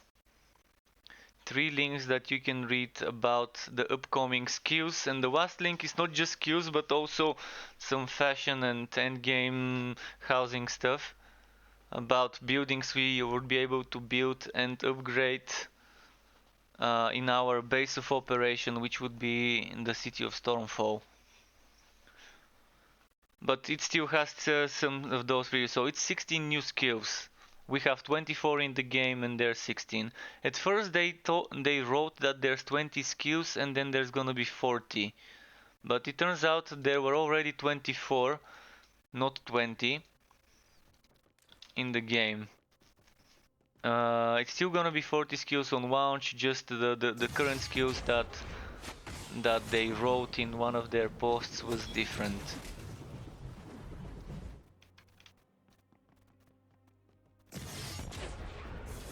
But yeah, I counted the skills and they're definitely 24. Let's see. So 1, 2, 3, 4, 5, 6, 7, 8, 9, 10, 11, 12, 13, 14, 15, 16, 17, 18, 19, 20. 1, 2, 3, 4. 24, yeah. And I've been saying for a few days before that we have 20 skills and we're gonna have twice as many, which will be 40. But then it turns out we have 24 and we're not gonna have twice as many, but we're still gonna have 40, so I ain't even mad the way it's set. And they have already revealed all the new skills with some of the new modifiers, not all.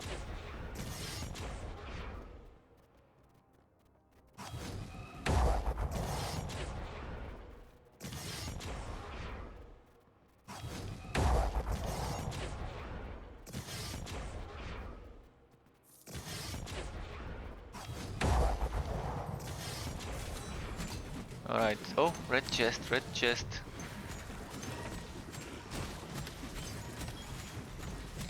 Red chest, drop some wood. And please make it be some good. Chronocell.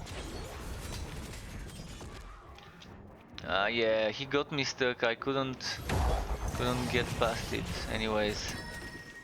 2 spheres, 1 shot.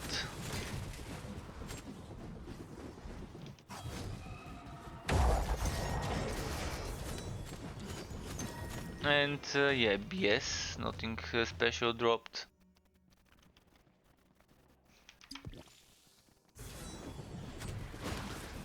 So hope you enjoyed checking that information about the new skills and the modifier previews of the current skills.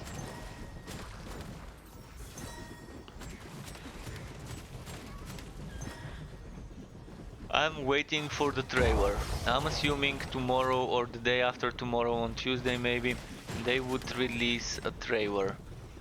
Launch trailer with gameplay and maybe a bit of story. Not too much spoilers. I'm not sure what the policy is. Do they have to release the launch trailer or on launch day, and or can they are they allowed to release a launch trailer 1 or 2 days before the launch? Not sure how the gaming industry handles that shit.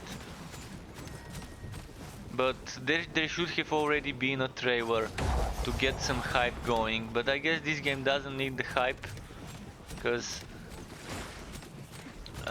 it just generates itself, it seems. There are so many people interested in this game nowadays. Someone yesterday told me that this is the most purchased game on Steam over the last few days. If that's the case, that's very, very good news for everyone. Bandy or Bundy? Maybe that's Bundy. Bundy, thank you for the follow, welcome to the Struck Club, and nice to have you here. Dr. Queen, thank you as well for asking those things and being here. And until next time, and thank you indeed for the nice words as well.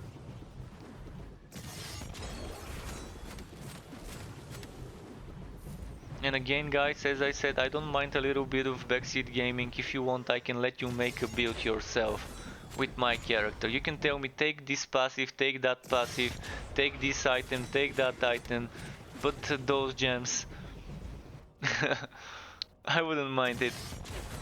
I really hope they don't disappoint, yeah. I mean, I've been with this game since the alpha. I've not been playing all the time because I've been on and off. I really like the alpha. I didn't like the first iteration of the beta. The first iteration of the beta was like a joke, but then content update 1 came, which was good, but it was so difficult on a mage to complete the story. I couldn't complete the final boss when update 1 released, and then I gave it a few more months, and then I came back on after they rebalanced and reduced the HPs of some of the bosses, I came back to the game like a month and a half ago or so.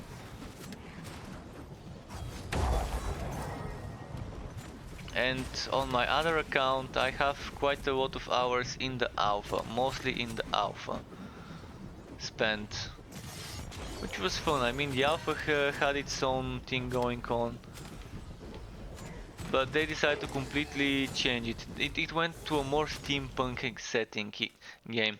Before it was more towards the fantasy, and then they decided to make it towards a more steampunk. So we used to have crossbows, now we don't. Now we have pistols and bows.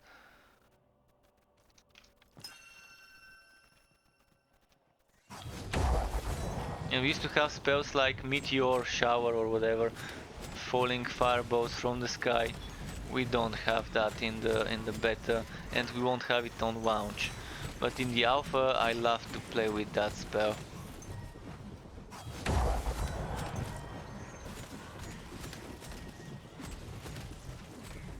And we used to have things like if the enemy was in the water, you could do extra electricity, extra shock damage. I think this is no longer in the game. Such interactions between the elements and between the environment. That's probably something they decide to remove. If there is, I just haven't noticed it, because I've not been using much of those things that can cause that. But yeah, a lot of the things have changed from what they used to be. But 5 years, that's been a lot of development. 5 years of development, starting with a smaller team, gradually getting more and more people working on the game. The good thing is they managed to keep the game afloat with money from sales, from early supporters, which is surprising, but I guess it paid off in the end. No pun intended.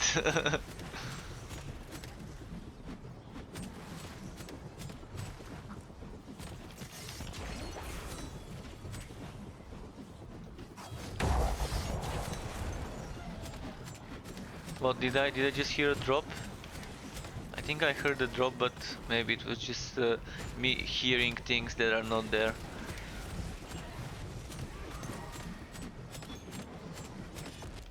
Oh wow, why did I let it hit me? Clearly saw it attacking and I didn't move out of the way.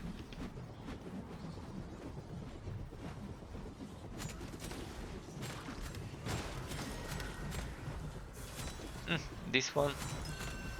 And there we go.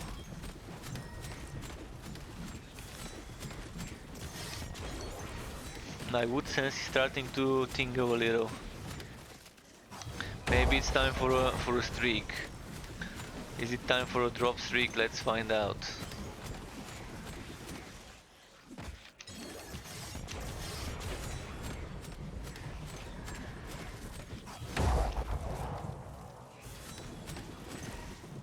Alright, boss fight.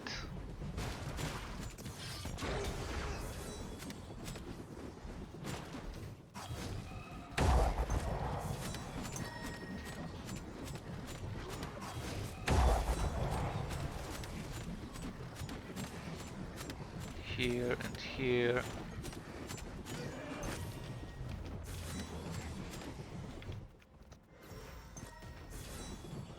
And here.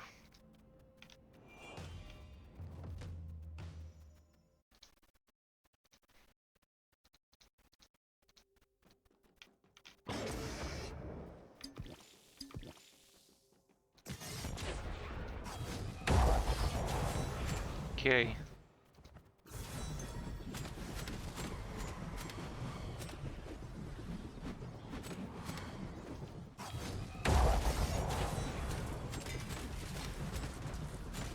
And what's this?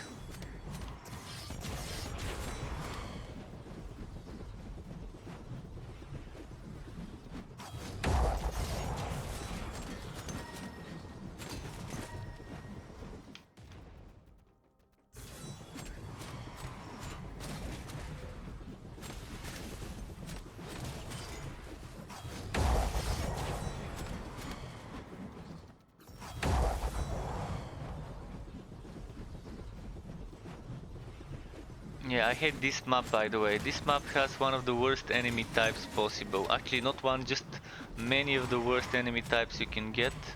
Those demons, the shadow spawns, the abyssal spawns, the big version of those as well. It has those soul demons as well. Some of the more annoying ones. That on harder difficulties, even those little guys that charge you, sure one shot.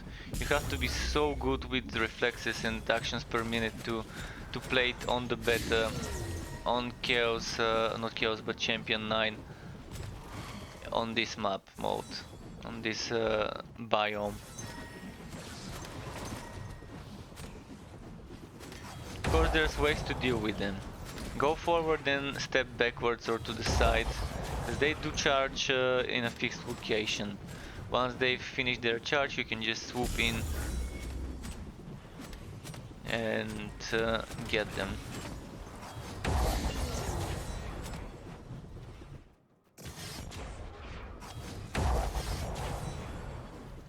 No, no, no.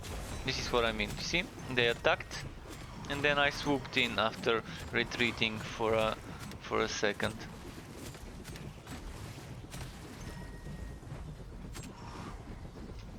But sometimes I'm just not gonna even notice those, and then before I know it, there's like shit tons of those hitting me, and then it ends up being a one shot. Even though on difficulty like this, they can't one shot me.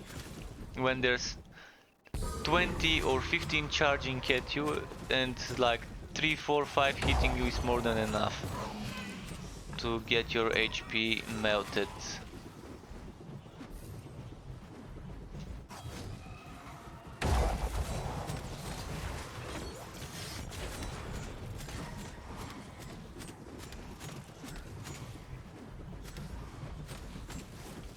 And boom.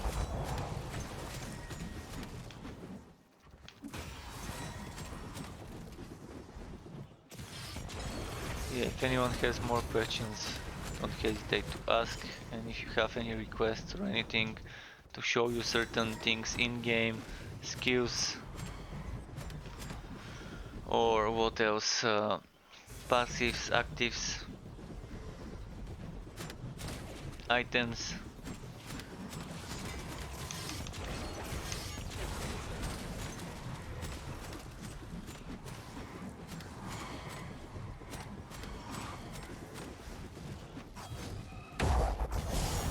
Here.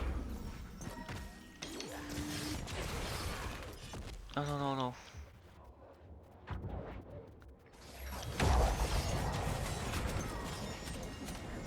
What dropped? A zap stick. Yeah. A crab stick. More like.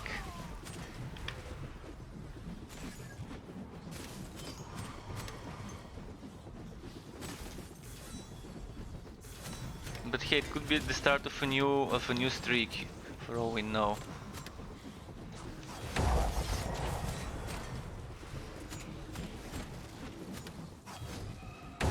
Boom. No, no, no, no. Let's get back a bit.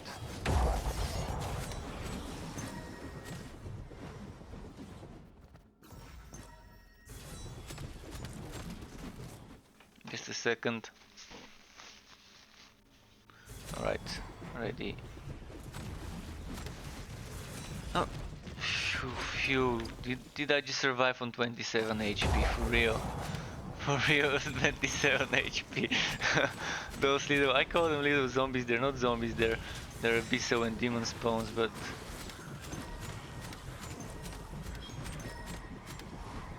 they are so annoying sometimes with those jump sleeps.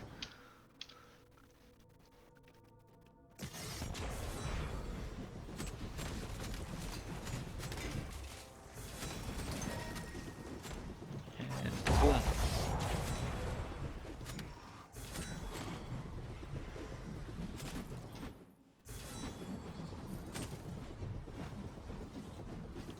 I don't know, keep getting stuck in there. What about here?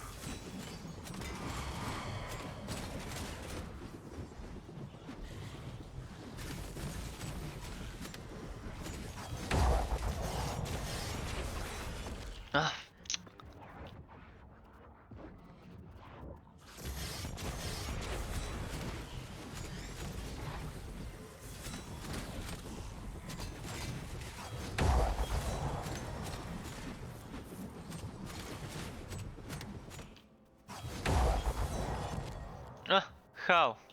Seriously, how? How did this kill me? I mean, he was far away from me and I didn't see anything traveling like a projectile towards me. So was it something he threw in the air and it was falling from the air? Like those boats that he throws in the sky? But I didn't even see him throwing them.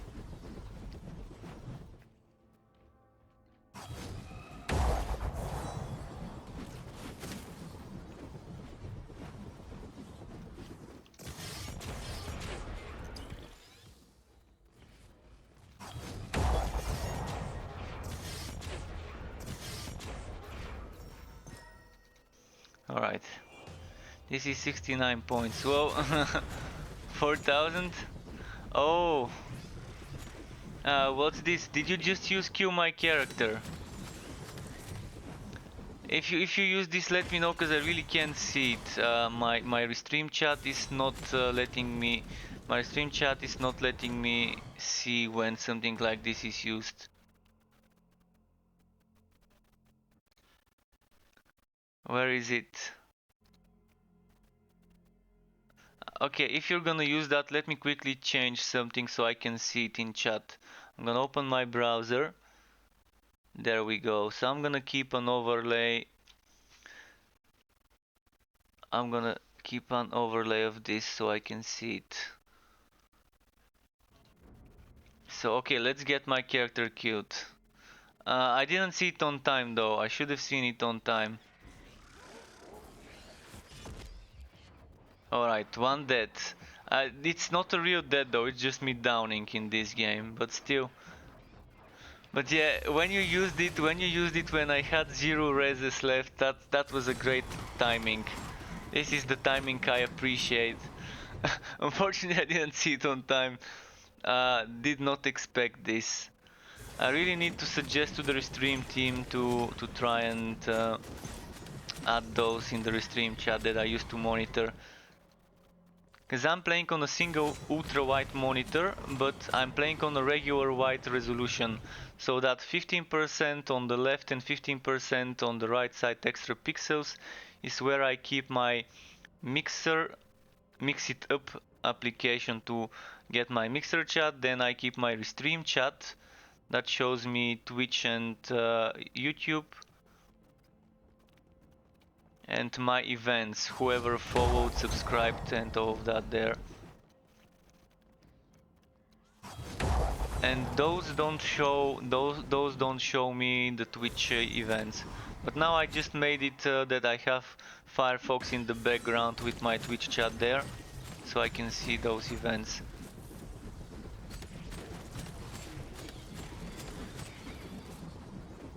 I don't have room. My desk is very small. My desk is small and I can't fit a second monitor. Also, I don't have money to buy a new monitor anyways, as a second one. Cause yeah, I'm doing streaming and all of that full time, and since I'm a new person in the business, it's gonna take a while. I'm not a person that's doing this part time. I tried before in 2016. I tried doing streaming like for a few hours every week, not weekend, every weekday, and it just didn't work well. But when I quit my job, I had some spare time, and I decided to pick up streaming and content creation to see how it will go. And at the moment, yeah, I can't afford many things, if any. But for now I'm fine. My monitor kind of allows me to thankfully have my game in the middle, and on the side to take advantage of the extra 30% pixels to keep my chats there.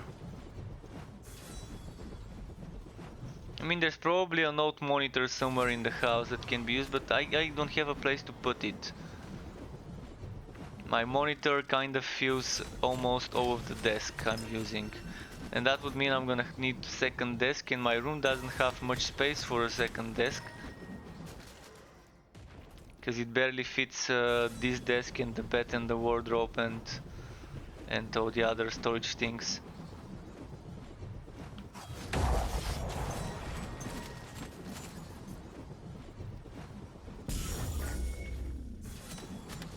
support systems repaired. Dude, thank you for the prime sub. Really appreciate it. Thank you everyone for everything, being here, watching, and all, and all the love and respect goes to all you guys.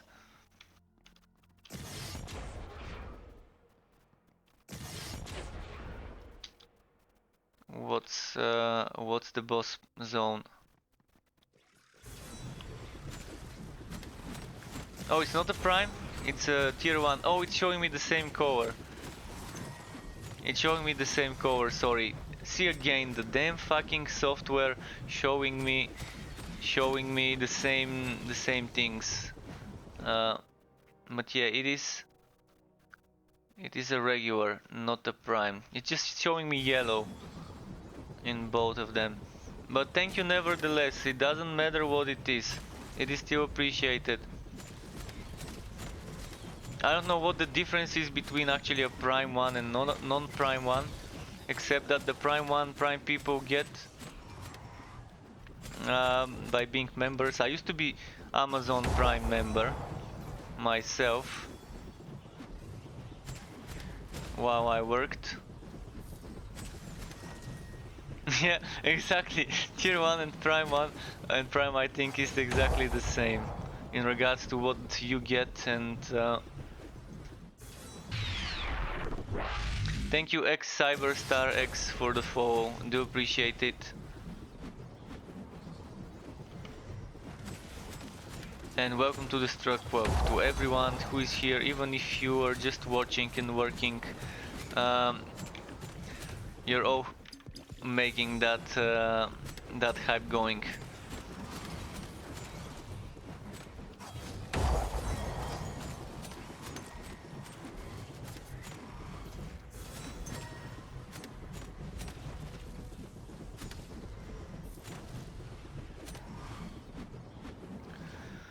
So should I switch the build after I'm done with those 6 maps? Should I switch to something different? Does anyone want to see me do turrets? I don't want to see myself do turrets, but I'm gonna have to eventually on launch.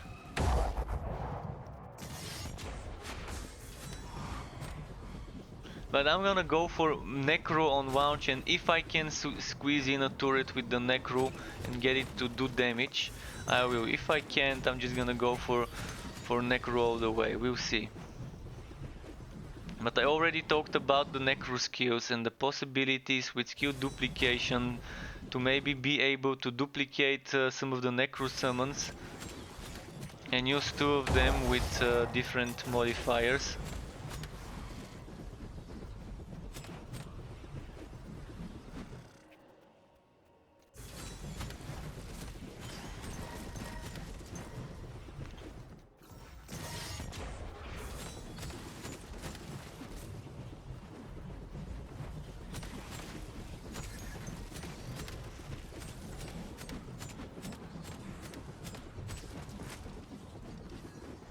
Infinity Blades, the skill really looks nice, and what I can tell you is something that it hasn't been reviewed yet, but in a way it has.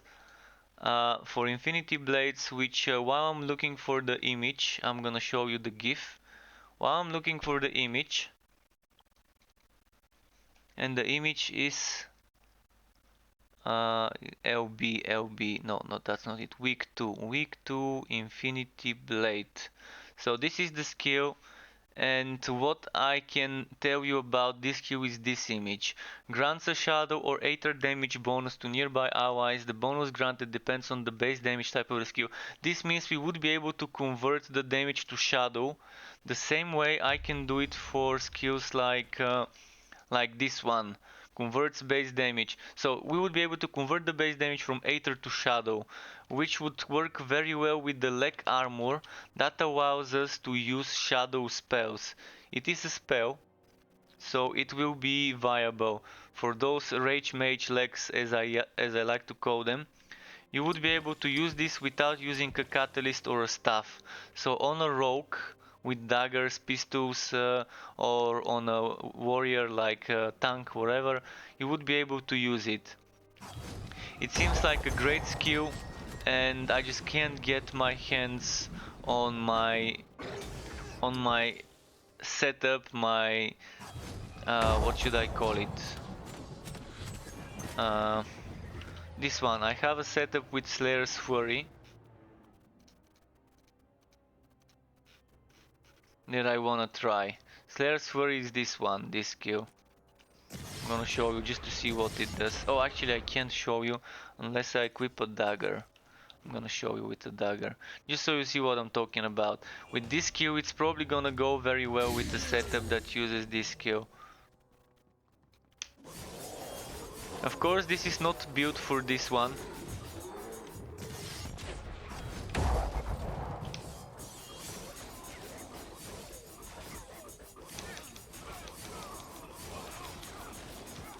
So this is not built for this skill, but yeah, it's gonna be great. Because this is shadow, and there's, as I said, there's an item that allows you to increase your shadow damage but decrease your elemental and material. Then there's another item that boosts your next attack by a certain percentage of the element. That's this one. I'm just gonna show you why. This thing attacks gain X% damage from the last spell cast of the same type of damage, element or whatever type of damage that the spell used. So if you use Infinity Blade, you're gonna be able to buff Slayer's Fury. And that's a shadow spell. I mean, you better be using it as a shadow if you're going for a shadow build. And then you can use something like this one. This by itself gives you a buff, and you can make it into shadow. So first it gives you a buff, and it also is a shadow thing. Then this one also is a spell that gives you a buff, and then it is a shadow one as well. And it just goes pretty well with that setup, and I can't wait to try it. I can't wait to get my hands on the items I want for this one on launch. Even now, without the Infinity Blade, I wouldn't mind getting those legs just to show you something. And Wife Leech with a lot of HP, with the item that converts Force Shield into HP, seems to be a match made in heaven for this build. And this edge is just throw roll.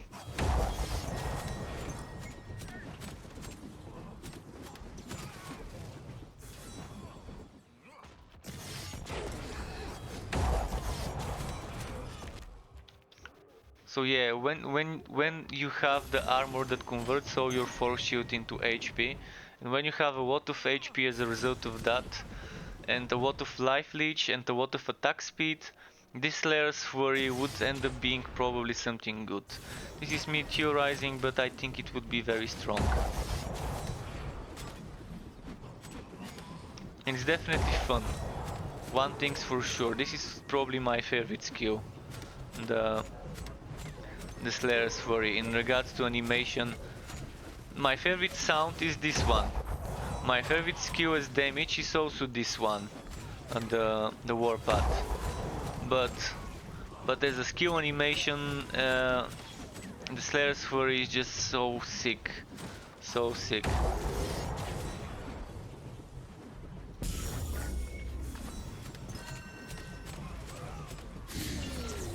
Alright, we're in a row. We're in a row, so my Wolcen starts tingling now when I see within such short period of time between the two drops.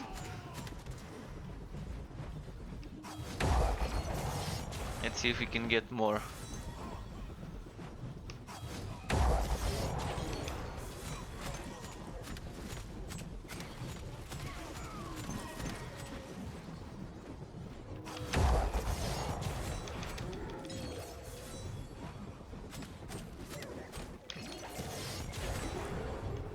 Infinity Blades would be also nice for some combos, because there's a version of the skill that allows you to use warrior skills right after it. This version Allows you to cast warrior skills for a few seconds after using a skill.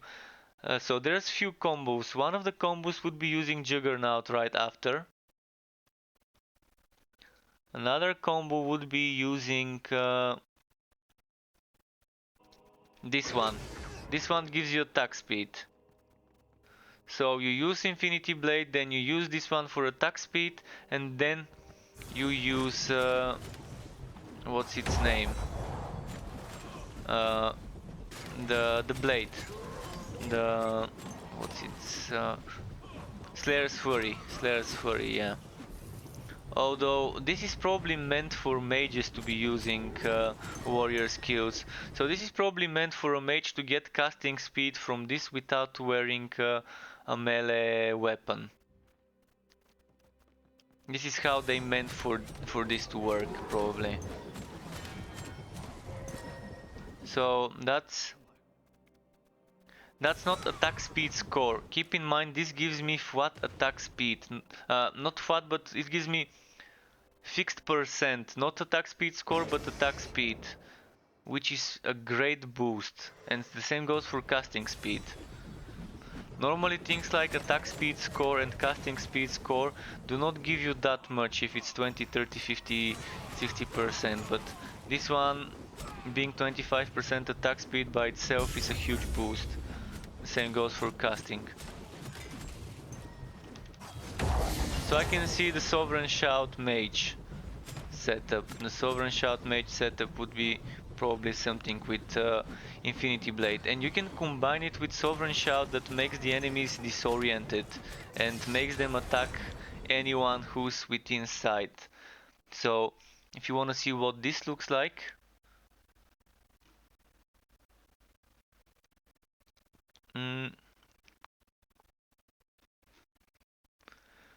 so previews here.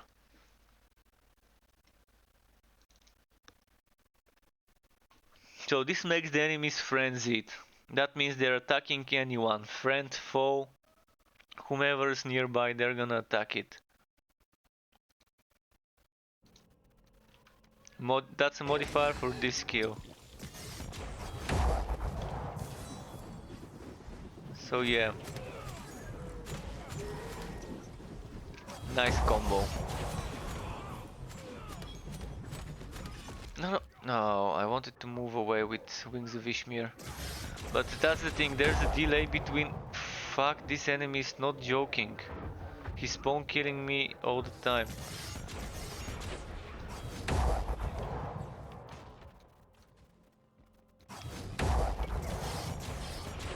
So there's, as I said, a delay between the spin. And the spin has to end before you can use a potion, or the spin has to end before you can use a certain other skill. So it takes a while. Patrick Franzen on YouTube, thank you for the YouTube sub. If you're watching, do appreciate it.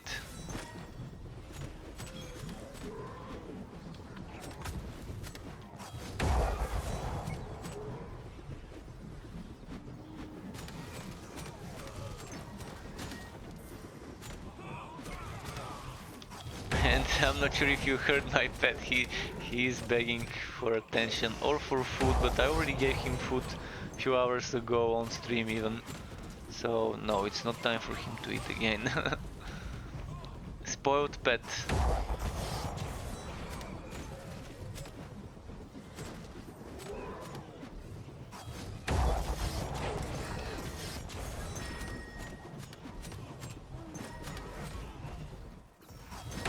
Boom.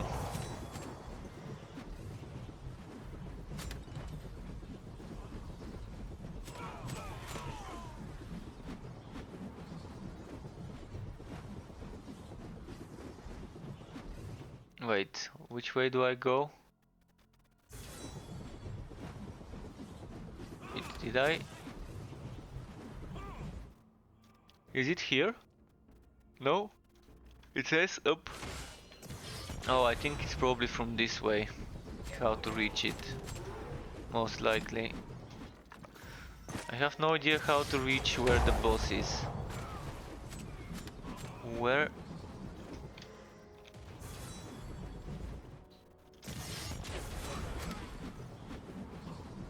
So if it's not here,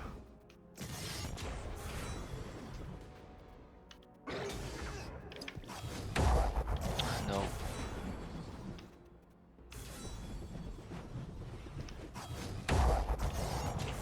This Q keeps glitching on me. I'm holding the button, but it doesn't count as if I'm holding. This is one of the most annoying bugs for me, because I do play this build, this Q as well a lot, not just on this build. Play it on bleeding edge builds as well. So this is where the boss would be.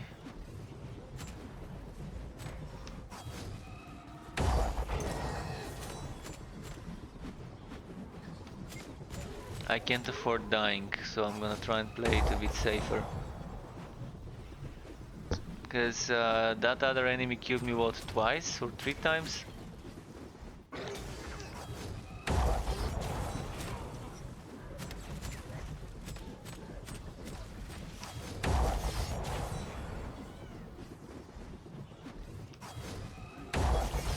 Okay, got him. Got him, tried to be safe. Oh, that was the final one of this sequence. So let's see.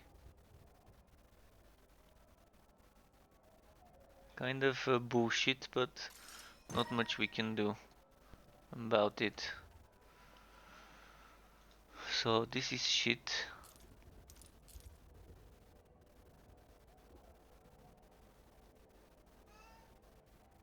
Critical hit damage and 2 flats to spells, but I think I've got better somewhere. This one is amazing though. If the spell critical hit chance was attack's critical hit chance and it was a steel ring, was it called steel ring? Yeah, if it was a steel ring, it could have been a great one. Let's see, crit damage and 2 flats with a socket. I think I've got better ones. Yeah, this one. 2 flats, crit damage and a socket. 2 flats, material damage, socket and residual energy as well.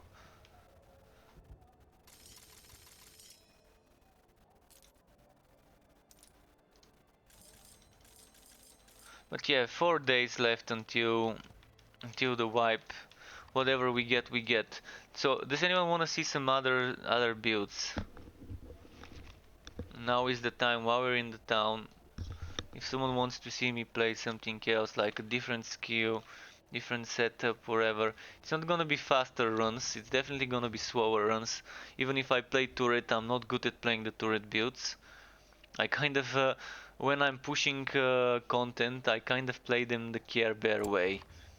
I put a turret, then I move a bit. I put a turret, then I move a bit. The way other people play it is they keep moving and putting turrets and ignoring the enemies. You want me to do turrets? Okay, which turret build though? There's many turret builds, but alright, I'm gonna do one I know I can.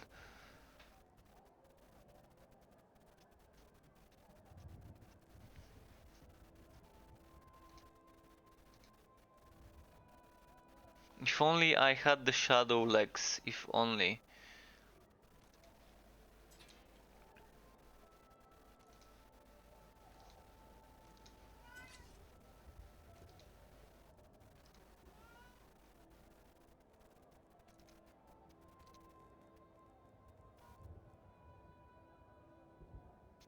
I'm gonna explain about the examples and do some of the options, definitely.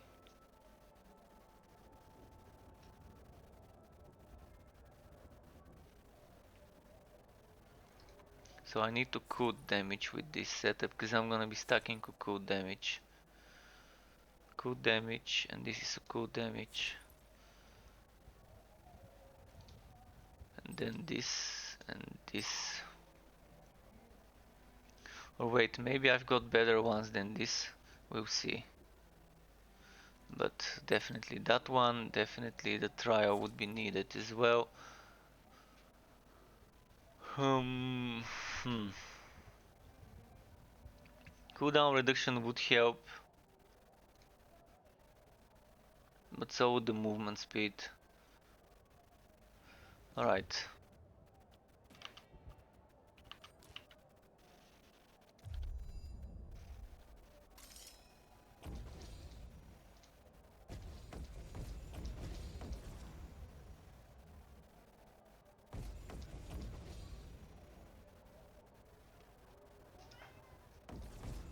I'm not gonna even get the regeneration per Q. I don't think I need it. Not when I'm doing a hybrid setup.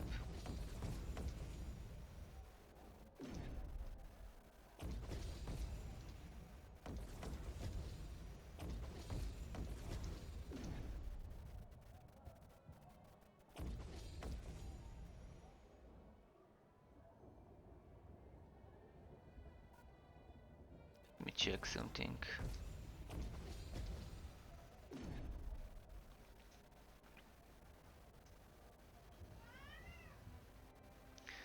The thing is, I need 1, 2, 3, 4, 5, 6, 7, 8 points. So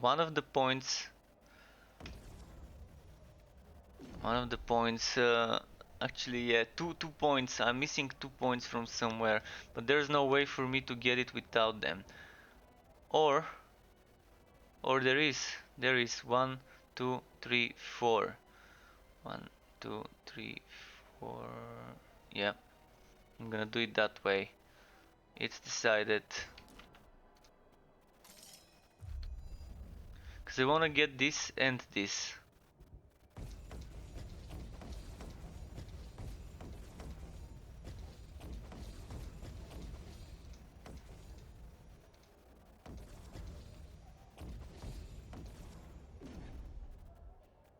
So let's see, if I get this one, how am I gonna get...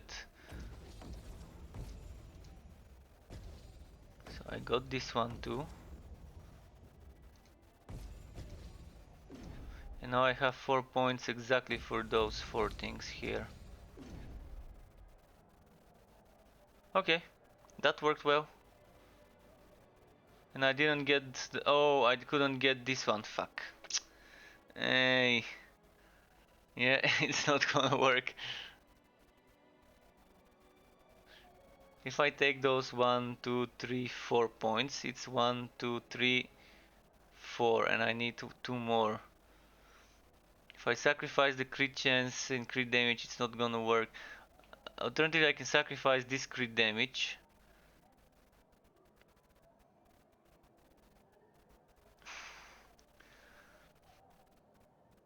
Alright, let's do one more try.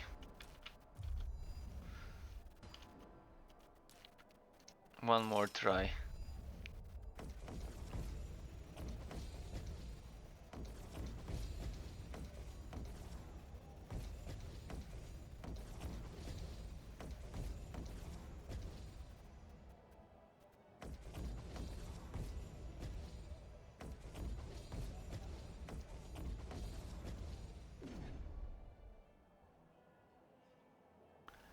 Now I can get this crit damage.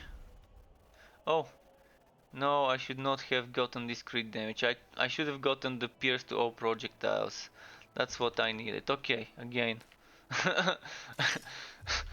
Sorry, but yeah, I keep remembering there's other things that I need to take.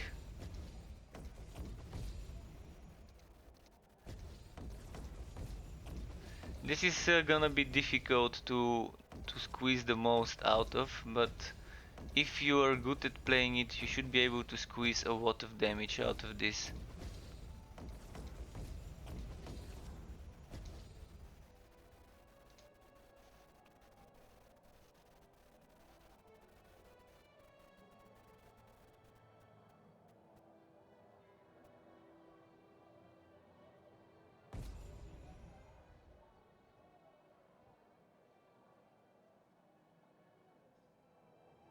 This score, status element chance score. So status element chance score, how much is it? I don't think those 10% would help much.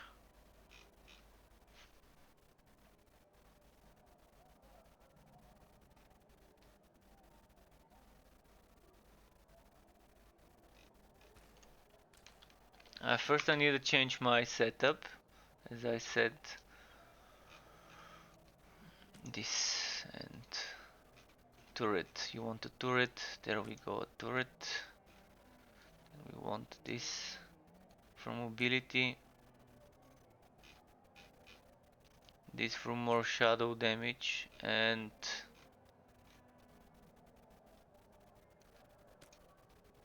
This is for weakness.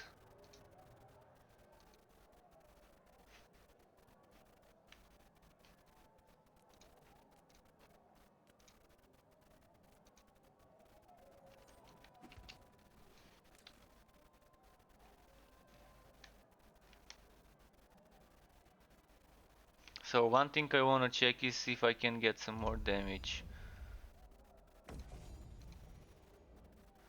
This 10% not gonna do much for me, so maybe some ferocity.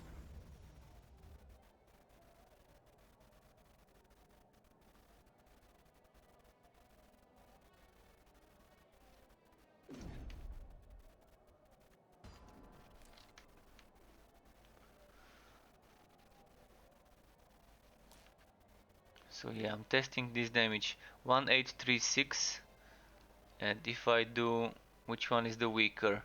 3840. So if I do this, 1815. If I do this, 1751, without counting those 14%.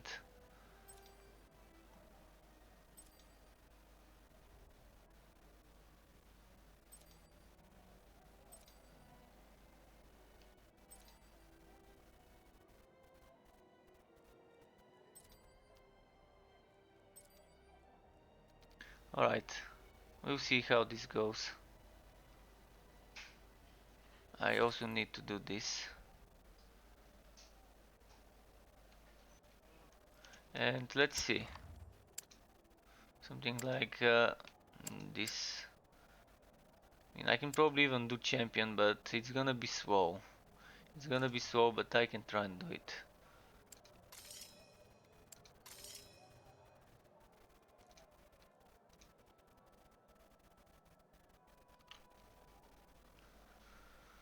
Uh,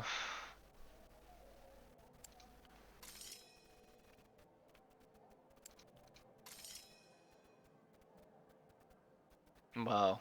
Okay, this.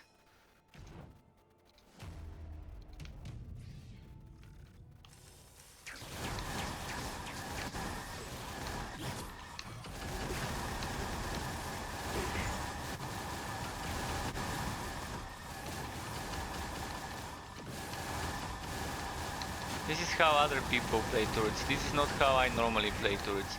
Normally, I'm gonna show you how I play turret builds. I just pop the turret and move a bit, pop the turret and move a bit, pop the turret and move a bit. Play it safe. I play it like a Care Bear. So this is how I do it.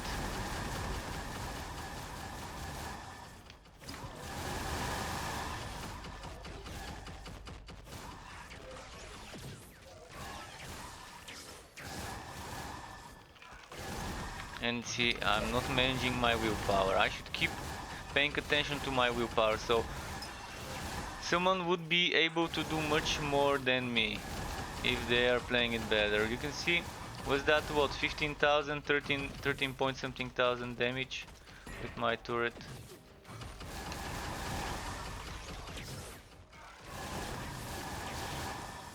You gotta keep paying attention to the stacks. You gotta keep applying certain ailments. Thank you, Gegen Den Strom. Thank you for the follow. Welcome to the Struck Buff, much appreciated. So yeah, you see all the way close to 15,000 damage on the turrets. But it can be more. If I play this build more, it can probably reach 20,000. Basically, how you get the damage? By attacking enemies with different spells, you keep building different stacks for the ailment based damage. By ailment based damage I mean Immortal Offering, this skill. Then by using a certain skill you're buffing your damage with this residual energy, which is the thing that stacks up with this residual energy here. And what you need to do is, for example, this skill gives you a buff that is just from the skill. This skill also gives you a buff that is also from the skill. So this buff and this buff. So you stack those two buffs together with Immortal Offering, and you can get Immortal Offering with Shadow, and you can get Immortal Offering with Aether if you use the jump, and you can get Immortal Offering with what's its name? Sacred. So that's all occult damage, only occult damage. So we're stacking occult here, occult here, occult here, occult here as well. Ideally you would have the shadow damage legs. And if you have the shadow damage legs, you can use the shadow damage shield. You don't have to use this one, you can use the flat shadow damage to attack shield if you have the shadow damage legs. But then you won't be able to use Arctic Spear. You're gonna have to use another attack there, or another buff or whatever. So there's many options how this can be done. And some cooldown reduction is needed. I don't have enough cooldown reduction currently on this setup.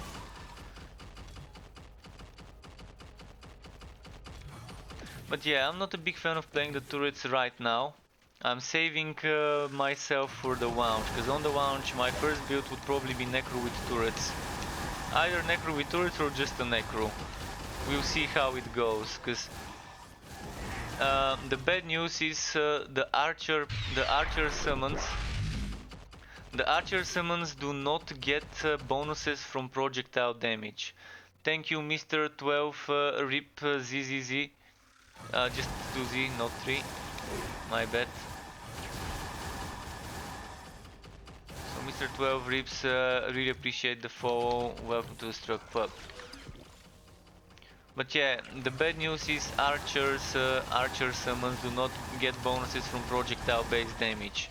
So I'm gonna avoid stacking projectile based damage if I go for the turret necro.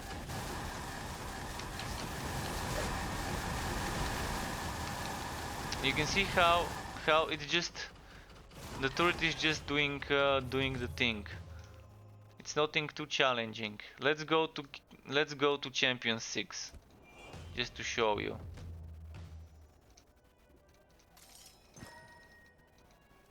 How it can perform on Champion 6 as well.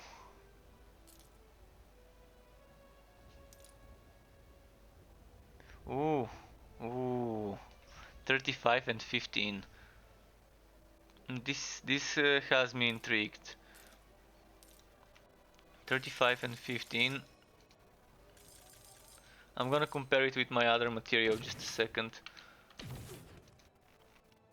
So 35 and 13. Yes, an upgrade, finally, an upgrade to something. And it gives toughness as well.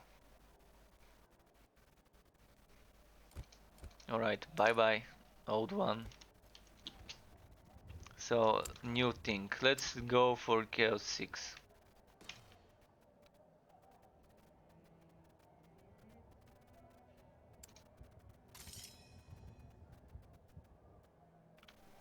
Let me check. How will you make Necro plus turret? They require different weapons. I can use this one. This one works for the Necro. An offhand. Offhand that allows you to use spells. And I can use a dagger or a pistol, depending what I get better rolls on. The same way, at the moment I have a mage with turrets, I can do Necro with turrets. How does this game feel compared to Path of Exile or Diablo? It feels in the middle between Path of Exile and Diablo in regards to complexity, but not in regards to depth of how many things you can make in terms of build, in regards to variety. The variety of builds will probably even be better than Path of Exile in regards to viable builds. We're gonna have to wait and see, but from what I've seen in regards to things that the game is promising, probably it might end up having more variety. Because in Path of Exile you're slave to the meta. If you're not playing the meta, you're playing something that's fun but not as viable. this game would still have such builds, and I would be playing such builds that are not completely meta, but are still viable for some of the lower content and are kind of fun to do. But yeah, we'll see.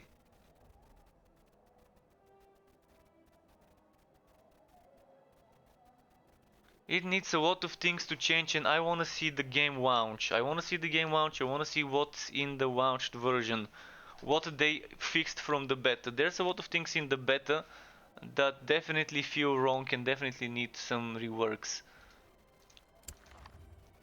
But not major reworks, just yeah, as he said, quality of life stuff.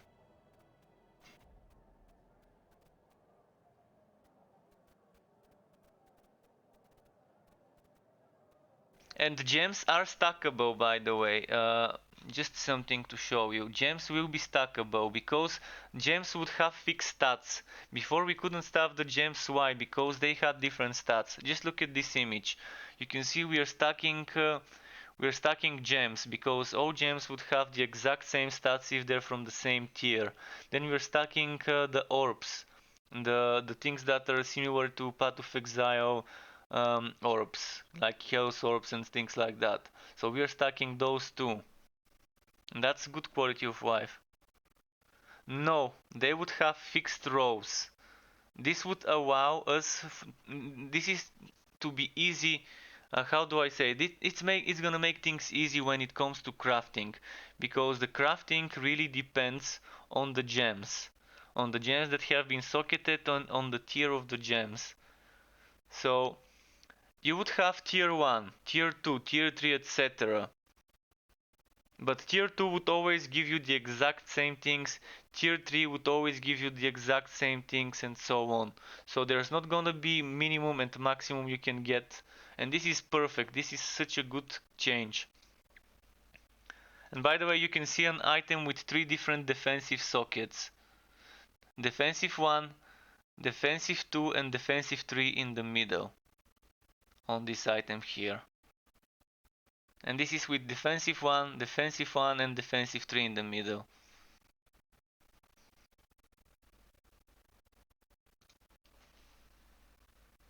So yeah,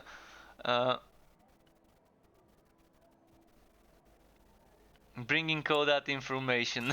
And that's good. We never talked about this before, about the stackable gems and things. I mean, I talked about it a few days ago, but long ago. So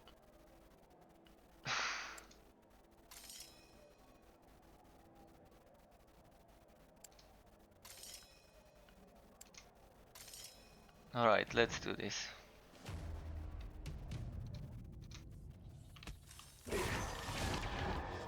Spawn kill. Surprise spawn kill, cause yeah. Cause why not? Having enemies wait for you on the spawn.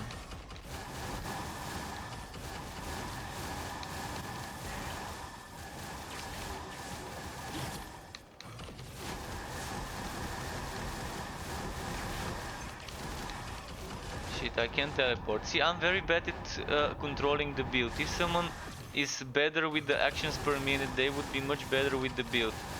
And they would not get hit and they would be using the skills in the right times. But I'm not. I'm not the speedrunner meta player. I'm not used to speedrunning and just skipping mobs. I'm used to slowly taking my time and killing the enemies. That's why what I'm trying to do now is to play the way other people play turrets. And it just doesn't work out because it just doesn't fit me.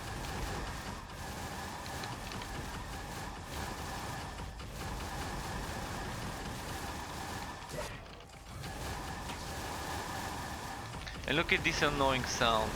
It's so bad to use it with turrets, because each bullet hit procs the sound. With spin to win it's not that bad, because with one swing you're proccing the sound on many enemies at the same time, so you're only hearing it once.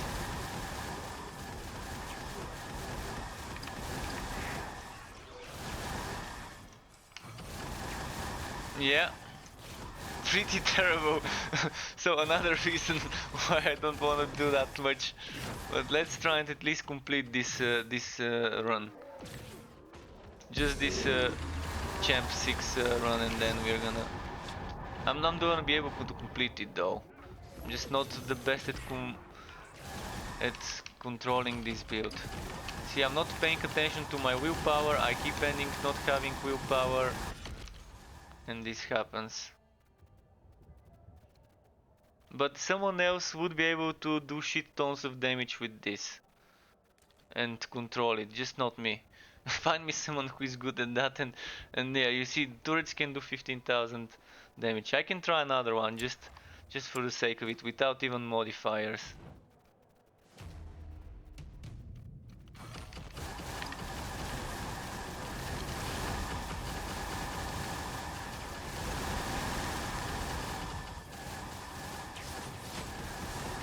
So I'm gonna try and not play like a meta speedrunner, and I'm just gonna play the way I like.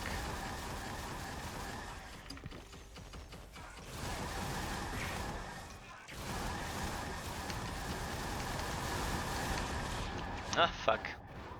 Got hit.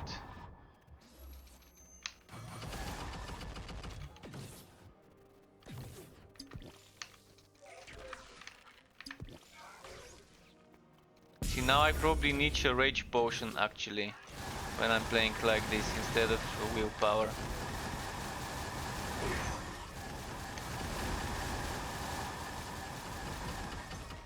But yeah, I'm gonna remove the trial belt because it's just too much. This sound. Let's see which would give me the most damage. 2, 9, 4, 6.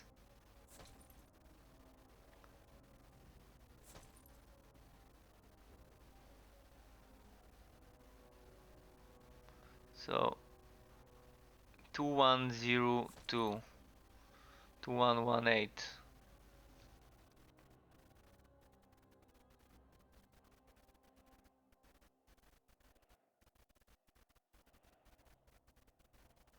Attack speed score doesn't do much for me here.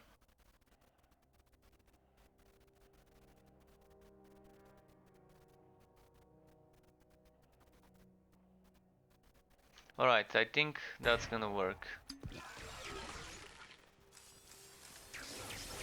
This is a skill you can cast, a spell you can cast while moving.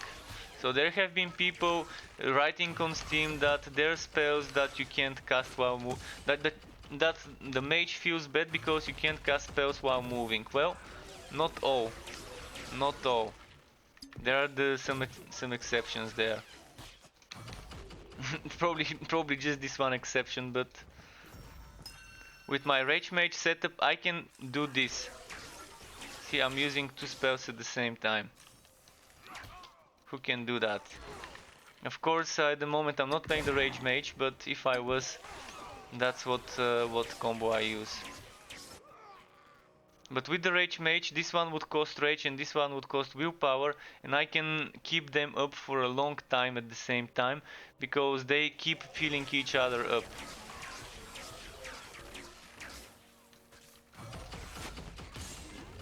And that's a great thing to have. The ability to use two spells at the same time and to have them filling each other's resource pools while you're using them.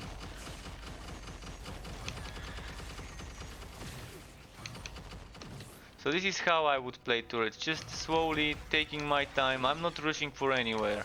It's not like someone's paying me to do speedruns and to try and squeeze the fun out of the thing by just doing runs in 1 or 2 minutes with the turret setup. It's just difficult, it's not for me. And you can see with my spin to win when I go to a lower difficulty. Shit, I left myself again be without willpower. Too much juggling. Too much juggling between different skills.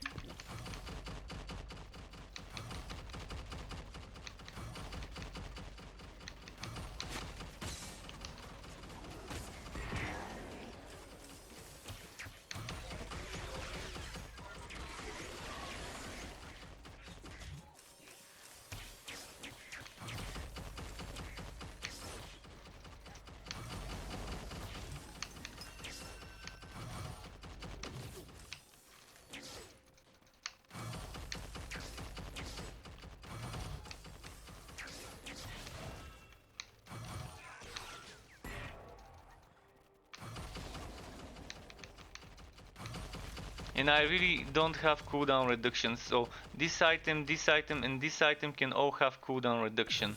But this is my gear for spin to win, where I really don't prioritize the cooldown reduction, and I didn't bother changing my armors. I should have used my bruiser armors, because I do have a set with some cooldown reduction and rage damage.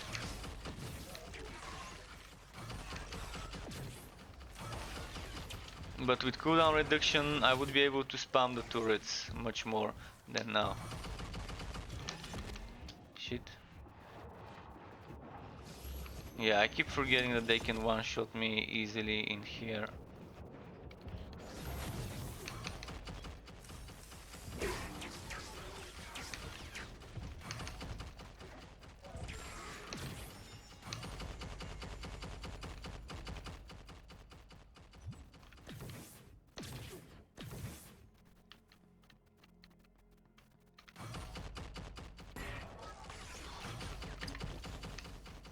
Yes, as I normally don't do turret builds, let's finish this run probably. Hopefully I can finish it. Only one death left, so I'm gonna have to make it super careful.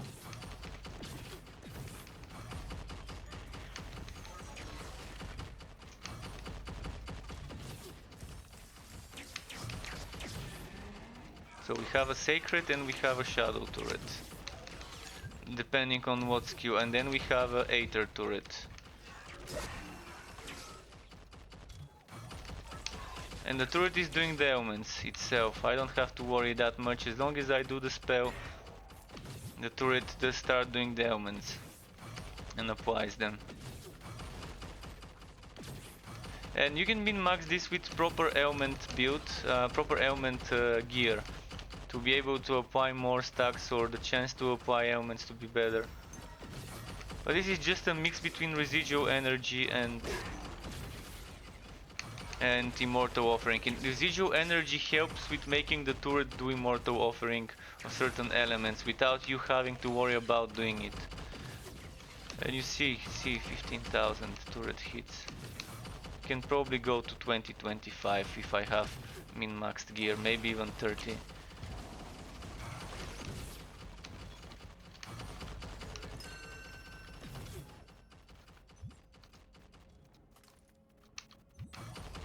And actually, if you noticed, I'm playing on 230 magic finds, so it's because I didn't throw any modifiers, just to start it quicker.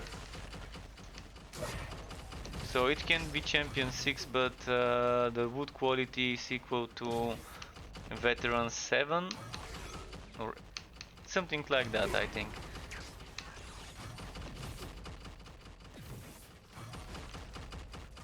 But the enemies are definitely level 66. Champion 6, level 66 enemies, eh? The 3 sixes. One hell of a run.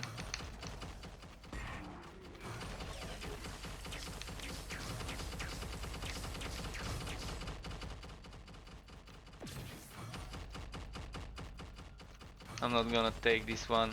Oh, movement speed. Well, might as well grab it, fuck it.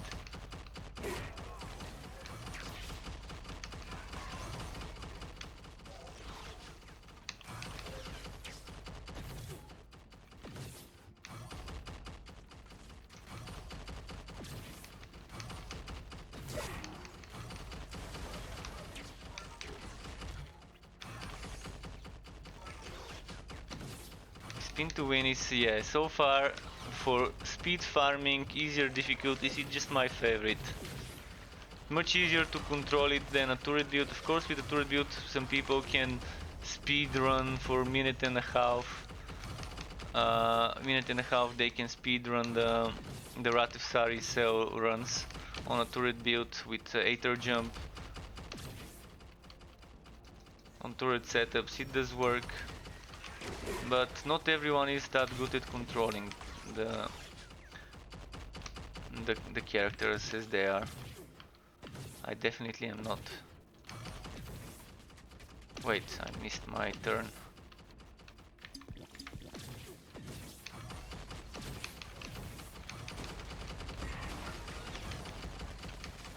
Only have one res left, that's why I'm playing super safe until I finish this round, and then I'm gonna go back to the other setup.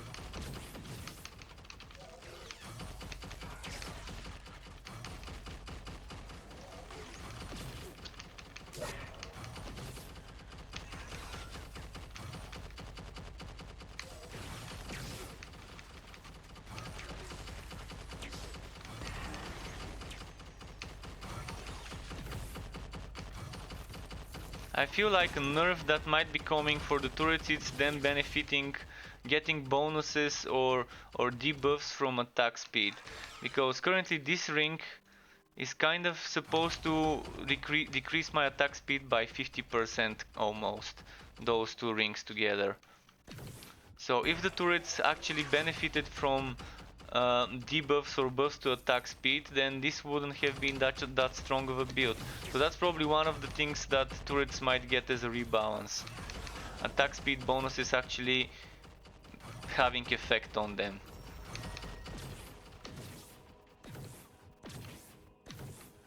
Of course, that would make attack speed based turret builds very strong if they make it like that, but hey, you're sacrificing damage to get attack speed, so why the hell not? There was a nerf few months ago, they nerfed the range. So turrets used to be very snipey before, and apparently they got nerfed.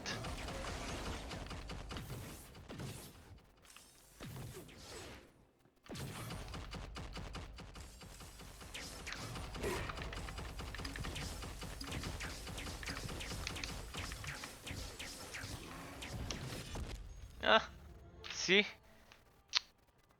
That was like hit out of nowhere. I did not expect this to happen. And now I'm walked into the town and I can't do anything because fuck logic, a glitch. Alright, I need to go to the main menu and rewalk. And I'm gonna switch back to spin to win because yeah.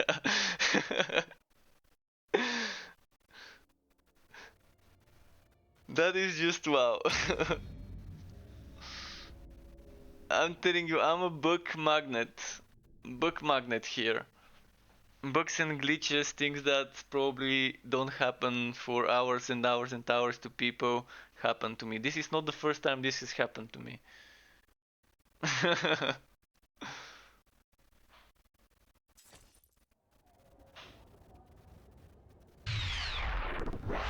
Thank you X Twitch 18 for the follow, really appreciate it, and welcome to the Struck Club. Let's see what dropped by the way. A rogue with cooldown, but it doesn't give me transfer time reduction, which I do really wanted.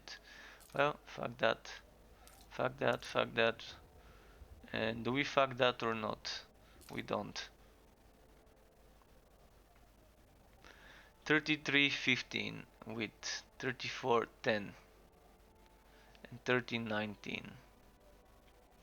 That one's ferocity. 3315. Damn, I'm really tempted to replace this one with that one. And I'm losing wisdom and ferocity, both of them, just to get some force shield, and also losing HP.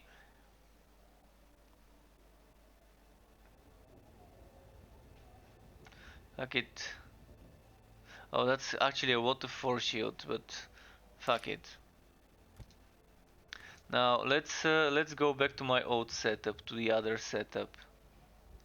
By the way, for turrets, those of you who still want some tips for turrets, you can try only using this one and not using this one. Or you can try only using this one and not using this one.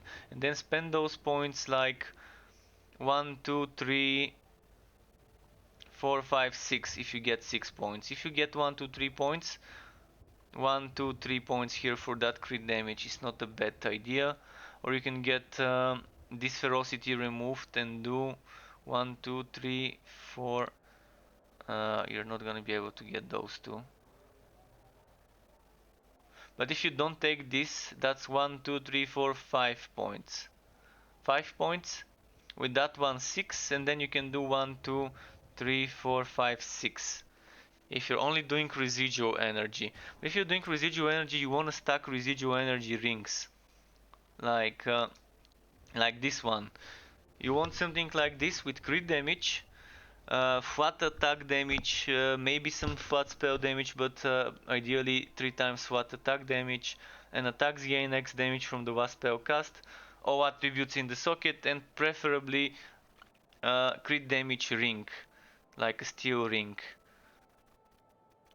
Max willpower and rage is also not bad, but for this setup probably residual energy would work better. But yeah, let's go for the spinning setup.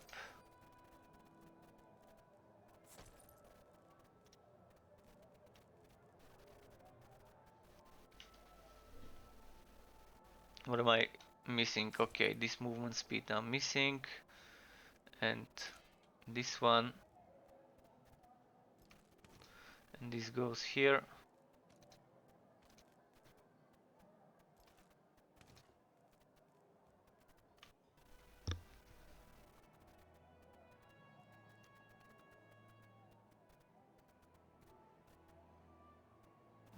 That's not so bad.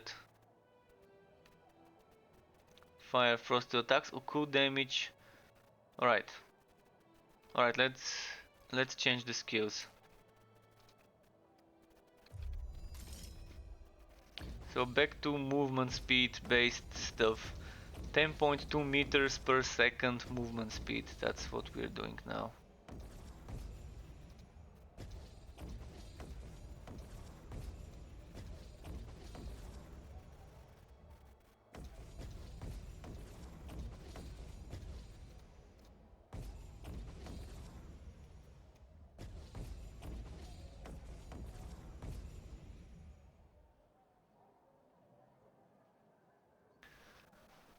So 1 point. Why am I missing 1 point? I shouldn't be missing 1 point. Something's missing. I didn't take a point somewhere. Oh yeah, this one.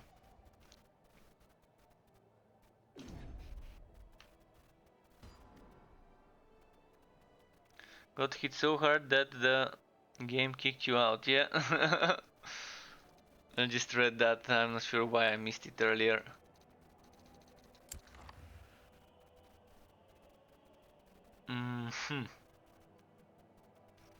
So again, I'm gonna do veteran 5s. But I need to change my skills, cause yeah.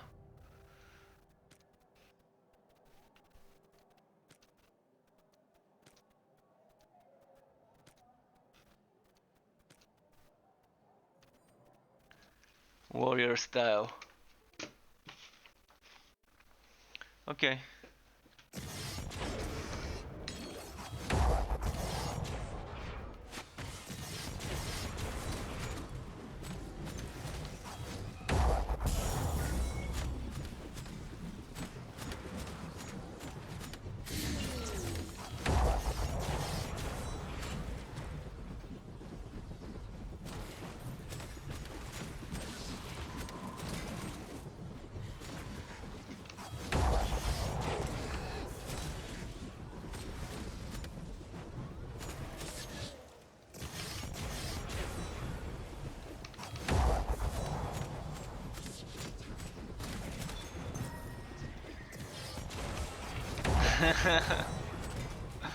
Yeah, a lot of spinning.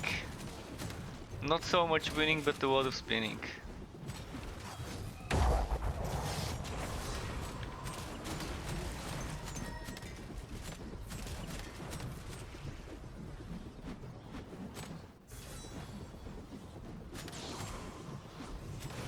Is REW supposed to be some sort of emote? The REW, because it's not showing up as an emote to me. REW. Is that like a riba? Or no?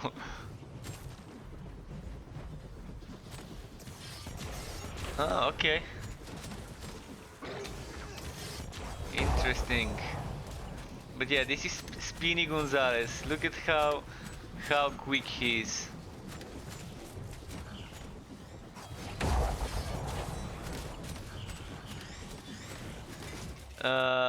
No, I don't know what BTTW is as an extension.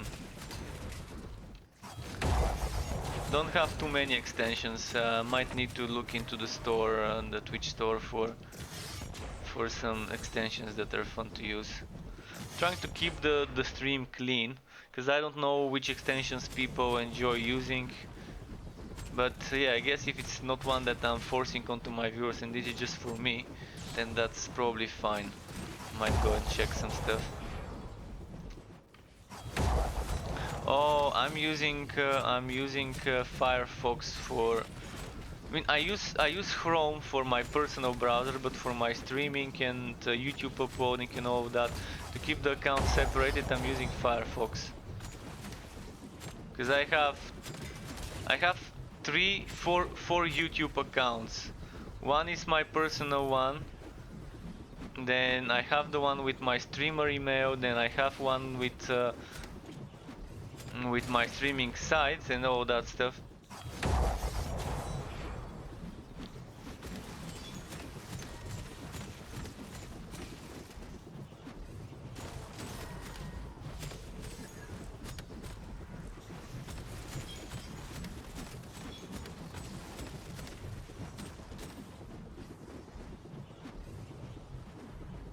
Wait, what's missing? Oh yeah, it's this way. BTTW, alright, I'm gonna try and look into this one.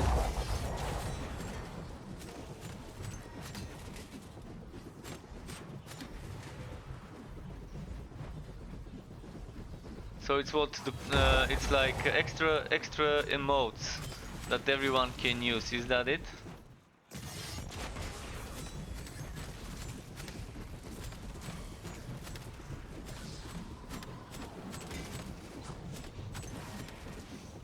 Oh, those I can see those 3 ones.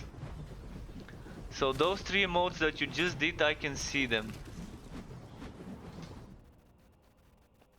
So Dogface, FB Catch and FB Spiral.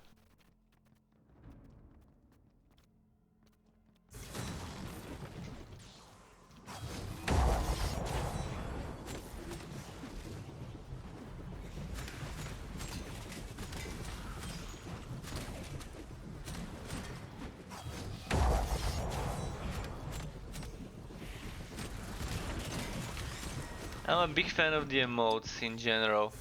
I wish I could draw better, but I'm gonna learn to draw better eventually. So when I do find time to draw new emotes, it's gonna be nice. For now, I'm just trying to think of how to change that whole mascot I'm using, how to make it look better. Maybe less detail, more pronounced things into the emote.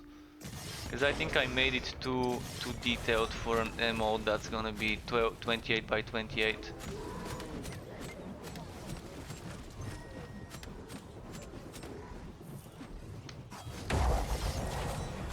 The challenge of having a goat-like fiend, goat head fiend as a mascot, and drawing that without losing some of the key features.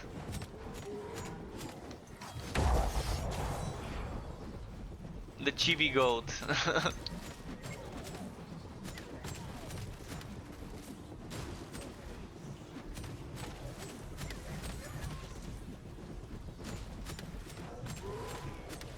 Oh, let's look at this one.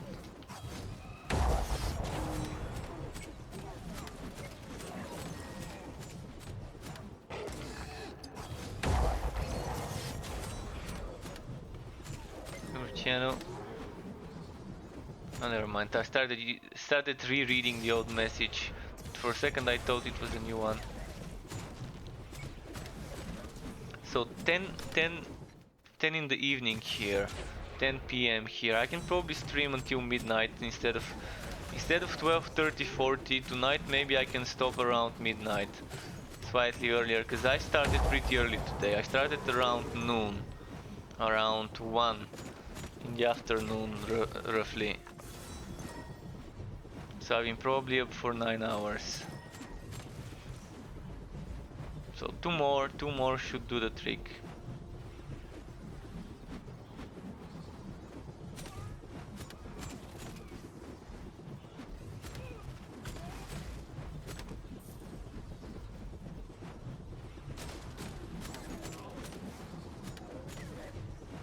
Oh wait, I have to kill some more enemies before the boss. Let's make sure I've killed enough before I approach it. I'd hate to reach the boss and have to backtrack.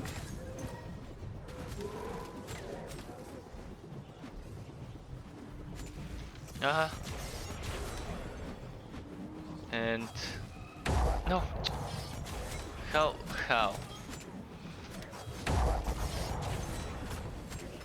Not only am I bad at aiming in shooters, but also bad at aiming my warpath in this game.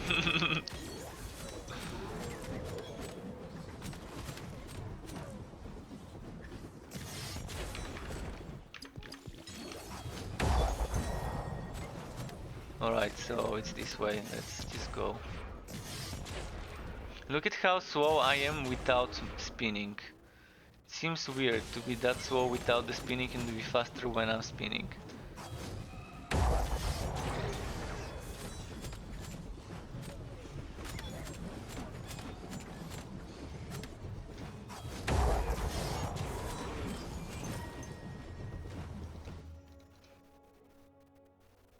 Just a sec. Okay, good.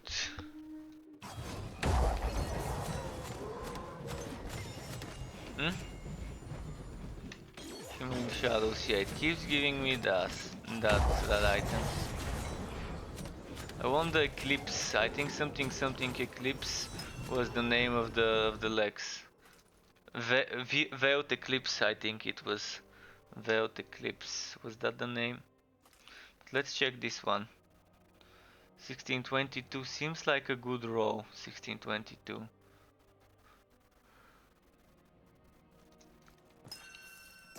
Not sure it can go any better than 1622.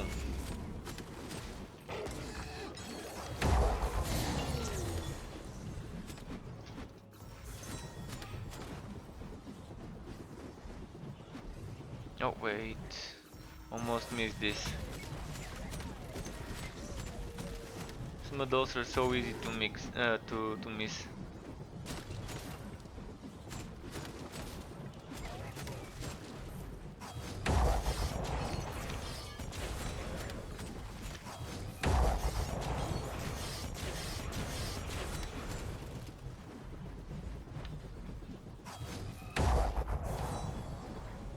Okay, let's keep moving here.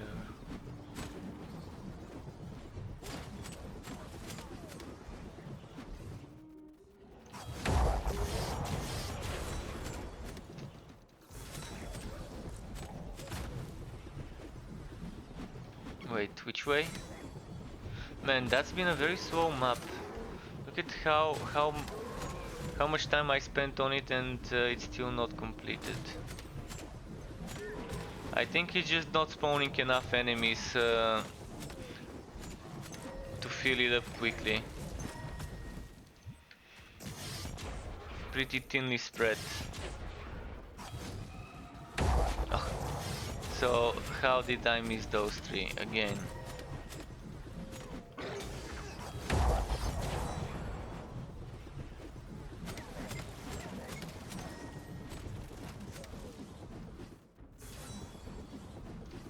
Here.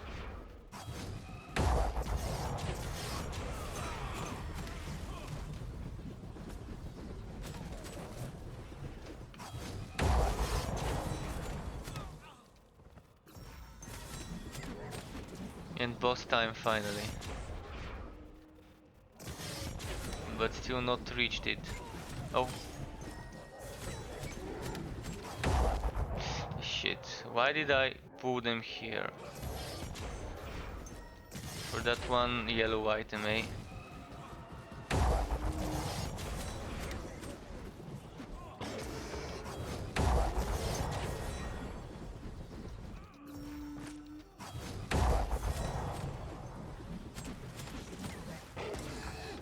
No. Don't. Phew, that guy almost got me.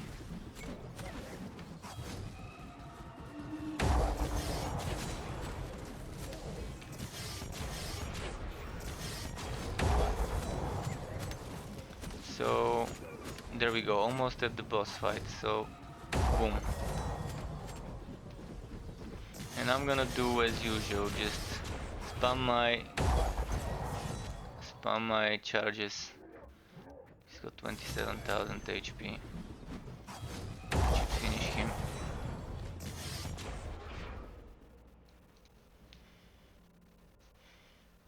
Delving deeper and deeper.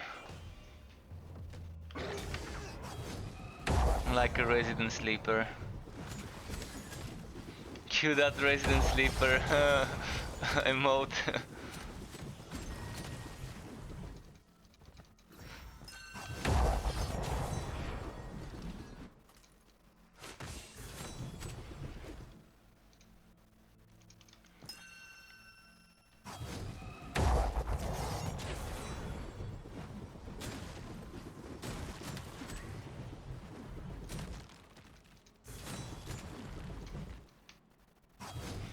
And charge.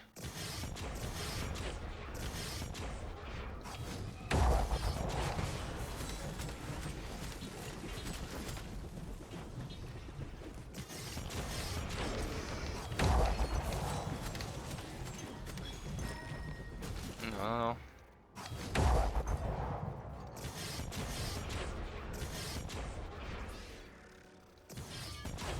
What? What? Did you see that? I think for a moment my character kind of went down into the ground and then came back up. Fucking bug magnet.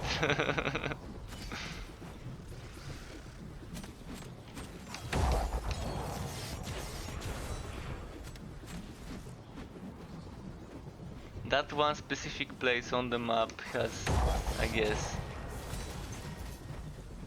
the only place where this bug can happen.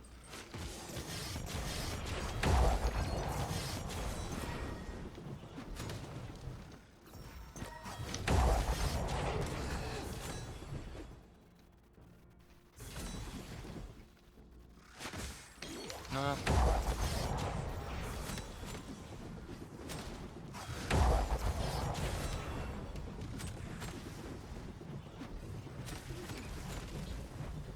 Wait, where is that?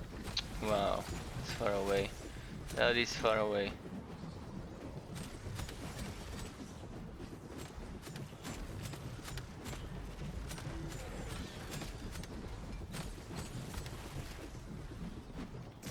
No.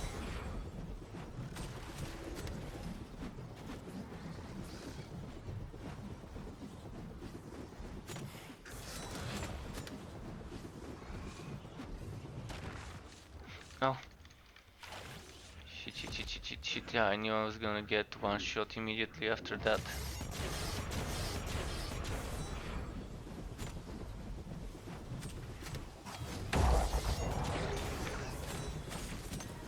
Oh, that's the final boss. I thought it was just an elite. Okay. So switching strategy to a slightly different approach.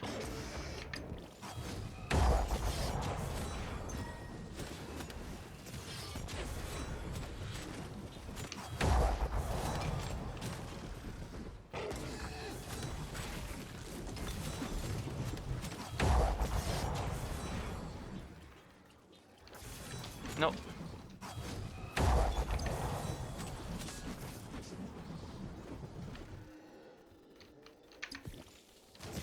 Fuck, I didn't have rage. I see what my problem is. I've been using the wrong potion, so when I want to feel the rage, I'm actually losing my rage. No wonder. No wonder. So yeah, keep forgetting to change my potions when changing builds from willpower to rage ones. The resident sleeper in me, because I'm getting kind of sleepy already. But I can stay for until midnight at least, an hour and a half or so.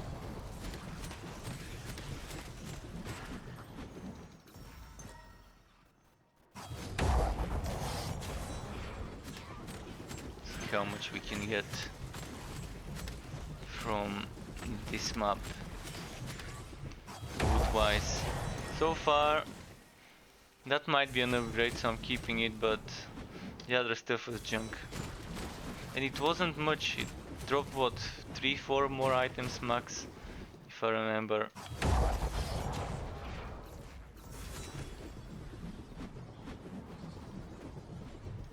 Yeah.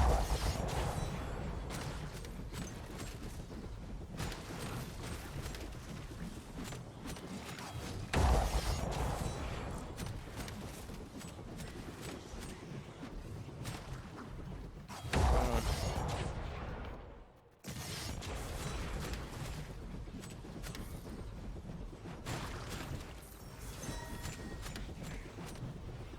Oh wait, there's someone behind us.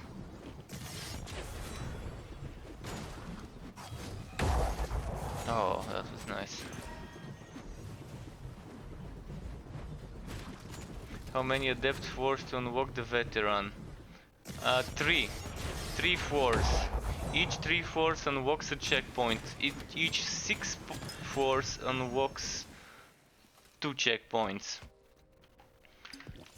So veteran starts from level 4 enemies. Level 4 plus yours. So 24 in the beta, if you're 20.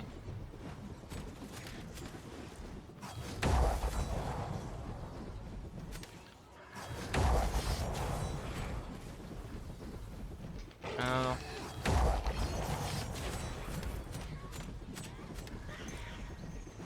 Wait, I'm gonna drink some water, just give me a moment.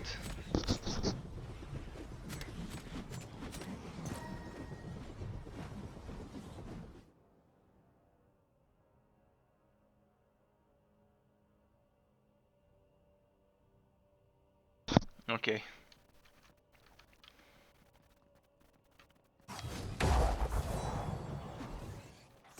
Wait, I don't think this is the way to the boss. Yeah, took the wrong one.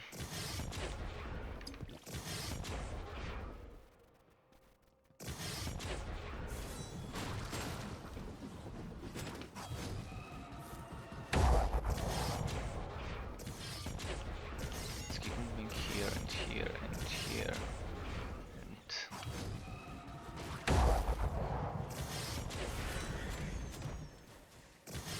here.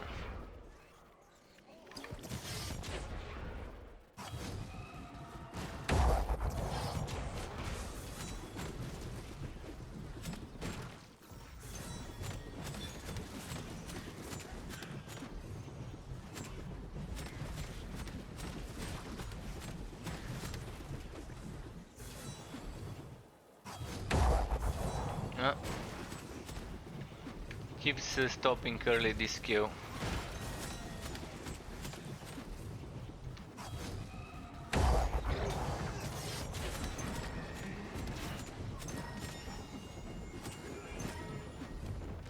Another edict.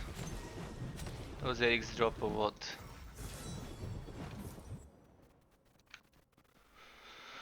Okay, next. Nice. This is a good find. Wait, why is my wood quality so low? Did I not put... Don't tell me I didn't put wood quality increasing things like modifiers. I remember putting modifiers pretty... Maybe after I rewalked I forgot, probably. But I've been getting wood even then. If that's the case, if I did really forget.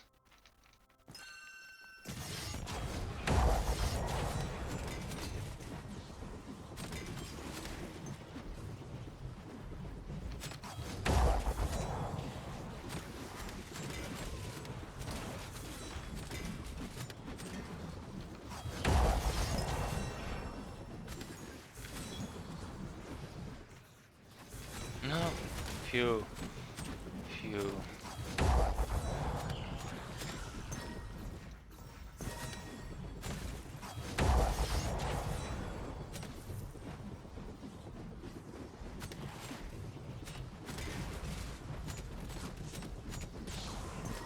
Right, what's here?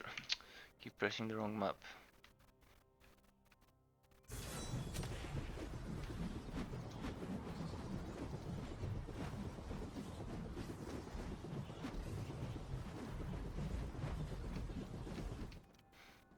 slightly more visible. No.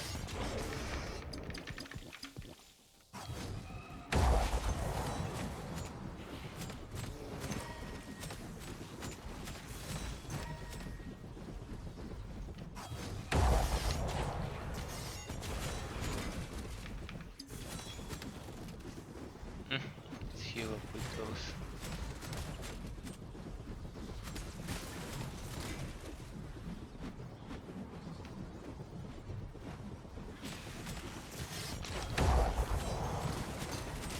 And yeah, why do I keep pressing M? Such bad habits from games. And I've used M.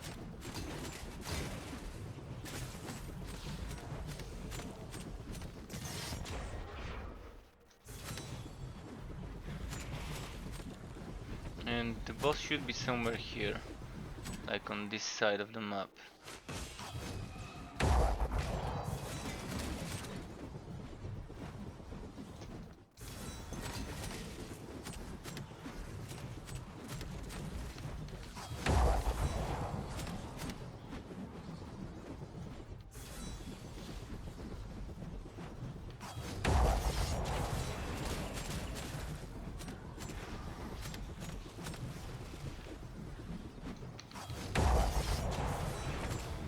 So, is it here where the boss is?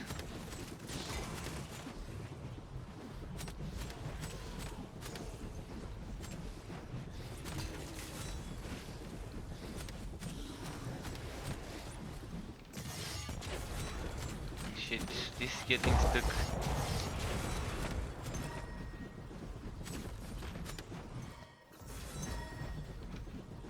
No, it's this way. Now I see. It's such a long map, such a long and boring map to do.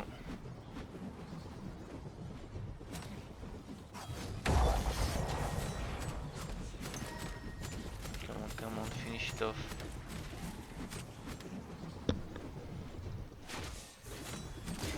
Still doesn't want to move away from here. Okay, finally.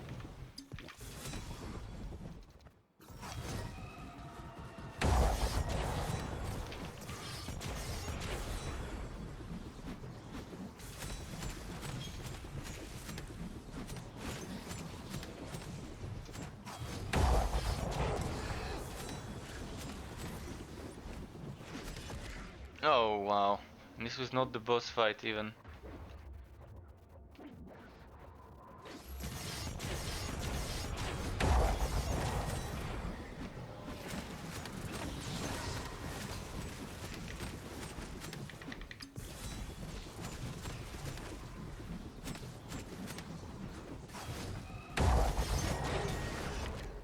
Shit, one shots. Those one shots are like wow.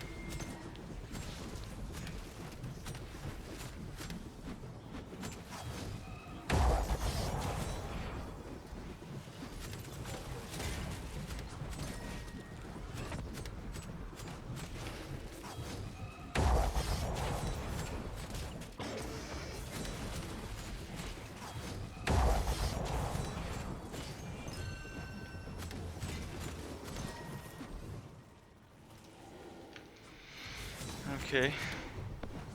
Was that the final? Yeah, it was the final for this run.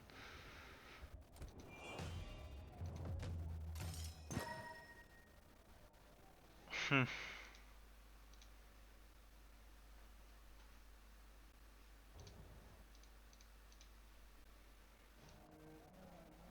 Let's try and get rid of some gear.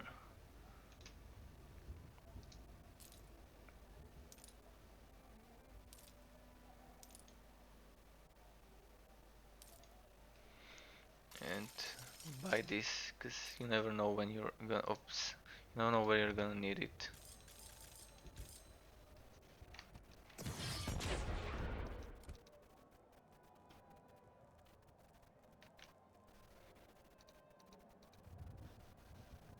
Wait, not this. I want to click on this. 1622 and this is 1721. 107, 16, 100 and 124.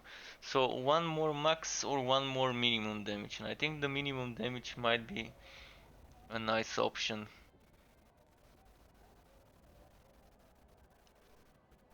But a lot more wisdom, and the HP is barely any difference. 6 flat HP more. Right, let's do it like this. Saving the one with more damage for now.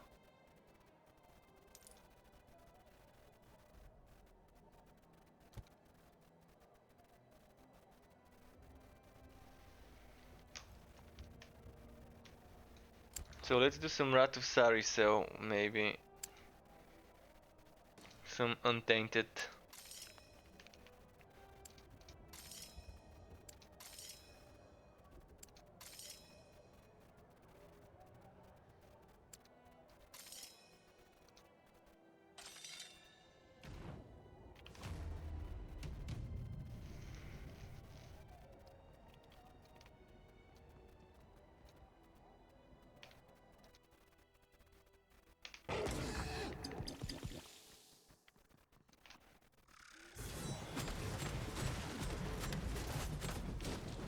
And boom. Boom and boom and boom.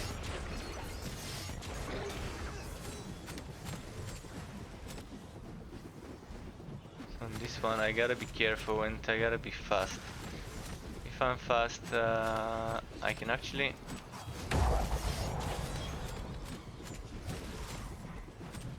beat the boss before a Shadow Blade or any other type of Saricel enemy spawns and kills me and hits me.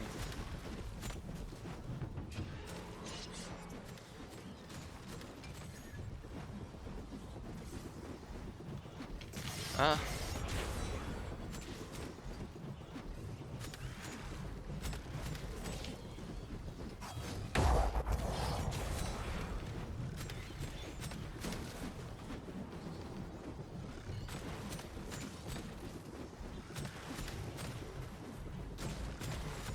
Almost there.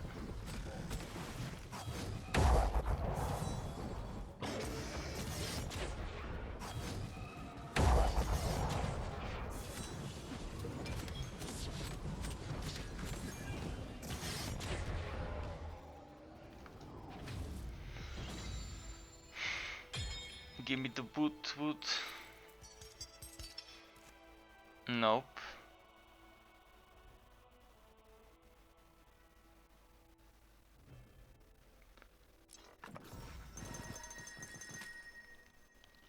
Let's see, anything that might grab me.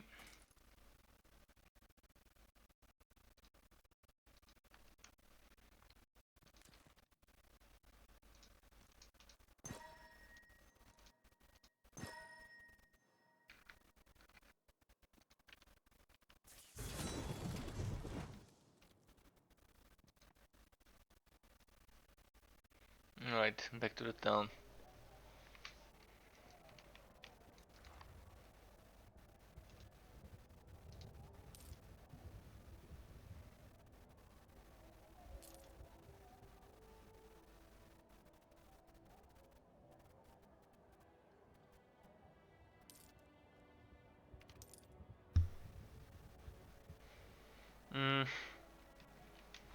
Okay, a few more Saricel. Just cause it's quick, fast runs.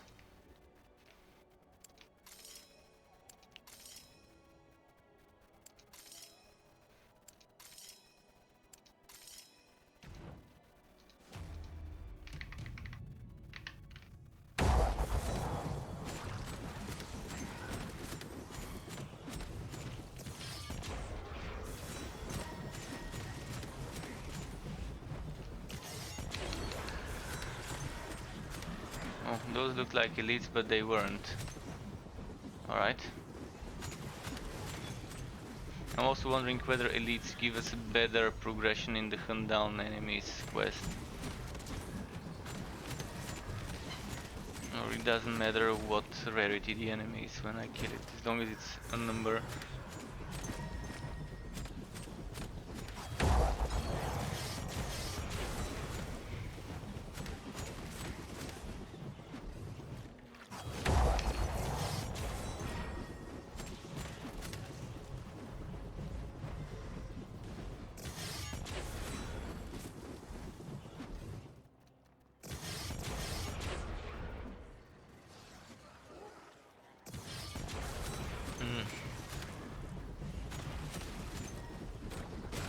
Those spins, man.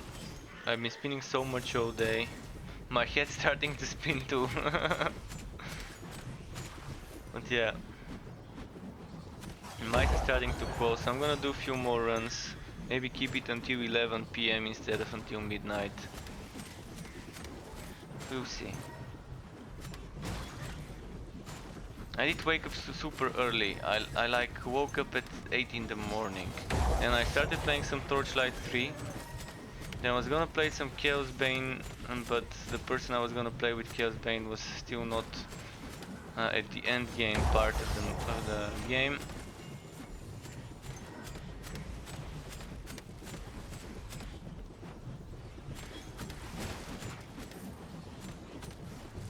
In the end, it ended up me starting the Wolcen stream earlier than I was planning.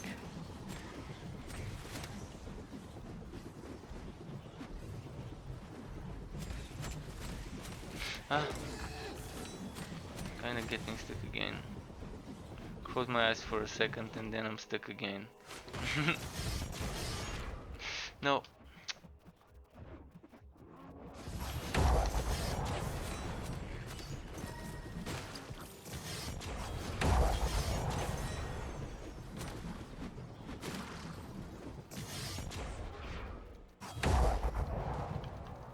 Huh.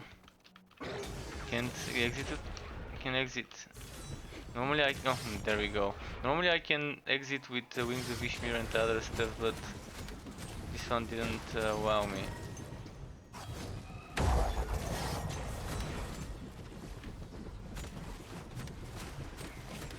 And I've been going the wrong way, even better.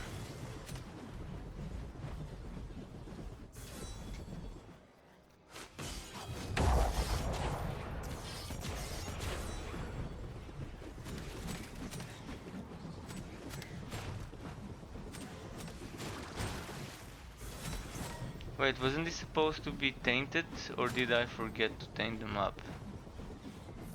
I guess I forgot.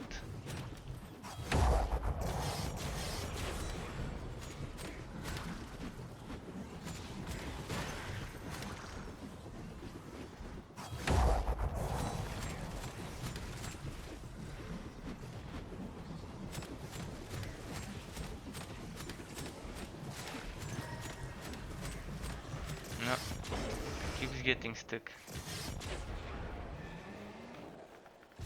Wood is not dropping that. Oh yeah, you mean yeah? I did see that I didn't untaint it. Yeah, if that's what you mean. For a second, I thought I missed something like a unique or legendary. Yeah, this one I didn't taint, obviously.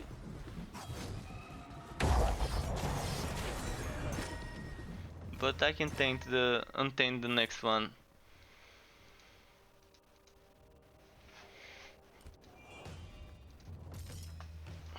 Let's see.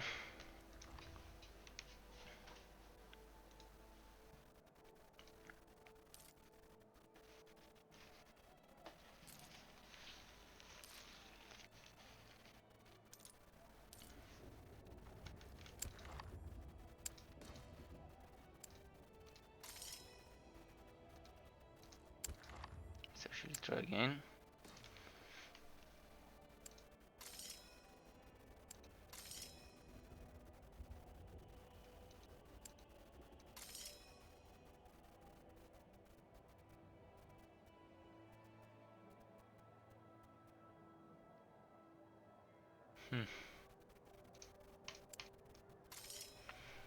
Alright, let's just take those easier ones.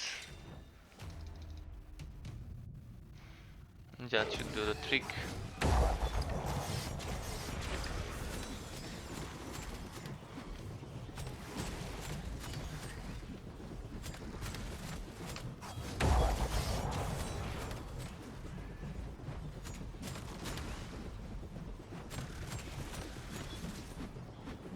No, no, no, here. And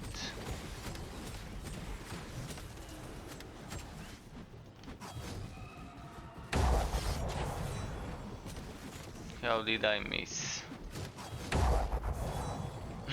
This was nice.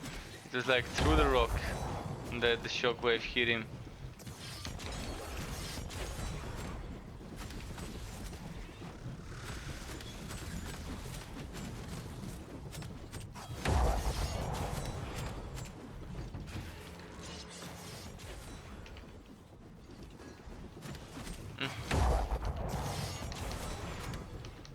Still getting stuck. When I get sleepier, I notice those getting stuck parts much more often.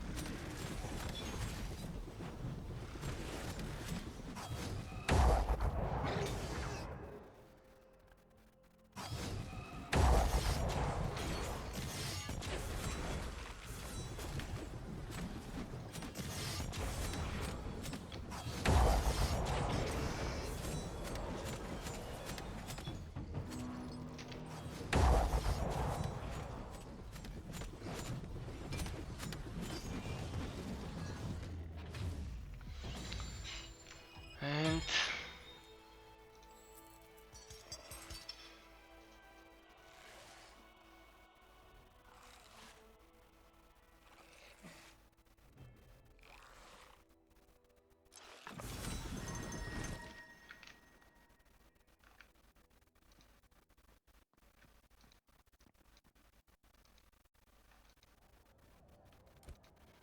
okay, again.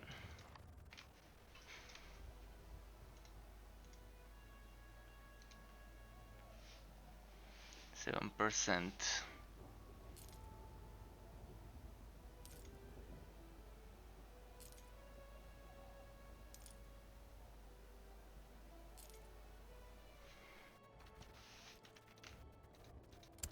Right, a bit more.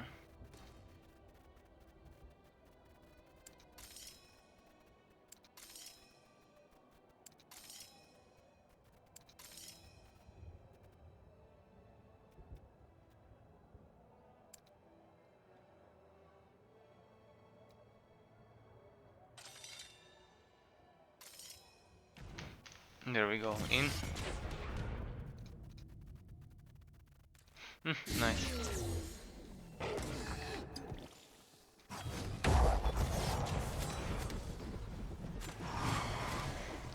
Alright, should we be excited now? Should we see some good wood at the end of this map?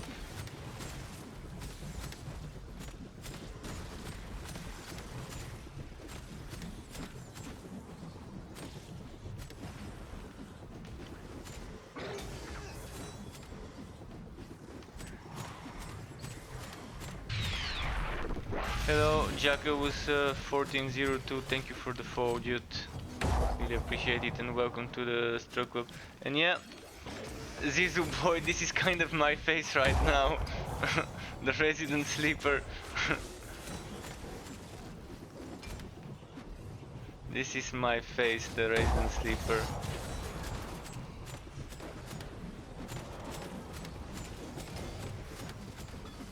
So a bit more and then I will end up being a real sleeper. Just a few more runs for today. I've already been online for like 10 hours or so. So it is time. Ichigo, I'm not sure what you mean by CSA, but thanks for the follow. Welcome to the Stroke Club, to everyone who's new. And hope you enjoyed. More tomorrow, indeed. Not much left for today.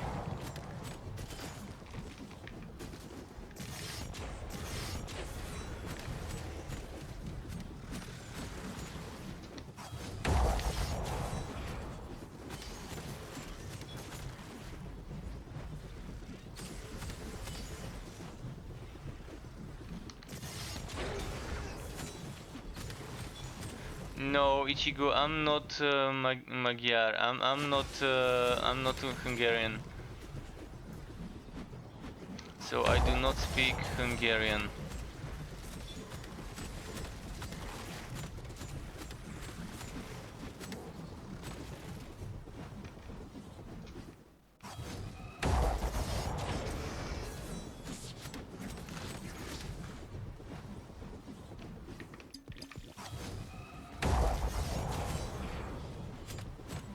Just to careful around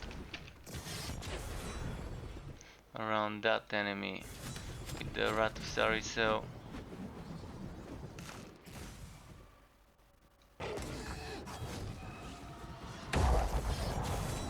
Oh, it's two of those.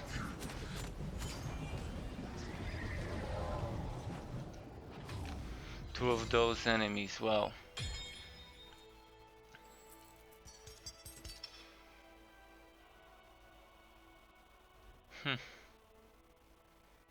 Hmm, this is nice for element setup.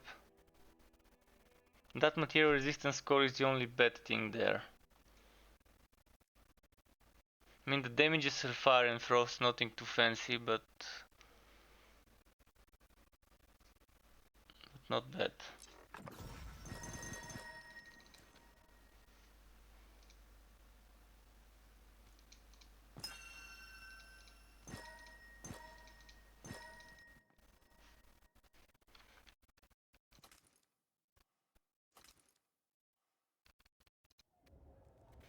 Let's see if anything good came out of this run.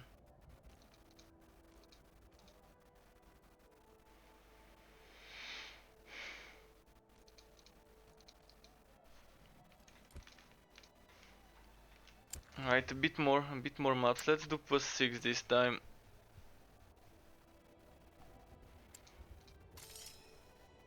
Is it level 20 as Endgame? No, Endgame is level 90. Currently it's level 20 because it's the beta, but when the game launches in 4 days on Thursday the game is launching and it's gonna be level 90. There's gonna be a lot of changes that are coming to the game. More levels, more story campaigns, more skills, more passive nodes, more of everything that you can think of probably. There is no link for the build, but I can take a few minutes or a minute or two just to show you what I use and what the alternative, the damage version is. This build I'm using is actually movement speed version. It's for speed farming, prioritizing movement speed as opposed to damage.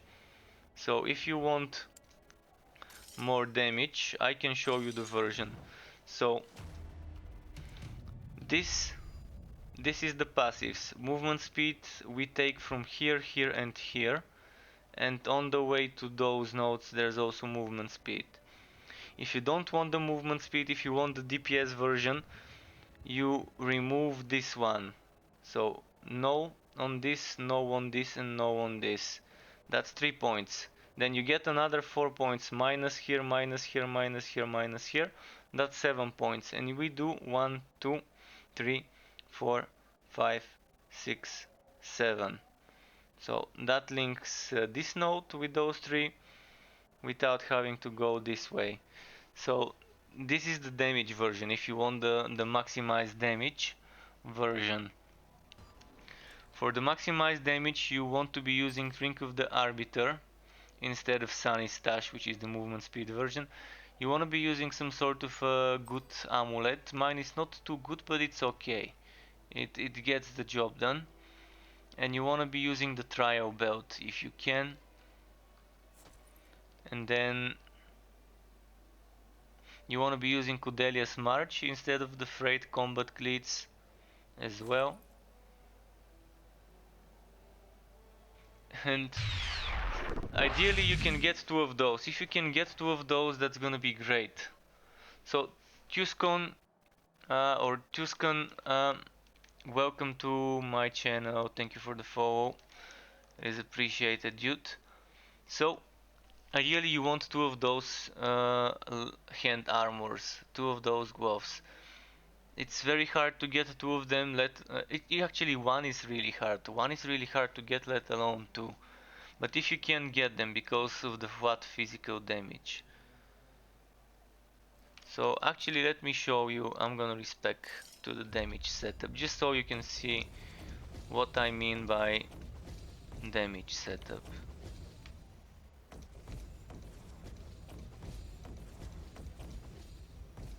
I mean, this game does not cost me much to respec, so I'm a big fan of that. Big fan of being able to respec so much. There we go.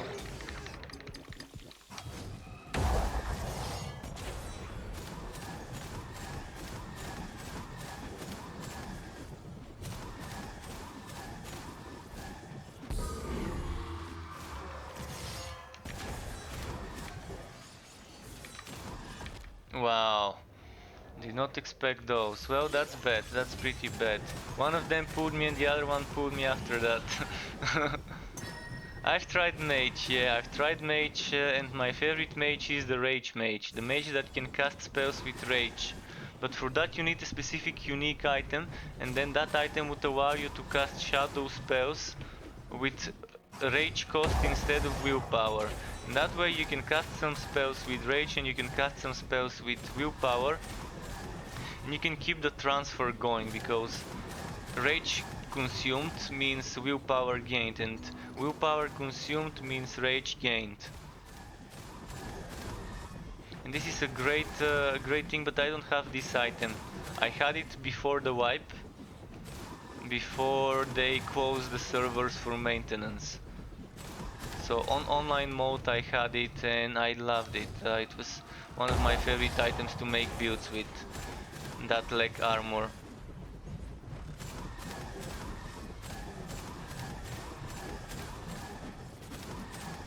Oh yeah, I'm still playing, but not for too long.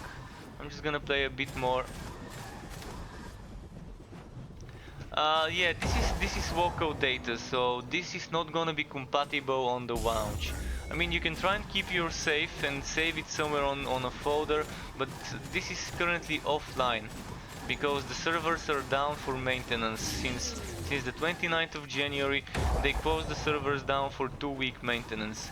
2 weeks seems like a big maintenance period. I mean, normally maintenance is not that long, so maybe they were doing a lot of extensive testing on the servers to stress test it or whatever, to prepare it for the many new players that might come.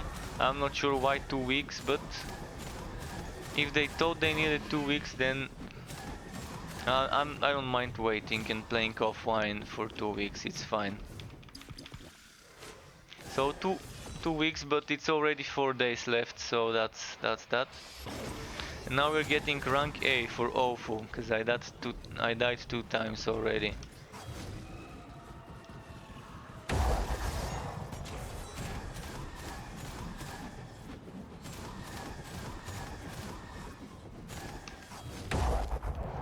And I'm probably not gonna even complete this because of the dying.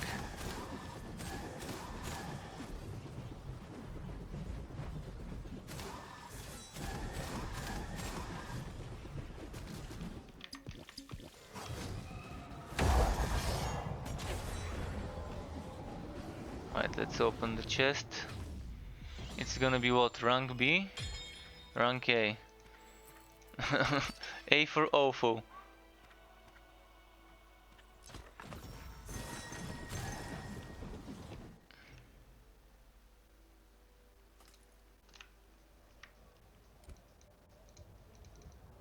Let's do something else now.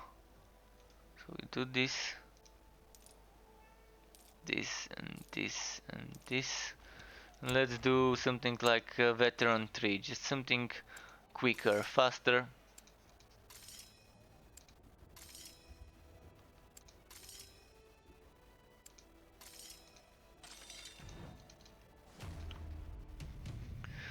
You can play with 4 people. And it's definitely fun to play it in team. And there's special mechanics that only work when playing in a team. So certain enemies can hit you and grab you. And unless your teammate comes to attack the enemy would keep attacking you until you have like no HP or you're like 1 shot left. So maybe it can release you, and then since you're kind of stunned for a second or so, you have to be either super lucky or you're just gonna die right afterwards. And it's exactly in this map mode that I'm playing. There's some enemy called Shadow Blade. he just grabs you and starts stabbing you in the guts with its blade or whatever it is that he has as a weapon.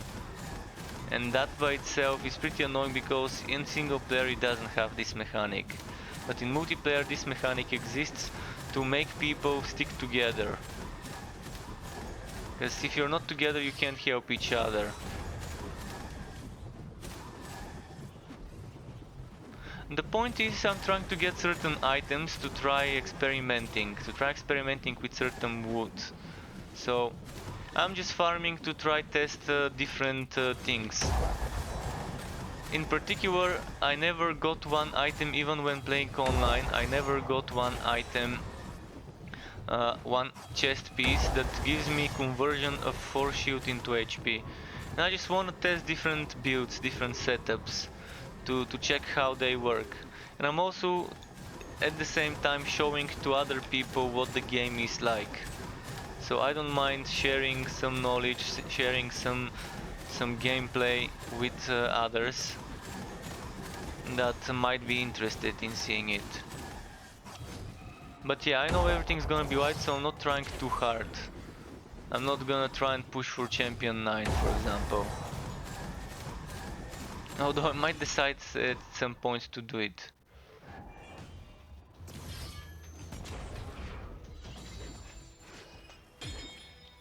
And S for shame, cause I died once.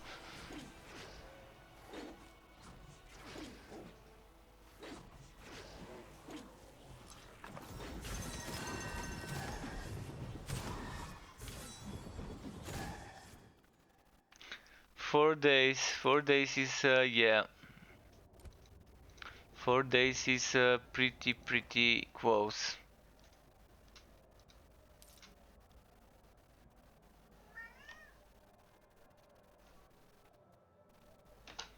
Let's see here. This and this and this. Oh, what about the belt? Nothing too fancy. Alright. Let's do a regular +3 run just to be quick.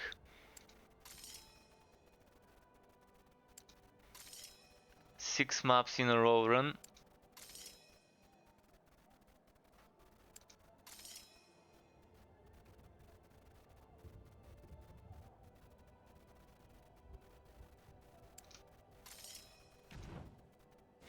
Ah, the cat is always hungry. You've already learned, the cat is always hungry. Either hungry or wants attention, so in this case he's probably begging for food.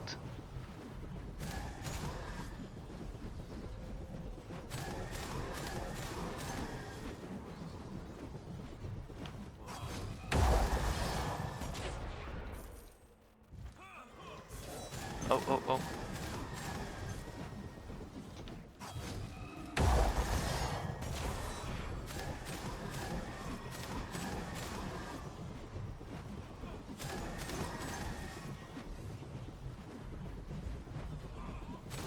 Mine doesn't have much room on the desk to get on top of, but yeah, sometimes he does get on the desk.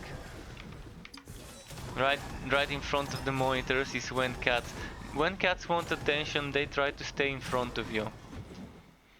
Mine goes into the corner right next to my PC box on the floor and tries to look at me so I can try and see him. Or he stays right next to me on my bed and try to meow from there sometimes.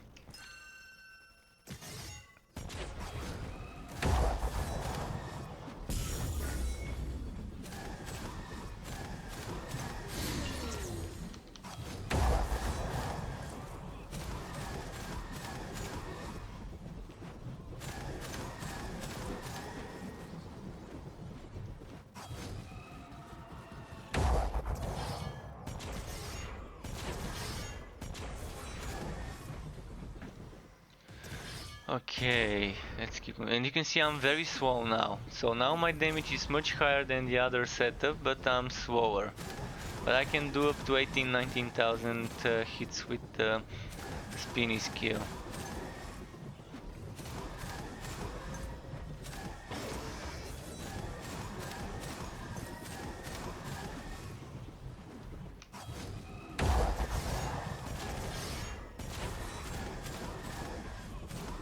I cannot understand this, sorry.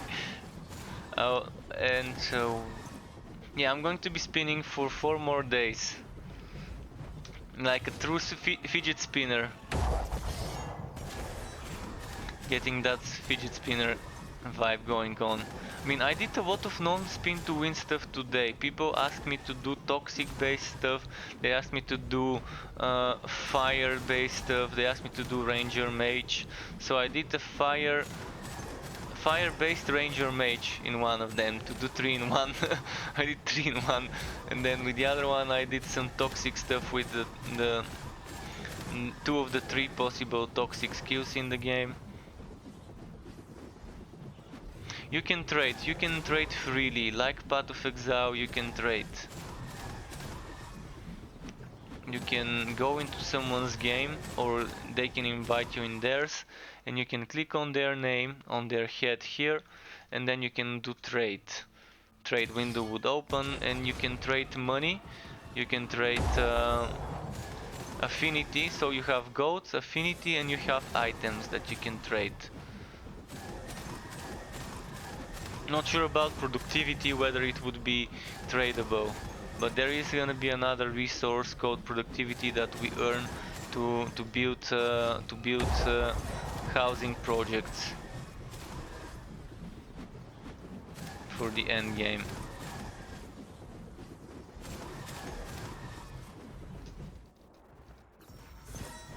So we're gonna be able to upgrade certain NPC stations, crafting stations, and get those crafting stations, and just get certain other buffs from those buildings that we can build and upgrade.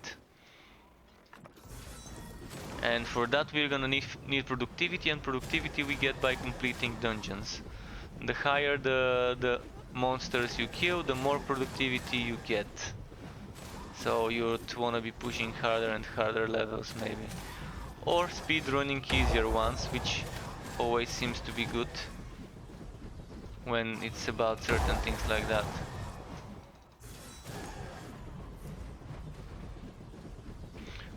We'll have to wait and see what is more feasible.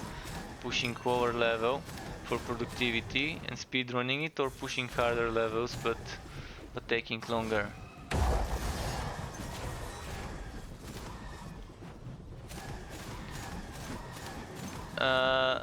No auction house at the moment. I mean, most likely there's not even global chat and trade chat. So you're probably gonna either go to Discord. I mean, I don't know. I don't know how it will be on launch. At the moment, you don't have trade chat. You don't have global chat at all. So your best option is to go on the official Discord channel and offer to trade there. They were working on an auction house, but then they stopped because they probably thought it's either not needed, or they thought that they would make it after the launch because they maybe needed more time for it. But 4 months ago, the moderator in the Trewu boards, which is the roadmap, archived the card for the auction house. So we're gonna have to wait and see.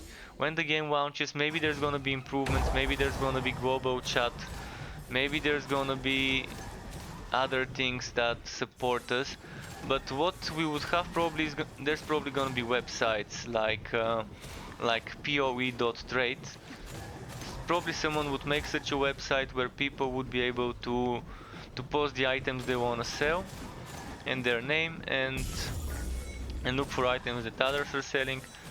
But at the moment, the most active trading community is on the Discord channel, the official Wolcen Discord.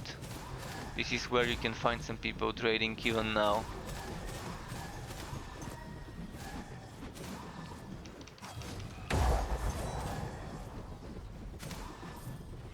So yeah, we're gonna have to wait and see. But at least you can trade, so there's that.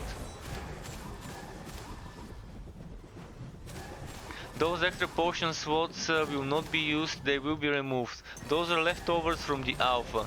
In the alpha we had up to 5 potions, and we had stamina potions and things like that. That's archaic and old thing. The interface would look like this. This is what the interface would look like.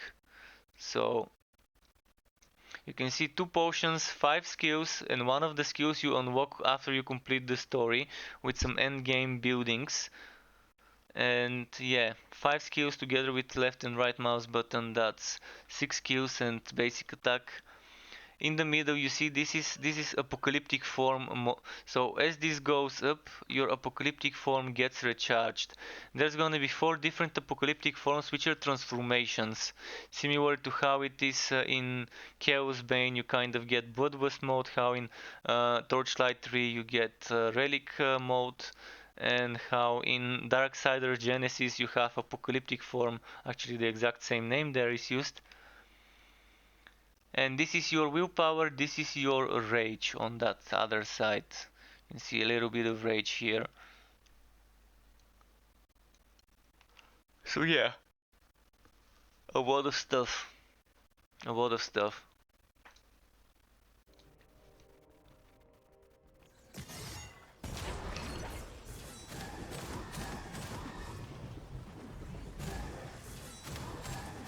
And it's good that so much stuff is coming. I'm so happy for this game that it's already so close to the launch, and I do hope they do get pleasant, positive reactions for the people playing it for the first time on launch. There's gonna be a lot of people testing it for the first time. The game somehow, without much advertising, without trailers, managed to accumulate a lot of hype. A lot of people were hearing about this game for the first time, and this game has been in development for 5 years. I own it since 2014 or 2015. I think 2015 or maybe 2016. Maybe winter 15/16. 15/16, the winter is when I got it. So that's for how long the game has been under development. And as I said, they had to scratch the alpha. The alpha had to completely be scrapped, and they started building the game from the bottom up for the beta. So the beta was like a new game, similar to the old one in certain aspects, but completely new. And some things were gone, like crossbows were removed, they were replaced for bows and pistols. A lot of the skills were removed, completely changed some of them as well. So we used to have meteor shower, and then that was removed for the mage. Some of the skills remained as name. Some of the skills remained kind of as mechanic, but completely changed as well. So believe me, in 5 years they changed a lot and added a lot. And the biggest challenge for them was probably having to start over, to decide whether they want to start over for the beta from scratch. I think they were having some issues with the engine, because this is CryEngine if I remember correctly.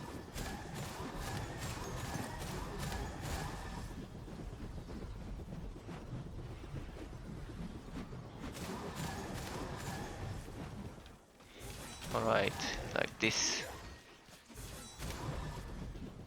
I need the movement speed shrine, I really need the movement speed shrine.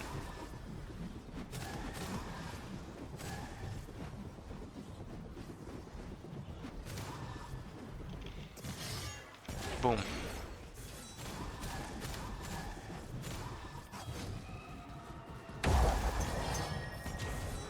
And one shot.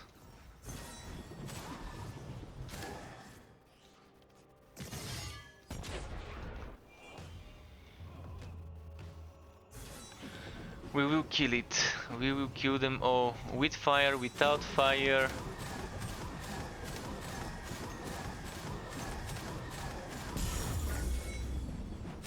And Deadpool is here. Deadpool's army is here. Welcome back to my stream, Deadpool's army. Yo, Deadpool, are you gonna be streaming Wolcen today?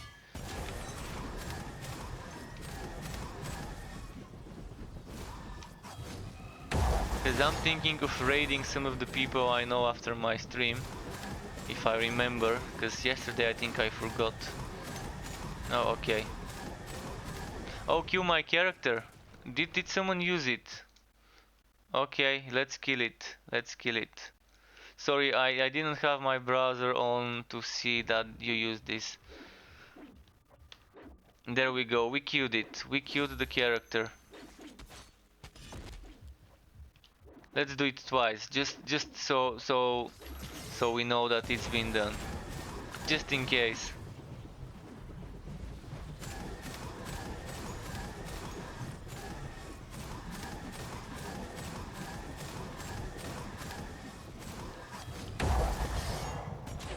Okay, I'm paying attention to this. If someone wants to be using this kill my character, then yeah, I'm gonna be paying attention now.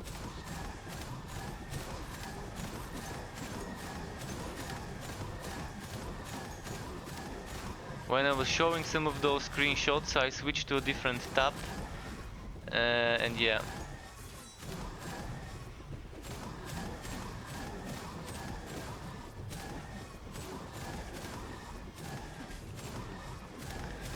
"24-hour stream release day," that's nice. That's nice. I wish I could do that, but I can't, not right now. The most I did was on launch on the Borderlands 3 launch. I did 29-hour stream. 29 hours and some minutes before I decided it's time to stop it. But yeah, good work with that 24 hour. It's gonna be fun for you. I would have done the same, by the way, if I didn't have to. But I'm gonna just take a break at some point on launch day. I'm gonna take a break, sleep, and then in the morning I'm gonna resume. And that's gonna be pretty fine, I guess, as well.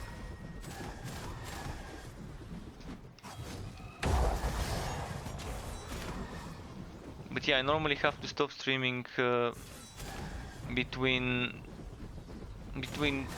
midnight and 1 in the morning. Roughly around that time is when I stop my time. Currently it's 18 past 11, so 11:18 p.m. is here right now. Probably gonna go all the way to midnight today, maybe even earlier, because I'm a bit more tired today. Been up for a long time.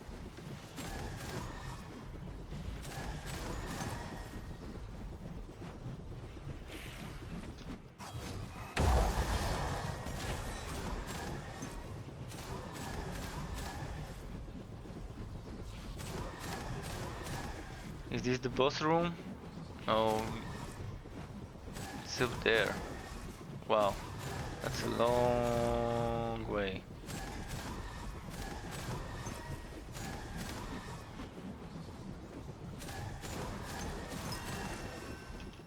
Ah, now the game is trolling me.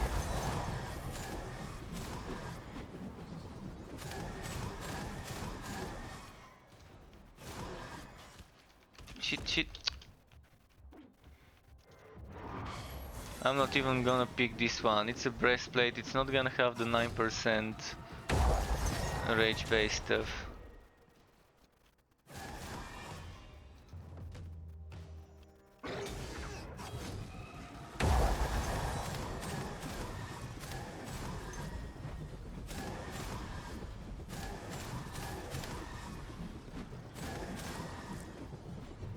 Wait, did something drop or did I just mishear it? I might have misheard it.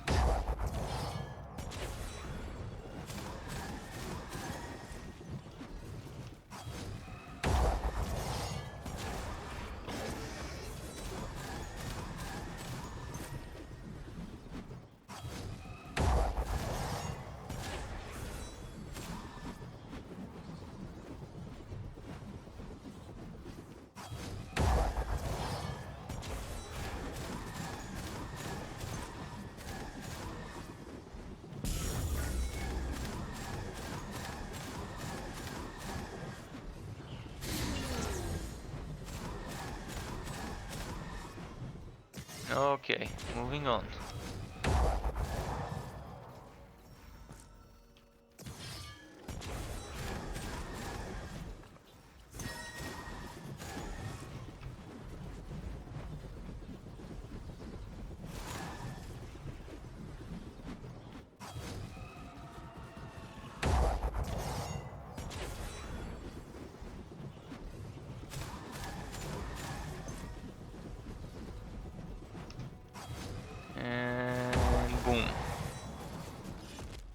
I knew it.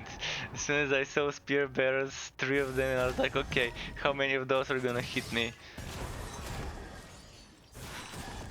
Fuck, getting trolled by by the different things. I didn't even notice there's one of those guys, because he was a basic one, he wasn't an elite even.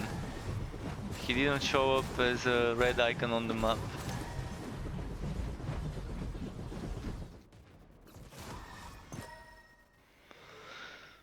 Alright, again.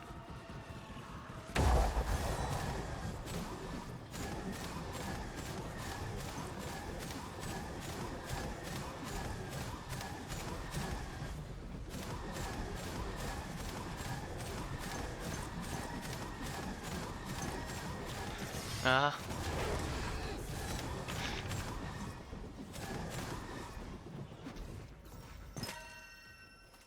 That might end up being something nice. Cooldown and transfer time. This is worth keeping, by the way, for some other setups where I don't need the movement speed that much. Attacks, spells. Crit damage, crit chance.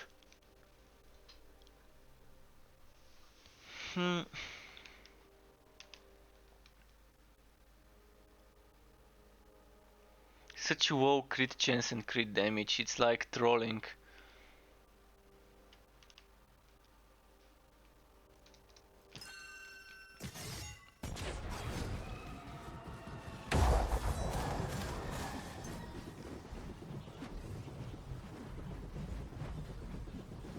Guess it's this way.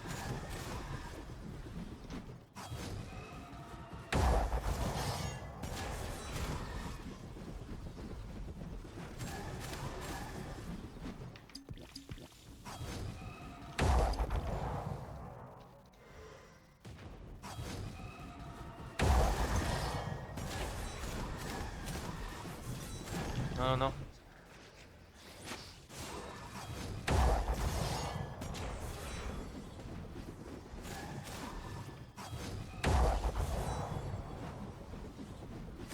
This is trolling me, this guy.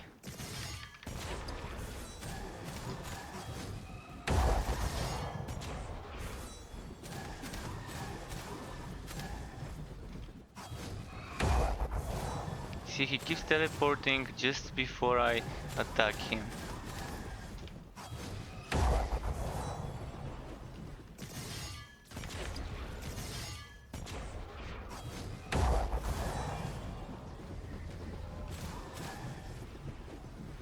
That was close, that was close.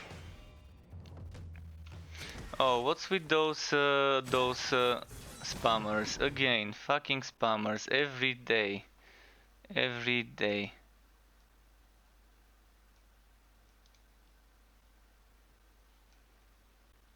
Now I have to go to my...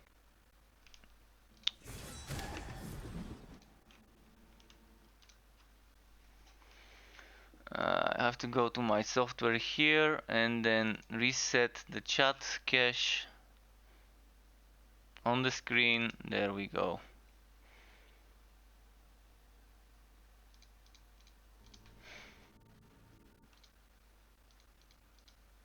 Okay, now we're good.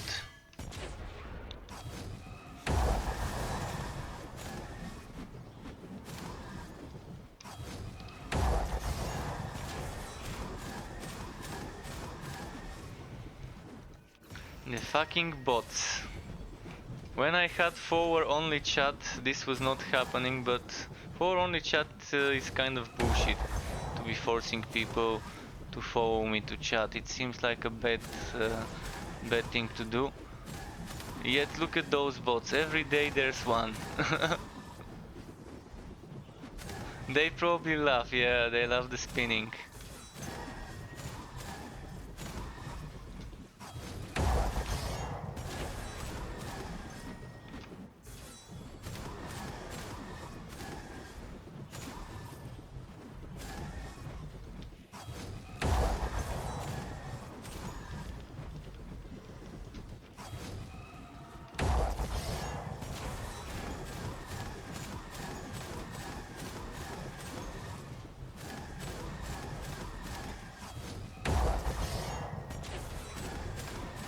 spinning, screaming with that belt.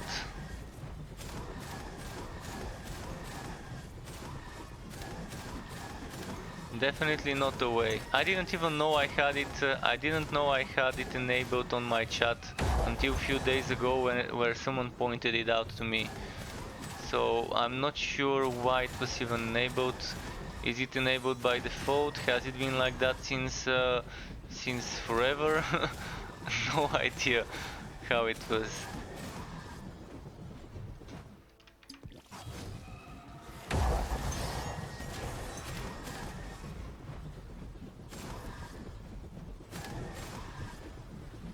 But I'm thankful to the person who pointed it out to me back then. And that's how it was set up.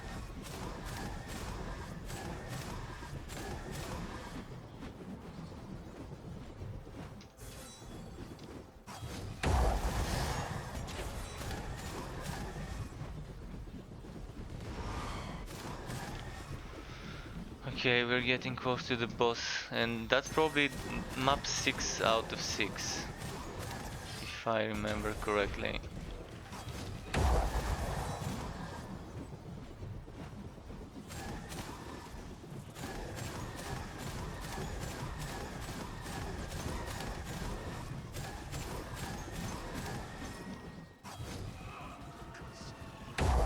Well, missed that one. Ah! What's with this range? Look at this spawn killing. Of course, that was just a split second too late to avoid the spawn killing.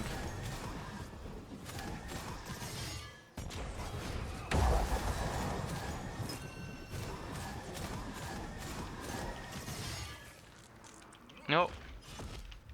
Fuck's sake. Who the hell froze me now?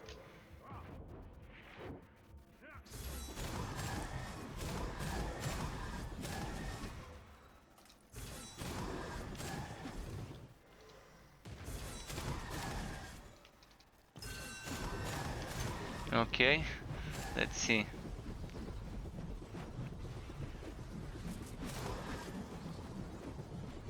Wow, 10k people? Really? Wow, oh, Grats to you, Deadpool. Very, very nice.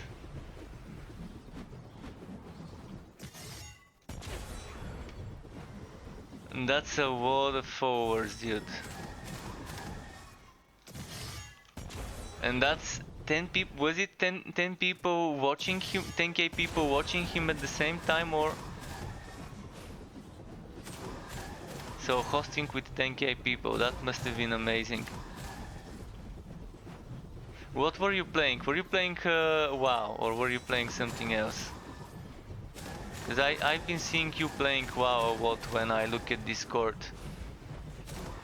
Yeah, makes sense. WoW has some big fishes there in the game.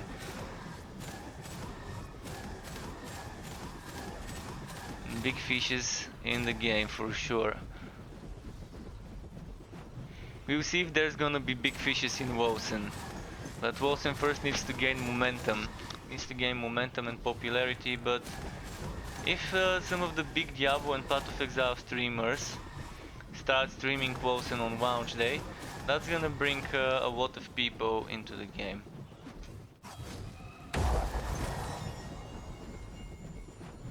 Yeah, Riker, Bloodshed, maybe... I don't know many names from Path of Exile, but I'm assuming Ziggy D is one of the big ones. I used to watch his guides. So he's the only Path of Exile name I can probably name. Oh, and there was someone with Zizaran. Yeah, that's the other one. So that's the two people I know from Path of Exile. Ziggy D and Zizaran. Both of them with Z. A lot of Z's. And for Diablo, I know Riker and Bloodshed from the more bigger build makers, content creators. Because my buddies used to send me videos from them when we were playing Diablo 3 with them. There is matchmaking, but the matchmaking in the beta is not good. I'm gonna have to wait and see what improvements they made to the matchmaking for the for the release version. So in 4 days we would know whether it has been improved or not. My guess is they have made a lot of changes. That's why all that 2 weeks of maintenance on the servers would make sense.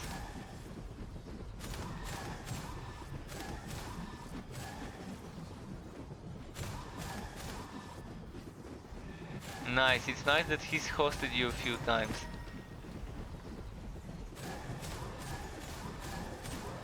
Yeah, if they contacted some streamers to promote the game on launch, that would have been nice.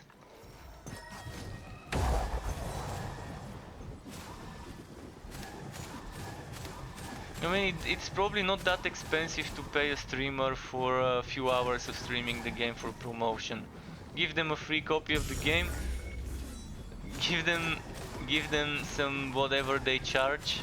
I'm not sure what the rates are for big streamers, but it probably is worth it because a big streamer streaming their game would give them so many sales if the streamer ends up liking the game.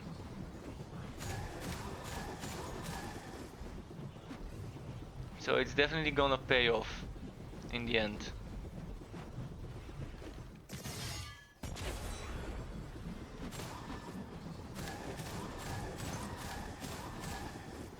And on launch they wanna be doing those events for sure.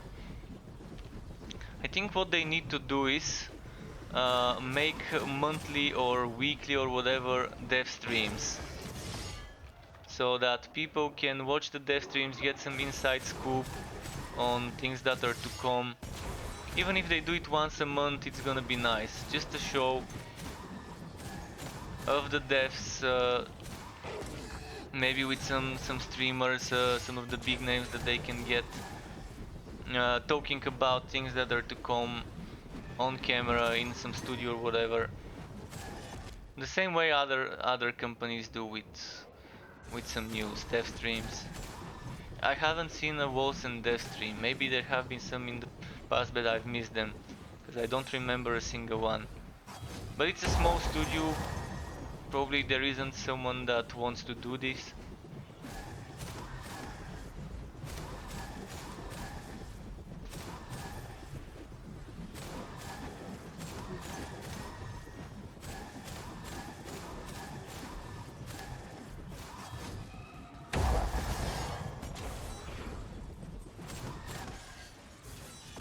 No.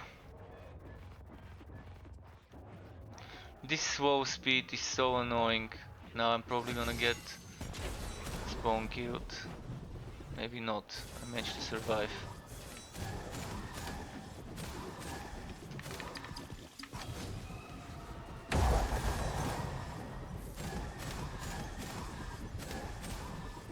Okay, let's try and not get grabbed.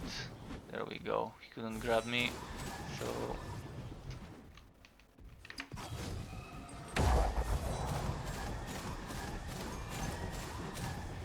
and that was the last, I think.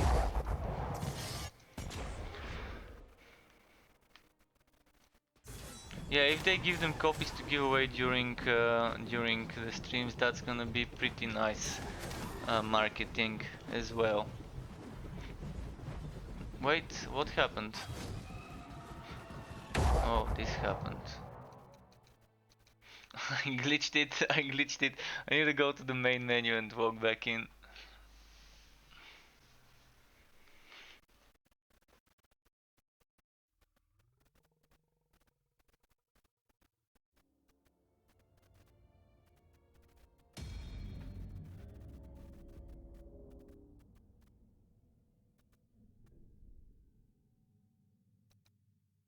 Let's wait and see.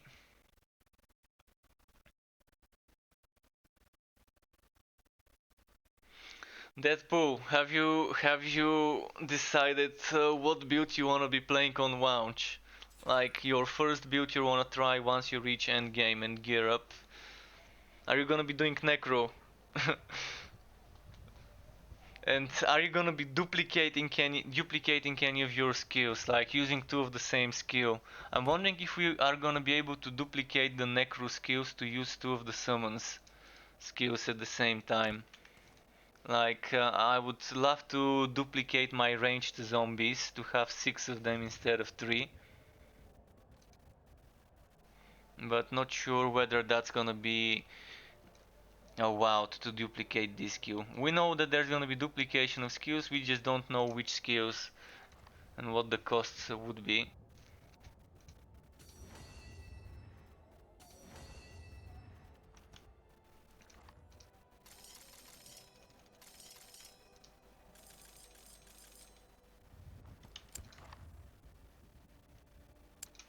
Let's do +3 again, but switch to the movement speed setup.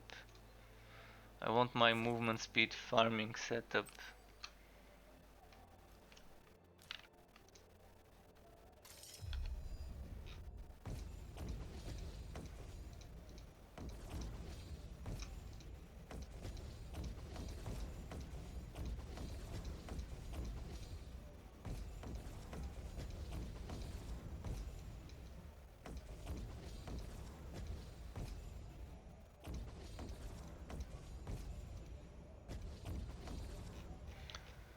Okay, so going into movement speed mode.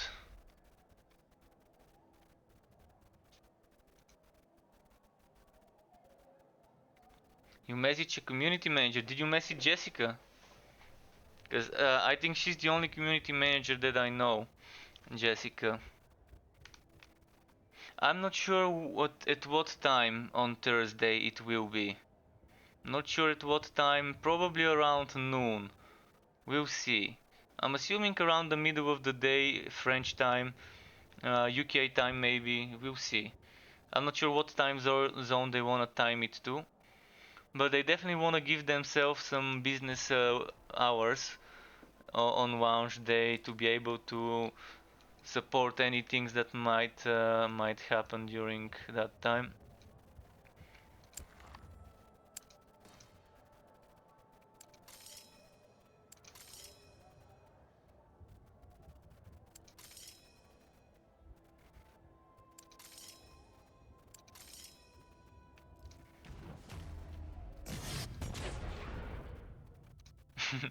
Keep messing with that portal.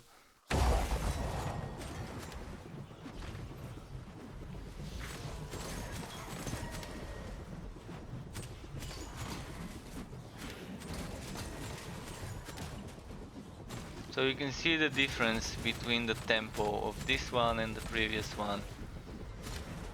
Just by switching a few skills and actually not skills, passive points and items.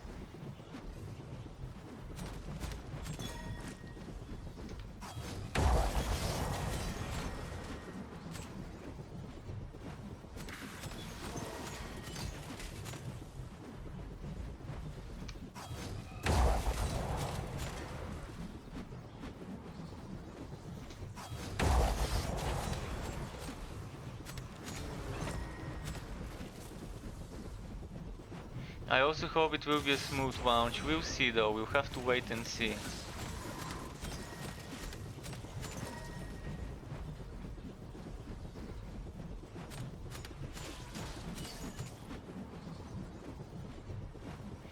If they were going to delay it, they would have already said so. It's just too close to the launch to get more delays. So for now, I think we're safe to say that it is coming when they said it is.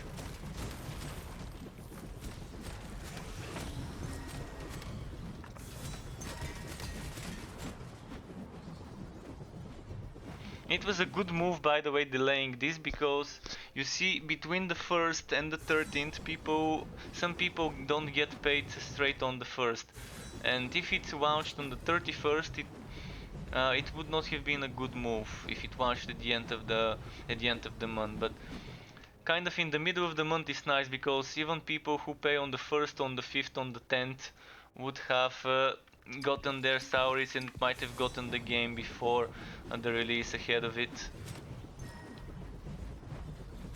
And on release day, if there's gonna be people buying,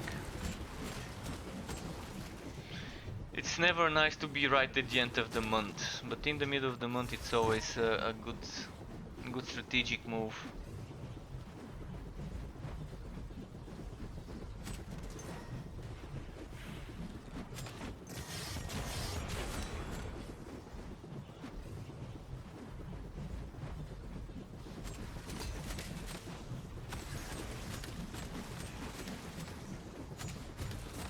People, as I normally think, people are more inclined to spend on games and other entertainment stuff like that during the first couple of weeks of the month. Of course, some people have different different paydays than others.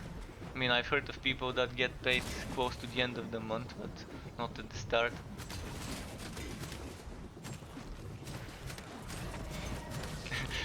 There's a lot of people that at the end of the month are kind of on super power saver mode, super low spender mode.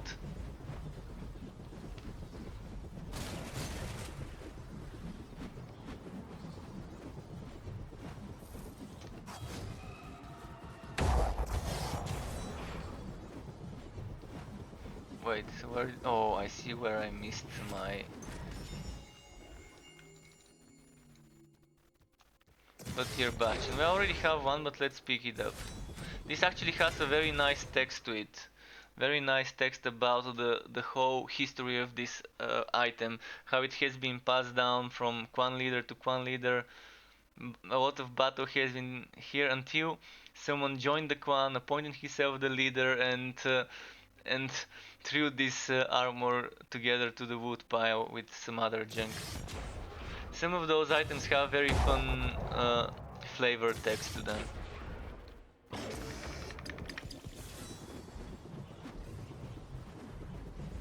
24th, 25th. Where are you, Kiwi Bonanza? Where are you from? I mean, I'm sure that it's not about country though, it's just about company policies.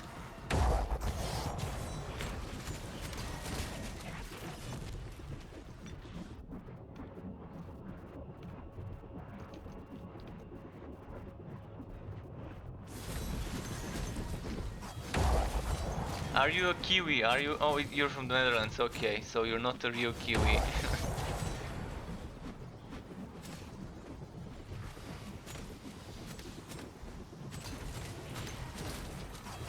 For a moment there, I thought you were from New Zealand with that nickname.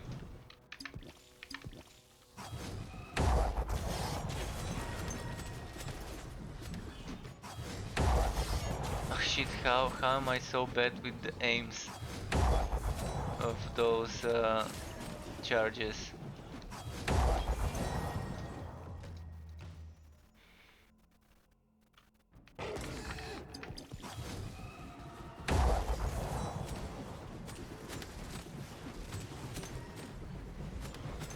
I'm loving this fast mode. The slower one was a bit boring, even though it dealt much more damage and it had that screaming going for it.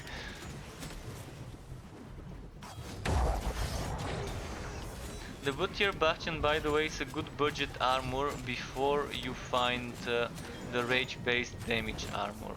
It's definitely a good budget one, and I was using one for a few runs before I found the rage damage armor.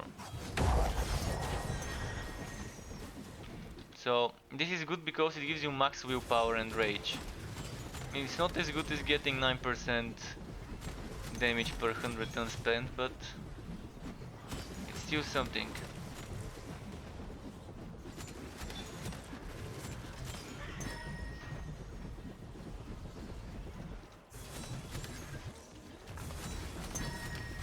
Oh wow, look at how many things this one dropped. 355 wood quality, magic find.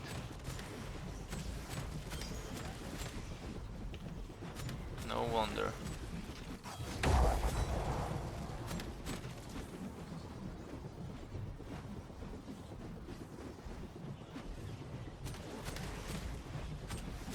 Well, it's worth playing the beta because there are some things that will remain the way they are. There are a lot of changes, yes, a lot of changes, and a lot of things would be different, but you're still getting some sort of feeling for how the game plays, how it feels to play in the game. You're getting used to certain mechanics, and you're experimenting with how certain skills fit well together with certain builds. So when you're leveling up, you would know, okay, I got an item for this skill, what do I wanna do for it? So you know what you want to be respecting your passives. if you get certain unique items while leveling up from the legacy ones, from the beta ones. So it's definitely gonna help. I'm personally gonna be swapping my build based on what items drop for me while I'm leveling up. I mean, I do want to go for a certain build, but if I don't get items for it, I will get whatever I can until I get items for whatever I want.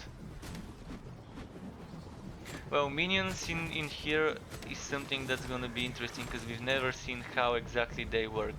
We've seen some previews and that's it. We don't know how they fare against endgame content. For all we know, minions could be super weak in endgame content. Maybe they need certain unique items to make them pop, to make them stronger. What we do know is that minions do not count as anything other than summons and spells. Thank you, Kiwi Bonanza. Thank you for the follow. Welcome to the Struck Pub. Appreciate it. So at the moment they added something called tags. They're tagging different spells based on the things that modify them. So summons only have a spell and a summon tag. So maybe they added gear that adds bonus to summons. So let's say extra health or extra damage to summons. Something like that would be interesting as a thing to be in the game.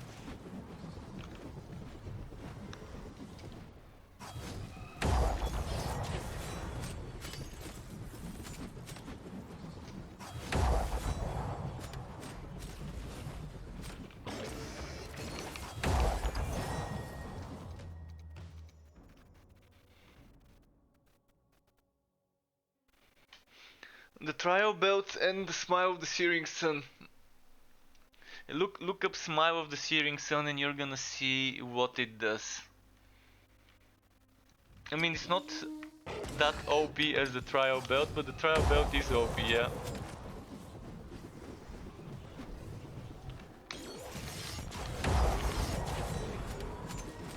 But the sound of the trial belt is just raping your ears.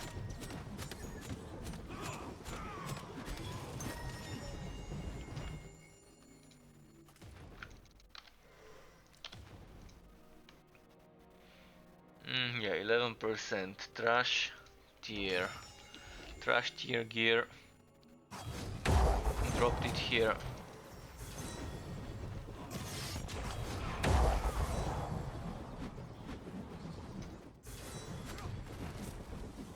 I don't have a link, but you can try and Google it, maybe it would show.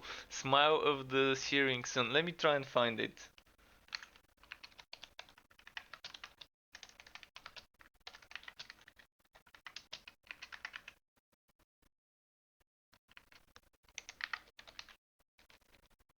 Smile of the Searing Song?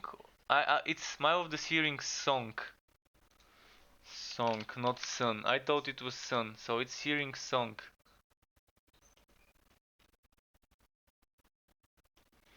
There's some Russian website I just found. Just by googling I found a Russian website by someone. No, but there's no image. There's no image.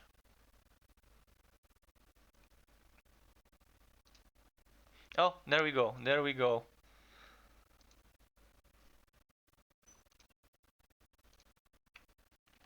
So this is the things it gives. This is the thing it gives.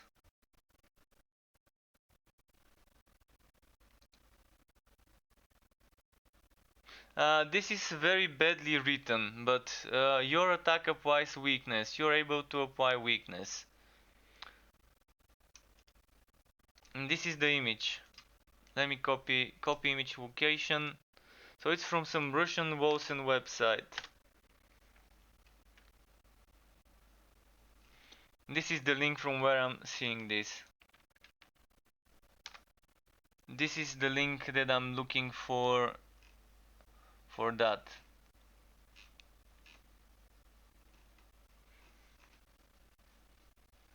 And there's also a amulet. Basic staff attacks are considered spells. Global increase spell damage and minus wisdom and plus 4 shield. I've never found this one. Mark of the Black Staff. So that's 2 items I've never found. Anything else I can see I've already got. 1 or twice or more.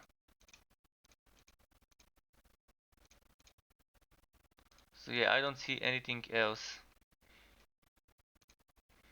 So Smile of the Searing Sun, and the good legs, by the way, the good leg armor is the Veiled Eclipse. This is the one I want as well for a test thing to do. But yeah, there's good images, more images for Smile of the Searing Song online. See, this is the image. This is the image for the whole thing.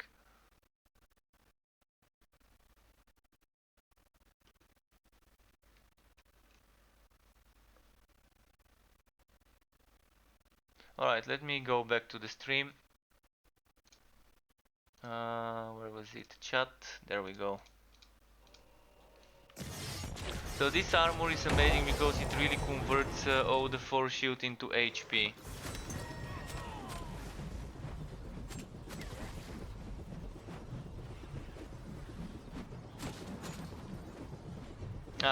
All the force shield into HP, I mean. So force shield converted into HP can result into shit tons of HP if you min-max it properly with passives and gems, and you use those unique shoulders that give you extra up to 60% ish force shield.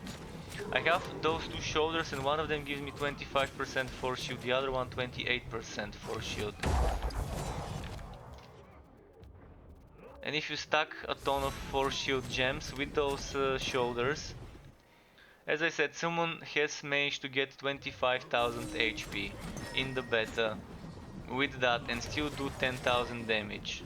But of course that's a person who spent months playing the game, who has every single item, and it has as good as it can get with min-maxing rings and amulets.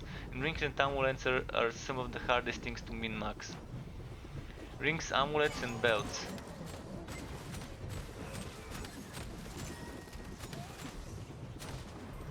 Without min-maxing those, it's gonna be difficult to get that much damage that he got.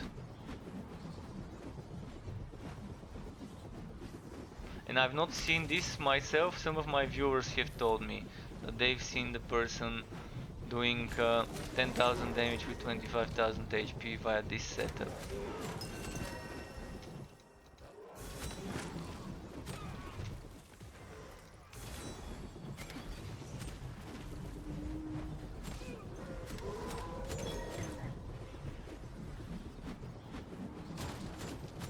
I just wanna find it and test. I wanna find it and test without min-maxing how much HP I can squeeze. And how it would work on an assassin instead of a warrior. So instead of bleeding catch, I wanna be using Slayer's Fury with Wife Leech attack speed.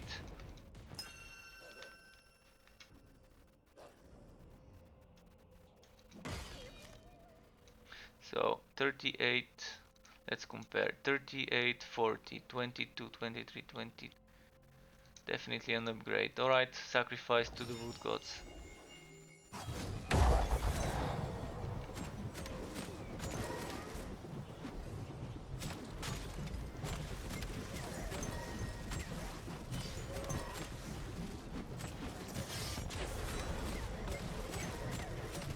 And the Veiled Eclipse is nice. If you want to know what those Rage Mage legs are I've been talking about, look up Veiled or Veiled Eclipse. I'm not sure how the proper pronunciation would be.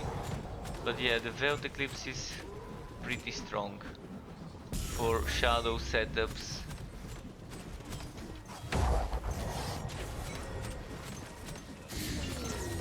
So this turret setup I was playing earlier, where I was doing 15 point something thousand damage on the turret.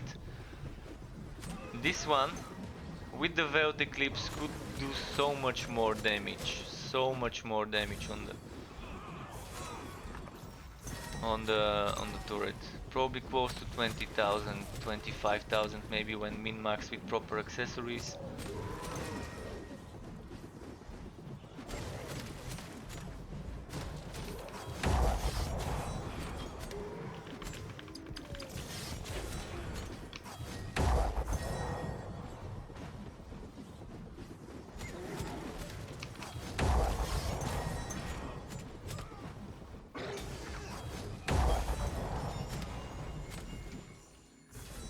Chronocell, yeah, we're on a roll. My Wolcen starts tingling so much when we're on a roll.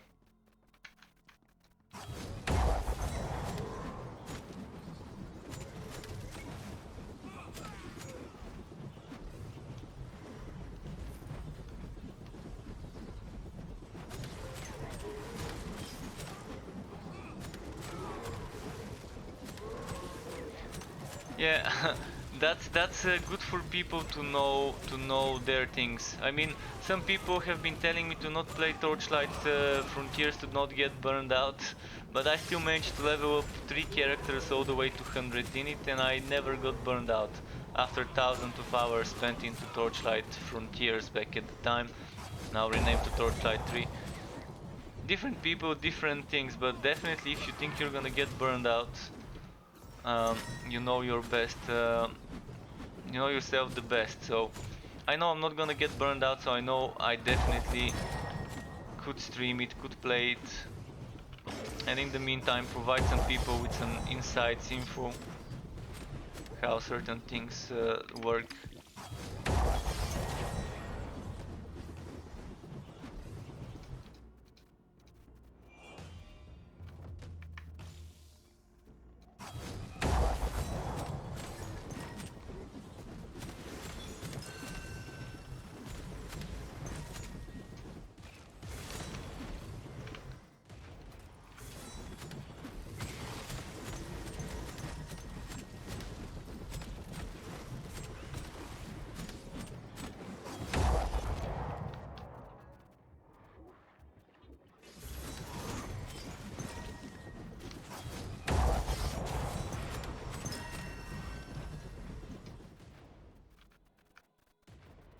Hello Crescent.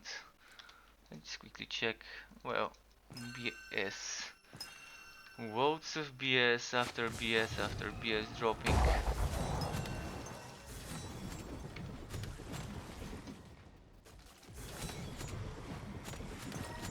Accessories, definitely one of the good things you want to be looking for legendaries.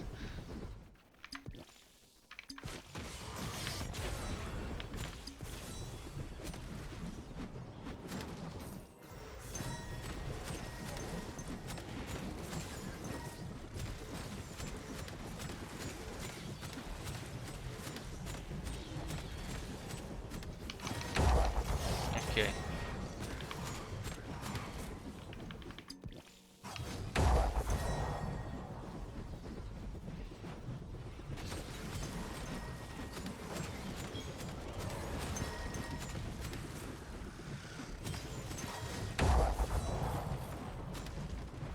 No. Those glitches.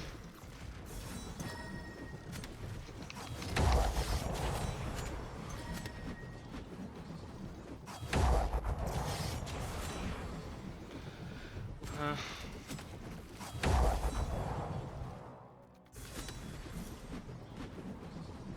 but yeah, it's definitely good to buy out a ton of uniques early on in the game. Buy them out, trade them or whatever if people are selling them.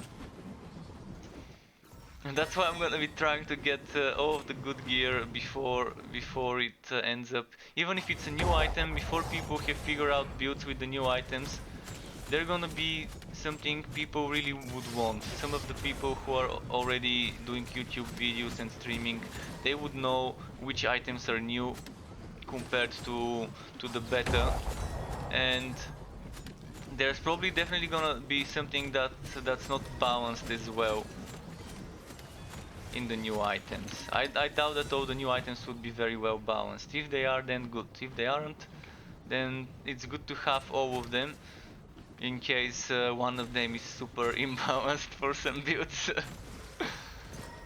And we have to let them know if there are some things that are super imbalanced, but I'm not expecting completely balanced game on launch. It's just impossible in the genre to balance everything well. There's always gonna be the meta in a game like this.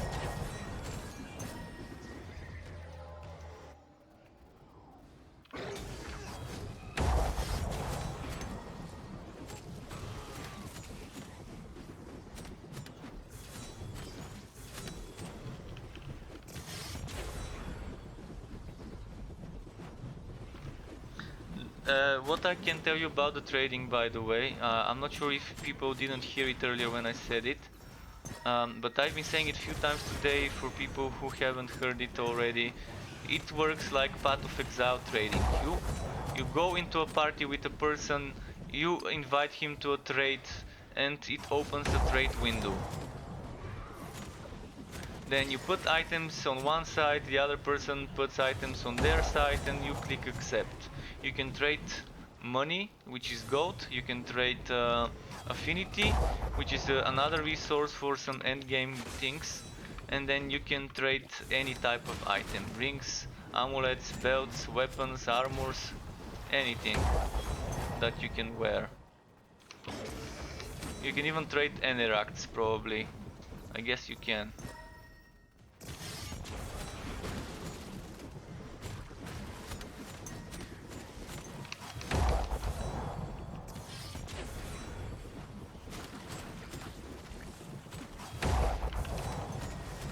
About another website, that's gonna take some time to figure it out. I'm assuming someone would create a website for this. If the game becomes popular, something like PoE.trade would appear. We're gonna have to see if there's gonna be trading chat, LFG chat, trading chat, global chat, things like that would be nice, but currently they aren't anything like that in the beta. Like they didn't add something like that in the beta. So if you wanna trade, the Discord channel is a good bet for now. That's the only place I've seen people trading. But the game again doesn't have as big of a population playing it in the beta as it will probably on launch. For auction house, as I said, there's some information I can provide you. There used to be an auction house under development. Or not under development, but planned. They used to be planning on adding an auction house. Then around 4 or 5 months ago, this was removed from the roadmap. It was archived by Kotu. Kotu, the moderator, he was looking into this a couple of weeks ago, and he said, oh yeah, there was a card like that, not sure what happened with it. Then he checked it, he said, oh, actually I archived it 4 months ago, that's what he said. So not sure why this was archived, whether they gave up on the auction house at all, or whether they decided to develop it later after the launch and to focus their resources and manpower on the more important core features and then get the quality of life after that. It is a quality of life thing, so it shouldn't be a big priority, but it is something that people would enjoy. So even if it doesn't come on launch, if they've decided to keep developing it, that auction house, not for real money, don't confuse auction house like the Diablo auction house, but just for in-game money like an MMO, then that's gonna be a great addition, and many people would enjoy it.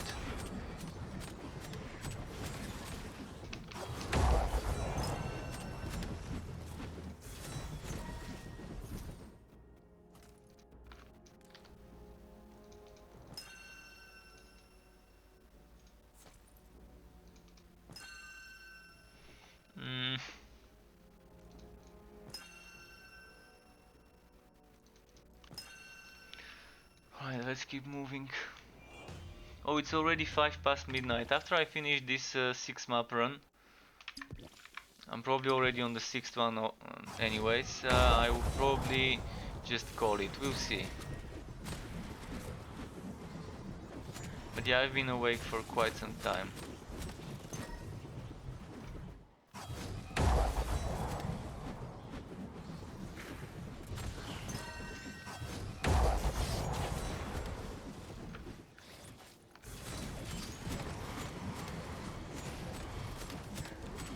But the items you definitely wanna get early on, if you can trade with people. You definitely wanna get something like Argan's Heart, which are my gloves, this glove. So you wanna get 2 of those. You wanna get yourself an Udelia's March, in case you decide to play material damage builds. You wanna get yourself some of those Sunny Stash or Arbiter rings and a Trial Belt. And this armor and those legs that I told you about are also good options. If you're planning on playing some ailment builds, not sure how good Agony would be. But it probably won't be that bad to get it. Just in case you do ailment setups.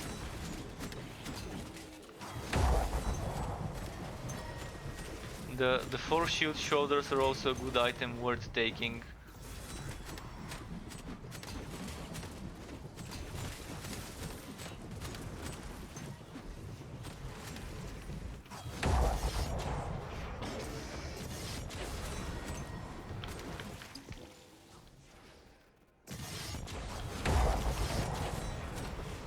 Oh wow.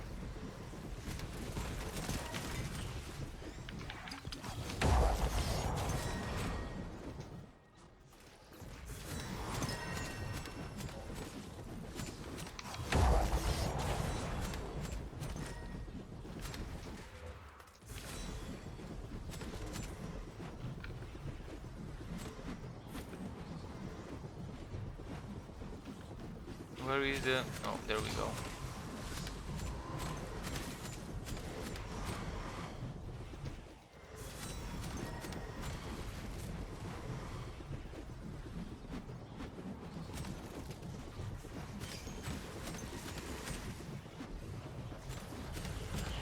Oh, wow, they're rushing me. Those are one of the most annoying enemies in the game, the little spawns. Shadow and Abyss spawns, and the big versions of them.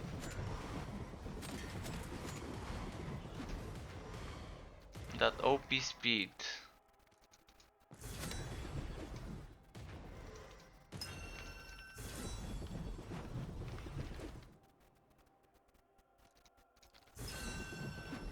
Where was the boss fight? I don't see it. Oh.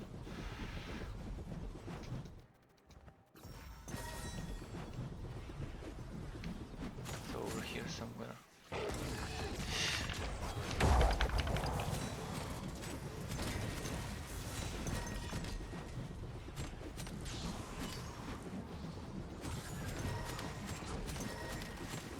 Wow. Not sure how I even survived those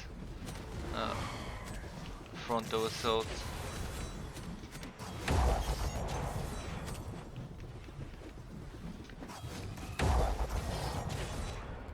And I couldn't survive this for sure. No fucking freezes. I don't see the big guys that freeze some of the times. By the time I see them, I'm already frozen by them.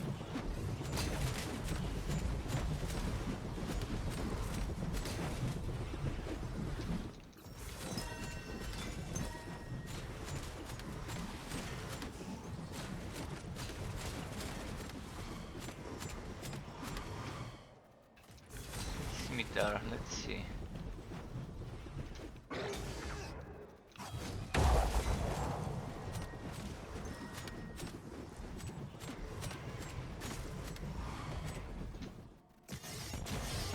Oh, wrong skill, fuck. That's not the skill I wanted to use.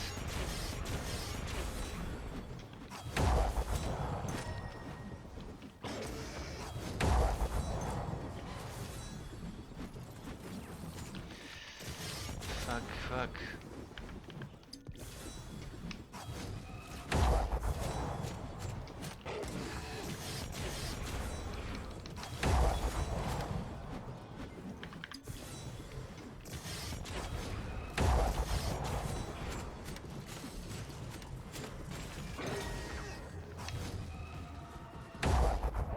Alright, that was the final from this sequence. Let's see what we got with the final woods. Yeah, bunch of junk.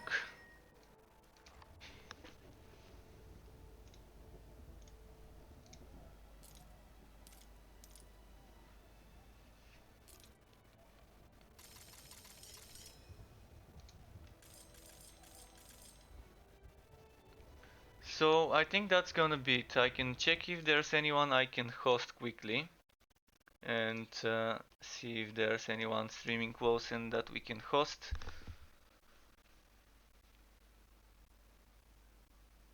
But yeah, trying to find someone I've not hosted yet.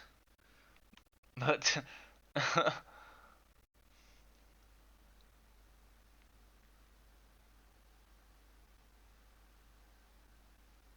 but I don't know who. I mean, I know Joshua. Joshua knows what he's doing for real.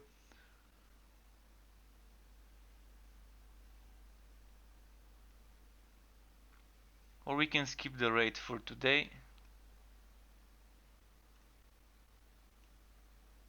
There's someone here that wants to be becoming a melee god, but you've been watching me spinning and winning, and you're probably sick of that. So I'm just gonna let you guys pick whatever else you wanna watch. Thanks everyone for coming to Twitch, YouTube, and Mixer. More tomorrow. Keep it cool, and until next time. Goodbye.